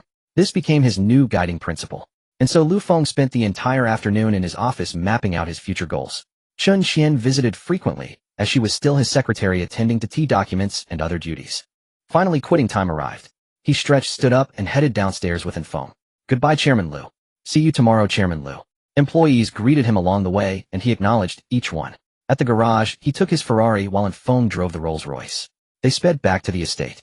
As soon as the cars parked, Wang came out to greet them. Mr. Liu, dinner is ready, she announced. Haha, Feng, you're a lucky man. You come home to a hot meal every day, Lu Feng chuckled. And Feng could only smile sheepishly. They quickly sat down at the table. Seeing the delicious spread, Lu Feng dug in without hesitation. Oh, by the way, Anwan, how did you go grocery shopping? He suddenly asked. He just remembered there were no cars at the estate today. How had she managed to buy groceries over such a distance? I walked. It's fine, I had nothing else to do, and I treated it as a stroll, Anwan replied honestly. That won't do. Carrying those heavy bags back is tiring. They'll get you a small car tomorrow, Lu Feng insisted. No, mister. Lu, that's really not necessary, Anwan hurriedly refused. And Feng also protested. They already owed Lu Feng so much, they couldn't bear to have him spend more money on them. Oh, come on, I'm not talking about a luxury car, just a simple one. The weather is so hot now and it rains often. How will you get around? That's settled, Lu Feng said seriously. But you don't need to pay for it. We have money now, we can buy one ourselves, and Feng insisted. Yes, we really can't take any more of your money, Anwan added earnestly. Seeing their determination, Lu Feng relented. After dinner he returned to his villa. Time for some games, it's been a while, he said lying on the bed and starting to play. Arg. You guys are such noobs. Stop touching my jungle creeps. Marksman. Did your bowstring snap? Shoot. Tank. Come protect me. Why are you hiding behind me? As the defeat screen appeared, Lu Feng's painful gaming session came to an end. A bunch of useless players. I'm done uninstalling. He grumbled as he headed to the bathroom. After all, he had worked the next day and needed to rest early. The next day, Lu Feng opened the door to find Feng waiting for him. Good morning, sir. Breakfast is ready, Feng said respectfully. Feng, you don't have to wait for me every morning. I know the way to the dining room, Lu Feng said with a helpless smile. Feng simply stated that it was his duty as a bodyguard. Unable to argue, Lu Feng left. After breakfast, he headed to work. Why am I still going to work when I'm this rich? He silently complained while driving his Ferrari. He went alone today, leaving Feng behind. Feng's task for the day was to drive all the cars from Guanlan International to the estate, and then take his wife shopping for clothes and a car. Good morning, Chairman Lu. Good morning, Chairman Lu. Acknowledging the greetings, Lu Feng arrived at his office. Xianyun was already waiting in the secretary's area. Good morning, Chairman Lu. Xianyun sprang to her feet as Lu Feng entered. Good morning, he said. There are 2 documents that need your signature today, she said, holding the door to his office open. Bring them over, he replied, walking in and taking a seat. Here you are, Xianyun said, handing him the files. Lu Feng took them and reviewed them carefully before signing his name. Chairman Lu, regarding the matter you assigned me yesterday, I found 2 suitable candidates. Would you like to interview them? She asked respectfully. No need. If you think they're suitable, that's good enough for me. I've always believed in trusting those I employ and not employing those I doubt, Lu Feng said calmly. Understood. I'll arrange for them to study under the Italians. They'll be right outside if you need anything, Xianyun said, excusing herself. After she left, Lu Feng found himself bored, so he turned on his computer and played games. This top-tier computer is amazing for gaming, he thought. Since the branch office was newly established, he had been arriving and leaving work on time for days. One afternoon, unable to contain his boredom, he took Xianyun out for lunch. They went to a small restaurant, ordered a few dishes, and sat down. So the branch is starting to stabilize, isn't it? He asked, taking a sip of his drink. Yes, under your leadership the company has stabilized, Xianyun said, offering a small compliment. Haha, no need for flattery. I've seen your capabilities, Lu Feng chuckled. I'm just a soldier under your command, you're the general. It's your excellent leadership, she replied modestly. Soon the food arrived, and they ate. After the meal, Lu Feng insisted on paying. How could I let an employee pay when I bring them out to eat? It would be a laughing stock, he said. Xianyun giggled behind her hand.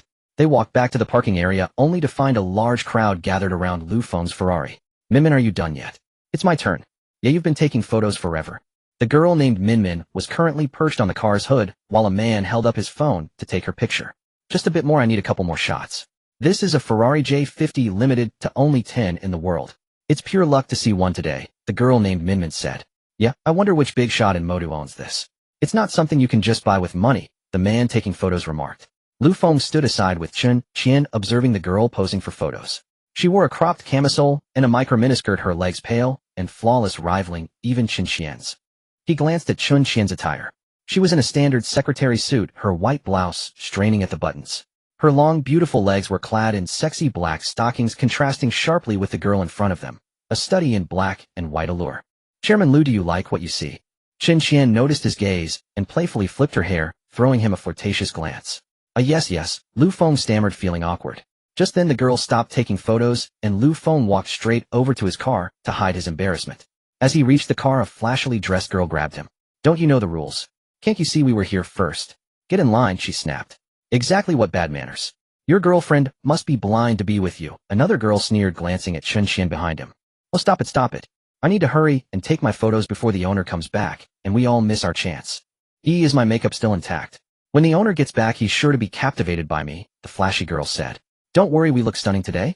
The owner will definitely be charmed by us, the girl named E assured her. The flashy girl smirked with confidence and strutted over to stand by Lu Feng's Ferrari, swaying her hips. Hurry up and take my picture, the flashy girl urged. Okay, coming. E said, pulling out her phone, then turned to mock Lu Feng. You just wait there? No class at all. What kind of person are you? Lu Feng was speechless. Where did they get the confidence that he'd be interested? With their faces painted like monsters, one kiss would be like cosmetic poisoning. Perhaps his exasperated expression was noticed as the woman started cursing at him. What's with the look? You're annoying me. Do you think you're the owner? Lu Feng without a word pulled out his car key and pressed it. Beep beep. The Ferrari's lights flashed.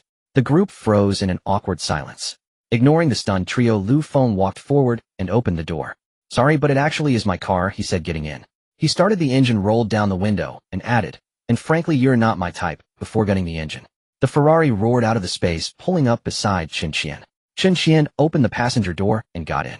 As Lu Feng prepared to leave, the three girls ran over. Oh handsome, we were just joking. Don't take it seriously, the flashy girl cooed, with the others chiming in. Annoyed, Lu Feng asked directly, what do you want? Seeing his impatience, the girls quickly stated their intention. They wanted his phone number. Can't you see there's already someone in the passenger seat, he said, feeling only disgust. We don't mind. Don't you want to try something? Multiplayer, the girl named Minmin said, running a hand along her long leg. She was confident he'd be seduced by her legs, as they had attracted many admirers before. Ha, you're not worthy. Lu Feng sneered, then floored the accelerator. The Ferrari shot forward like a rocket, leaving the three girls standing in a cloud of exhaust. It's all your fault. If you hadn't wasted so much time, I wouldn't have said that, the flashy girl complained. You're blaming me. If you hadn't been so rude, he wouldn't have been driven away, another girl retorted. It's your fault. If it weren't for you, I might already be riding in that limited edition Ferrari. Say that again. It's your fault. They'll kill you, BTCH. You're no better, you trash. They started yelling and pulling each other's hair, scaring the third girl who was watching. She tried to pull them apart, but the two, blinded by rage, ended up hitting her too. The catfight quickly turned into a three-way brawl. This bizarre spectacle drew the attention of passers-by, who stopped to watch. Some even took out their phones to record the scene, intending to upload it to Douyin. After all, it's a well-known fact across the entire blue planet that Chinese people love to watch a good spectacle. Chairman Lu, aren't you tempted? Xianyun said, looking at Lu Feng. I'm afraid of catching a disease, Lu Feng replied with a cold sneer. Then what do you think of me? Xianyun said as she crossed her long legs. Lu Feng glanced at Xianyun in the passenger seat. She was lounging back, her long, alluring legs elegantly crossed, her captivating curves making it hard for any man to resist. A great, just great, Lu Feng responded awkwardly. Seeing Lu Feng's reaction, Xianyun decided not to tease him further. In a short while they returned to the company. Get things ready. Oh, I need to speak with Enzo, Lu Feng said as he got out of the car. Understood. Soon they were back in the office and Xianyun began setting up a video call with Enzo for Lu Feng. Beep. With the connection tone, Enzo appeared on the computer screen. Lu, did you receive my gift? Enzo asked it. Yes, mister. Enzo, so do you like it? I don't think any man could refuse a supercar. Indeed, I am very fond of the gift you sent me. Haha, I'm glad you like it. So what brings you to me this time? Enzo inquired. He knew Lu Feng wouldn't just call for a casual chat. Men in their positions were incredibly busy, even if not handling state affairs daily. Well, Ferrari is researching new energy vehicles, isn't it? As it happens, I possess new energy technology, Lu Feng replied. Lu, do you really have new energy tech? What's the range? You must understand a range of 600 to 700 kilometers isn't very useful for us. Mister Enzo, since I brought it up, you can be sure I'm confident in it. Oh, what range can your technology achieve? Would a range of 1,200 kilometers be enough? What? Lu, are you joking with me? Enzo stood up abruptly. Of course not. It wouldn't benefit me to lie, Lu Feng said with a smile. Lu, what are you getting at by bringing out this technology? Enzo was shrewd. As a titan of the business world, he knew Lu Feng must have a purpose for revealing such advanced tech. I want to sell this technology to Ferrari, Lu Feng stated calmly. Are you short on cash?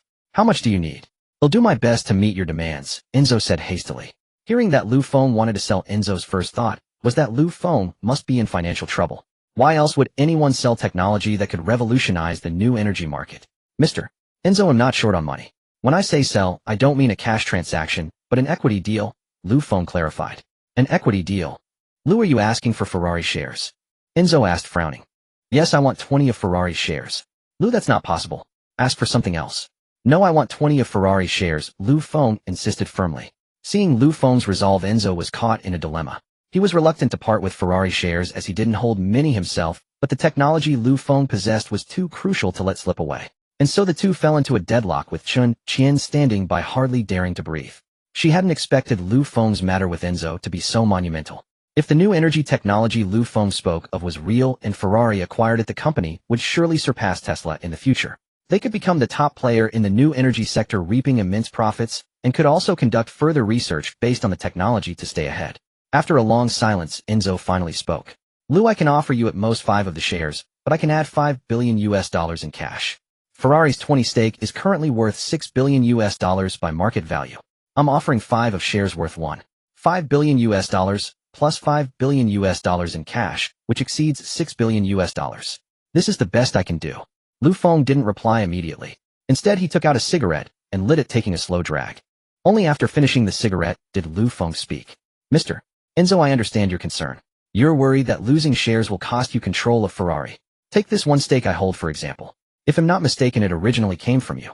You sold one of your shares, so you likely have 50 left now. The remaining 49 must be held by EXOR Group. You're right, Lu. I am indeed worried about that. Then Mr. Enzo, how about hearing my suggestion? Of course, go ahead. Since you're concerned about losing control of Ferrari, why not contact EXOR Group and have them sell their shares? While control of Ferrari is vital to you, I doubt it matters much to EXOR. Ferrari is just one of many companies under their umbrella.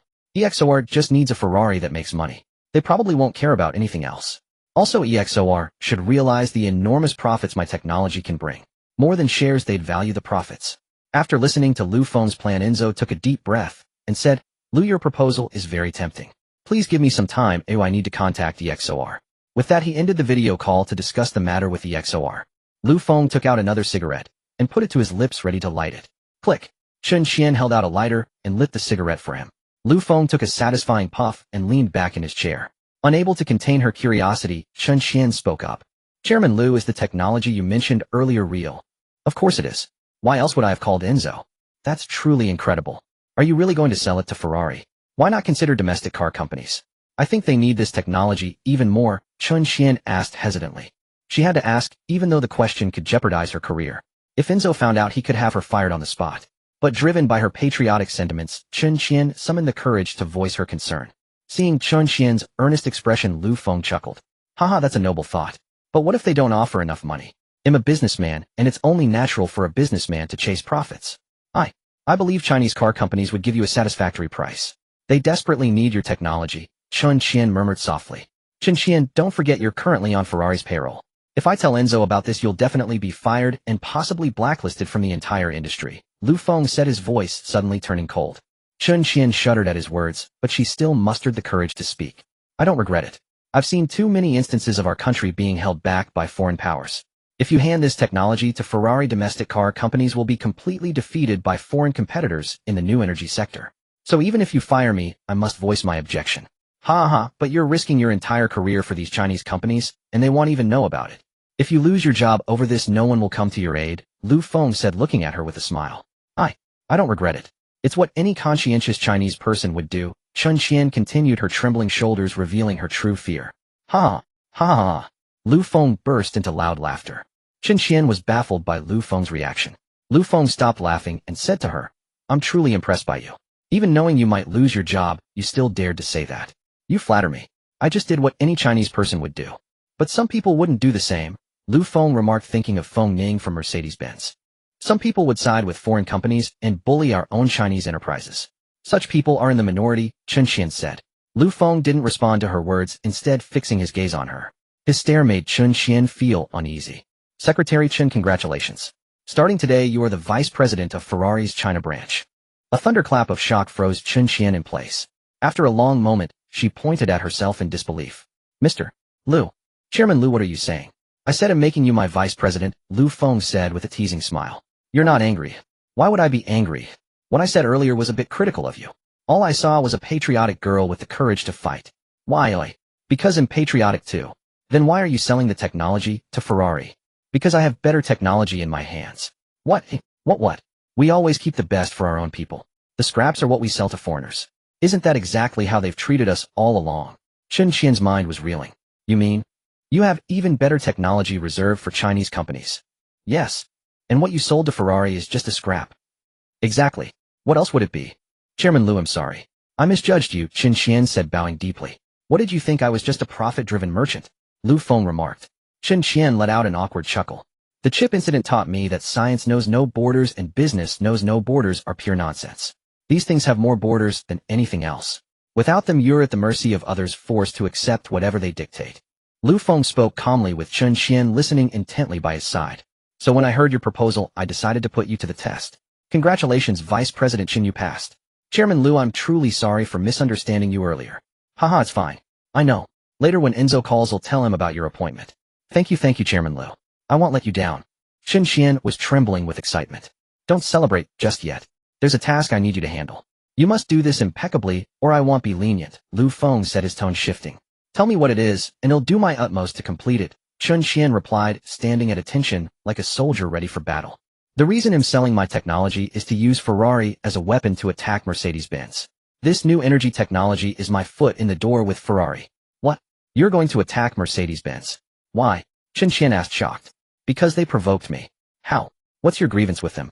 Well, after I acquired the domestic automaker Fenli Group, Mercedes-Benz came knocking. In fact, they were the ones who drove Fenli into bankruptcy and forced the sale. So of course I'm going to get my revenge, Lu Feng revealed, stunning her. What? You're the one who acquired Fenli? Xianyun was astonished again. She realized she understood this president less and less. He had quietly acquired Fenli, unveiled technology that could shake up the new energy sector, and was now gearing up to battle Mercedes-Benz with Ferrari's help. How could a man in his 20s accomplish all this? The gap between them was immense. Why the surprise? They came after me, so I have to hit back. No, I'm just a bit shocked. So what can I do for you? Your job is to lead our subsidiary and defeat Mercedes-Benz's operations in China. I find their head honcho there quite insufferable. Huh? A woman? Yes. She holds the same position as you do now, vice president at Mercedes-Benz. But Mercedes-Benz doesn't have a VP right now. You don't mean Feng Ning, do you? Xianyun asked.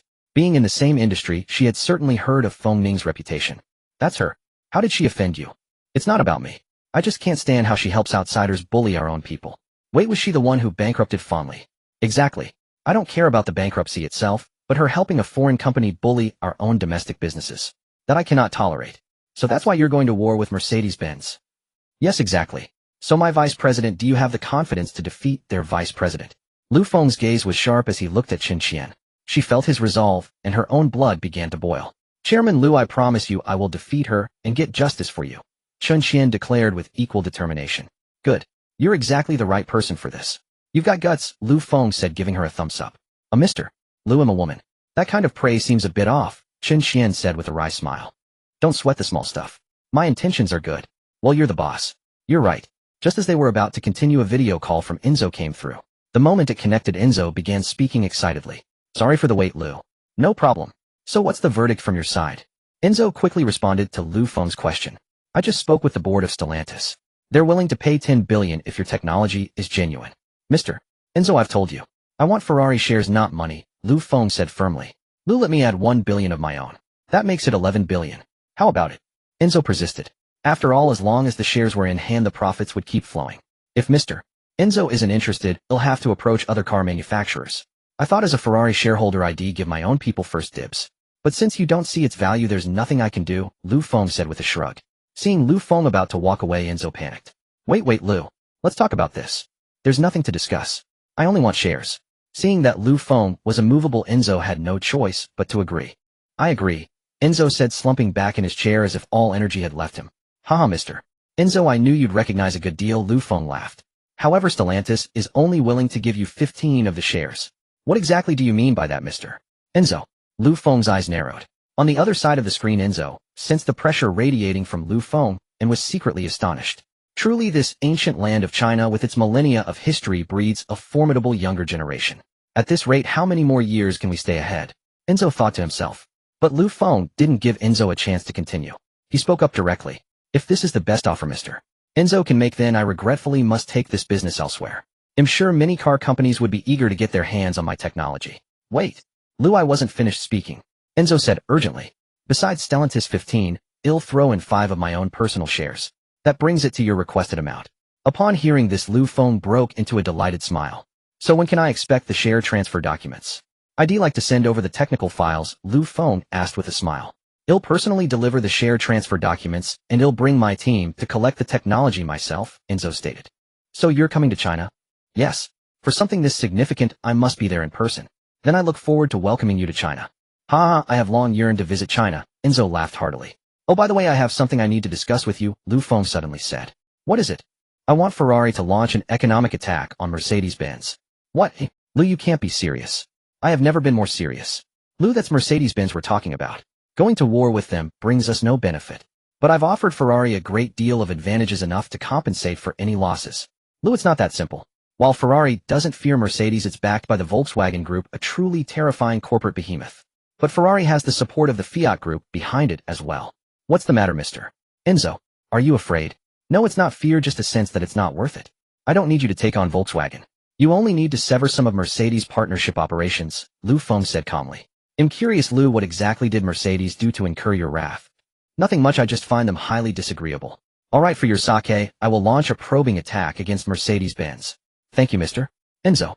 I will also exert pressure on Mercedes from China, Lu Feng said. By the way, let Secretary Chun take over as the Deputy General Manager of my branch. She has proven her capability during this period, and as the president, I simply cannot be present at the company every day, Lu Feng continued. Of course, Lu. As I've said before, you have absolute authority over the branch. You don't need to consult me, Enzo replied with a smile. In truth, an appointment like Chun Xian's to the position of Deputy General Manager of a branch would normally require the nod of the headquarters. Similarly, Feng Ning's position at Mercedes-Benz required the consent of its headquarters. Enzo's statement that it didn't need his approval was based on two factors. First, it was a gesture to do Lu Feng a favor. Second, Lu Feng was no ordinary branch president.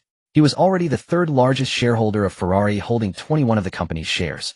He could even contend for the position of CEO of the parent company, let alone influence the appointment of a branch deputy. After resolving the matter of Chun Qian's appointment, they discussed further details of their strategy against Mercedes. Subsequently, Enzo ended the call to consult with the Fiat Group. Although Enzo had absolute authority over Ferrari, this matter involved Mercedes-Benz and even Volkswagen, so he needed to confer with Fiat, the major shareholder. Congratulations, Vice President Chun. You are about to officially become the Deputy General Manager of Ferrari, Lu Feng said with a beaming smile. All of this is thanks to your mentorship, Chairman Lu. I will always remember this, Chun Qian replied respectfully. Haha, cut the flattery. Since Enzo has agreed to my proposal, Fiat will follow suit. You can start preparing your strategy against Feng Ning. Yes, Chairman Lu. I will go gather the necessary materials. Alright, you may go. After Chun Qian left, Lu Feng stared at the computer on his desk, lost in thought. Mercedes. Feng Ning. You will soon be toppled from your pedestals. Don't fall too fast. I want to enjoy this game. As Lu Feng predicted, Fiat indeed approved of his proposal. After all, Lu Feng possessed the technology they desperately needed, and rivals are enemies. Ferrari was seizing this opportunity to launch its new energy trump card against Mercedes. Unlike Lu Feng's leisure, Enzo was bustling with activity. Ferrari's opponent this time was Mercedes-Benz, a challenge that allowed no room for error. Soon Ferrari's senior executives received notification from Enzo. Those at headquarters were to report to the meeting room, while those elsewhere were to join via video conference. Ferrari's top executives quickly gathered. Some present looked at the screens showing their colleagues in other countries. They were secretly astonished, wondering why Enzo had called such a massive meeting. Was Ferrari on the verge of collapse? Quiet down. I have gathered you all today to announce a momentous decision that will determine the rise or fall of Ferrari, Enzo said, his expression solemn from his seat at the head of the table. The executives were taken aback by Enzo's demeanor. Even during Ferrari's past brushes with death, he had never looked so serious.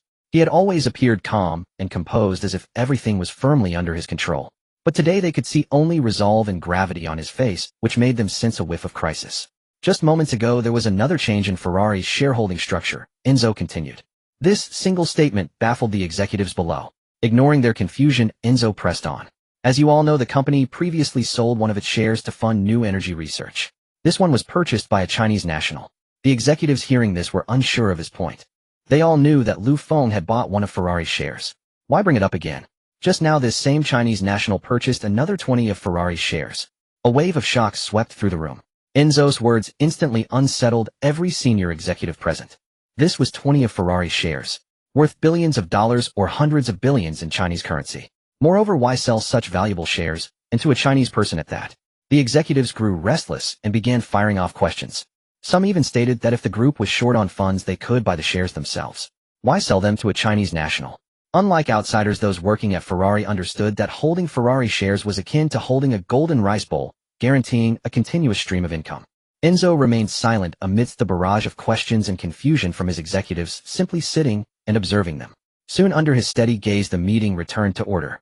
You must all be wondering why the group lacking nothing would sell its shares, and to a foreigner at that. Enzo's question was exactly what the executives were dying to know, and they perked up their ears. Because this young man, named Feng, offered conditions I couldn't refuse. Not only was I unable to refuse, but the Fiat Group also found his offer irresistible. What? Even Fiat agreed. What exactly did this young man offer? A wave of astonishment rippled through the executives as they clamored for Enzo to reveal the offer that had moved even Fiat. Because he possesses new energy technology that is truly revolutionary. Enzo continued in a calm tone, giving his executives time to digest the news. Revolutionary technology. Mr. Enzo, aren't you exaggerating? Yes, is this technology just capable of a 700,800-kilometer range? If so, our own research institute could develop that.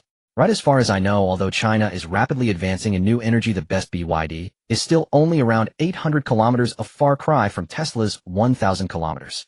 The only company with truly revolutionary new energy tech is Tesla. Otherwise, why wouldn't we use the 800-kilometer range technology we've already developed?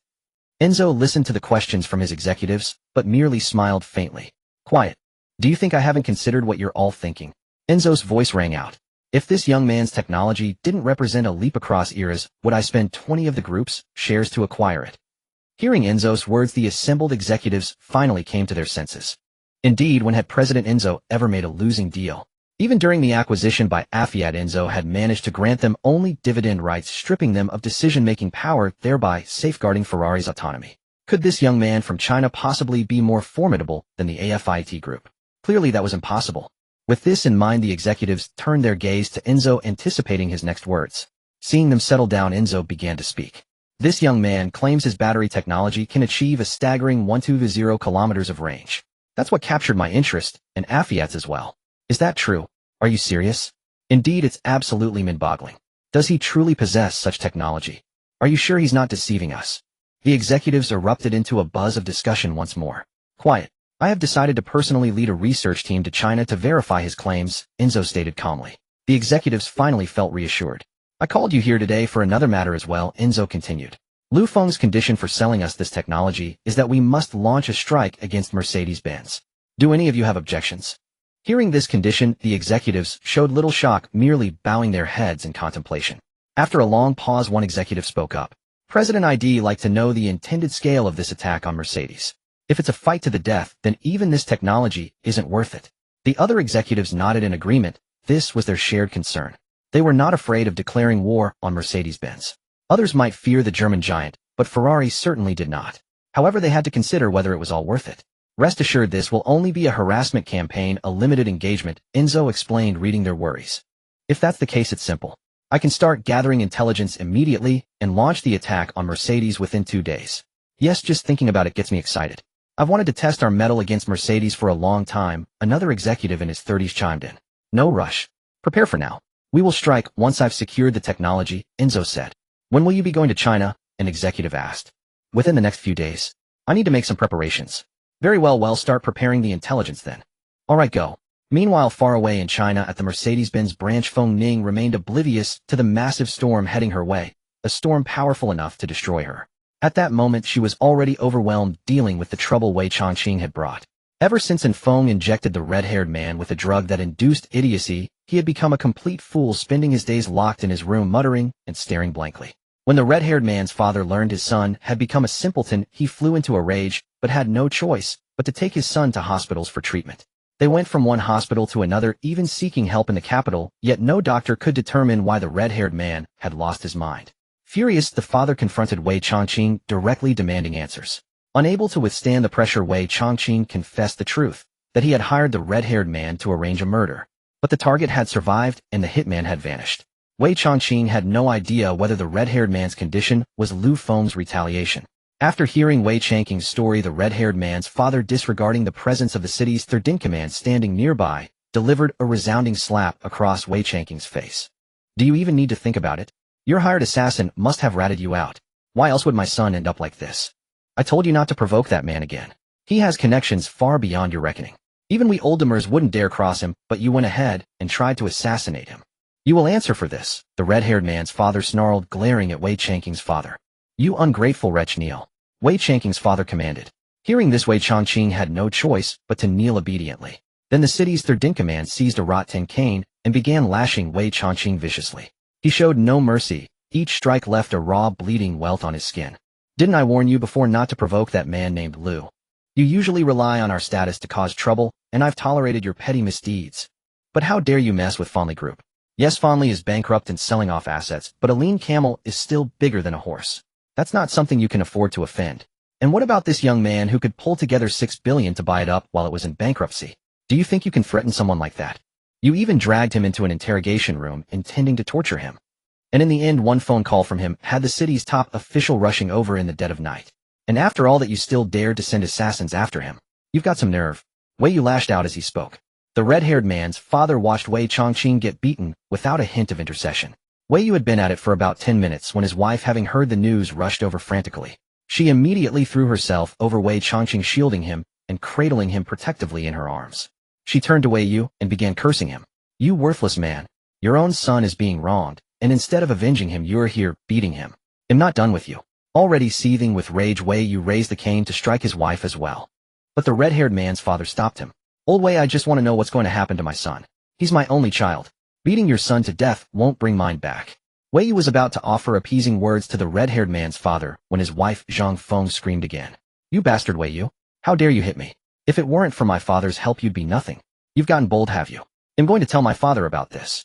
Zhang Feng shrieked, grabbing Wei Changqing to leave. Smack! Wei Yu delivered a brutal slap across Zhang Feng's face. She stared at him in utter disbelief. After a long moment, she let out a screech and lunged at Wei Yu to claw at him. She was met with another sharp lash from the cane. You have the nerve to talk. Wei Changqing's current state is entirely because you spoiled him rotten. If you hadn't coddled him so much, he wouldn't have brought me so much trouble, and I'd already be the second-in-command. You bring up your father. Yes, he helped me early on, but I earned my position as third-in-command through my own merits. It has nothing to do with your family. And over the years, I've repaid every bit of help your father gave me many times over. Think about it. All those construction projects your family got. I arranged those. And all the times your relatives got into trouble. Who cleaned up their messes? I did. Wei Yu raised the cane to strike again, but Wei Changqing shielded his mother. If you must hit someone, hit me. Don't hit my mother. Whip. Wei Yu sent the cane cracking across Wei Changqing's face. In an instant, the boy's cheek was split open by the rattan, horrifying the red-haired man's father. Old Wei, that's enough. The man rushed forward and wrested the cane from Wei Yu's grip.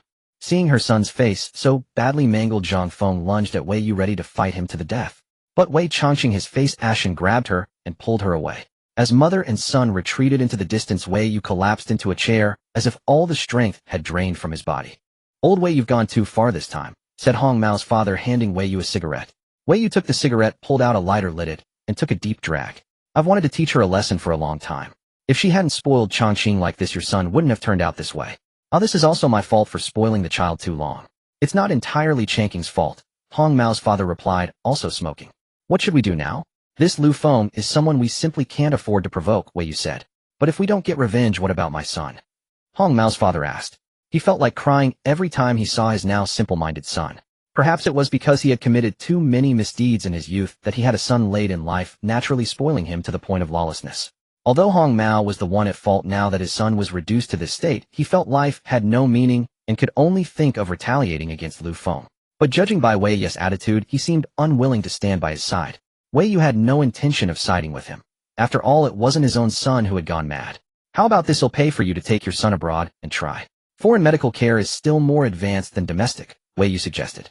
And if the foreign doctors can't cure him either, Hong Mao's father stared intently at Wei Yu. Then he'll join you in seeking revenge, Wei Yu replied, unnerved by the intensity of the other man's gaze. Good. With that from you, I'm satisfied. I don't lack money. He'll set off for abroad and try every hospital one by one. If he's cured, he'll go with you to apologize to that Lu. If not, old Wei, then living alone holds no meaning for me. We've known each other for years. You should understand me, Hong Mao's father said, then pulled his no-imbecile son away. Wei Yu watched the two depart, cursing inwardly. Since when can a trash like you threaten me? But he had to be cautious. Hong Mao's father had risen from the underworld, and there was no telling what desperate act he might commit. So Wei Yu could only pray that his foolish son would be cured abroad. Meanwhile, Wei Changqing, who had taken his mother out, drove her to his maternal grandfather's house. As soon as they entered, Zhang Feng knelt on the ground weeping and pulled Wei Changqing down to kneel beside her. The noise quickly roused the old man who had been listening to opera in the backyard. The old man, supported by the housekeeper, came to the front yard and immediately saw Zhang Feng and Wei Changqing kneeling. "Oh my dear daughter and grandson, what has happened to you?" he asked, hurrying over to help them up. The moment Wei Changqing raised his head, the old man noticed the hideous scar on his face. "My precious grandson, what happened to you?" the old man asked with concern. Wei Changqing said nothing, only removed his clothes to reveal the marks left by his father's beating. Seeing the welts on Wei Changqing's body, the old man's tears fell from heartache. Zhang Feng spoke up beside, "Dad, this was all done by your good son-in-law. Look how mercilessly he beat him. And this is his only son. Do you see the scar on Changqing's face? Wei, you wanted to hit me, but Changqing blocked it. Woo, I can't go on living like this. Dad, you must do justice for me." Zhang Feng wailed loudly. The old man's heart ached terribly. He had lost his wife in middle age, leaving him with only this daughter and this only grandson. Now his grandson was beaten so badly, and his only daughter was crying bitterly. How could he not be distressed? "Both of you come inside quickly. Go find a doctor to tend to Changqing's wounds," he instructed the housekeeper. Then he led the two into the house. "What exactly happened? How could Xianyun be so ruthless? Tell me everything. They'll skin him alive when I get my hands on him," the old man growled. At this, Wei Changqing ignored his crying mother and explained the whole story to his grandfather. After all, he had used his mother to come to his grandfather's house and play the victim for this very moment. Yes, he intended to use his grandfather to take revenge on Lu Feng. He was filled with hatred now. If not for Lu Feng, he wouldn't have suffered so many beatings.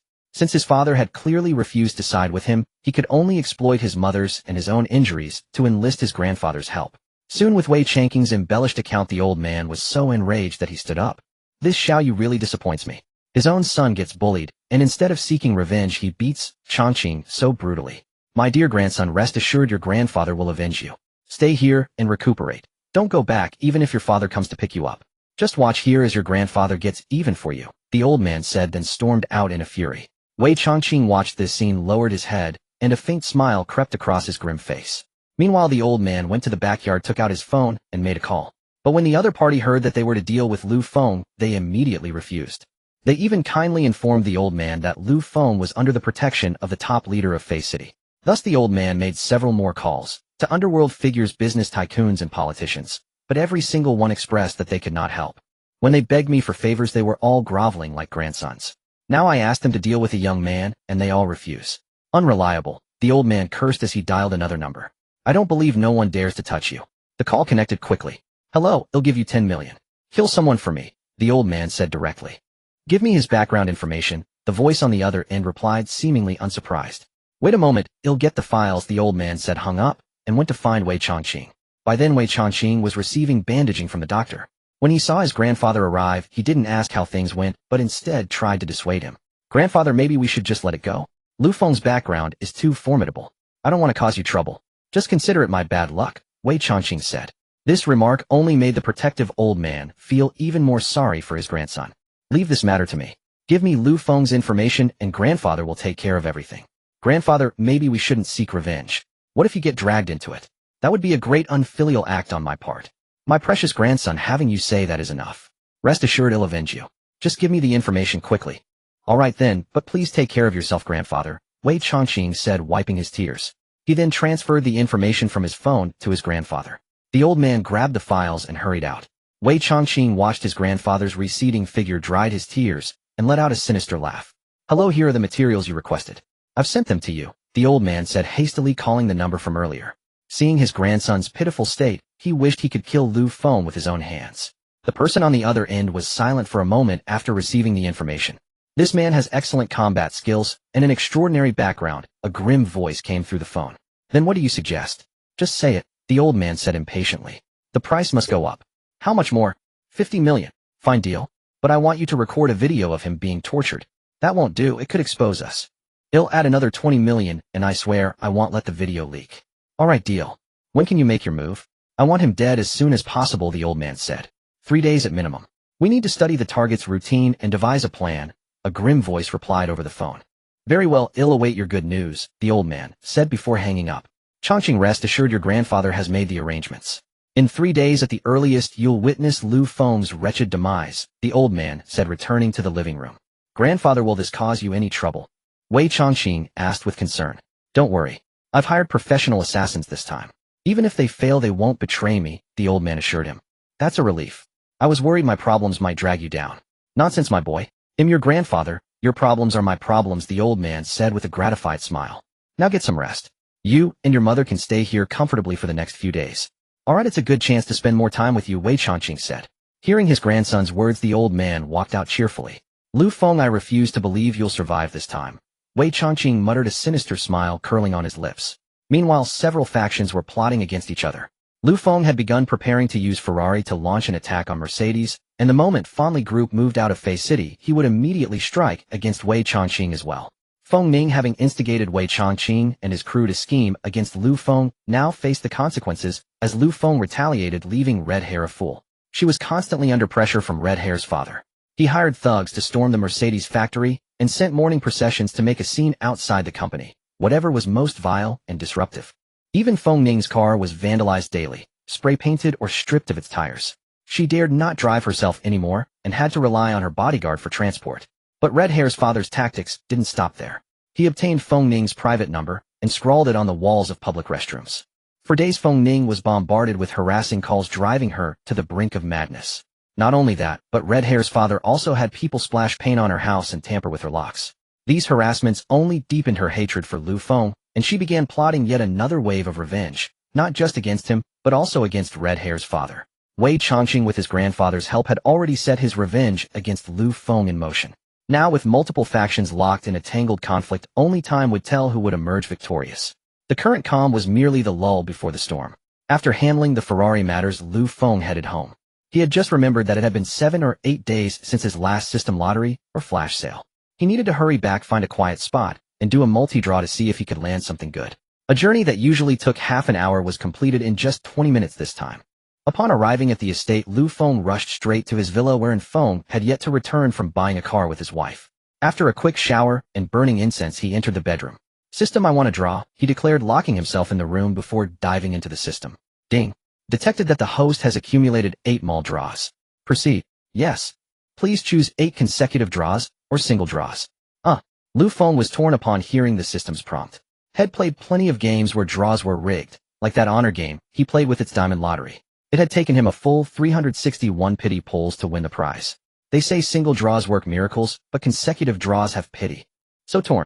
Please make your choice quickly, the system urged mercilessly. Give me the 8 pull. I'm ready to hit rock bottom, Lu Feng said. Ding. Processing, please wait. Wait. Does the mall draw have a pity system? Lu Feng suddenly shouted. No. It's all luck. Lu Feng nearly fainted at those words. Jade Emperor Guanyin Bodhisattva Tathagata Buddha, Great Sage equal to Heaven Jesus, Eternal Heaven. Please bless me with a jackpot. He clasped his hands together and prayed devoutly. Ignoring his antics, the system began its announcements. Ding. Congratulations, host, for gaining 1000 prestige points. Congratulations, host, for gaining 500 prestige points. Congratulations, host. Hold on, what is this junk? Lu Feng cut the system off. You're not skimming off the top, are you? Please refrain from insulting me. All draws are fair and transparent. Fine, continue. I've already prepared for total defeat, Lu Feng said, utterly dejected. Ding. Congratulations, host, for obtaining 3 research personnel. Congratulations, host, for gaining 100 prestige points. Congratulations, host. Wait. What's this research personnel? Lu Feng asked curiously. They are scientific researchers from various fields, the system replied. Which fields exactly? Random. Fine, but I could use these talents right now, Lu Feng thought gleefully. Congratulations, host, for obtaining a body repair serum. No matter how severe the injury, as long as there's a breath of life, it can save you. Whoa, isn't this basically an extra life? Lu Feng exclaimed excitedly. System, I misjudged you. You're truly good to me. As long as it was an external injury, no matter how grave, it could be healed. This was indeed like having a second chance at life. Congratulations, host, for gaining 100 prestige points. Congratulations, host, for gaining 100 prestige points. System, you're going too far. I just praised you and this is what I get. Still, I'm easy to please. The body repair serum and 3 research talents are more than enough, Lu Feng said. He held no hope for the final draw. Congratulations, host, for obtaining 2 of the top 10 shadow assassins from the Blood Rose Assassin Organization, codenames Rose and Gardenia. But the system delivered a pleasant surprise. System, is this last one for real? Lu Feng asked, trembling with excitement. Yes. So Blood Rose is an assassin organization. Yes. Are the top 10 shadow assassins, like in the novels, the deadliest killers in the whole organization? Yes. So I just got 2 of the most lethal assassins at once. Yes.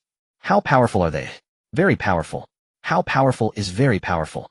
Seeing Lu Feng's relentless questioning, the system pulled up the files on the 2 shadow assassins. Rose, affiliated with the Blood Rose Assassin Organization, ranked among the top 10 shadow assassins, and is the elder sister of Gardenia, also one of the top 10.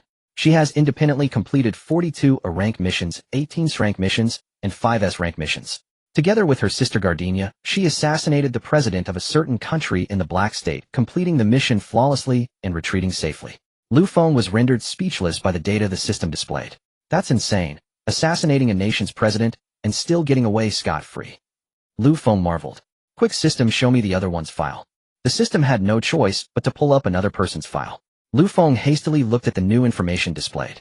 Gardenia, a member of the Blood Rose assassination organization, ranked among the top 10 shadow assassins. Along with her sister, also one of the top 10, they were known as the Twin Stars. She had independently completed 35 A-rank missions, 12 S-rank missions, and 6 S-rank missions. Damn, these two are truly formidable, Lu Feng exclaimed. By the way, what do these mission ranks mean, he asked.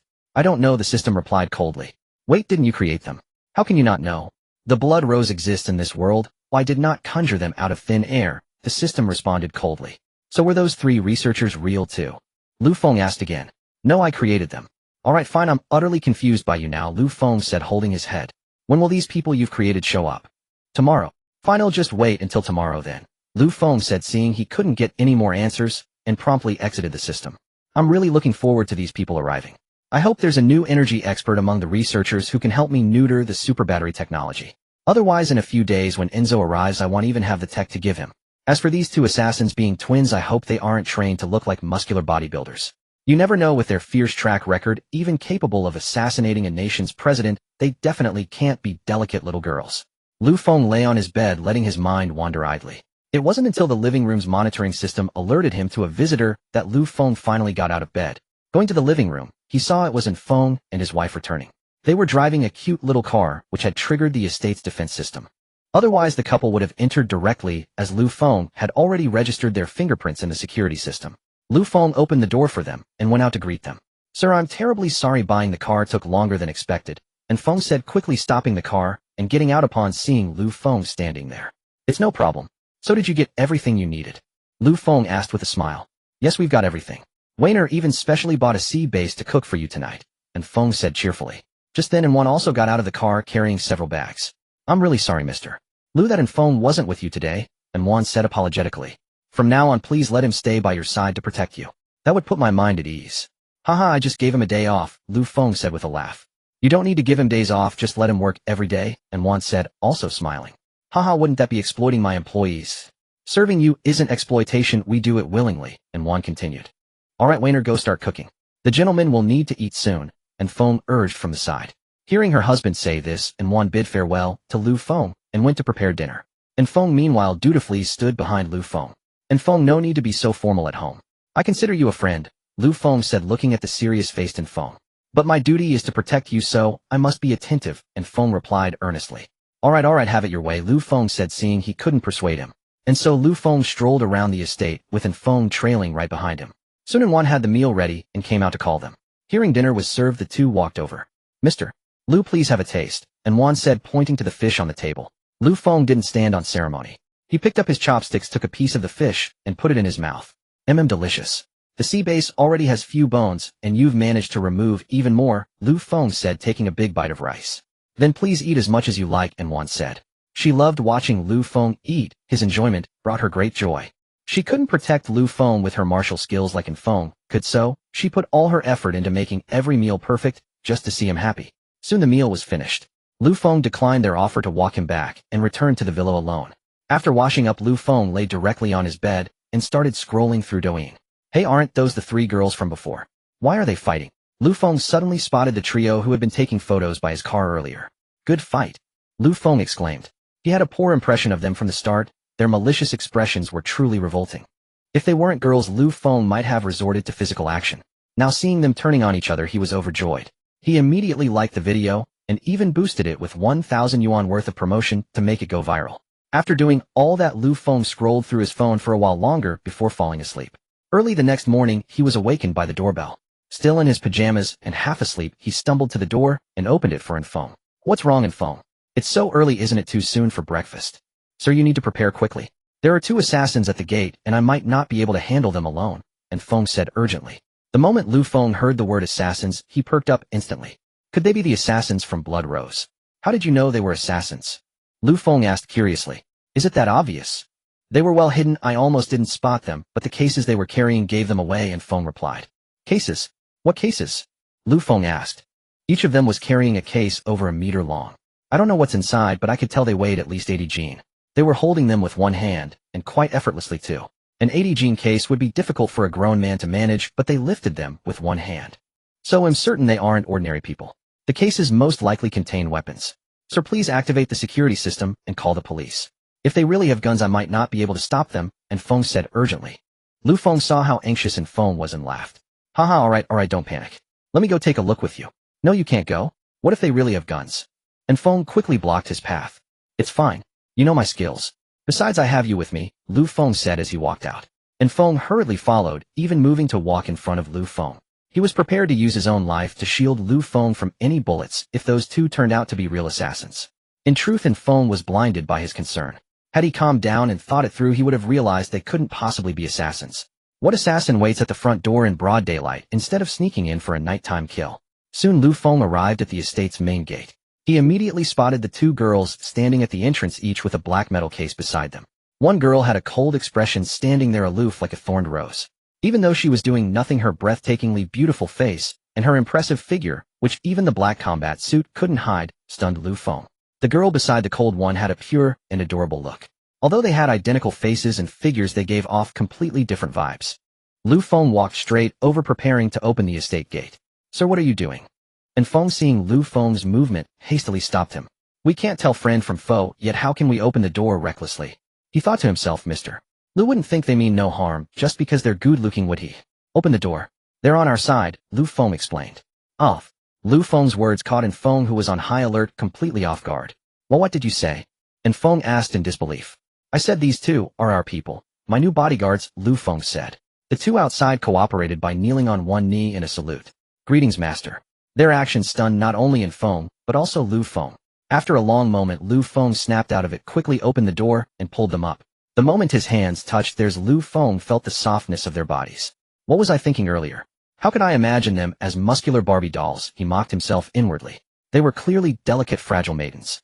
Why did you kneel? Get up, Lu Feng said as he pulled them to their feet. We were paying our respects to you, said the girl, who looked gentle and lovely. There's no need to kneel. What era is this? Lu Feng complained. But when we faced our leader, we also knelt. Now you are our master, so of course we must kneel to see you, the girl replied. The aloof woman beside her remained silent the whole time. And Feng, however, was on high alert, staring intently at the two girls, fearing they might attack Lu Feng. So do you kneel to everyone you meet? Lu Feng asked. Of course not. We only knelt to our leader before. As for other assassins, except for shadow assassins of our rank, they all had to kneel when they saw us. It turned out that Bloody Rose trained assassins according to ancient methods. Assassins of the same rank didn't need to kneel, but lower-ranked ones had to kneel to report to higher-ranked leaders. From now on, while you're with me, no kneeling. What era is this? If people saw, they'd think we're into some weird SM, Lu Feng said. Yes. Yes. The two girls replied. Then introduce yourselves. I still don't know your names, Lu Feng said. Answering to Master Lung. I'm Lung Shui. They spoke. Lung Shui is the older sister, right? Lu Feng said, looking at Lung Shui. Answering to Master, yes. Lung Shui said, still sparing with words. Master, my sister's personality is just like this. Please don't blame her. Lung Yu quickly explained, afraid Lu Feng would be angry. It's fine, I understand. But you need to change how you address me. Don't call me master. Then what should we call you? Lung Yu asked. Whatever you like, but master is off the table, Lu Feng said. Lung Yu thought for a moment after hearing his words, then said, then we'll call you young master. She pulled her sister, and they both said, greetings, young master. Lu Feng was speechless, but finally agreed to the title. Young master, huh? I like it, Lu Feng thought, though his face showed annoyance. He had long dreamed of the scene from TV dramas where the domineering CEO returns home, and a group of maids bow and call him young master. What's in those boxes? Lu Feng asked curiously, eyeing the black cases before him. These contain weapons, Lung Yu said as she opened the case. As soon as the case was opened, Lu Feng saw it was packed with weapons: pistols, semi-automatic rifles, daggers, tangdao, swords, even grenades, and a high-precision sniper rifle. Both Lu Feng and Feng were dumbfounded. Quick, close it. Come inside with me now, Lu Feng urged.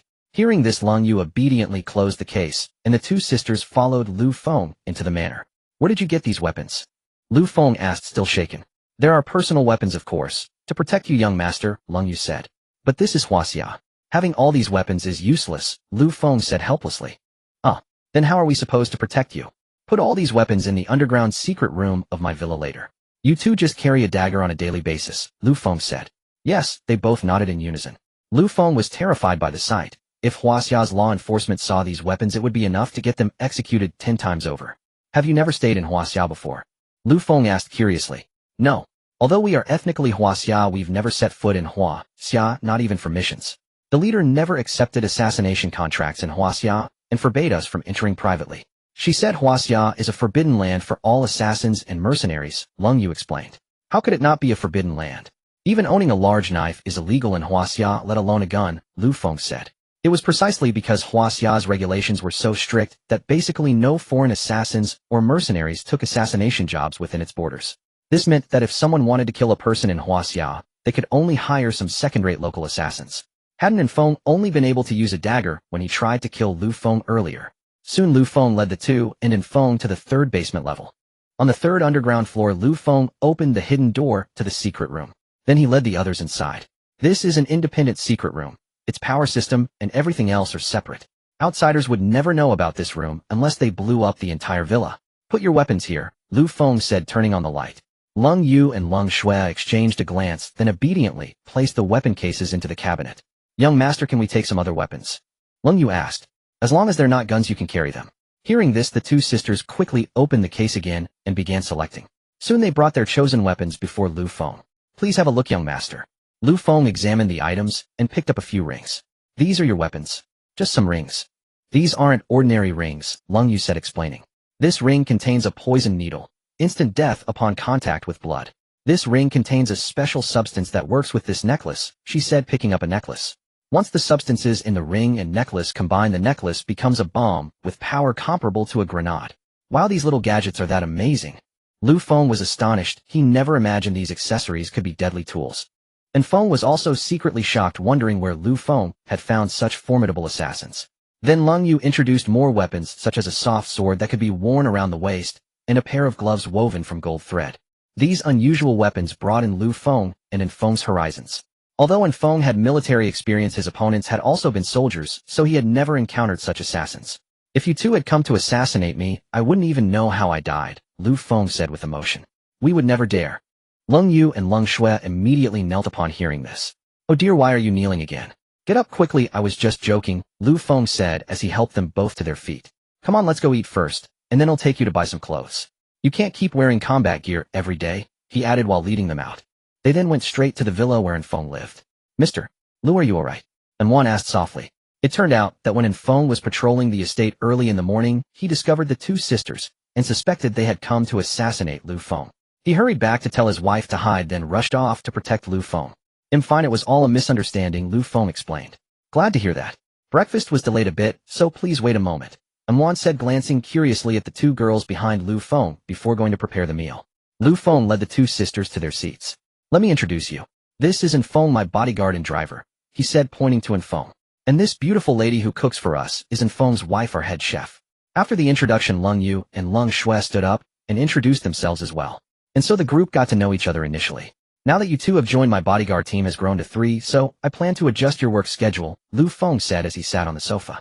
Hey, race, my plan, every day 2 of you stay with me while the other guards the estate. After all, there's no one watching over it right now, and I'm a bit worried.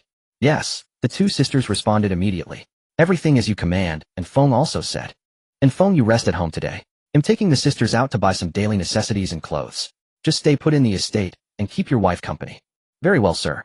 Alright, a few people might come to the estate today. Verify their identities, and let them in, Lu Feng said, suddenly remembering the 3 researchers he had acquired yesterday. Yes, rest assured, and Feng replied. With all the arrangements settled, Wan's breakfast was also ready.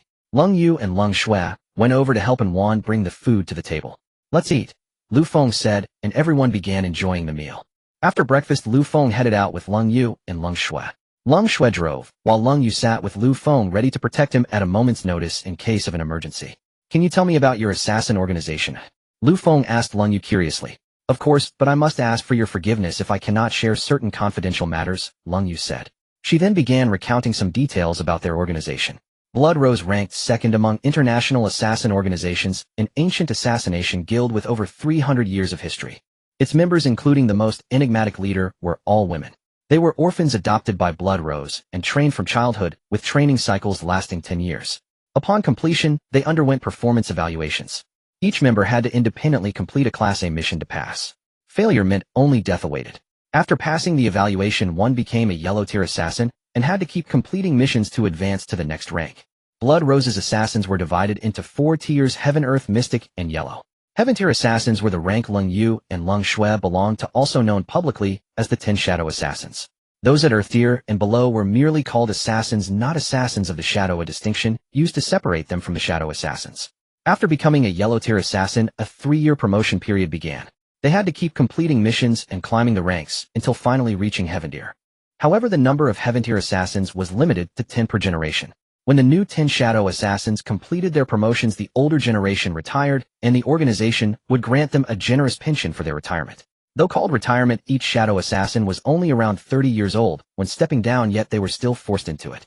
After retiring, they were forbidden from taking any more assassination contracts and could only live out their days in peace. If any retired assassin accepted a kill order, Blood Rose would hunt them down until death. The newly ascended 10 Shadow Assassins would then engage in a new round of competition until a new leader emerged. One of the 10 could become the leader, and the vacant Shadow Assassin spot would be filled by the assassin previously ranked 11th, elevating them to the new Shadow Assassin. After hearing Lung Ye's account, Lu Feng was too shocked to speak. "So if you fail the graduation evaluation, you really die?" Lu Feng asked. "Yes, the organization does not keep useless people," Lung Yu said with a calm expression. "So your leader is also a woman?" "Yes." "Is she the strongest among you?" "Yes." "Then can you beat Feng?" Lu Feng asked curiously. "In a direct fight, it's 50-50. If I were to assassinate him, I'd have a 90% chance of killing him," Lung Yu replied. "Holy crap, you guys are insane," Lu Feng said. After all, Feng had once beaten Lu Feng, who possessed master-level combat skills and special forces physique, to the point of questioning his own existence. And now Lung Yu claimed she could go toe-to-toe with him in a fair fight. How could Lu Feng not be astonished? What is an assassin? An assassin is someone who kills by any means necessary. They don't need heated confrontations, they can make you die without a trace. Assassination was their true specialty, and physical prowess was far less important. "We're not the insane ones. The leader is the truly insane one," Lung Yu said, a flicker of fear crossing her face, as if recalling something. "Oh, can you tell me about your leader's story?" Lu Feng was intensely curious about this mysterious figure. After all, this was someone who had defeated the Shadow Assassins and risen to the top. Anyone would be curious. "Young master, I'm afraid I can't.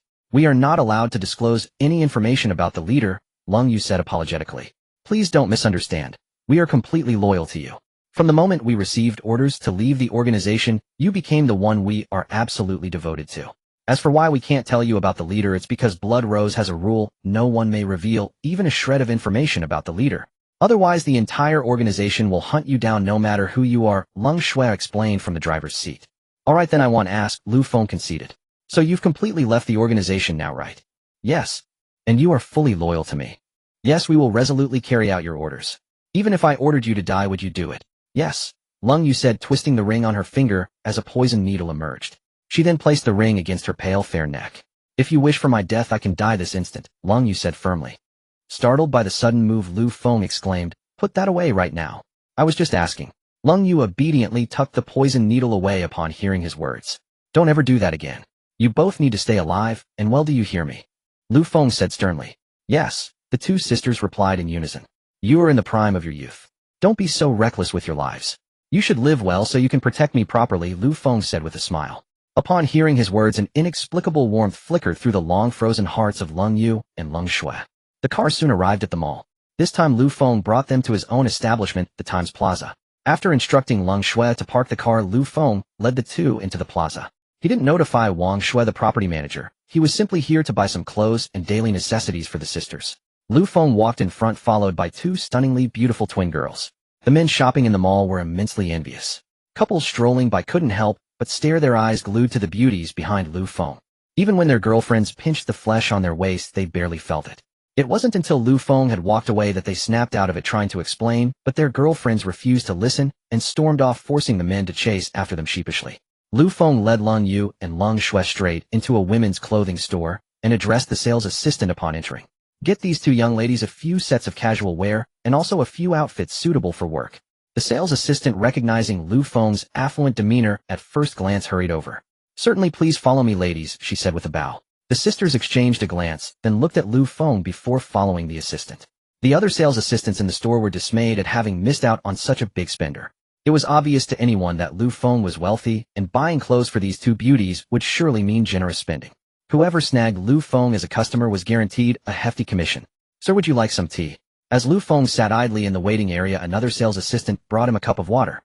"Thanks," Lu Feng said, taking the cup. Just then a man dressed like a rich playboy entered the store. He was accompanied by two scantily clad girls and announced arrogantly, "Pick whatever you like, money's no object. My dad owns over a dozen shops in this plaza." Lu Feng glanced up, but paid him no mind. After all, the entire plaza was his, making him their landlord, strictly speaking. "Thanks, bro." The two girls chimed, each giving the playboy a peck on the cheek before starting to browse. The playboy casually sat down next to Lu Feng to wait for his girlfriends. At that moment, Lung Yu emerged from the fitting room in her new outfit and walked over to Lu Feng. Instantly, all eyes in the store were drawn to her stunning appearance. Lung Yu wore a standard secretary uniform, her long slender legs accentuated by black stockings, making her look exceptionally alluring. Her already great figure was made even more tempting by the outfit. "Do I look good, young master?" she asked softly, a hint of shyness in her voice. After all, it was her first time wearing such attire, so her shyness was understandable. "Beautiful, even more so than a supermodel," Lu Feng praised. A faint smile touched Lung Yu's lips at his compliment. "Don't just buy work clothes. Have you picked out some casual outfits?" Lu Feng asked, ignoring the envious stares from those around him. "We have them ready, but since today is our first day working for you, we should dress more formally," Lung Yu replied. Just as she finished speaking, Lung Shui stepped out wearing a sharply tailored suit. In that suit, Lu Feng felt Lung Shui looked even more like a CEO than he did. The other customers in the store were amazed to see another beautiful woman emerge identical to the first. They glanced at Lu Feng again, feeling a pang of despair. "Young master, what do you think?" Lung Shui asked. "Great. Haha, you look more like the boss than I do," Lu Feng laughed. "Should I go change?" Lung Shui asked upon hearing this. "No need, that outfit is perfect," Lu Feng said, waving his hand. He then took out a bank card from his pocket and handed it to them to pay. Lung Shui took the card and went to the cashier with her sister to settle the bill. Seeing the two beauties leave, the playboy beside him couldn't contain his curiosity any longer and asked Lu Feng about his relationship with them. In fact, he had wanted to ask when Lung Yu first came out, but Lung Shui appeared before he could. Realizing they were twins, the rich playboy's lustful thoughts immediately stirred. Compared to Lung Shui and Lung Yu, the two girls he had brought along seemed utterly unremarkable. Lu Feng understood the playboy's intentions the moment he asked. "Didn't you hear them call me young master?" Lu Feng stated. "Damn, mates. This guy's living the dream," the playboy thought to himself. "Dude, let's cut to the chase. Name your price." "How about letting these twins stay with me for a month?" he said directly. "What did you say?" Lu Feng had anticipated the playboy's ill intentions, but he hadn't expected such blatant audacity. "I said let your two little maids be with me for a month, and he'll give you 5,000. How about it?" the playboy said arrogantly. "Sorry, I didn't quite catch that," Lu Feng said, suppressing his rising anger. "Are you deaf?" "Fine, ill at another 1,000. 6,000. Take the money and go get your ears checked." "I want those twins for a month," the playboy reiterated. "How about it? That's a fair price. You are just lucky to have stumbled upon such exquisite twins." Lu Feng without another word responded by slapping the playboy squarely across the face. "Who the hell do you think you were talking to me like that, and daring to have designs on my people?" Lu Feng said coldly. The playboy was stunned by the slap, and it took him a moment to react and try to fight back. However, before he could even raise his arm, he was kicked and sent flying. Lung Shui had been keeping a watchful eye on Lu Feng's side. The moment Lu Feng slapped the playboy, she was ready. She kicked him a good 4 or 5 meters away, leaving him on the ground gasping for air. The other customers and sales assistants were all startled by the sudden turn of events. "Young master, are you alright?" Lung Shui asked with concern. "I'm fine. Did you get the clothes?" Lu Feng said calmly. "Yes, they're all bought." "Are you sure you're okay, young master?" Lung Yu walked over with the bank card. "Yeah, let's go," Lu Feng said simply. He then gestured to the still stunned sales assistant to help carry the bags. Seeing them about to leave, the playboy struggled to his feet. "None of you are leaving. You think you can hit me and just walk away?" "No way," he shouted, pulling out his phone. "Hey brother Zhang, I got beaten up in your plaza. Bring some security guards over right now. I need to teach this arrogant bastard a lesson," the playboy said into the phone before hanging up. He then looked at Lu Feng with a sneer. "Kneel down right now, kowtow to me 100 times, and hand over these 2 chicks. Then maybe I'll let you go. Otherwise you're in for a world of pain." Lu Feng merely looked at the arrogant playboy and said one thing. "I'm curious, who did you just call?" "Someone from the plaza's internal staff." "Huh. Let me tell you, I just called the manager of the plaza's security department. He'll be here with his men shortly," the playboy said. "Do you know who I am? My dad has over a dozen shops here in Times Plaza. Brother Zhang and I are tight.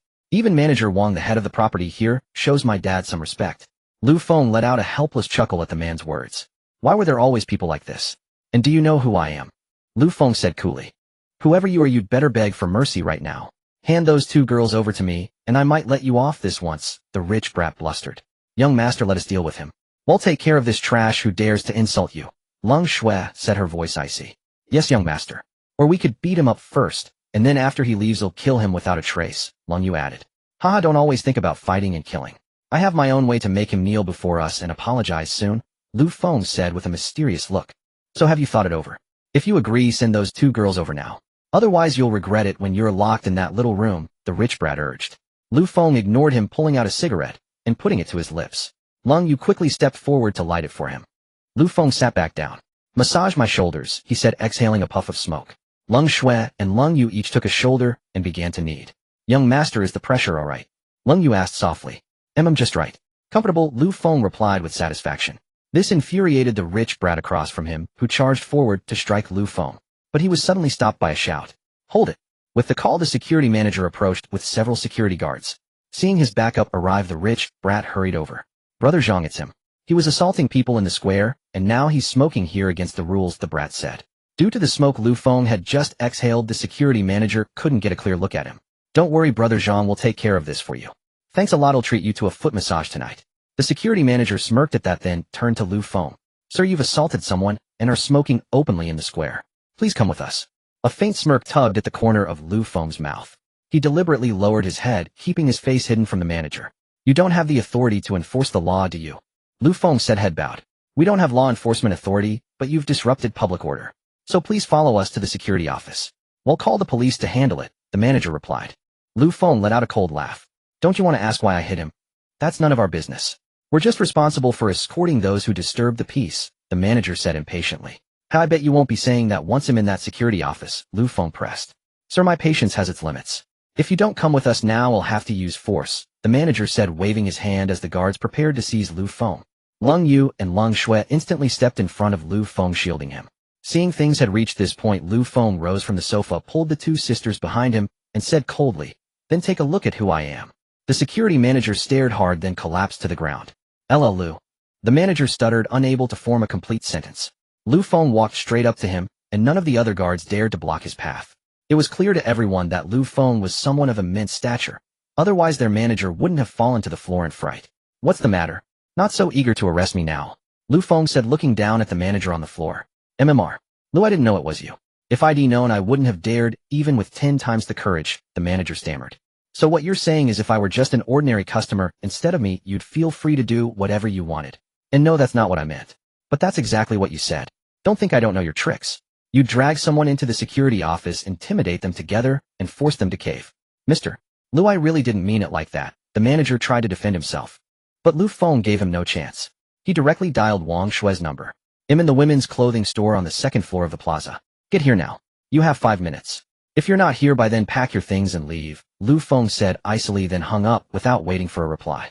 By now the women's clothing store was packed with curious shoppers. Wang Shui was still processing Lu Feng's words when someone knocked on her office door. Something terrible has happened, Sister Wang, a young woman rushed in. Mr. Lu has arrived at the plaza. For some reason he got into a fight and hit someone. You need to come quick. Wang Shui bolted out of the office at once. The young woman followed. How did you find out? Wang Shui asked as she ran. I was passing by and saw a crowd gathered outside the clothing store. I got curious and looked, and I saw Mr. Lu hit a man. That man seemed to know Manager Zhang from the security department and called him.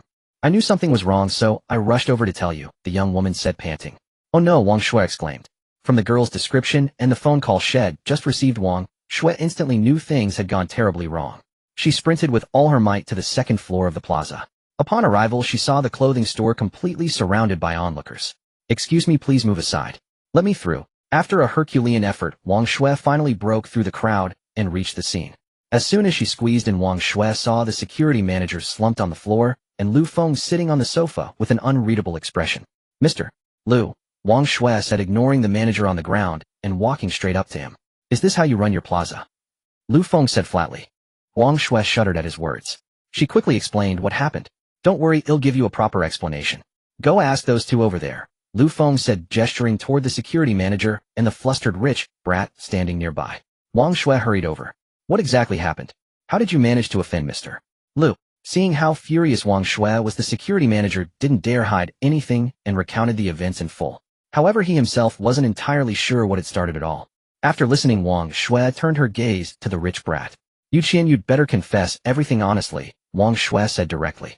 She recognized the young man. His father was a major client of Times Square, and she had dined with him a few times, so she naturally knew his son. Sister Wang, I know I was wrong, the rich brat said, now realizing Lu Feng was someone he absolutely couldn't mess with, and immediately admitted his fault. Apologizing to me is useless. Tell me, how exactly did you offend Mr. Lu? Wang Shui demanded. Seeing that apologizing was futile, the rich brat had no choice but to confess the whole story. What, you dared to say that? Wang Shui exclaimed in shock. I need to call your father and have him come discipline you, she said, pulling out her phone. Sister Wang, please don't call my dad. I'm begging you. If he finds out, he'll beat me to death. The rich kid begged desperately. However, Wang Shui paid him no mind. After such a major incident, do you think your father won't find out? She said, dialing the rich kid's father's number. After explaining the whole situation, the man on the other end of the line was furious to learn of the trouble his son had caused. He declared he would arrive in 15 minutes, urging Wang Shui to keep Lu Feng calm, as he would come to apologize personally. Hanging up, Wang Shui simply told the rich kid to wait for his father's punishment, then dragged the terrified security manager before Lu Feng. Apologize to Mr. Lu at once. Wang Shui snapped. I'm sorry, I'm so sorry, Mr.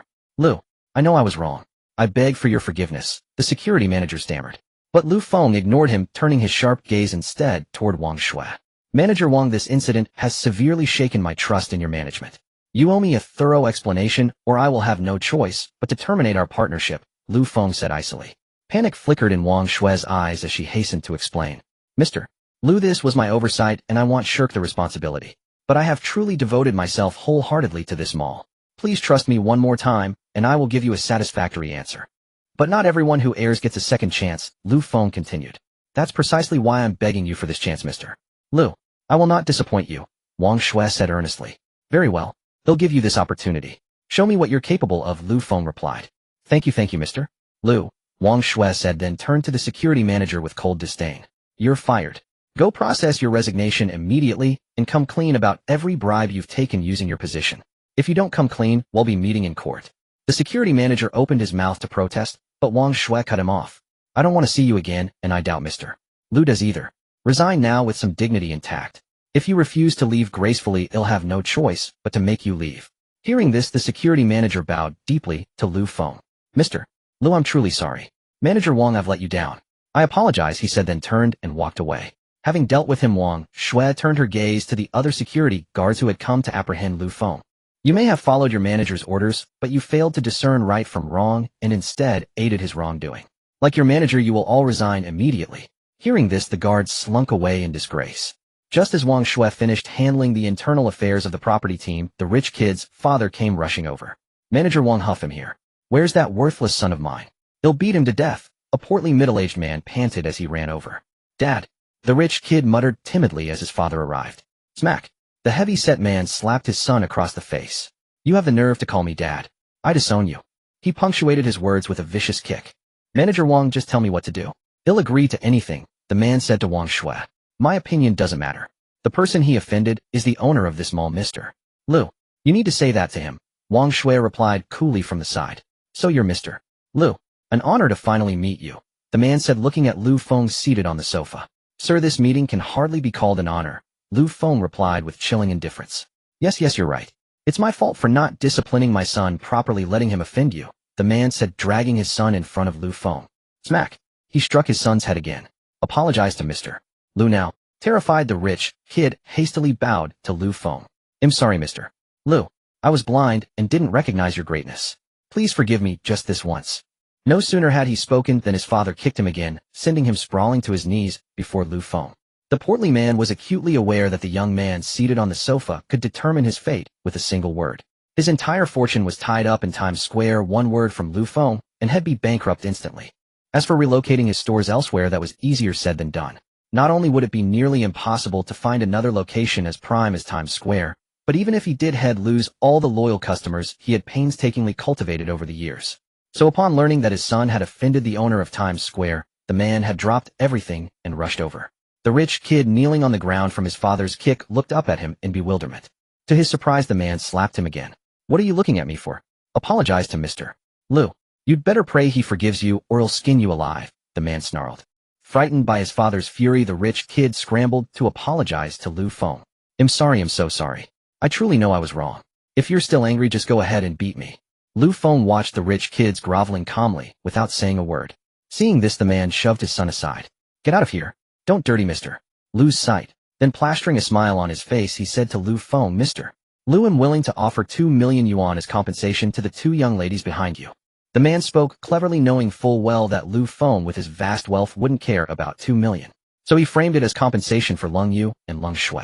After speaking, he stole a glance at Wang Shui, hoping she'd put in a good word for him. Wang Shui noticed the man's pleading look, but pretended not to see it. After all, she was in dire straits herself, barely keeping her head above water. How could she possibly plead for anyone else's case? Lu Feng chuckled at the man's offer. I must say your way of handling things is quite impeccable, Lu Feng said, applauding slowly. The man forced an awkward smile, not daring to add anything. All right, since you've beaten your son so severely, if I don't forgive him, I'd be the one seen as unreasonable, Lu Feng said, rising to his feet. Let's just put this matter to rest. Overjoyed, the man quickly expressed his gratitude. Thank you, thank you. You're truly magnanimous, he gushed, punctuating his thanks with a few more kicks at his son. Apologize to Mr. Lu properly. The rich kid, wincing from the pain, could only grit his teeth and apologize once more to Lu Feng. Thank you, sir. He'll definitely change my ways. Remember this, don't get cocky. Just because your family has some money, there's always a higher mountain, and there's always a sky beyond the sky, Lu Feng said calmly. Yes, you're absolutely right. He'll be sure to discipline him properly when we get home, the man chimed in. So how should I deliver the 2 million to you? Why don't I take your number and arrange to have it sent over? The man asked, trying to be clever. He hoped to use this as an opportunity to obtain Lu Feng's phone number and address to pave the way for future connections. Lu Feng saw right through the man's scheme and smiled faintly. Manager Wang, what's the annual cleaning cost for the mall? He asked, turning to Wang Shui. About 500,000 a year, Wang Shui replied promptly. Then you'll cover the cleaning costs for the next 4 years. Any problem with that? Lu Feng said, looking back at the man. No problem at all. They'll cover 5 years, the man said, adding another 50,000. Lu Feng said nothing, simply smiled, and turned to leave with the 2 sisters. Wang Shui hurriedly took the clothes Lu Feng had bought for the 2 sisters from the shopping assistant and followed behind. After taking a few steps, Lu Feng turned around and spoke to the overweight man. Here is my business card. I appreciate you, Lu Feng said, taking a card from his wallet and having Lung Yu pass it to the man. The overweight man accepted the card with excitement. Yu Long is willing to serve you with utmost loyalty. Lu Feng said nothing in response, turned and walked away. The 2 sisters and Wang Shui, laden with bags, followed closely behind him. Come home with me. He'll deal with you, the man said, struggling to suppress his excitement as he looked at his son. Why do you still want to punish me? Didn't Mr. Lu forgive us? Yu Qian asked with a mournful face. That's Mr. Lu being magnanimous. He forgave you, but I haven't, Yu Long replied. But Dad, if it weren't for me, you wouldn't have met Mr. Lu, Yu Qian argued. Yu Long couldn't help but laugh at it. If I hadn't handled things well, and if Mr. Lu weren't willing to bother with small fry like us, one word from him would have bankrupted us. And you dare to claim credit. Now come home and take your punishment, Yu Long said, grabbing his son by the ear and dragging him away. Meanwhile, Lu Feng and the others arrived at the car. Wang Shui eagerly placed the clothes into the trunk. Mr. Lu, rest assured I will conduct a thorough investigation into the employees who abuse their authority and will not let you down. I will also deduct 3 months of my salary to renovate the garden in the plaza, Wang Shui said. She was smart enough to know that Lu Feng wouldn't care about a few tens of thousands of yuan, so she proposed using her salary to improve the garden. Fine, I'll give you this chance. I hope to see your changes when I come next time, Lu Feng said as he got into the car. Lung Shui started the car and drove off. Young master, I'm sorry for causing you trouble, Lung Yu said softly.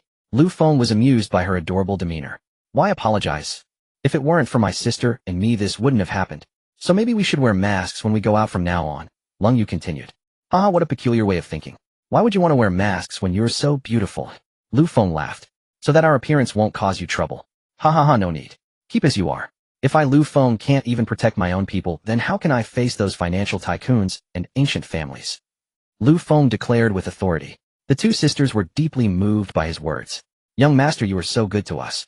Haha, of course I'm good to my own people. Soon the car returned to the estate. After parking, Lu Feng eagerly went to find Feng. How was it? Did anyone come this morning? Lu Feng asked. No, I've been waiting at the gate all day, but the person you mentioned hasn't shown up yet, and Feng replied truthfully. All right, Lu Feng said, looking disappointed. Shall I go out and look for them?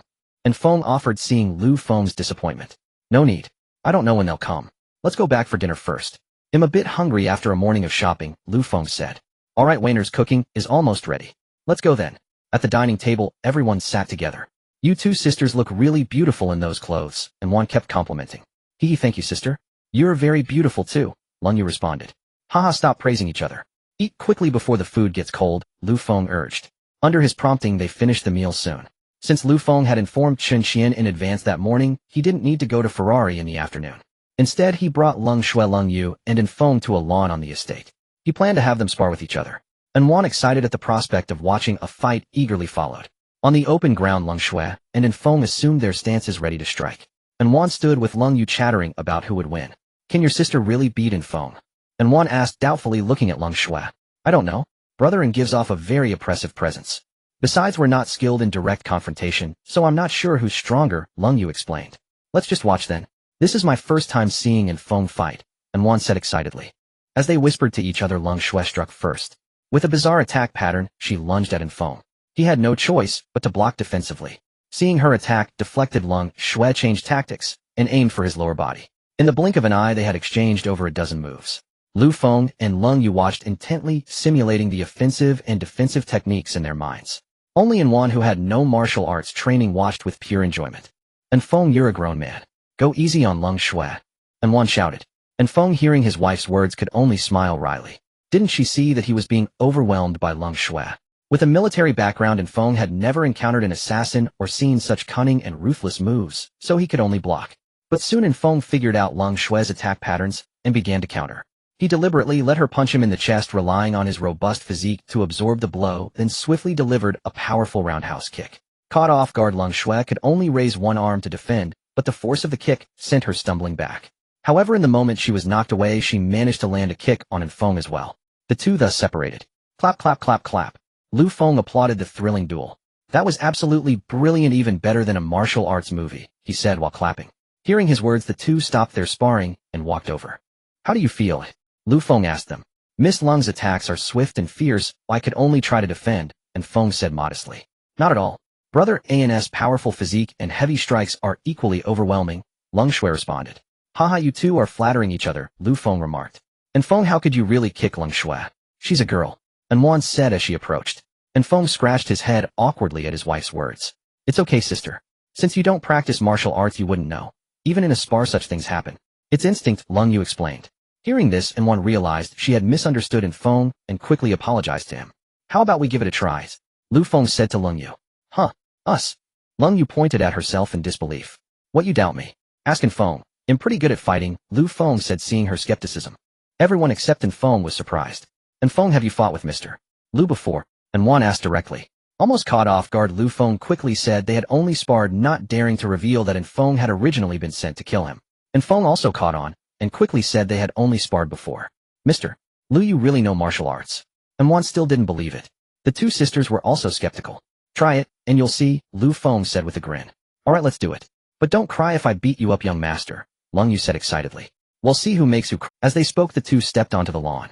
Lu Feng casually assumed a classical martial arts stance. Lungyu instantly grew serious upon seeing it, recognizing from his posture that he was truly skilled in martial arts. Mr. Lu's stance looks quite authentic, and Wan remarked from the side. No, the young master is genuinely skilled, Lungshui observed as well. One can tell from his bearing and aura that he possesses excellent martial arts ability. Indeed, when I previously sparred with Mr. Lu, had it not been for my extensive combat experience, I doubt I would have been his match, and Feng recounted his encounter with Lu Feng. Mr. Lu is truly formidable, versed in martial arts, handsome and wealthy. Lungshui, doesn't your heart flutter? And Wan teased, glancing at Lungshui. A faint blush crept across Lungshui's delicate face, but she remained silent. At that moment, the two on the lawn commenced their bout. Lu Feng closed in on Lungyu, swiftly launching a Black Tiger Steel's heart strike. However, Lungyu evaded it with a remarkably elusive footwork. Seeing his strike dodged, Lu Feng quickly transformed his fist into a claw and lunged at Lungyu again. Lungyu countered by turning her hand into a palm and striking back. They exchanged several moves rapidly before separating simultaneously. Young master, you are truly formidable, Lungyu remarked, gazing at Lu Feng. Haha, my true prowess is yet to come, Lu Feng said, launching another attack. He had no intention of wasting this opportunity to hone his martial arts skills. They exchanged over a dozen more moves. With his vast repertoire of martial arts, Lu Feng gradually began to integrate and master them seamlessly during the fight with Lungyu. One moment, it was Bagua Palm, the next Hungar, then military close-quarters combat. Lung Yu was overwhelmed, able only to defend. I concede, young master. Lung Yu called out hastily after forcing Lu Feng back. Why concede? I'm not done enjoying myself yet, Lu Feng replied. I can't help it. You know too many styles. I simply can't anticipate your attacks, Lung Yu said in frustration. Lu Feng's strikes were too fast, and his techniques too varied for Lung Yu to find a rhythm. Fine, we'll spar again another time, Lu Feng agreed reluctantly. He then led Lung Yu over to the three bystanders. Mr. Lu, you're incredible. With skills like yours you hardly need a bodyguard, Amwan said looking at him, as if he were a marvel. Haha, your praise is making me blush, Lu Feng laughed heartily. I'm merely stating the facts. Haha, well, we've played long enough. Let's head back and rest. Lung Yu and Lung Shui still need accommodations, so I'll arrange a place for them, Lu Feng said heading towards the villa. Lung Yu and Lung Shui quickly followed, while Feng returned home with his wife Wan. The reason Feng didn't accompany Lu Feng was that Lu Feng had previously instructed him to stay with his wife whenever they were at the estate rather than shadowing him. You two can stay on the second floor. Pick any two rooms, Lu Feng told the sisters.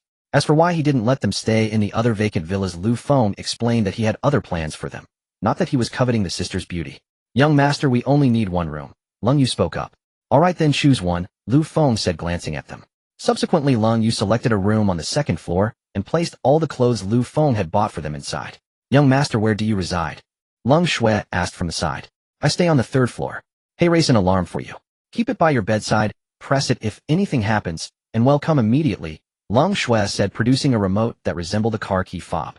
Lu Feng took the alarm, examined it, and pressed a button. Instantly, a faint beeping sound emanated from Lung Shui's pocket. She retrieved the buzzing device and began to explain. When you press the alarm in your hand, ours will sound, and rush to your room immediately. This little gadget is quite convenient.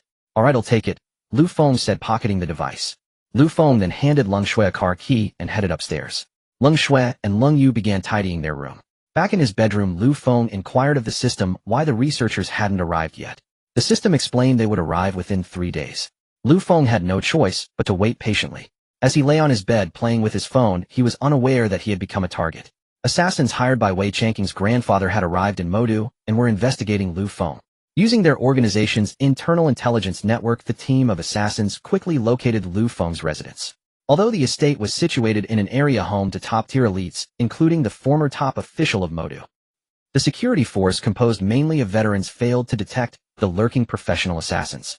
Moreover, the other magnates in their respective estates had their own dedicated security personnel, so they had little reliance on these standard guards. The 4 assassins soon reached the vicinity of Lu Feng's estate. Since it was still daylight, they concealed themselves to wait. Time passed swiftly and darkness fell.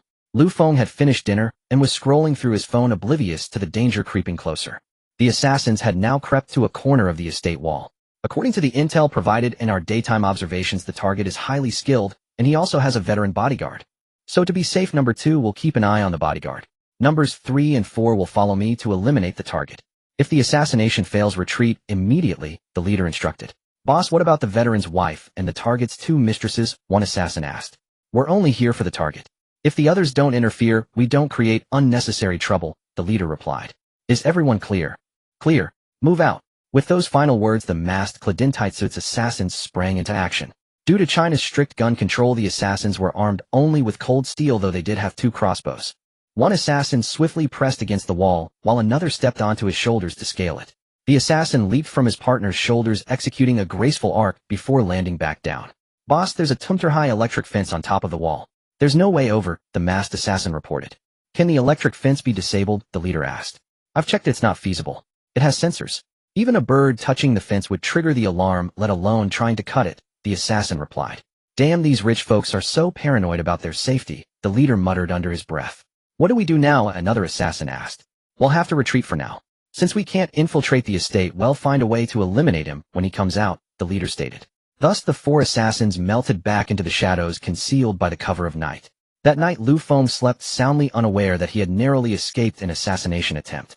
When the first rays of dawn touched his handsome face, he awoke. After sitting on the bed for a while in a daze, he got up to wash up. As soon as he opened the door and walked to the living room on the first floor, he saw Lung Yu and Lung Shui already waiting for him there. Good morning, young master, they said in unison upon seeing him. Good morning to you both, Lu Feng replied, his face a mask of calm indifference, but inwardly he was overjoyed. Curse this decadent capitalism and feudalism, he muttered inwardly. After exchanging greetings, Lu Feng led the two women out to and Feng's place for breakfast. After the meal, Lu Feng left with Leng Yu and Feng. Leng Shui, following the previously established rules, stayed behind to guard the estate. And Feng resumed his role as the driver, while Leng Yu sat with Lu Feng in the back seat. The car quickly arrived at the Ferrari branch office. After the car came to a stop, Lu Feng directly got out with Leng Yu, leaving Feng alone to park the vehicle. Good morning, Mr. Lu. Morning, Mr. Lu. Ferrari employees greeted Lu Feng as he walked, and he responded to each one in turn. Whenever Lu Feng passed by, the employees behind him would curiously whisper among themselves. Wow, the beauty behind Mr. Lu is stunning. Yeah, she's even prettier than Sister Chun. Do you think this pretty girl could be Mr. Lu's girlfriend? Oh, no way isn't Mr. Lu single. I don't think she's his girlfriend. Haven't you noticed she's been following behind him the whole time, said one experienced older employee. The others, prompted by his observation, realized it was indeed true. Could she be his secretary? Can't be. Isn't Sister Chun his secretary? Has Sister Chun fallen out of favor? Why are you all worrying about this? Get back to work. With that final remark, everyone fell silent instantly. Lu Feng quickly arrived at his office. Inside, Xianyun was already seated at her workstation. Seeing Lu Feng enter, she quickly stood up to greet him. Good morning, Mr. Lu. As she spoke, Xianyun curiously cast a glance at Leng Yu behind him. What a beautiful girl. Is she Mr. Lu's girlfriend, was Xianyun's first thought. Yet inexplicably, upon seeing Lu Feng arrive with such a stunning young woman, a faint pang of loss flickered through her heart. Good morning, Secretary Chun, Lu Feng greeted. You can sit here, he said, pointing to the workstation next to Xianyun. Yes, young master. Leng Yu agreed, and promptly sat down at the indicated desk. Young master? Is she calling Mr. Lu that? Xianyun wondered. Before she could ponder further, Lu Feng waved for her to follow him into his private office. He settled into his chair while Xianyun brewed a cup of tea for him. How is the collection of information on Mercedes-Benz progressing? Lu Feng asked, looking at Xianyun. I've gathered a lot of negative material on them. I believe it's enough to throw them into complete disarray, Xianyun replied. Good. When the time comes, have someone in a personal capacity hold a press conference and expose all of it, Lu Feng said, taking a sip of tea. At the same time, I will also launch attacks on them from other angles. Understood. When should we start? No rush. We'll move when Ferrari starts to make their move. By the way, the girl I brought today is my, little housemate. She'll sit next to you from now on, just like in Feng, Lu Feng continued. Yes, sir, Xianyun replied. Upon hearing that the beautiful girl was merely Lu Feng's housemaid, she felt a sudden sense of relief. But then, thinking that such a beautiful girl was just a little maid by Lu Feng side, a deep sense of helplessness washed over her. Every young woman harbors romantic dreams, especially when encountering a handsome, wealthy, and well-connected young master like Lu Feng. Who wouldn't be smitten? Indeed, in Xianyun's mind now, Lu Feng was a scion from some mysterious, powerful family out in the world, gaining experience. Especially Leng Yu's use of young master further solidified Xianyun's assumption. If there's nothing else, I'll head out now. Just call me if you need anything, Xianyun said as she left the office. Back in the secretarial area, Leng Yu was chatting with Feng. Seeing Xianyun emerge from Lu Feng's office, Feng greeted her with a simple, hello, Miss Chun, then fell silent. Hello, Mr. And Xianyun replied. And how should I address this beautiful young lady? Leng Yu, seeing Xianyun take the initiative to greet her, responded. Hello, Miss Chun. My name is Leng Yu. I am the young master's servant. As for why Leng Yu claimed to be a housemaid instead of a bodyguard, it was because Lu Feng instructed her to do so. The purpose was to conceal Leng Yu's martial arts abilities so that if someone truly plotted against Lu Feng, they would only perceive Leng Yu as a young mistress kept by Lu Feng's side rather than a formidable shadow assassin. Hello, Miss Leng. Please take care of me in the future, Xianyun said, not looking down on Leng Yu in the slightest despite her proclaimed role. On the contrary, Xianyun held Leng Yu in high regard. This was based on her analysis of how Leng Yu and Feng addressed Lu Feng. Feng called him Mr. while Leng Yu called him young master. Clearly, Leng Yu's relationship with Lu Feng was more intimate. It must be said that Xianyun's analysis was quite accurate. While Feng was someone Lu Feng had subdued and recruited, Leng Yu and Leng Shui were products of the system. Although they had indeed existed in this world before, due to the system's influence, they were unconditionally loyal to Lu Feng. Therefore, in terms of closeness, Leng Yu was indeed closer to Lu Feng than Feng. Xianyun organized the documents in her hand and headed out the door. Although her official title was secretary, she performed duties akin to a CEO. This was why the company's employees addressed her as Sister Chun. Even the Italians had to respectfully call her Miss Chun. Xianyun carried the documents to the main work area, intending to distribute them for processing. However, as soon as the employees saw Xianyun arrive, they all swarmed over. What are you all doing? Xianyun asked, puzzled. Sister Chun, who is that girl Mr. Lu brought in today? Sister Chun, is she Mr. Lu's girlfriend? Sister Chun, say something. The employees curiously bombarded her. Quiet. Get back to your work right now. What do you think you're doing? Xianyun said helplessly. Hearing this, the employees reluctantly returned to their desks. We're just curious, that girl is really too beautiful, one female employee muttered softly. Seeing their intense curiosity, Xianyun finally revealed Lung Ye's identity. Stop guessing. That girl is Mr. Lu's maidservant. The moment Xianyun's words landed, the vast office fell into such a profound silence that a pin drop could be clearly heard. Wow, just who is Mr. Lu? Even his maidservant is this gorgeous. Another day of envying Mr. Lu. Why wasn't I born rich? What? Mr. Lu sure lives well. The employees exclaimed one after another. Enough. Now that you know, can you get back to work peacefully? Stop being so nosy all the time, Xianyun said. Also, don't gossip about Mr. Lu behind his back anymore. If I find out, there will be consequences. Upon hearing this, the employees quickly assured her that they were just overly curious this time and meant no harm. Xianyun understood. Besides, judging by Lu Feng's demeanor, he would likely bring Lung Yu to the company often in the future. So she decided to just tell them the truth. Otherwise, the rumor mill could twist the story into who knows how many versions. If it eventually reached Lu Feng's ears, it would be a big problem. Soon another tedious day passed, and Lu Feng was heading home with his 2 bodyguards. Just as the car was nearing Xianyun Manor, it suddenly jolted violently. Ouch! Lu Feng groaned, clutching his head. Lung Yu immediately became alert, and Feng also scanned their surroundings. They were on a secluded path leading to the manor, flanked only by woods with no other buildings. A perfect spot for an ambush. But the car only jolted once and nothing else happened. Just as they began to relax, 2 crossbow bolts shot from afar. Thwack! Thwack! They struck the window beside Lu Feng with pinpoint accuracy. However, the car was reinforced with bulletproof glass, so no damage was done. Lung Yu immediately shielded Lu Feng with her body, and Feng floored the accelerator, and the car shot forward like an arrow from a bow. Damn, how is that glass so strong? 2 black-clad figures wielding crossbows emerged from the woods. Boss, what do we do? One of them asked. At this point, we have no choice but to launch a direct assault. I refuse to believe they can handle all 4 of us, the leader declared. Exactly, as long as we finish this within 20 minutes, the police won't make it here in time, another assassin chimed in. Then let's chase them down and attack Hedon. With that command, the leader took off in pursuit. Meanwhile, Feng drove swiftly to the manor gates, passed through the security checkpoint without issue, and entered the estate. Sir, are you alright? Feng asked urgently as he stopped the car. I'm fine. Lung Yu, can you let go of me first? I can't breathe, Lu Feng gasped. It turned out that in the heat of the moment, Lung Yu had tackled him, and her upper body was now pinning him down. His face was pressed against Lung Ye's ample bosom, making it impossible to draw a breath. Though it was pleasant and fragrant, Lu Feng felt he was about to suffocate. Only then did Lung Yu release him from her embrace. Her pretty face flushed crimson. Young master, are you okay? I didn't mean to, she stammered, her cheeks burning. I'm fine really, Lu Feng replied. How could he be upset? If he could breathe, he'd have wanted her to hold him forever. Sir, let's call the police.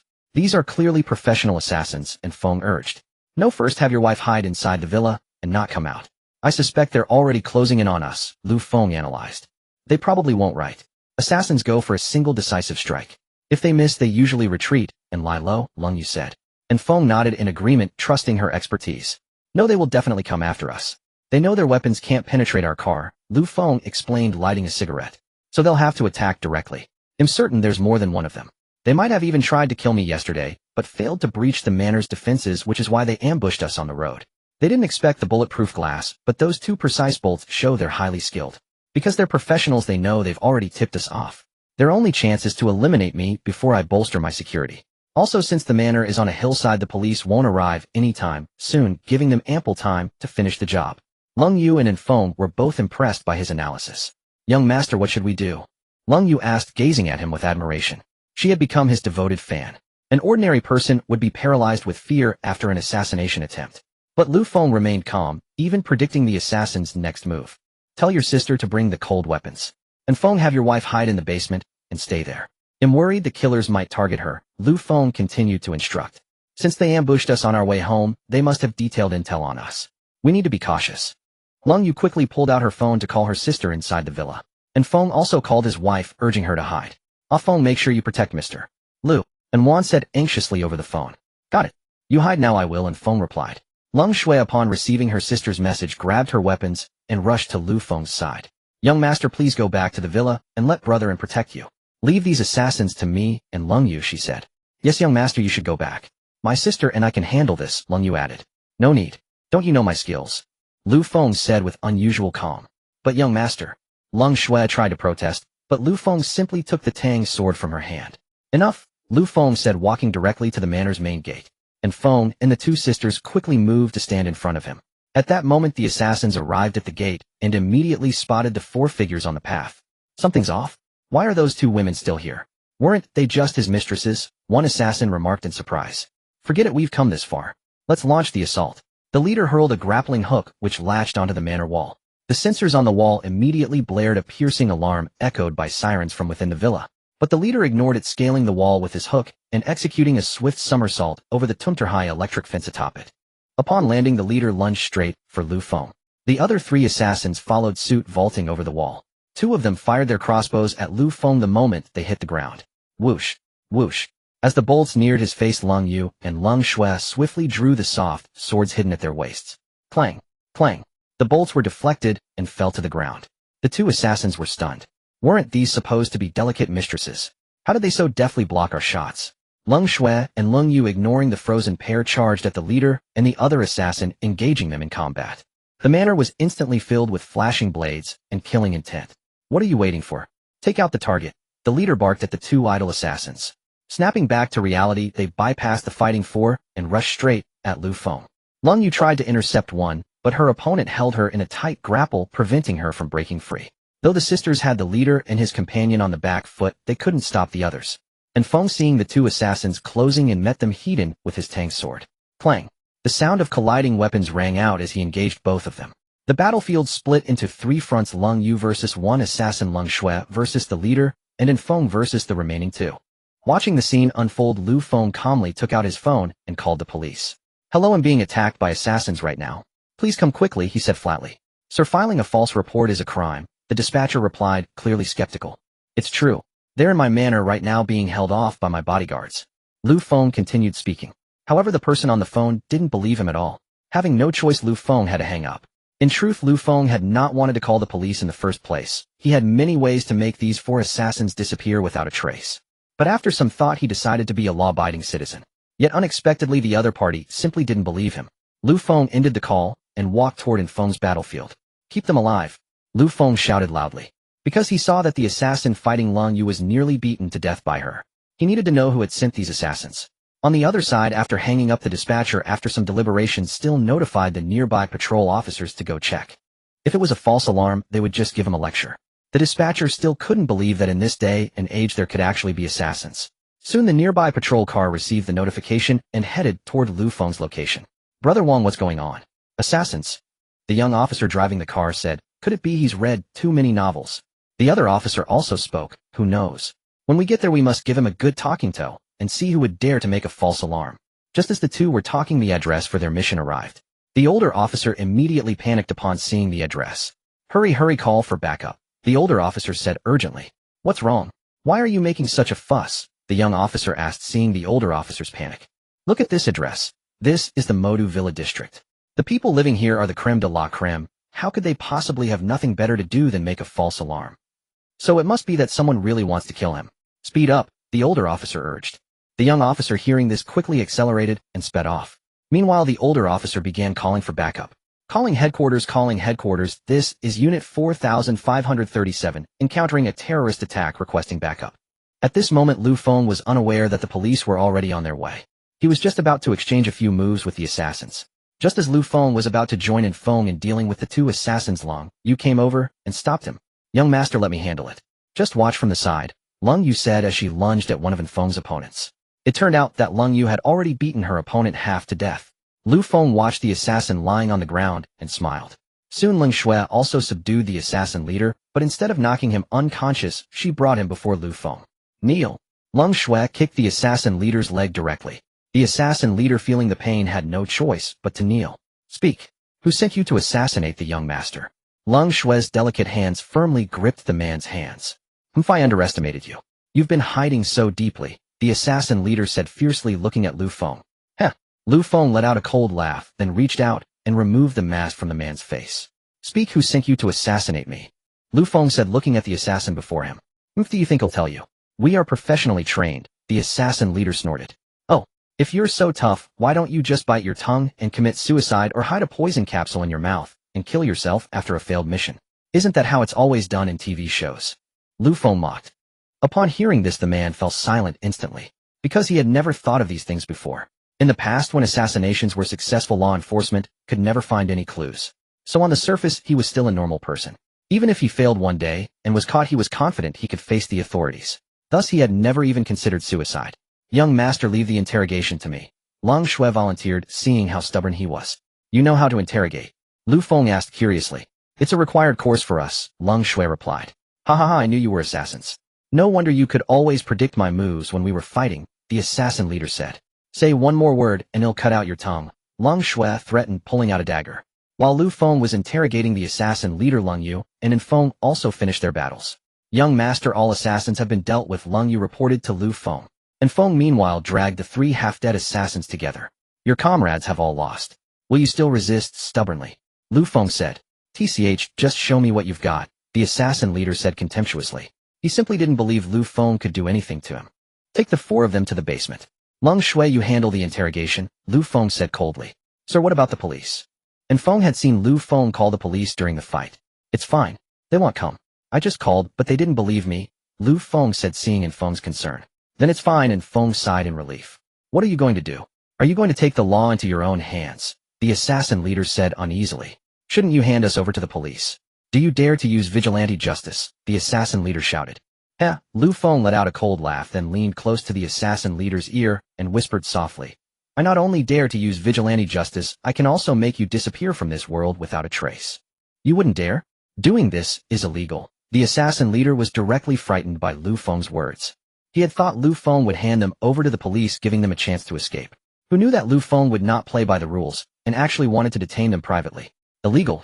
You break into my home and attempt to assassinate me. Is that not illegal? Lu Feng laughed upon hearing this. Then you can hand us over to the police. You can't do this, the assassin leader said anxiously. Seeing him so talkative, Long Shui directly pulled out a silver needle and inserted it into the man's fingernail. Oh! The assassin leader screamed in pain. You're abusing your power. They'll call the police, the assassin leader cried out. Haha, that's the funniest thing I've ever heard, Lu Feng mocked directly. Continue the torture. Let's see how long he can hold out, Lu Feng said coldly. Upon hearing their young master's command, Lung Shui and Lung Yu were about to continue torturing the assassin leader. He'll talk. The assassin leader broke down completely. He had never expected that these people would not play by the rules at all. Someone paid 70 million to have you killed. Who? Lu Feng asked. It's someone from Fei City. His name is Zhang Tianxia, the assassin leader said. Zhang Tianxia. Why does he want to kill me? I don't know. We only handle the assassination, we don't know why he wants you dead. 70 million, quite generous. But since it's someone from Fei City, I think I know who it is, Lu Feng said after a moment's thought. Take them to the basement and deal with them, Lu Feng said with a wave of his hand. And Feng heard this and was about to drag the 2 assassins toward the basement. Just then the sound of police sirens suddenly came from not far away. Sir. And Feng heard the sirens and looked at Lu Feng uneasily. Don't worry, stay calm, Lu Feng said, showing no sign of panic. He calmly pulled out a cigarette from his pocket and lit it. Meanwhile, Lung Shui and Lung Yu swiftly cleaned up the battleground. The police car quickly came to a stop at the estate's main gate. 2 officers hurried out, drawing their guns. Freeze. Hands up, one of them shouted, looking at the 4 people lying on the ground, and then at Lu Feng and his companions, assuming they were the killers. Lu Feng was speechless at the sight. He reluctantly raised his hands, not wanting to be riddled with bullets. And Feng and the 2 sisters stepped in front of Lu Feng, ready to shield him. Officers were law-abiding citizens. They're the assassins. Lu Feng shouted. You can come in and see for yourself, I'll open the door for you, Lu Feng said as he walked towards the main gate. The 2 officers glanced at the fallen assassins, and then at Lu Feng's group still on high alert. Lu Feng had no choice but to raise his hands and slowly approach the gate, opening it under the officers' watchful eyes. Officers, didn't you say you weren't coming? Lu Feng asked curiously. From the earlier phone call, it was clear they hadn't believed his report. If they didn't believe him, why did they show up? Lu Feng couldn't understand. Hello, sir. We always respond to any distress call to verify the situation regardless of the reason given, the older officer said. The younger officer meanwhile stared curiously at the 3 people lying in the estate and 1 kneeling. The older officer noticed this as well. Sir, could you explain what happened here? Oh, them. It's obvious. They're assassins sent to kill me. They just couldn't get past my bodyguards, Lu Feng said with a shrug. Hearing this, the 2 officers rushed over. They were stunned by what they saw. From a distance, they hadn't seen the assassin's condition clearly. Up close, the gruesome state of the attackers was shocking. Call an ambulance immediately. We need to keep them alive, the older officer barked at his partner. The younger officer ran off to make the call. Sir, weren't your bodyguards a bit too harsh? The older officer asked, aware that anyone residing in such an estate was undoubtedly a powerful figure. He knew he couldn't afford to offend such a person, so he remained extremely polite. Officer, they came to kill me. They're trained assassins. If my bodyguards hadn't been capable, I'd be the one lying on the ground today. And if that were the case, do you think they'd have let me go? Lu Feng retorted. The officer found Lu Feng's words reasonable. Sir, my apologies. Occupational habit. No worries, I understand. Just as the officer was about to ask more questions, the roar of helicopter rotors filled the air. Lu Feng looked up to see SWAT helicopters arriving. At the same time, a criminal investigation unit pulled up to the scene. Seeing officers already at the estate, they hurried over. The SWAT team, meanwhile, airdropped outside the estate's perimeter. The reason for such a massive police response lay with the officer in front of Lu Feng. After learning Lu Feng's address, he had reported the situation as a terrorist attack. That's why so many units, including SWAT, were deployed. Of course, what Lu Feng had experienced could indeed be described as a terrorist attack. Captain Yang, you made it here quickly, the older officer greeted the leading detective. Hello, what's the situation? Yang Ting asked immediately. I just arrived myself. I haven't figured it out yet. Ask this gentleman, the older officer said, pointing to Lu Feng. Sir, can you tell me what happened? Yang Ting asked. Officer, you must help me. They tortured us and tried to kill me, the assassin leader suddenly shouted. Oh, is that so? Sir, I need an explanation, Yang Ting said again. It's simple. The four of them came to kill me, but lost to my bodyguards, so they were captured. Then what does he mean by torture? Please explain. I didn't torture them. I just wanted to know who sent them. That's a matter for the police, sir. Don't you think you've overstepped your bounds? Yang Ting said coldly. How overstepped my bounds? Let me ask you. Where were you when I was being attacked?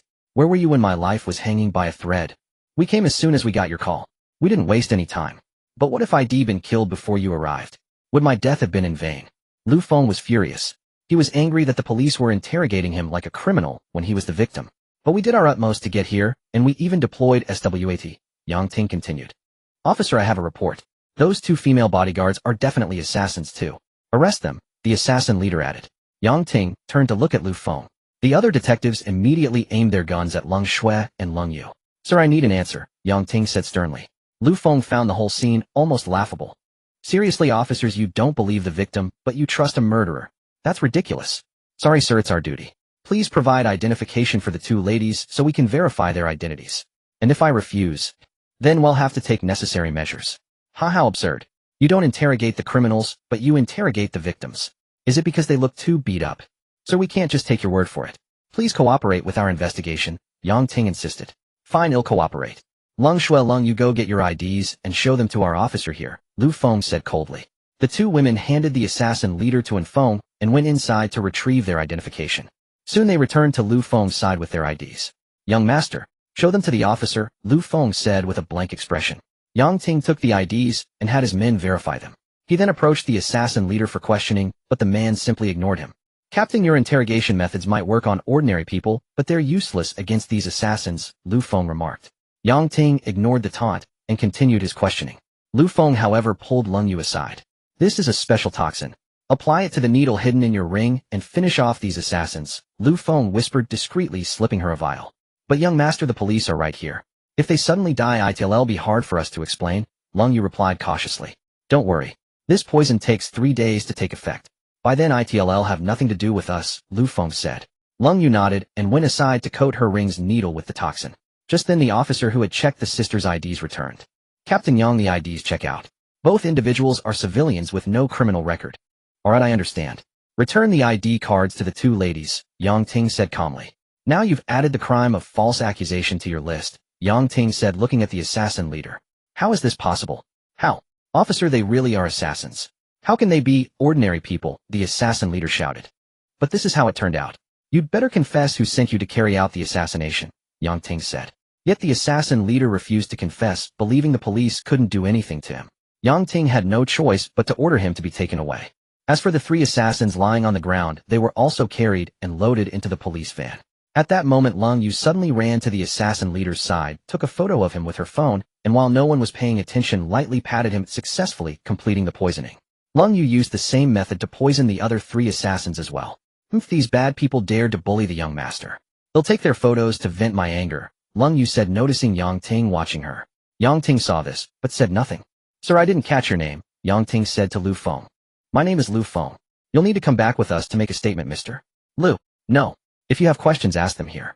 I have surveillance footage, so I can send you the entire assassination recording. According to procedure, you must come with us. I just came back from the brink of death and am under immense psychological pressure. If you take me in, I'm afraid I'll break down. Seeing Lu Feng's demeanor and realizing he was likely a major figure, Yang Ting didn't dare to pressure him further. Fine, I'll ask here then, Yang Ting said, ordering his men to turn on the body camera. Mr. Lu, can you tell me who you think might be behind this assassination attempt? Sorry, I have no idea. May I ask what you do for a living? We suspect this might be the work of a business competitor. I have too many businesses and too many competitors. If you could provide some details, it would help us narrow down our investigation. I am a shareholder of Ferrari and the president of its China branch. I am also a shareholder of Xianyun Group, the chairman, and shareholder of Feng Group, and the owner of Tenglong Grand Hotel. As Lu Feng listed his holdings, Yang Ting and his men were utterly astounded. Each title was more impressive and intimidating than the last. This was a true titan of industry. Yang Ting felt a shiver run down his spine. He marveled at Lu Feng's immense background. Any single one of these titles was staggering, yet they all belonged to one man. How could Yang Ting not be afraid? All right, Mr.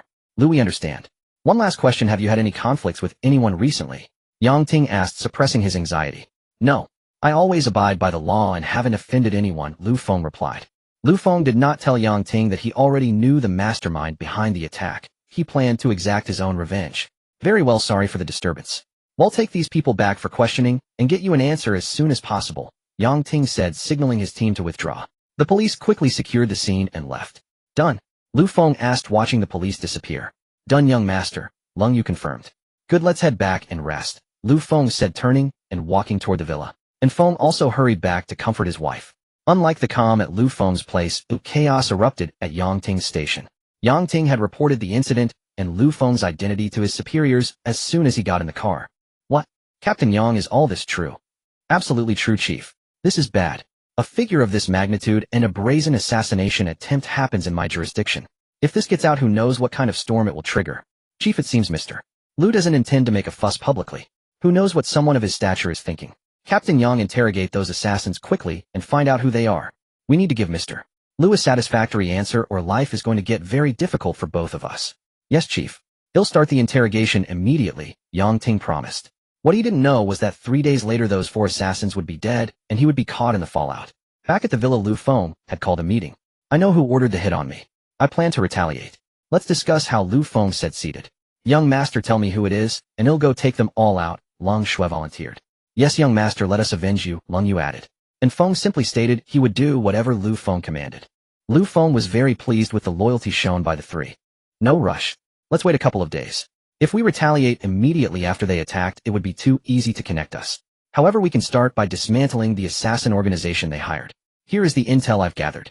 Take a look, Lu Feng said, placing the documents on the table. Each of the 3 picked up a copy. The 4 assassins belonged to an organization called Shadow. Shadow was a small domestic assassin group in China with fewer than 30 members in total. Their headquarters was located in the border province of He Province. Young master, let me go? I'm confident I can eliminate them all, Lung Shui immediately volunteered after reading. No, none of you are to act in this retaliation. I have a plan to handle them myself, Lu Feng stated. Just now I sent this intelligence to the He Province Public Security Bureau. I'm confident they will act swiftly upon receiving it. In China, we don't go around taking lives at the drop of a hat. It's too risky, Lu Feng said calmly. Young master, I was too hasty, Lung Shui quickly apologized. Haha, don't be so serious. Once Feng Group moves to Modu in a couple of days, I'll have you deal with the true mastermind behind this, Lu Feng said. When can we go? I can hardly wait, Lung Yu said. Tomorrow, I'll attend an auction. Once I secure the property Feng needs, we can relocate immediately. Then we'll make our move, Lu Feng said, rising from his seat. All right, go get some rest. You've all had a long day, Lu Feng said as he left the meeting room. Lung Shui and Lung Yu followed him out. And Feng also got up and left. As the door clicked shut, Lu Feng lay down on his bed. Wei Changqing, just you wait. My revenge is coming. Lu Feng lay on his bed contemplating how to exact revenge on Wei Changqing. In truth, the moment he learned the assassin's name, he already knew who was behind it. He had previously investigated Wei Changqing's background, including his family, and knew every detail with absolute clarity. Zhang Tianxia, a name brimming with overbearing dominance, belonged to none other than Wei Changqing's maternal grandfather. Had quite the extravagant gesture, spending 70 million to have me killed. It seems my life is worth a pretty penny after all. But the immediate priority is to exchange some reputation points for money from the system, otherwise I won't even have the funds for the auction venue. Lu Feng used preparing to enter the system to convert his prestige points into currency. Suddenly his phone rang. Lu Feng picked it up and saw it was Xianyun calling. Hey old Zhao, what's the matter? Lu Feng asked.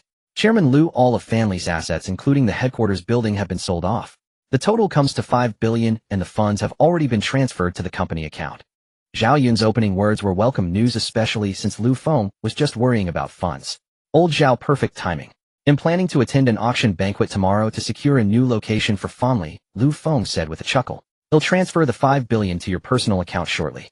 No rush on that. What I want to know is who did you sell all these assets to? Everything was packaged and sold to Daki Group. They're the only ones with the financial muscle to spend 5 billion on our assets. Just as I suspected. By the way, old Zhao, I'm attending the auction tomorrow. Want to come along? Sure, but Chairman Lu, I've promised Daki will vacate the premises within a month. Will we make it in time? Well, manage. Just catch the earliest flight tomorrow. Alright, I'll make the preparations and transfer the money to your account. Good, got it. Lu Feng hung up and moments later a text message notification chimed on his phone. Lu Feng glanced at the screen. It was the 5 billion from Xianyun. Combined with the roughly 2 billion he already had, he now commanded over 7 billion, more than enough to secure the bankrupt group's assets at tomorrow's auction. A day passed in the blink of an eye. Early the next morning, Xianyun arrived at Lu Feng's estate. In truth, he hadn't slept a wink the previous night. Today's auction was so crucial for Fanli that excitement had kept him wide awake. As he gazed upon the estate, elegant in its decor, yet exuding opulence, he couldn't help but feel a quiet astonishment. Chairman Lu, when do we set off? Xianyun asked, looking at Lu Feng. No rush. The auction doesn't start until evening, Lu Feng replied. Have you eaten yet, old Zhao? No, Chairman Lu. I can't even think about food right now. Haha, calm down, old Zhao. Come join me for breakfast, Lu Feng said, already walking away. Xianyun had no choice but to follow. At the dining table, Lu Feng introduced Xianyun to everyone present, and they each offered their own introductions in turn. After the meal concluded, Lu Feng was about to take Xianyun on a tour of the Ferrari division, when just as they reached the entrance they encountered a team of 3, men and women alike, each carrying a backpack. Lu Feng stared at the trio blocking the doorway, momentarily bewildered. It took him a few seconds to recollect that these 3 were likely the researchers drawn from the system. He scrambled out of the car to open the door, leaving both Leng Shui, who was driving, and Xianyun utterly perplexed. Mr. Lu, hello. The 3 quickly greeted him upon seeing Lu Feng. Hello, hello. You must be the researchers I've been waiting for, Lu Feng said, looking them over. Yes, Mr. Lu. Lu Feng began to appraise the trio before him. 2 men and 1 woman, each appearing to be in their mid-30s. They had the unmistakable air of profound knowledge and scholarship. Please introduce yourselves, Lu Feng prompted. My name is Wu Yi and I specialize in energy, said the only woman among them. Xianyun specializing in biology, and Li focusing on genetics. The other 2 introduced themselves in turn. Upon hearing that Wu Yi was an energy expert, Lu Feng was overjoyed. This meant he could entrust her with his super battery technology, have her strip it down into a toned-down version, and then simply wait for Ferrari to come knocking to purchase it. Welcome all 3 of you. I've been sorely lacking in research personnel, and your arrival truly honors my humble abode, Lu Feng praised. The 3 were rendered bashful by his compliments. You don't have a place to stay yet, do you? No, we don't. Then please stay here at my estate for now. Come, let's go inside, Lu Feng said, leading them into the grounds. Xianyun watched the 3 figures trailing behind Lu Feng with curiosity, puzzled by the situation. Chairman Lu, who are these people? Xianyun asked in a hushed tone. They're researchers I've brought on board. They'll be establishing a research institute soon to support my company's scientific endeavors, Lu Feng explained. Could Fanli also commission them for research? Xianyun asked eagerly. Of course. This is Miss Wu Yi, an expert in energy. She'll be in charge of developing new energy solutions for Fanli, Lu Feng said, gesturing toward Wu Yi. Miss Wu, it's a pleasure to meet you. They'll be relying on your expertise in the future, Xianyun said, quickly offering his greetings. This was a crucial connection to forge, and he wasn't about to let the opportunity slip. Hello, sir. You're too kind, Wu Yi replied in kind. Soon the group made their way back to the villa area, and Lu Feng led the 3 to Villa No. 3. You can stay here for now. Once I've got the research institute sorted out, you'll be able to move over there, Lu Feng said. Thank you, Mr. Lu, the 3 said with a bow. By the way, Professor Wu, I have a super battery technology that I'd like you to help me break down into several scaled-down versions. Do you think you can manage it? Lu Feng asked Wu Yi eagerly right after settling them in. Xianyun was also listening intently nearby, knowing this concerned family's very survival. Could I take a look at the technical documentation first? Wu Yi asked, not making any grand promises, but instead requesting to review the material. Lu Feng quickly instructed Leng Shui to retrieve it from his room. Meanwhile, he secretly materialized the super battery technical documents from the system's storage into the drawer of his bedroom cabinet. Heeding Lu Feng's command, Leng Shui went straight to fetch the documents. Shortly thereafter she returned carrying a thick file folder and handed it to Lu Feng. Young master, here are the documents you requested. Lu Feng took the folder and was about to pass it to Wu Yi when Xianyun suddenly pulled him aside. Chairman Lu, can we trust this Wu Yi? This is technology that could lead the world. We must be wary of potential betrayal, Xianyun whispered. Lu Feng chuckled at Zhao Yun's cautious demeanor. Haha, relax old Zhao. Professor Wu is trustworthy, Lu Feng said, patting Zhao Yun's shoulder. He then walked over to Wu Yi and handed her the folder which held invaluable worth. Wu Yi opened the folder and began to peruse the documents within. She read for a full half-hour during which no one dared to breathe too loudly. Finally Wu Yi adjusted her glasses and set the documents down. Only then did Lu Feng and Zhao Yun dare to approach and inquire. Professor Wu, how is it? Can you scale it down? The two men stared intently at Wu Yi, making her feel uneasy. It's feasible, Mr. Lu. This data is indeed very detailed. With slight modifications we can produce multiple reduced versions, Wu Yi said. A sigh of relief escaped both men upon hearing her words. That's good to hear, Lu Feng said. How many reduced versions are you planning to create, Mr. Lu? Wu Yi asked again. Well, I intend to create two versions, one with a 120 kilometer range and another with a 1500 kilometer range. Is that possible? Lu Feng inquired. Certainly. I can deliver the reduced versions in just 2 days, Wu Yi said with confidence. Lu Feng could hardly believe his ears upon hearing this. Really? Just 2 days? Yes, sir. This isn't new research, it's just modifying the existing foundation. It will be quick. Excellent. You've helped me immensely. I was worried about how to stall for time when Enzo arrives, Lu Feng said. Enzo, the president of Ferrari. Xianyun asked upon hearing the name. Yes. I sold the 1200 kilometer technology to Ferrari and Enzo insisted on coming personally to collect it. What? Mr. Lu, you sold the technology just like that. Why didn't you give priority to domestic car manufacturers? Xianyun said, alarmed. Old Zhao, your reaction is exactly like my little secretary's. Mr. Lu, I don't quite understand what you mean. She also asked why I didn't sell it to domestic manufacturers first after hearing I sold the technology to Ferrari. Your secretary said that too. Yes, and interestingly she's actually from Ferrari. Mr. Lu, your secretary is truly a patriot. She gave up her own career to advocate for domestic car manufacturers. Haha, that's exactly what I said. So how did you handle the situation? I promoted her to vice president and put her in charge of the offensive against Mercedes-Benz. You've launched an attack on Mercedes-Benz. Xianyun shot up from his seat upon hearing this. Yes, everything is ready. I just need to hand over the technology to Ferrari.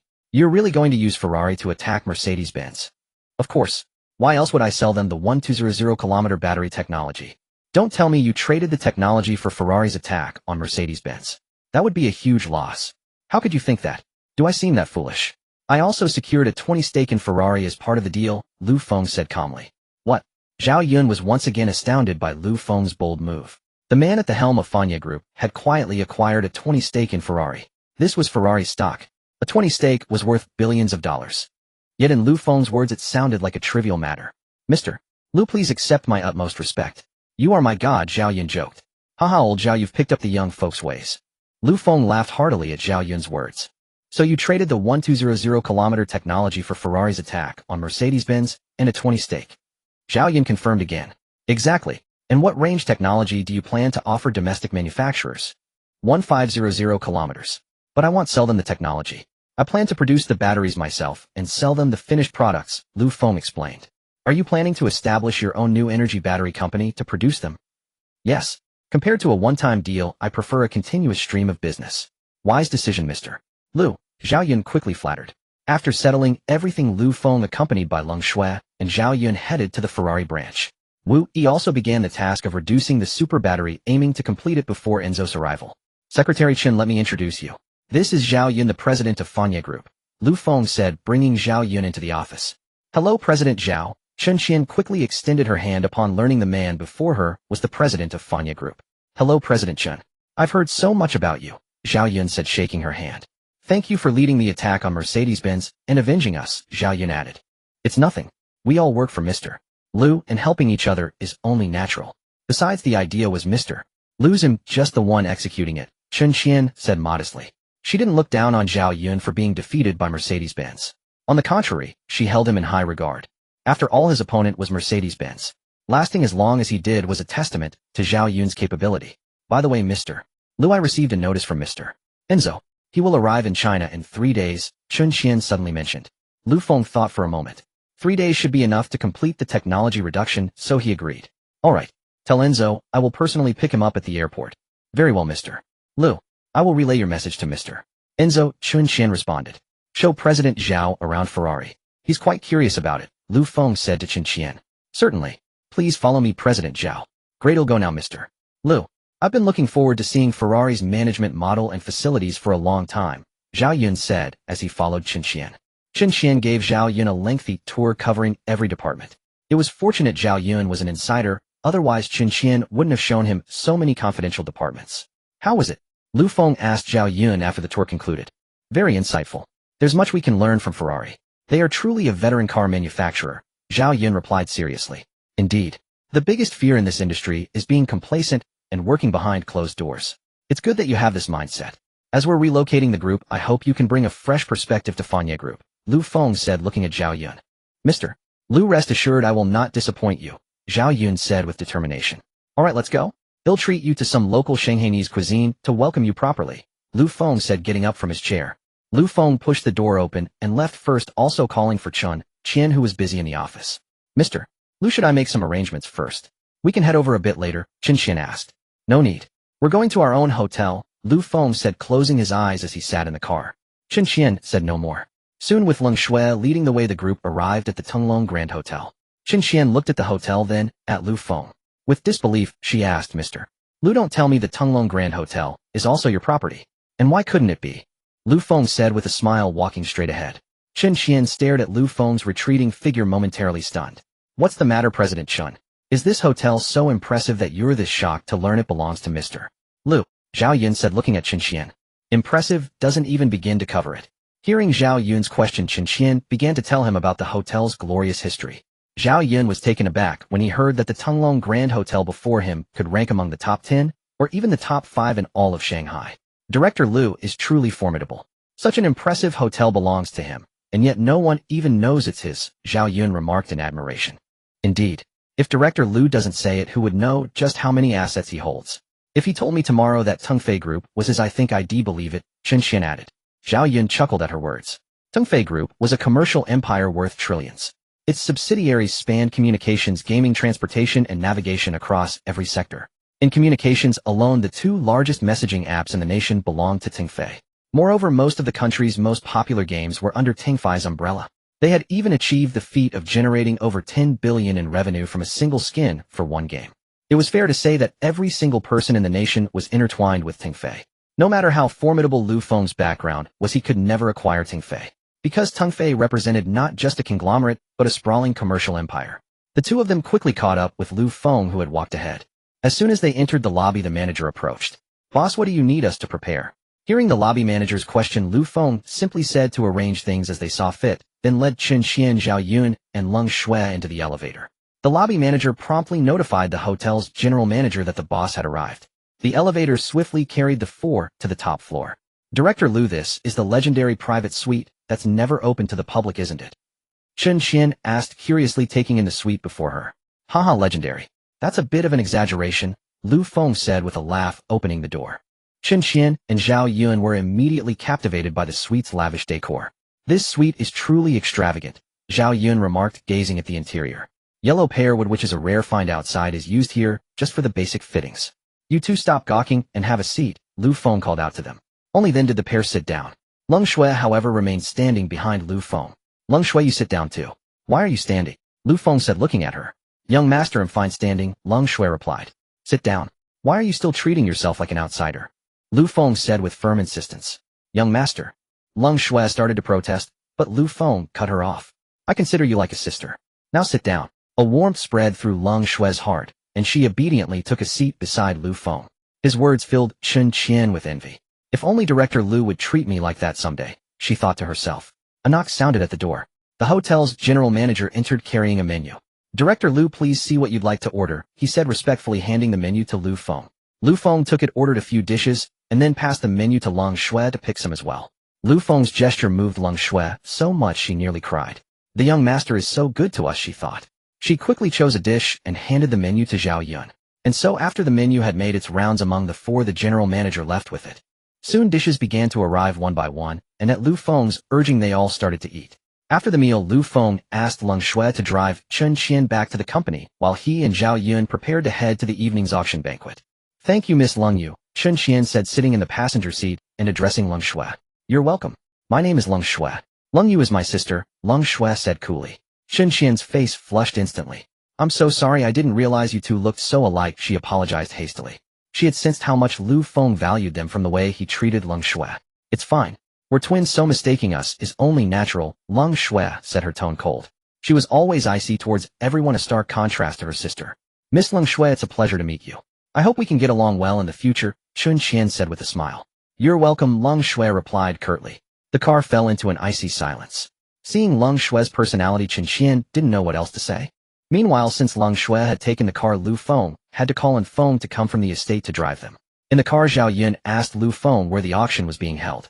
"Director Lu, where are we going for the auction?" "A winery. That's where tonight's auction is taking place," Lu Feng said, leaning back in his seat. "How much capital do we have on hand? Can we afford to secure the factory and office building we need?" Xianyun asked, worried. After all, Fanli was now practically broke, having sold off all its assets. They were counting on this auction to acquire ready-made factories and office spaces. Building from scratch would take too long and wouldn't align with their original plan. "Don't worry, we'll have more than enough money," Lu Feng assured him with a confident look. Hearing this, Zhao Yun's concerns eased, for he had great faith in Lu Feng. Soon the car arrived at their destination, and Feng parked under the direction of the valet. Lu Feng and Zhao Yun got out. "Sir, may I see your invitation?" a steward asked. Lu Feng presented the invitation that Li Zhenghua had given him earlier. After checking it, the steward allowed them to pass. And Feng, having parked the car, tried to follow but was stopped by the steward. "So you cannot enter here." Lu Feng turned to look at the steward upon hearing this. Feeling the pressure from Lu Feng, the steward quickly explained, "It's like this, sir. All bodyguards are not permitted in the main venue. We will provide a resting area for your security." The steward gestured to a nearby area. Lu Feng looked over and saw a group of bodyguards chatting and resting there. "And Feng, you can go over there," Lu Feng said to him. "Yes, sir. Please contact me if you need anything," and Feng replied. After settling that, Lu Feng led Zhao Yun into the main venue. A few people were already there, though not many. Lu Feng found a quiet spot and sat down with Zhao Yun. No sooner had they sat than a steward brought over champagne and refreshments. "Sir, please enjoy," the steward said, setting down the items before leaving. "Director Lu, it seems the organizer of this auction is no ordinary figure," Zhao Yun commented, looking at the champagne. "Haha, how could they not be? The main driving force behind this auction is the Shanghai government. What we're seeing now is just the event organized by their representatives," Lu Feng explained with a smile. Lu Feng's words startled Zhao Yun. Anything involving the government was not something just anyone could participate in. And this was the Shanghai government, no less. It was no wonder Zhao Yun was shocked. The factory and office building we're bidding on are from a bankrupt group. Because they went bankrupt and couldn't repay their bank loans, their company's assets are being auctioned off to settle the debt. This auction features several bankrupt companies, but our target is this group, called Tianxing. I've done my research, their assets best fit our requirements, Lu Feng explained to Zhao Yun, sipping his champagne. "What did Tianxing do before this?" Zhao Yun asked curiously. "They used to make electronic components. But foreigners set them up, leaving them with a huge backlog of goods and a broken cash flow," Lu Feng explained calmly. "The founder jumped to his death and his partners quit, so the company had to be auctioned off. Alas, the business world is a battlefield. One slip and you lose everything. Your fortune, your family, your life," Zhao Yun lamented. As the president of Fanli, a conglomerate worth 20 billion, he understood this sentiment all too well. After all, Fanli had nearly met its end under his watch. Even if the failure wasn't entirely his fault, he was the president, so the blame fell on him. The two chatted until nightfall, when the banquet finally began. The guest list was exclusive, for not just anyone received an invitation. "Ladies and gentlemen, good evening. It is an honor to have you all at tonight's banquet," a distinguished middle-aged man began from the podium. The crowd below was taken aback at the sight of him, and hushed murmurs rippled through the room. Lu Feng and Zhao Yun were baffled, for they didn't recognize the man on stage. Lu Feng leaned in, eavesdropping on the conversations nearby. After listening for a while, he learned that the man was the president of Yunfei Group. If Yunfei Group was unfamiliar to Lu Feng, its parent company certainly was not. That was Tengfei Group, the true commercial empire. Yunfei was one of its 5 major subsidiaries, though not the only one.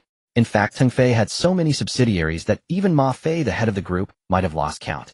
The 5 major subsidiaries referred only to the top 5 in the hierarchy. These 5 were headquartered in the 5 most developed cities in Huaxia. Yunfei Group, based in Modu, boasted a staggering market value of 150 billion. This alone illustrated the sheer might of Tengfei, whose headquarters in Shenzhen anchored a colossal empire. No wonder the crowd was so astonished to see the president of Yunfei Group acting as the agent for this auction. Well, I'll be damned. He's a big shot indeed, Xianyun remarked, having overheard the others. Indeed. Tongfei is a mountain. Even one of its subsidiaries is worth more than my entire fortune, Lu Feng echoed with a sigh. On stage, Tian, the president of Yunfei Group, paid no heed to the murmurs below and commenced the first auction. Everyone please quiet down. Now, let's welcome our auctioneer for the first item, Tian said, handing the microphone to the auctioneer before taking a seat. It's an honor to host this auction. They'll skip the pleasantries and get straight to it. The first item is a set of 12 commercial shops on Shengli Road in Pubei District totaling 720 square meters across 2 floors with a starting bid of 70 million, the auctioneer announced. Bidding erupted from the crowd, though none of them truly needed the shops who would turn down more property. It was a well-known fact across the planet that Huaxiao people loved buying real estate. 72 million, a man in a Rolex spoke up. 75 million, another bidder countered. 80 million, 85 million, 100 million. A sudden jump of 15 million sent the price soaring to 100 million.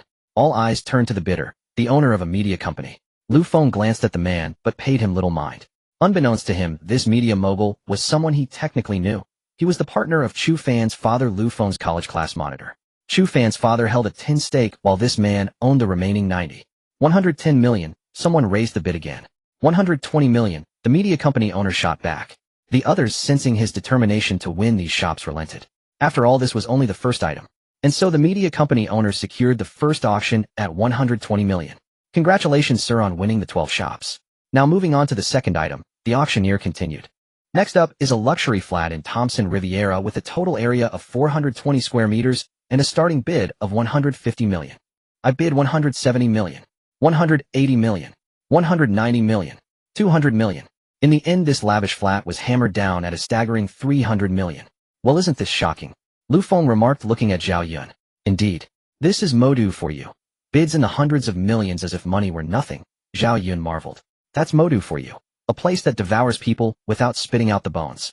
If you have the strength, gold lines the streets, and you can revel every night. But without it, you'll be swallowed whole by larger corporations, becoming the very nourishment that feeds them, Lu Feng said with a heavy sigh.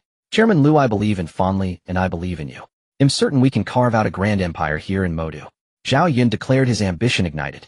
Haha, I knew I could count on you, old Zhao. But I'm not after just a slice of Modu. I want the entire city. Just as Tongfei dominates Shenzhen, I'll turn Modu into my stronghold, Lu Feng proclaimed, stunning everyone with his audacity. Xianyun was taken aback, never having imagined Lu Feng's ambitions ran so deep. Excellent. Chairman Lu, allow me to contribute to your grand vision. Xianyun said, his blood boiling with fervor. As the two reveled in their aspirations, the third auction commenced. Next we have an 18-story office building in Pubei District with a starting bid of 1 billion, the auctioneer announced, displaying the building's details on the screen behind him. The tycoons below studied the information intently. After about 5 minutes, the first bid came. 2 billion. I hope you'll all do me the favor. Our group is in dire need of this office building. A short, stocky man stepped forward. This is an auction. It goes to the highest bidder. Your favor isn't worth much here, someone retorted immediately. 3 billion. 4 billion, the short man countered. 5 billion, another bidder chimed in. 6 billion, the short man gritted his teeth. 7 billion. 8 billion, he pushed on. The building was worth only around 6 billion, but he was in a tight spot and needed it urgently. The gentleman bids 8 billion. Any higher, the auctioneer called out excitedly. Going once. Going twice. Sold. Congratulations, sir, on winning the office building in Puxi District, the auctioneer boomed. The short man let out a sigh of relief as he sank back into his chair. Next up is the factory complex left behind by Tianxing Group. As you all know, Tianxing was a venerable giant, and its industrial site is vast. Without further ado, the starting bid is 5 billion. Lu Feng and Xianyun, who had been chatting, immediately snapped to attention. Finally, Lu Feng murmured softly. As the auctioneer's voice faded, the crowd below eagerly began bidding. It could be said that most of the attendees were there for the assets of Tianxing Group and the remnants of Hongfeng Group. 6 billion. 8 billion. 85 billion. 9 billion. As each price was called out, the amount quickly approached the 2 billion mark. Xianyun grew anxious when he saw that Lu Feng had not yet joined the bidding.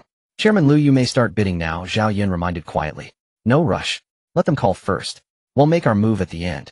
The earlier you bid, the more you lose, Lu Feng replied, taking a sip of champagne. Xianyun pondered for a moment, realized the logic, and said no more. 5 billion. In just a short while, the price had reached 5 billion. The number of bidders gradually dwindled, leaving only a few still competing. Yet they continued raising by increments of 50 million. After a while the price reached 2.8 billion. Only 2 bidders remained. 2.9 billion, one called out. I bid 2.95 billion, the other countered. I withdraw, the first bidder conceded. Heck, competing with me. You're not qualified, the victor declared with an air of triumph. 2.95 billion going once. 2.95 billion going twice. Any other bids? The auctioneer shouted energetically from the stage. 2.9. The auctioneer's words were cut short. I bid 3 billion. All eyes turned to the bidder only to find it was a man who looked impossibly young. Young man bidding requires you to actually buy it, a middle-aged man remarked. Rest assured, since I dared to bid, I have the means, Feng replied calmly. The crowd stared at him, speculating about his background. How could he casually throw 3 billion at this factory? Yet no matter how hard they racked their brains, they could not figure out who he was. The man who had been certain of victory glared fiercely at Feng. 3.1 billion. He had no choice but to continue bidding. 3.2 billion. Feng responded, seemingly oblivious to the murderous glare. 3 billion. The man ground out through clenched teeth. 3 billion. Feng continued, as if these billions were mere pocket change. His nonchalant attitude left the man uncertain of Feng's true limits. After much deliberation, he finally gave up. He dared not gamble. If he locked horns with Feng, and Feng suddenly withdrew, he would not have more than 3 billion to buy the factory. To bid and not buy would offend not only Yunfei Group, but also the Moda government. Forget it. There's still Hafeng Group's factory. Not as good, but it'll do, the man consoled himself while inwardly marking Feng. Congratulations, sir, for successfully acquiring the Tianxin Group factory, the auctioneer exclaimed excitedly. This was the highest price he had ever achieved in his career. Chairman Lu, my heart is trembling right now, Xianyun said, thrilled. Stay calm, old Zhao. This is just the beginning, Feng patted his shoulder. How can I stay calm? I don't have your composure, Xianyun replied. Now that we've won the factory, we still need the office building. Hafeng Group's office and Tianxin Group's office are similar. Either one will do, Feng said, ignoring Xianyun's excitement. After about 5 minutes the auction resumed.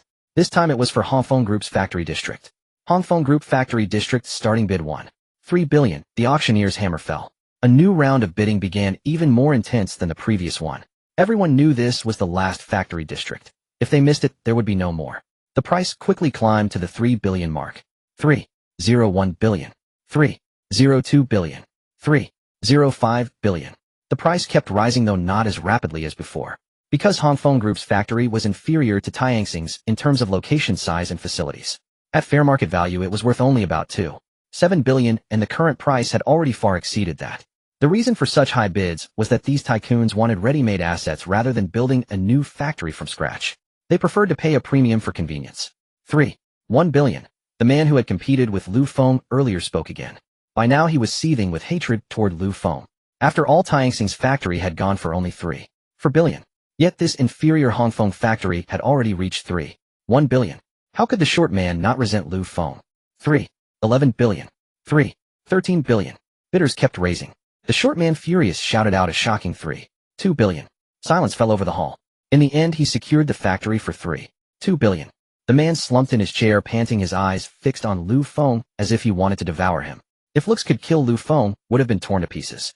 The normal price difference between the two factories was about 800 million, but now it was only 200 million. He had essentially lost 600 million in a single stroke. Even with his vast wealth, it was excruciating. Soon the auction moved on to the office buildings of the two bankrupt groups. The first was Tianxin Group's office tower with a starting bid of 1.5 billion. Because of its prime location, many bidders were interested. The price quickly reached 2 billion, and then Feng entered the fray. 2.1 billion. He opened with a 100 million increase. The man who had been waiting for this opportunity seized it immediately, bidding 2 billion. In truth, the man had no need for the office building. He just wanted to drive up the price despite Feng. 2.3 billion. Feng countered. 2.4 billion. The man shot back. 2.5 billion. 2.6 billion. 2.65 billion. Feng unexpectedly raised by only 50 million. The man thought he had found Feng's limit, and without hesitation bid 2.7 billion. Hell, when you bid again I'll stop and let you be the fool, he gloated inwardly. I withdraw, Feng declared, defying all expectations. This move caught the smug man completely off guard. You, why didn't you follow, he shouted. I don't have that much money. Feng spread his hands. Uffed. The short man spat blood and raged. He had only wanted to annoy Feng. After buying Hafeng Group's factory, he had no extra funds left for this office building. Moreover, he had no use for it. Even the factory he had won required him to borrow several hundred million to complete the purchase. Now with Lu Feng's trick, the man coughed up a mouthful of blood, passed out, and collapsed. Call an ambulance. The crowd erupted into chaos. Soon someone alerted the man's bodyguards, and he was carried away. Chen Tian, who had remained composed all along, also noticed Lu Feng.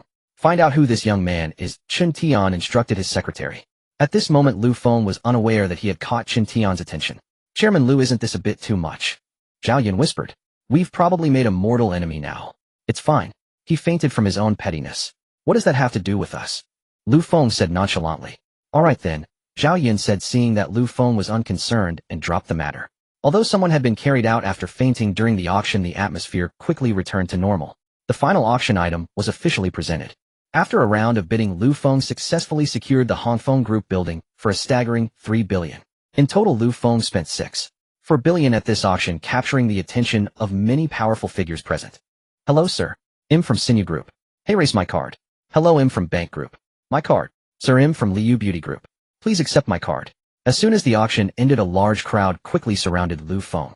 These were individuals who were typically unattainable in the eyes of ordinary people, yet they now wore smiles and offered their personal business cards. Hello. Hello. Lu Feng accepted them all, shaking hands with everyone while handing out his own cards in return. With this, Lu Feng's name officially became known throughout the Magic City. After mingling with the crowd, Lu Feng went to the auction's backstage area. With the help of the staff, he completed the paperwork for his 2 acquisitions. In the backstage, he also encountered an unexpected person. Secretary Li, what are you doing here? Lu Feng spotted the man who had delivered the bronze mirror to him last time after signing the documents. He was the secretary of Li Jinghua, the top official of the Magic City. Haha, hello Mr. Lu. You really stole the show today. Spending billions so lavishly truly shocked the entire room, Secretary Li said, extending his right hand.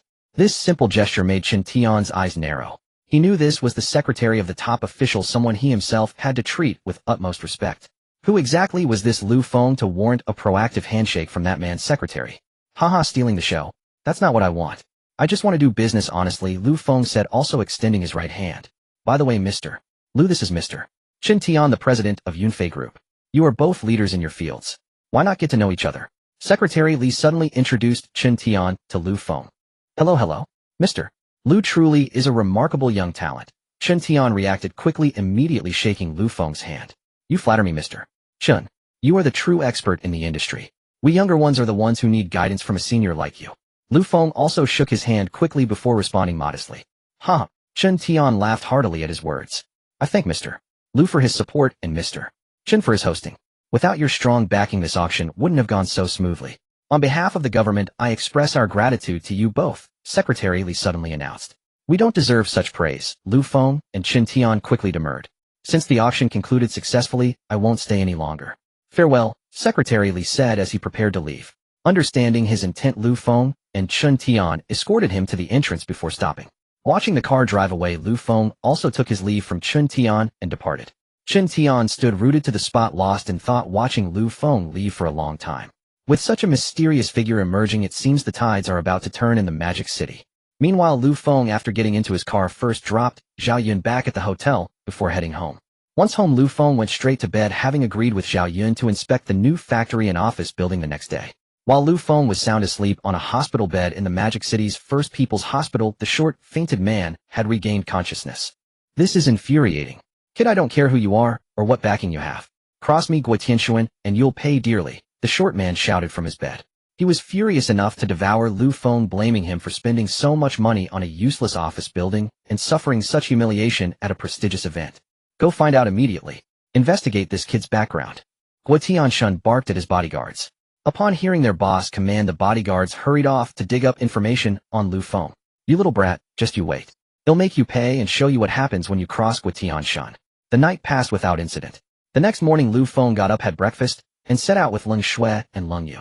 They picked up Xianyun from his hotel and headed straight for the factory. Soon they arrived at the Tianqing Group factory. Looking at the seals plastered on the factory gates, Lu Feng sighed. He instructed Leng Yu to tear them down. After she did, they realized they didn't have the keys. Lu Feng chuckled awkwardly, then called the contact person from yesterday. After explaining the situation, the person on the other end promised to deliver the keys within 15 minutes. So Lu Feng and the others waited by the factory gate. After a while, a black sedan came speeding towards them. The moment the car stopped, the contact person inside got out immediately. I'm so sorry, Mr. Lu. This is my mistake. Please forgive the inconvenience. The man apologized profusely as he approached Lu Feng. It's fine, it's fine. It's not your fault. According to regulations, we can't officially take over for another 7 days. I was just too eager, Lu Feng said with a smile. Rules can be bent sometimes, sir. Making you wait this long is indeed our oversight, the man said, handing the keys to Lu Feng. These are the keys to the factory area, and these are for the office building. Lu Feng looked at the 2 large sets of keys handed over by the man, and found it both amusing and exasperating. The formal paperwork should be ready in a few days. They'll deliver them to you then, the man added. All right, thank you for making the trip. No trouble at all. If there's nothing else, I'll be on my way. Okay, take care. After seeing off the contact person, Lu Feng and the others finally entered the factory gates. Looking at the vast factory complex, Xianyun couldn't help but marvel. So this is the new home for Feng.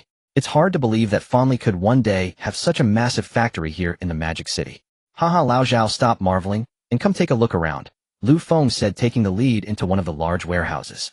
Lu Feng pushed open the door and a cloud of dust rushed to meet him. Gazing at the empty factory floor, Lu Feng and Xianyun exchanged a glance, both at a loss for words. Xianyun muttered, they really cleaned this place out, didn't leave a single trace behind. Refusing to believe their eyes, the two inspected every workshop only to find that indeed not a trace was left. Apart from some basic office facilities in the attached office building, there was absolutely nothing else. Chairman Lu, looks like we have our work cut out for us, Xianyun said with a wry smile. Damn, I knew they wouldn't leave us anything good, but this is just too clean, Lu Feng complained in return. But it's fine. They'll take care of the production lines and equipment, he added. He had already planned to use the system mall to purchase ready-made equipment. Chairman Lu, when should we move in? Let me first find someone to clean up the factory area. It'll probably take a few days, and I need to get the equipment in place. He'll notify you then, Lu Feng said after a moment's thought. All right, just let me know directly, Xianyun nodded. Let's go check out our office building, Lu Feng said. They promptly made their way there. Standing before the towering 30-plus story structure, Xianyun was about to sigh in awe. But Lu Feng cut him off. Come on, save the sighs for later. You'll have plenty of time to admire it. Using their keys, they entered the building. Its condition was far better than the factory's. At the very least, the basic office amenities were in place, including computers and desks and chairs in the work areas. This place needs a cleaning crew too, Lu Feng remarked as they toured. No need, Chairman Lu. Our employees can handle it themselves when they arrive, Xianyun suggested. Hearing this, Lu Feng stopped and looked at Xianyun. Feeling uneasy under the scrutiny, Xianyun quickly asked why he was staring. Old Zhao, I never realized you had such a dark heart, Lu Feng said with a hint of a smile. Huh? Chairman Lu, what do you mean? Where's the dark heart? Xianyun asked, puzzled. You want your employees to come in and clean. That's what I mean. They're coming to work, not to be your janitors. You're treating them like cleaning staff. They'll handle the cleaning myself, you don't need to worry about it. Yes, Chairman Lu, you're right. They'll listen to you, Xianyun replied, embarrassed. All right, head back this afternoon and hold a staff meeting. Just make sure everyone is ready. Yes, I'll go back this afternoon. After finishing the tour, Lu Feng saw Xianyun off at the airport. He then took Leng Yu and Leng Shui to the largest housekeeping company in the city. Welcome. As soon as Lu Feng entered, he was greeted warmly. Sir, are you looking for housekeeping services?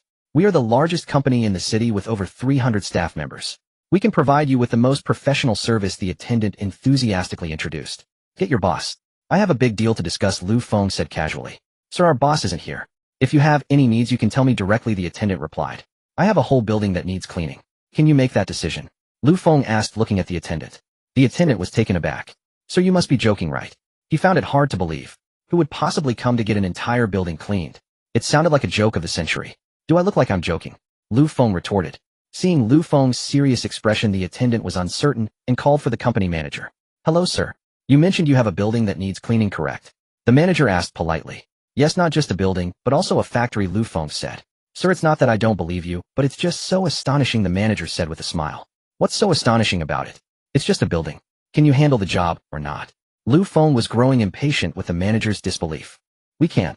If we can't handle it, I doubt anyone else in this city could, the manager said confidently.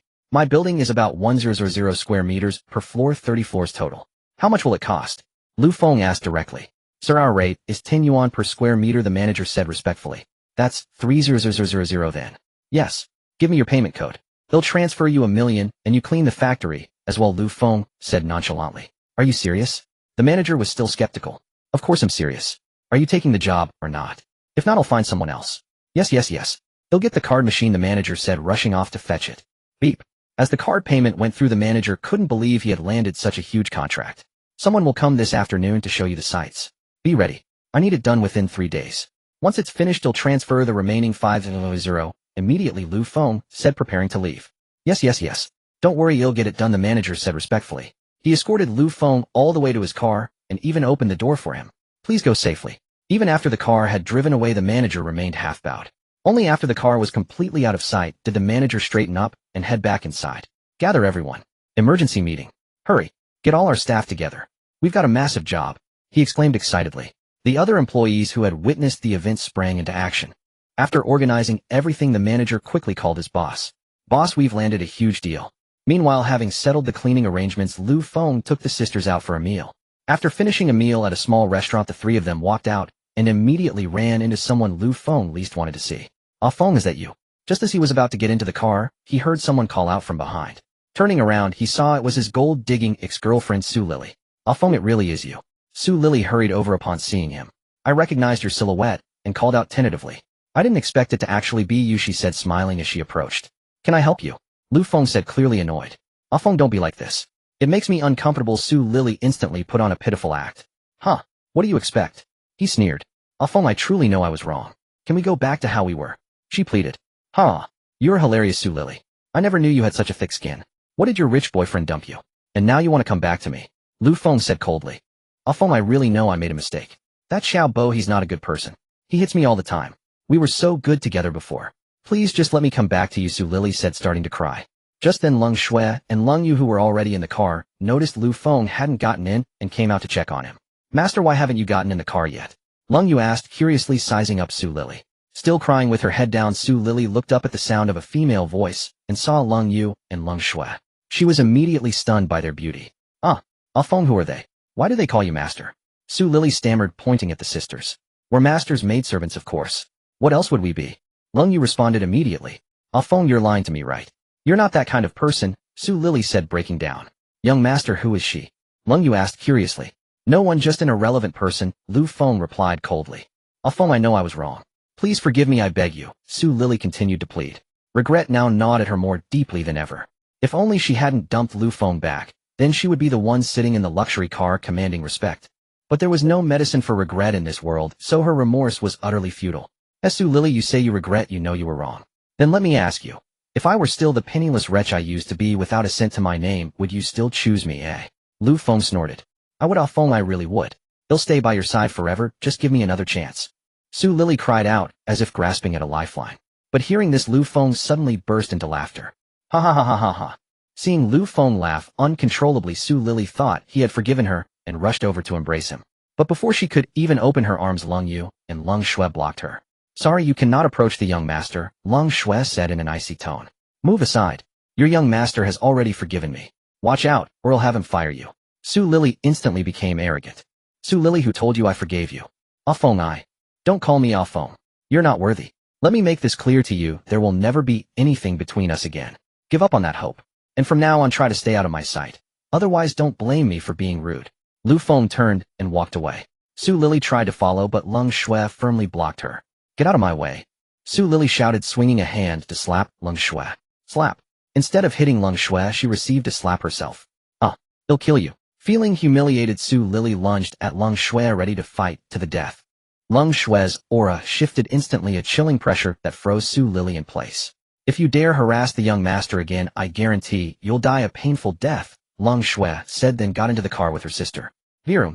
With the roar of the engine, the car shot forward like an arrow released from a bowstring. Only Su Lily remained frozen in place. After a long while, she finally snapped out of it. Then she took out her phone and dialed a number. Hello, I agree to the plan you mentioned. They'll come find you now, Su Lily said before hanging up. Lu Feng, since you're so heartless, don't blame me for being ruthless. Su Lily hailed a taxi and left. Unaware that Su Lily's love had turned to hatred, Lu Feng returned home, lay down on the bed, and entered the system again. System, how many prize draws do I have now? Currently, the host has accumulated 3 prize draws. Then has today's flash sale opportunity not been converted into a draw? Correct. Don't convert today's opportunity into a draw. Refresh it for me. I haven't refreshed in so long. I'm sure something good will come out today, Lu Feng said with confidence. Alright.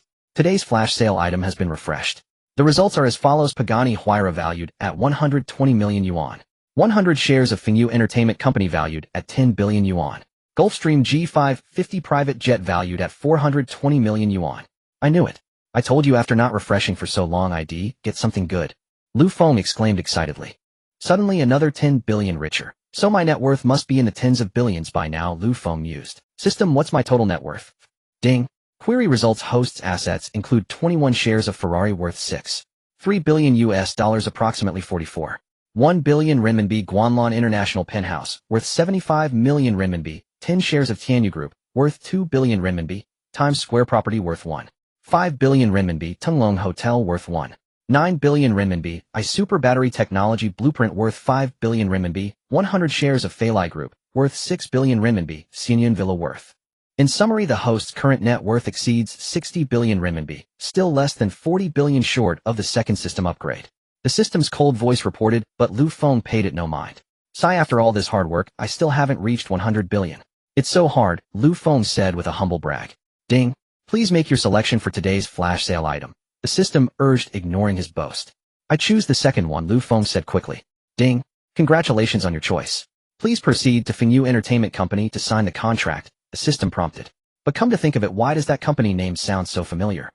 Feng realized he had heard it somewhere before. I remember now. That's the local entertainment company in Magic City, and it seems Chu Fan's father is a shareholder there, Feng said, slapping his forehead. With that thought, he quickly exited the system and went to his computer to look up the information. He found that his guess was correct. Feng Entertainment was indeed Chu Fan's father's company. This is going to be interesting. I bought the whole thing out in one go. What will Chu Fan do now? Feng gloated. Whatever, sleep is more important. After all, I have to go take over his father's company tomorrow, Feng said, lying down and drifting off to sleep. While Feng was dreaming sweet dreams, Chu Fan's father was still on the phone. How's it going, old Yang? Have you sold the shares? Already sold, don't worry. Good. It's just that we can't afford to offend that person. Yeah, after all, he's from the capital. We're just small potatoes, we can't contend with him. But it's too much, he wanted to buy our entire group for only 5 billion. Chu Fan's father said angrily. Hey, what can we do? He's from one of the 4 great families in the capital. We can't afford to provoke him, the voice on the phone said. If we can't fight, we can at least hide. Even if we sell the shares to someone else, we won't sell them cheap to him, Chu Fan's father continued. By the way, old Yang, who did you sell the shares to? I don't know either. The buyer's identity is very mysterious, old Yang said on the other end. Forget it, whoever bought it, as long as this hot potato is out of our hands, that's fine. I'm ready to retire and live a peaceful life, Chu Fan's father said. Yeah, I bought a few commercial properties yesterday. They'll just live off the rent from now on, old Yang said, sounding like he had already made peace with it. Ha ha ha, old Yang, I wish I had your mindset. Old Chu, take it easy. The world is going to be chaotic. At yesterday's auction, a young man splurged over 6 billion to buy the factory left by Tianxin Group. Also the Hongfeng Group building. Maybe another young master from a big family is out gaining experience, old Yang sighed. Yeah, no matter how much we claim to be worth billions or tens of billions, compared to those big families, we're nothing. They can crush us with a flick of their fingers. Chu Fan's father resigned himself. All right, old Chu, get some rest. The mysterious buyer is coming to sign the contract tomorrow. I know. They'll be there on time. Early the next morning, Feng was startled awake by the ringing of his phone. Groggily, he picked it up. Hello, who is this?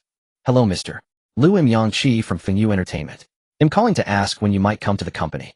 I should be there in about half an hour, Feng said, suddenly remembering he had a contract to sign today. Very well, I'll be waiting for your arrival at the group, Yang Chi said before hanging up.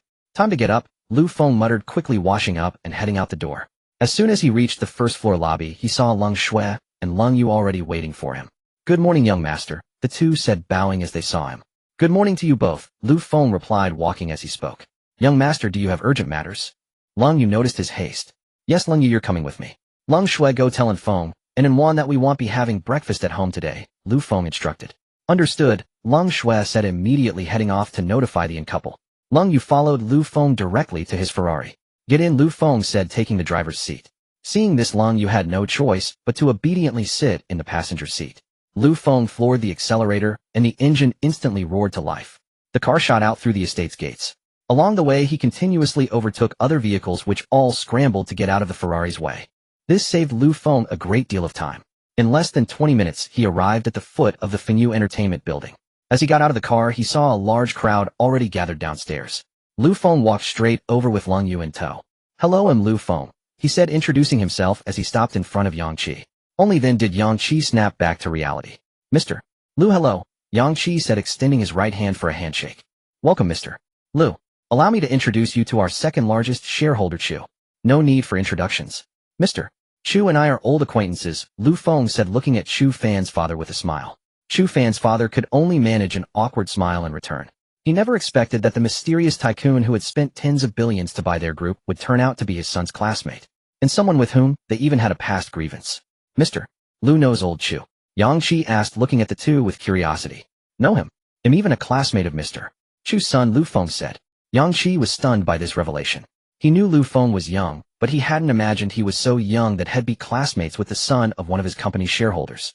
This further convinced Yang Qi that Lu Feng was a young master from some great family sent out to gain experience. However, racking his brain, Yang Qi couldn't think of any prominent Lu family in the country. Haha, since Mr. Lu is an old acquaintance of our shareholder, let old Chu introduce the company to you, Yang Qi said with a chuckle. Chairman, perhaps you should do it. I've had a minor falling out with Mr. Lu before, Chu Fan's father said awkwardly. As soon as he spoke, the company's senior executives turned their gaze towards him, and even Yang Qi looked at him with curiosity. This made the face-loving Chu Fan's father so embarrassed he wished he could crawl into a hole. Haha, my oversight. Since this is Mr. Lu's first visit to the group, it's only fitting that I as chairman personally accompany him to show how much we value his presence. Yang Qi quickly interjected to smooth things over.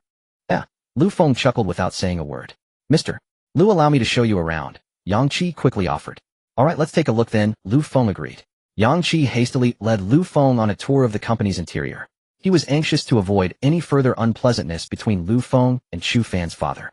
The rest of the group's executives also scrambled to follow, leaving Chu Fan's father standing alone, awkward and uncertain whether to stay or leave. Watching the executives fawning over Lu Feng, Chu Fan's father felt a bitter taste in his mouth. When the tree falls, the monkeys scatter, he murmured to himself. Meanwhile, Lu Feng, guided by Yang Qi, finished touring the entire company.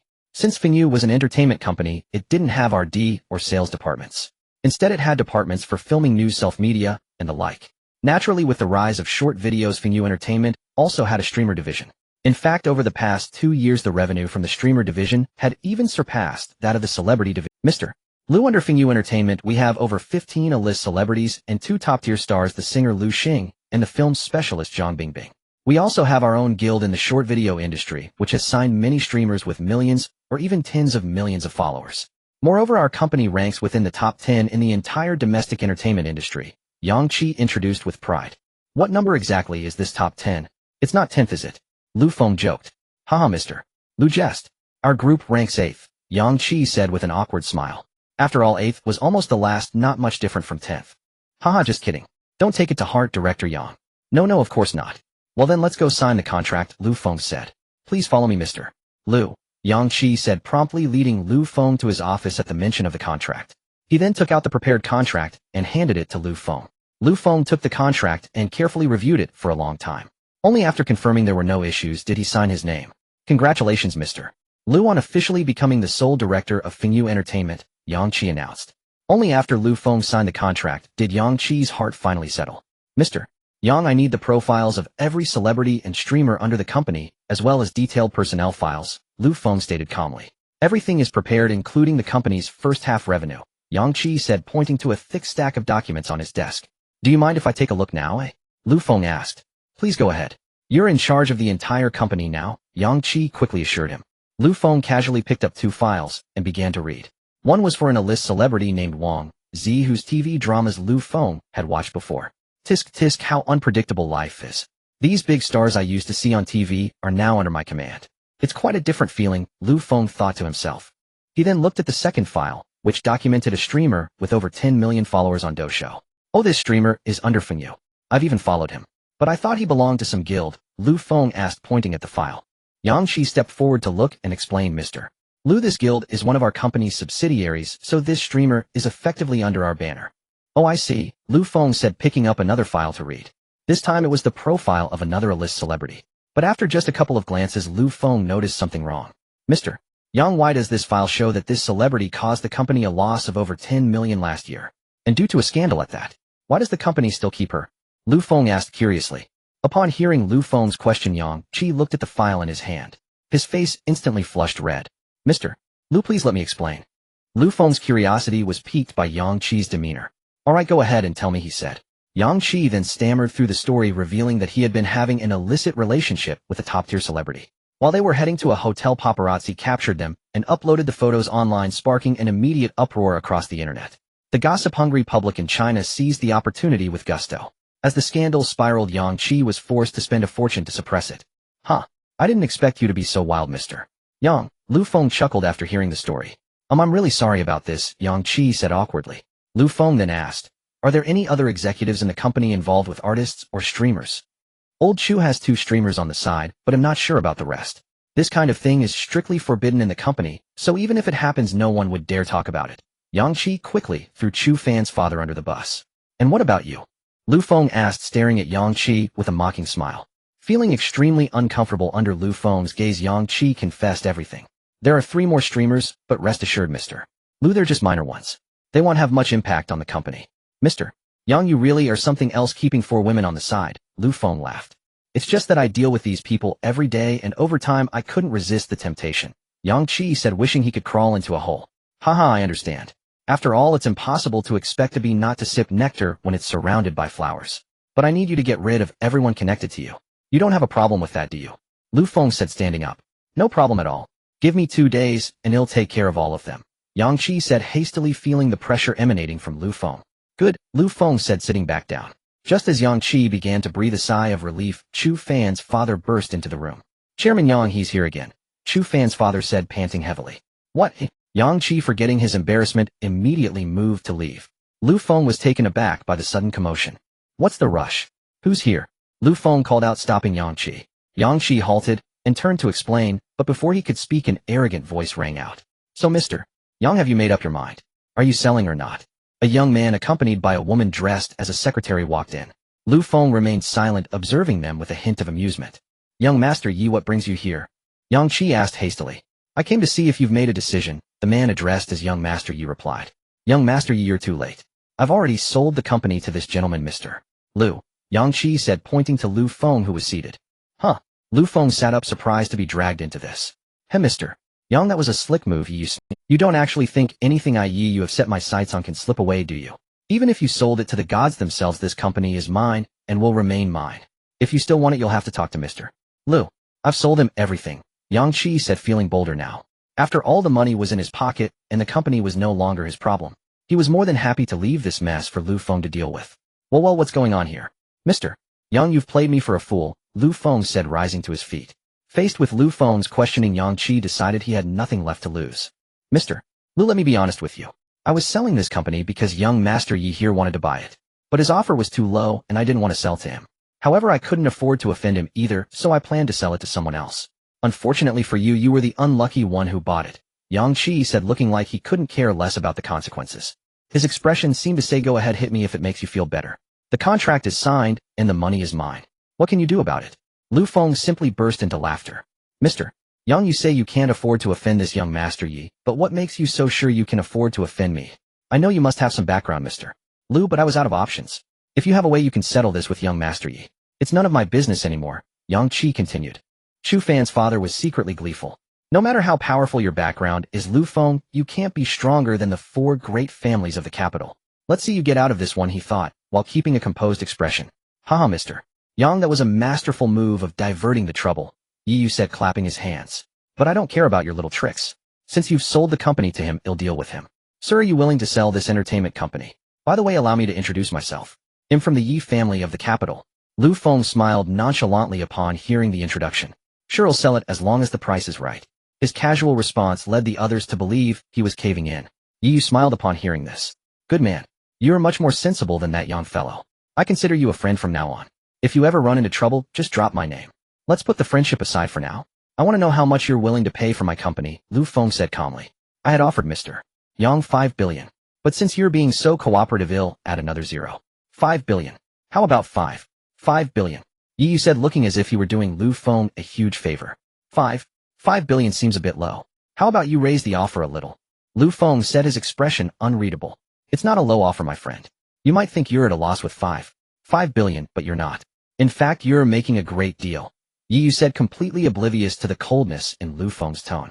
Or perhaps he simply didn't care, confident in the power of the Yi family behind him. Oh, how am I making a great deal? This company of mine could easily sell for 10 billion. You're offering 5 billion, which means I'm losing nearly 5 billion. How is that a good deal for me? Lu Feng asked, looking at Yi with a puzzled expression. In terms of value, you might be at a slight loss. But you're gaining my friendship in return. And with my friendship comes the friendship of the Yi family. Isn't that a fantastic deal? Yi declared with pride. So you're saying that having the Yi family's friendship would be a great help to me? Exactly. I think you understand the weight the Yi family name carries. Can you speak for the Yi family? Or rather, what is your position within the family? My position? I'm the eldest young master of the Yi family. What do you think my standing is? Yi said. But I've heard that the legitimate eldest son of the Yi family is named Yi Tian. Lu Feng retorted, looking at Yi Yu with a mocking smile. He's my cousin. When he inherits the position of family head, he'll become the grand elder. Yi Yu stammered, panicking at being exposed. But that's in the future. So why should I spend so much money now to buy your friendship? Lu Feng said bluntly. You can secure my friendship in advance. By the time I become the grand elder, don't think you can buy my friendship for even 40 billion. I might not even accept 400 billion then. Yi retorted, trying to maintain a tough front. In that case, I'll wait until you become the grand elder of the Yi family before I buy your friendship. For now, please go back to where you came from and don't waste my time. Lu Feng said, his tone icy. My friend, do you not know the weight of the Yi family in the imperial capital? Yi's tone turned cold upon hearing Lu Feng's words. I do, Lu Feng replied nonchalantly. Then you still dare to speak such words? But you are you, and the Yi family is the Yi family. You bear the surname Yi, yet you cannot command the family's authority. Why should I spend so much to curry favor with you? Haha, my friend, I must admit you have nerve, Yi laughed. I'm flattered. I've always had nerve, Lu Feng said calmly. So you refuse to befriend me, eh? Befriending you brings me no benefit. I'd rather not. Fine. You're tougher than him, Yi said, pointing at Yang Qi beside him. Yang Qi could only force an awkward smile, not daring to speak. If young master Yi has no other business, please take your leave. Lu Feng issued a direct dismissal. Ha, arrogant enough. I like it. Don't come begging me later, Yi said, then left with his men. Mr. Lu, won't this offend young master Yi? Yang Qi asked cautiously. Let's set aside my affairs with the Yi family and discuss ours first. Mr. Yang, because you couldn't afford to offend this Yi fellow, you sold the company to me without disclosing this matter. Now that I'm directly clashing with the Yi family's young master, who will compensate this loss? Lu Feng said flatly, seated in his chair. Mr. Lu, I simply didn't have the chance to mention it. Besides, given your status, I doubt you fear the Yi family, Yang Qi flattered. Ha, so you mean for me to be the scapegoat? Lu Feng laughed outright. Mr. Lu, that's not fair. You should have asked more thoroughly before, Yang Qi said, dropping his pretense. Mr. Yang, are you done pretending? Aren't you afraid he'll expose your affair with that kept starlet? Mr. Lu, of course I fear that. But you should fear it more than I do.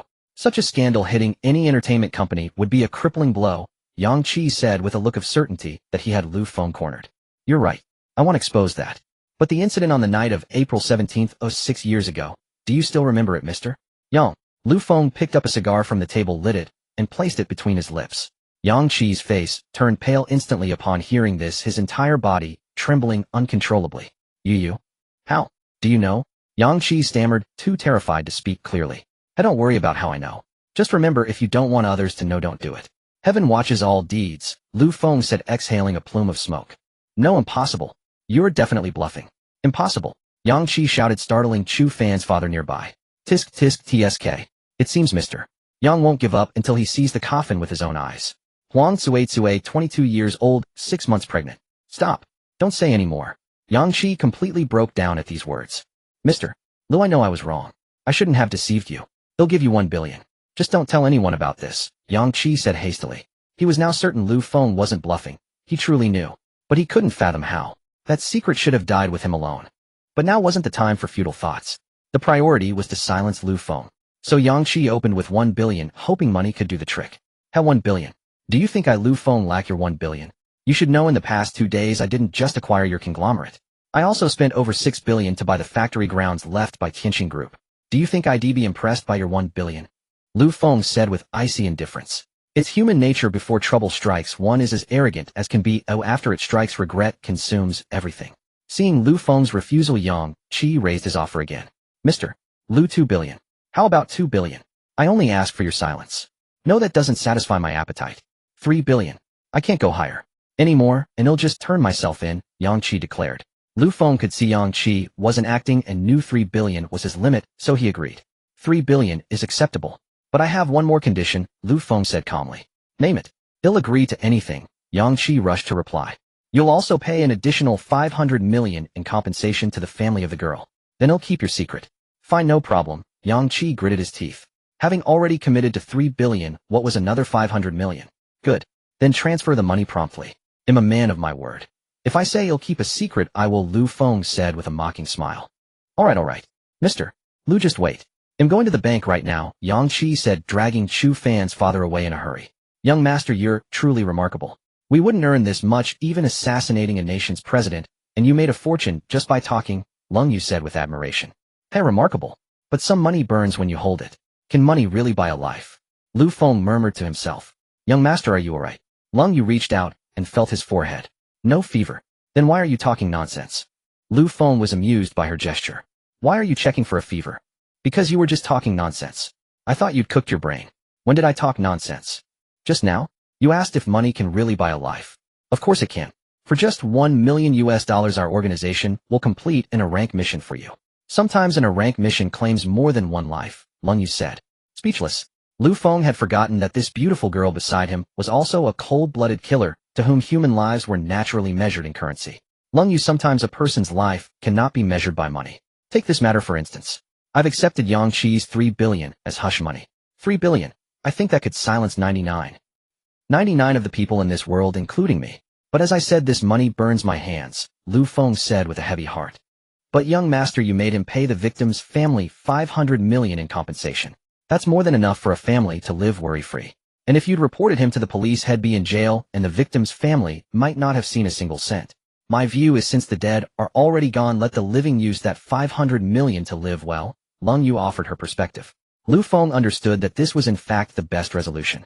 Even if Yang Qi were sentenced to death, the deceased wouldn't return to life.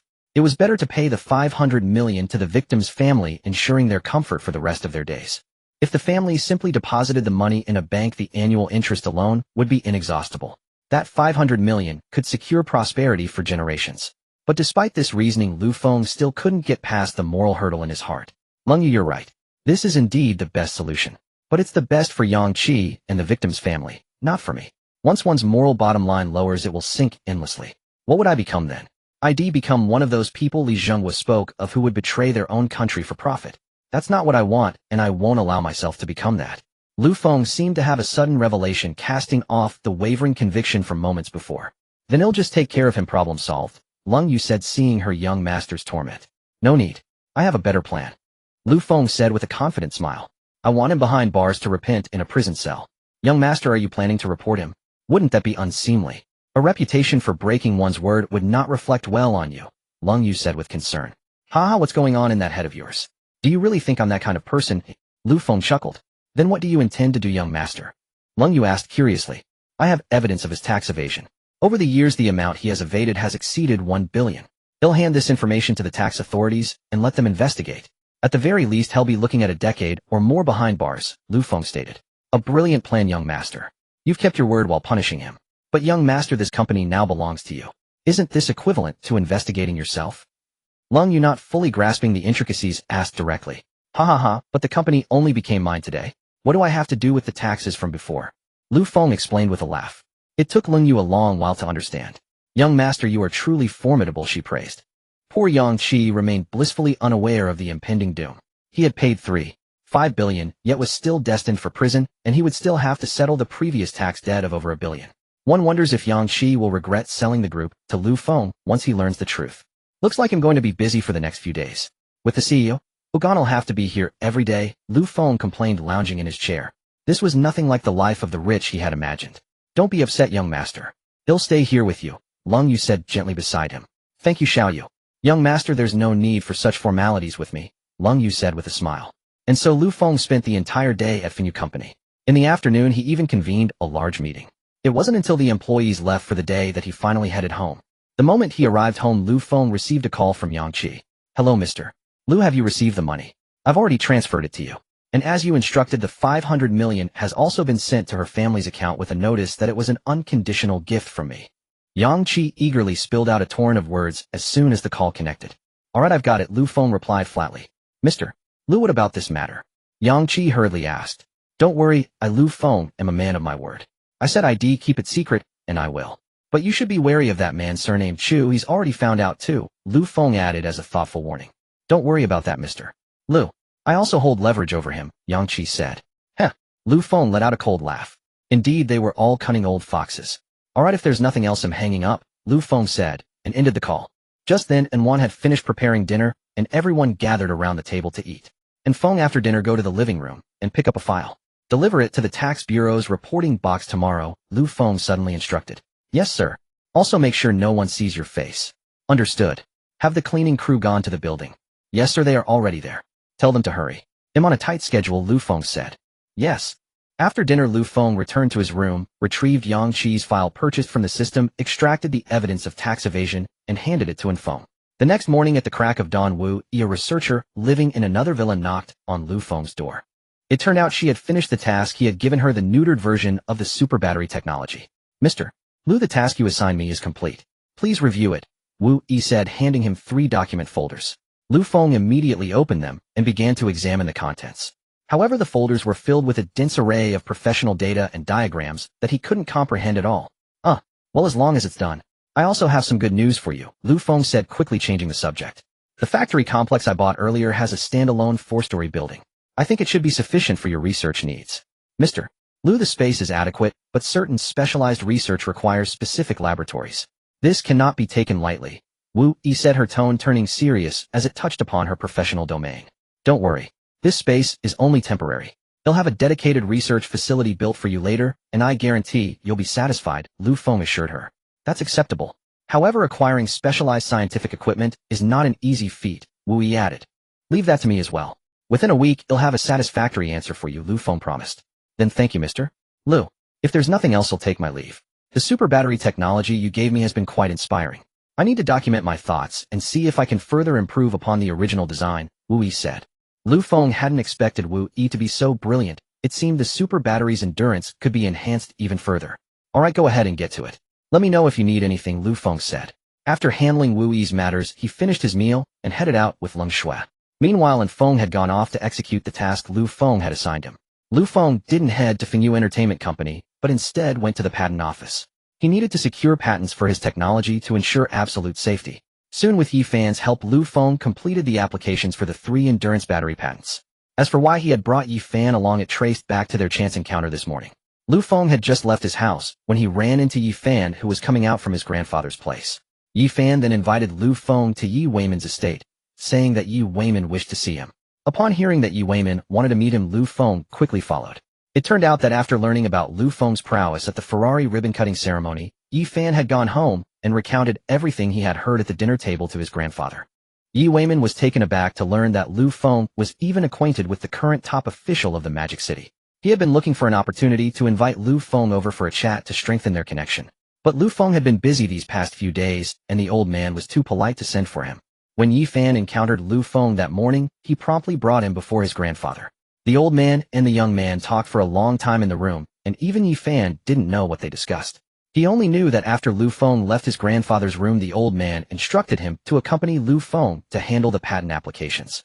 After the business was concluded, Yi Fan was summoned away by a call from Yi Weiman, and Lu Feng went to take charge at Feng. Do you know why I had you accompany Lu Feng to file the patents, even going so far as to personally call to arrange it? The old master asked, looking at his grandson. I don't know, Yi Fan replied honestly. Do you want to know what Lu Feng and I discussed in the room? Yi Weiman asked again. If you tell me, you'll listen. If you don't, I won't ask, Yi Fan said. Hearing this, a glint of satisfaction flashed in Yi Weiman's eyes. Lu Feng and I only touched upon some minor matters, including the things you mentioned to me before. Upon my inquiry, he revealed his current business empire. I never imagined this mysterious young man with such an obscure background would own so much. He holds all the shares of the Fonley Group, has acquired the Feng Entertainment Company in the Magic City, owns the Times Square in the Magic City, and has the 10 stake in Xianyun Group we knew about. What shocked me even more was that he had also secured a 20 stake in Ferrari, the old master stated calmly. What?